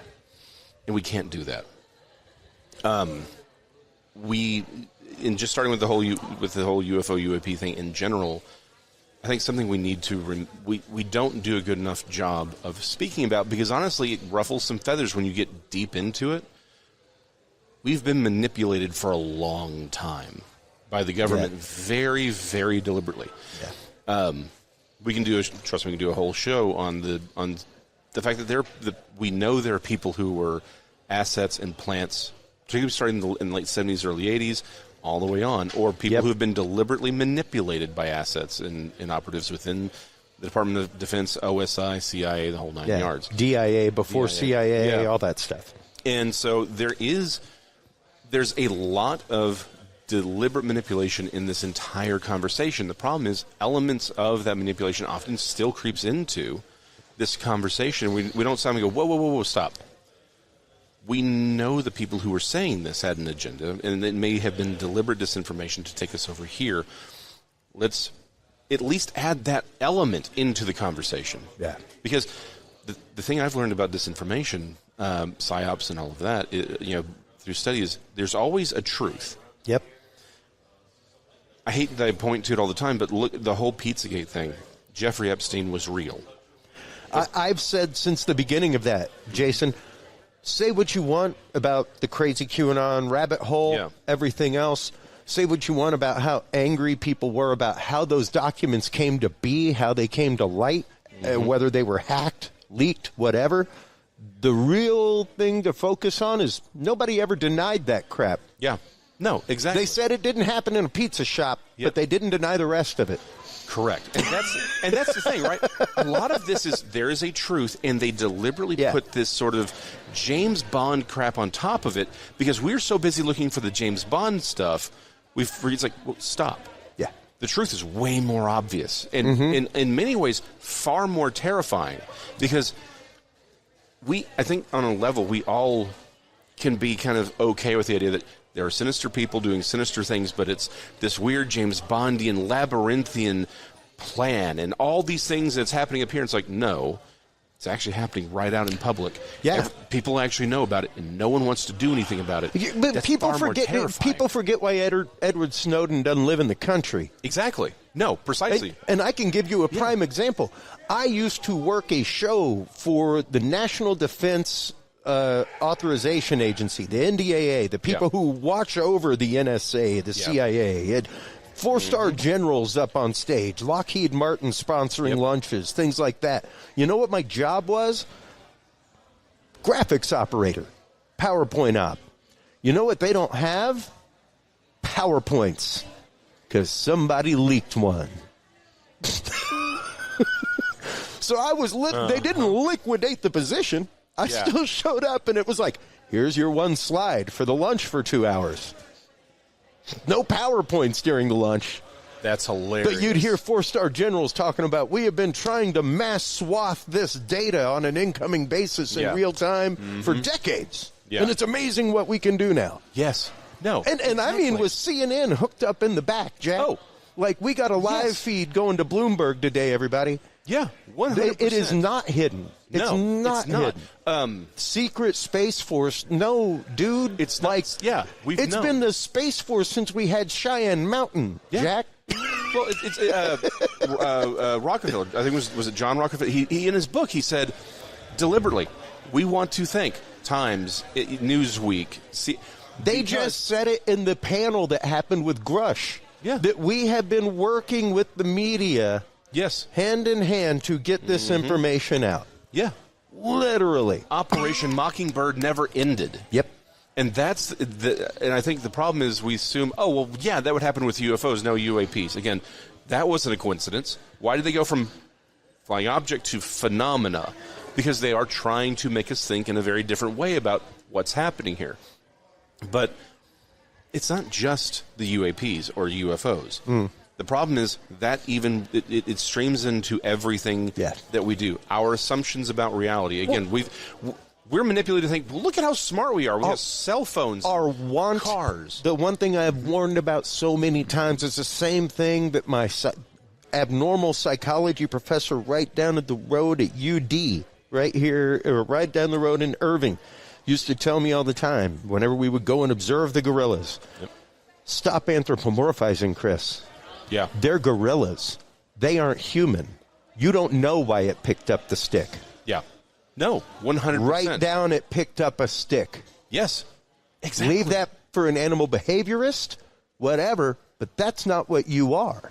Yeah. So stop giving that ape humanistic qualities and humanistic motivations behind what it's doing. And we tend to do that. Oh, yeah. We tend to do that with Alien. We tend to do that with Poltergeist and Paranormal. We do it with all of it because that's the only way we can understand it, is if it's in this fleshy way. It's the I just forgot the word. Pathetic fallacy, right? Not pathetic as in, oh, look at how sad you are, but rather that we want to empathize. That's right. With things. And for those who are unfamiliar with the phrase, every Disney movie, every inanimate object, every cute animal sidekick was an example of the pathetic fallacy. That's right. We're anthropomorphizing all of this, and the problem is we may be co-creating it with our own psychology. I'm not denying that there is a physicality to a lot of this, right? Absolutely. That doesn't mean necessarily that when it is physical and in our presence, that is what it actually is. Again, once again, through something like CE5 protocol, that you are not helping lift that dimensional veil between things through your intention. Exactly. You are allowing it in. Intended contact. And that's what people don't understand, is that CE5 is very much a modern protocol. It has not existed as a form of ET contact since the scale began, things like that. This is very new, and it's the concept of human-initiated contact, an invitation to contact. Yeah. And that is very much what you are doing anytime that you go out and you're howl calling. Yes. You go out and you're not calling. Whatever in the woods for Bigfoot, or for walking around a house and going, "Are you here? Yeah. Show us if you're here. Move the meter." Well, and let me go one step further, right? The CE5 thing, yes, it is new within the UFO alien community. The problem is all of this has ancient ancestry. Yes. Again, aside from lasers and aside from the technological accoutrement, what is the difference from a seance or any of these other things? Exactly. Zero. And here's a funny connection we really don't like to think about: the whole wood knocking thing. Why do we say knock on wood? Because that's where the Fae were. You were inviting them to come bless you. Exactly. Like, again, I am not saying that there isn't a primate out there, but what I am saying is, hold up. We tend to compartmentalize everything. Going back to the PSYOP thing, we compartmentalize everything. And we're like, no, this is a brand new thing. It's all, and we forget everything that we've learned because we rejected a lot of our traditional knowledge. Yeah. All of those things that 200 years ago, even the staunchest Christian would have been like, no, hold up. This thing has this is Fae. This is part of our reality, and you don't do X, Y, Z because you are inviting something into your world. It wasn't, no, it's not real. It's, you're going to deal with something that you're not ready to handle. Even the fact of whenever you're talking specifically Sasquatch, things like that, whenever you're talking about Indians in the Northwest, they even said that they were another tribe across the trees, things like that. There were two rules. A, don't give them a salmon. Yeah. Don't give them a salmon. Yes. B, don't follow them. Yeah. Do not follow them where they're going. You go where they're going, you ain't coming back. And that is the same two rules with the Fae. Exactly. 100%. It's 100%. Unless you're leaving them food to leave you alone. Exactly. Or to thank them for doing something like, hey, wow, you cobbled my shoes while I was asleep. Here's a donut. Yeah. You know? 100%. You say it to say thank you, but you don't say it as an invitation because now you're inviting mischief. Yeah. And that's all that they are, is mischief makers. Exactly. And again, that's this is my thing. One of the things we talk about on Untold Radio for Mysterious Library all the time is we've isolated. We don't realize this all has predecessors. And that's important. The procession of thought is really important, because if you have two cultures on two sides of the planet, Joshua Cutchin talked about this in his work. I can't advertise it enough. He's done a lot of different books where the trackways end, and particularly Ecology of Souls is brilliant. But one of the things he points out is, again, it was a specific tribe in Alaska. Their Sasquatch mythology has this very specific point of them not eating the food that hands you. Don't eat that food. Yep. And when the Sasquatch is gone, it turns back into bark. Well, that is 100% Fey lore. If you are in the fairy world, you do not eat anything, because as soon as you do, you stay there. That was the thing. If you eat that salmon, you stay there. You stay there. And the thing is, once you're done with the fairies, what happens? The gold you were given turns into leaves or fairy dust. Mm-hmm. The entire concept of fairy dust is they would give you something, you'd be like, oh, cool, I'm now rich, I'm going to go do something. And then once the experience is over, poof. It turns into dust. Yeah. It's what's the line? Ashes to ashes, dust to dust. It's a woozle, it's a wuzzle, it's fairy dust, right? And look at how often that happens in this field, right? That's one of those things we were thinking about even recently. It's like all these giant skeletons, they're seen where? In the earth. In these deep caves where the Fae are. They run across these big, massive chambers and these skeletons, but they're never seen again. The chambers are never found again. I had this body of a Bigfoot or whatever, and then someone shows up and takes it away. Or no different than the gold at the end of the rainbow that disappears when the rainbow's gone. Exactly. It's the same thing, but we assume that because we're smarter, we have televisions and TVs and satellite phones, and we can watch Snooki twerk, that somehow we're smarter, better. I know you do. We all do. But shamelessly, exactly. But it's like, well, then we're clearly superior to our ancestors 1,000 years ago. Yeah. No, they knew what was going on. Yeah, we are far inferior in many ways when it comes to that. When it comes to our connection to the world around us and our observation of the world around us, like they lived, they died by that. Yeah, they lived 100%. And died by it. And what's really interesting is when you look at how diverse a lot of these characters look, at no point did they question whether they were Fae or whatever, right? When you look into the lore, they're often described very, very differently. Yeah. Why? Why did they not see, well, hold on, why does this look like this and this one looks like this? That was never a question, because like, you don't know what they really look like. These are entities that are shapeshifters. Yeah. Why would you ever assume you've ever actually seen what they look like? Yeah. And there was always the connection with death. With the spiritual world, where we go once this corporeal form is no more. These creatures they come from that side of reality, where our true essence really resides. That's where they're coming from. And why are we assuming that stopped just because we see UFOs? Yeah. It's, this is one of those things where we want to make things physical. We want to make things tangible. We're like, no, it's got to be something that is akin to my cell phone here, right? Yeah. No, it's something from the higher reality where these spirits are. Yeah. And they are spiritual beings. We are making a lot of assumptions I think has hurt a lot of people. Absolutely. And I think it endangers us, and also makes us maybe a little bit easier to manipulate for those who have ill intent. Sure. The haughty are often easily manipulate. Yes.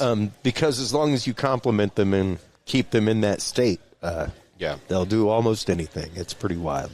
It's very sad, but very true. We once again have this want of confirmation and yet still a confirmation bias at the same time. And it's a very yin and yang situation inside of us, not only as humanity, but as individuals and people. Yeah. And there is a deeper connection to these things. We have to be willing to dig deeper in ourselves to find that connection. And that's what's important. And that's what a lot of this conversation, this whole weekend, was about inside of the sessions. Yes. You know, it was really great to see that. It was great to see the want of communities to come together. Yeah. The traditional biological Squatch community and the Dogman community coming together. Yeah. It's great. It's awesome. It's fantastic to see open minds and open hearts having these conversations. Yes, 100%. Absolutely. You can't learn anything if you're not listening. Well, you can't learn in a vacuum. It's not going to happen. Yeah, you can't breathe. Can't breathe in a vacuum. Nothing grows in a vacuum. That's right. That's right. Exactly. So we have to be ready to have these conversations and ready to be challenged in our beliefs. Yes, 100%. Not trying to take anybody's belief, just trying to widen it. Yeah. So let everybody know once again where they go to keep up with Jason Questions Everything and all that good stuff. YouTube and Rumble, it's Jason Mclean Questions Everything. Rumble's just a little bit harder to use, so usually it gets it later. But I am live on Wednesdays, and again, on Untold Radio Network. I've got Mysterious Library with Dean Burcham. We're live every Tuesday. So, yeah. And, of course, I'm on Facebook, and follow, and I'll post everything over there. And I have an Instagram. I don't even know what it's called. And I don't really post to it all that often. So that's on me, folks. I'm a terrible Instagrammer. I am horrible. I'm not even a passable Facebooker. I can appreciate the Instagram thing. I can appreciate that. Jason, thanks as always, bud. It's always a great conversation chatting with you. Always love seeing you at these events. I always know that there will be days of great conversation whenever you're here. Thank you so much, everybody, as always, for tuning in. Thank you, as always, for having the open hearts, having the open minds to have these hard conversations that really are the catalyst of humanity, everybody. Remember, take care of yourselves, take care of each other, and stay curious. We'll talk to you soon. Bye-bye. Thank you for tuning in to this episode of The Curious Realm. Stay tuned for more guests, forbidden topics, and hidden truths. Download the official Curious Realm app and view the Knowledge Vault on our website, curiousrealm.com. Follow us on social media by searching Curious Realm. Curious Realm is available on your favorite podcast services, as well as YouTube, Roku, Amazon Fire, and Apple TV through the APR TV app, available on all app markets. Curious Realm is a proud member of the HC Universal Network family of podcasts. For more great content or to become a sponsor of Curious Realm or other podcasts, visit hcuniversalnetwork.com today. Thanks for listening. Stay curious. And remember, the other side is always watching.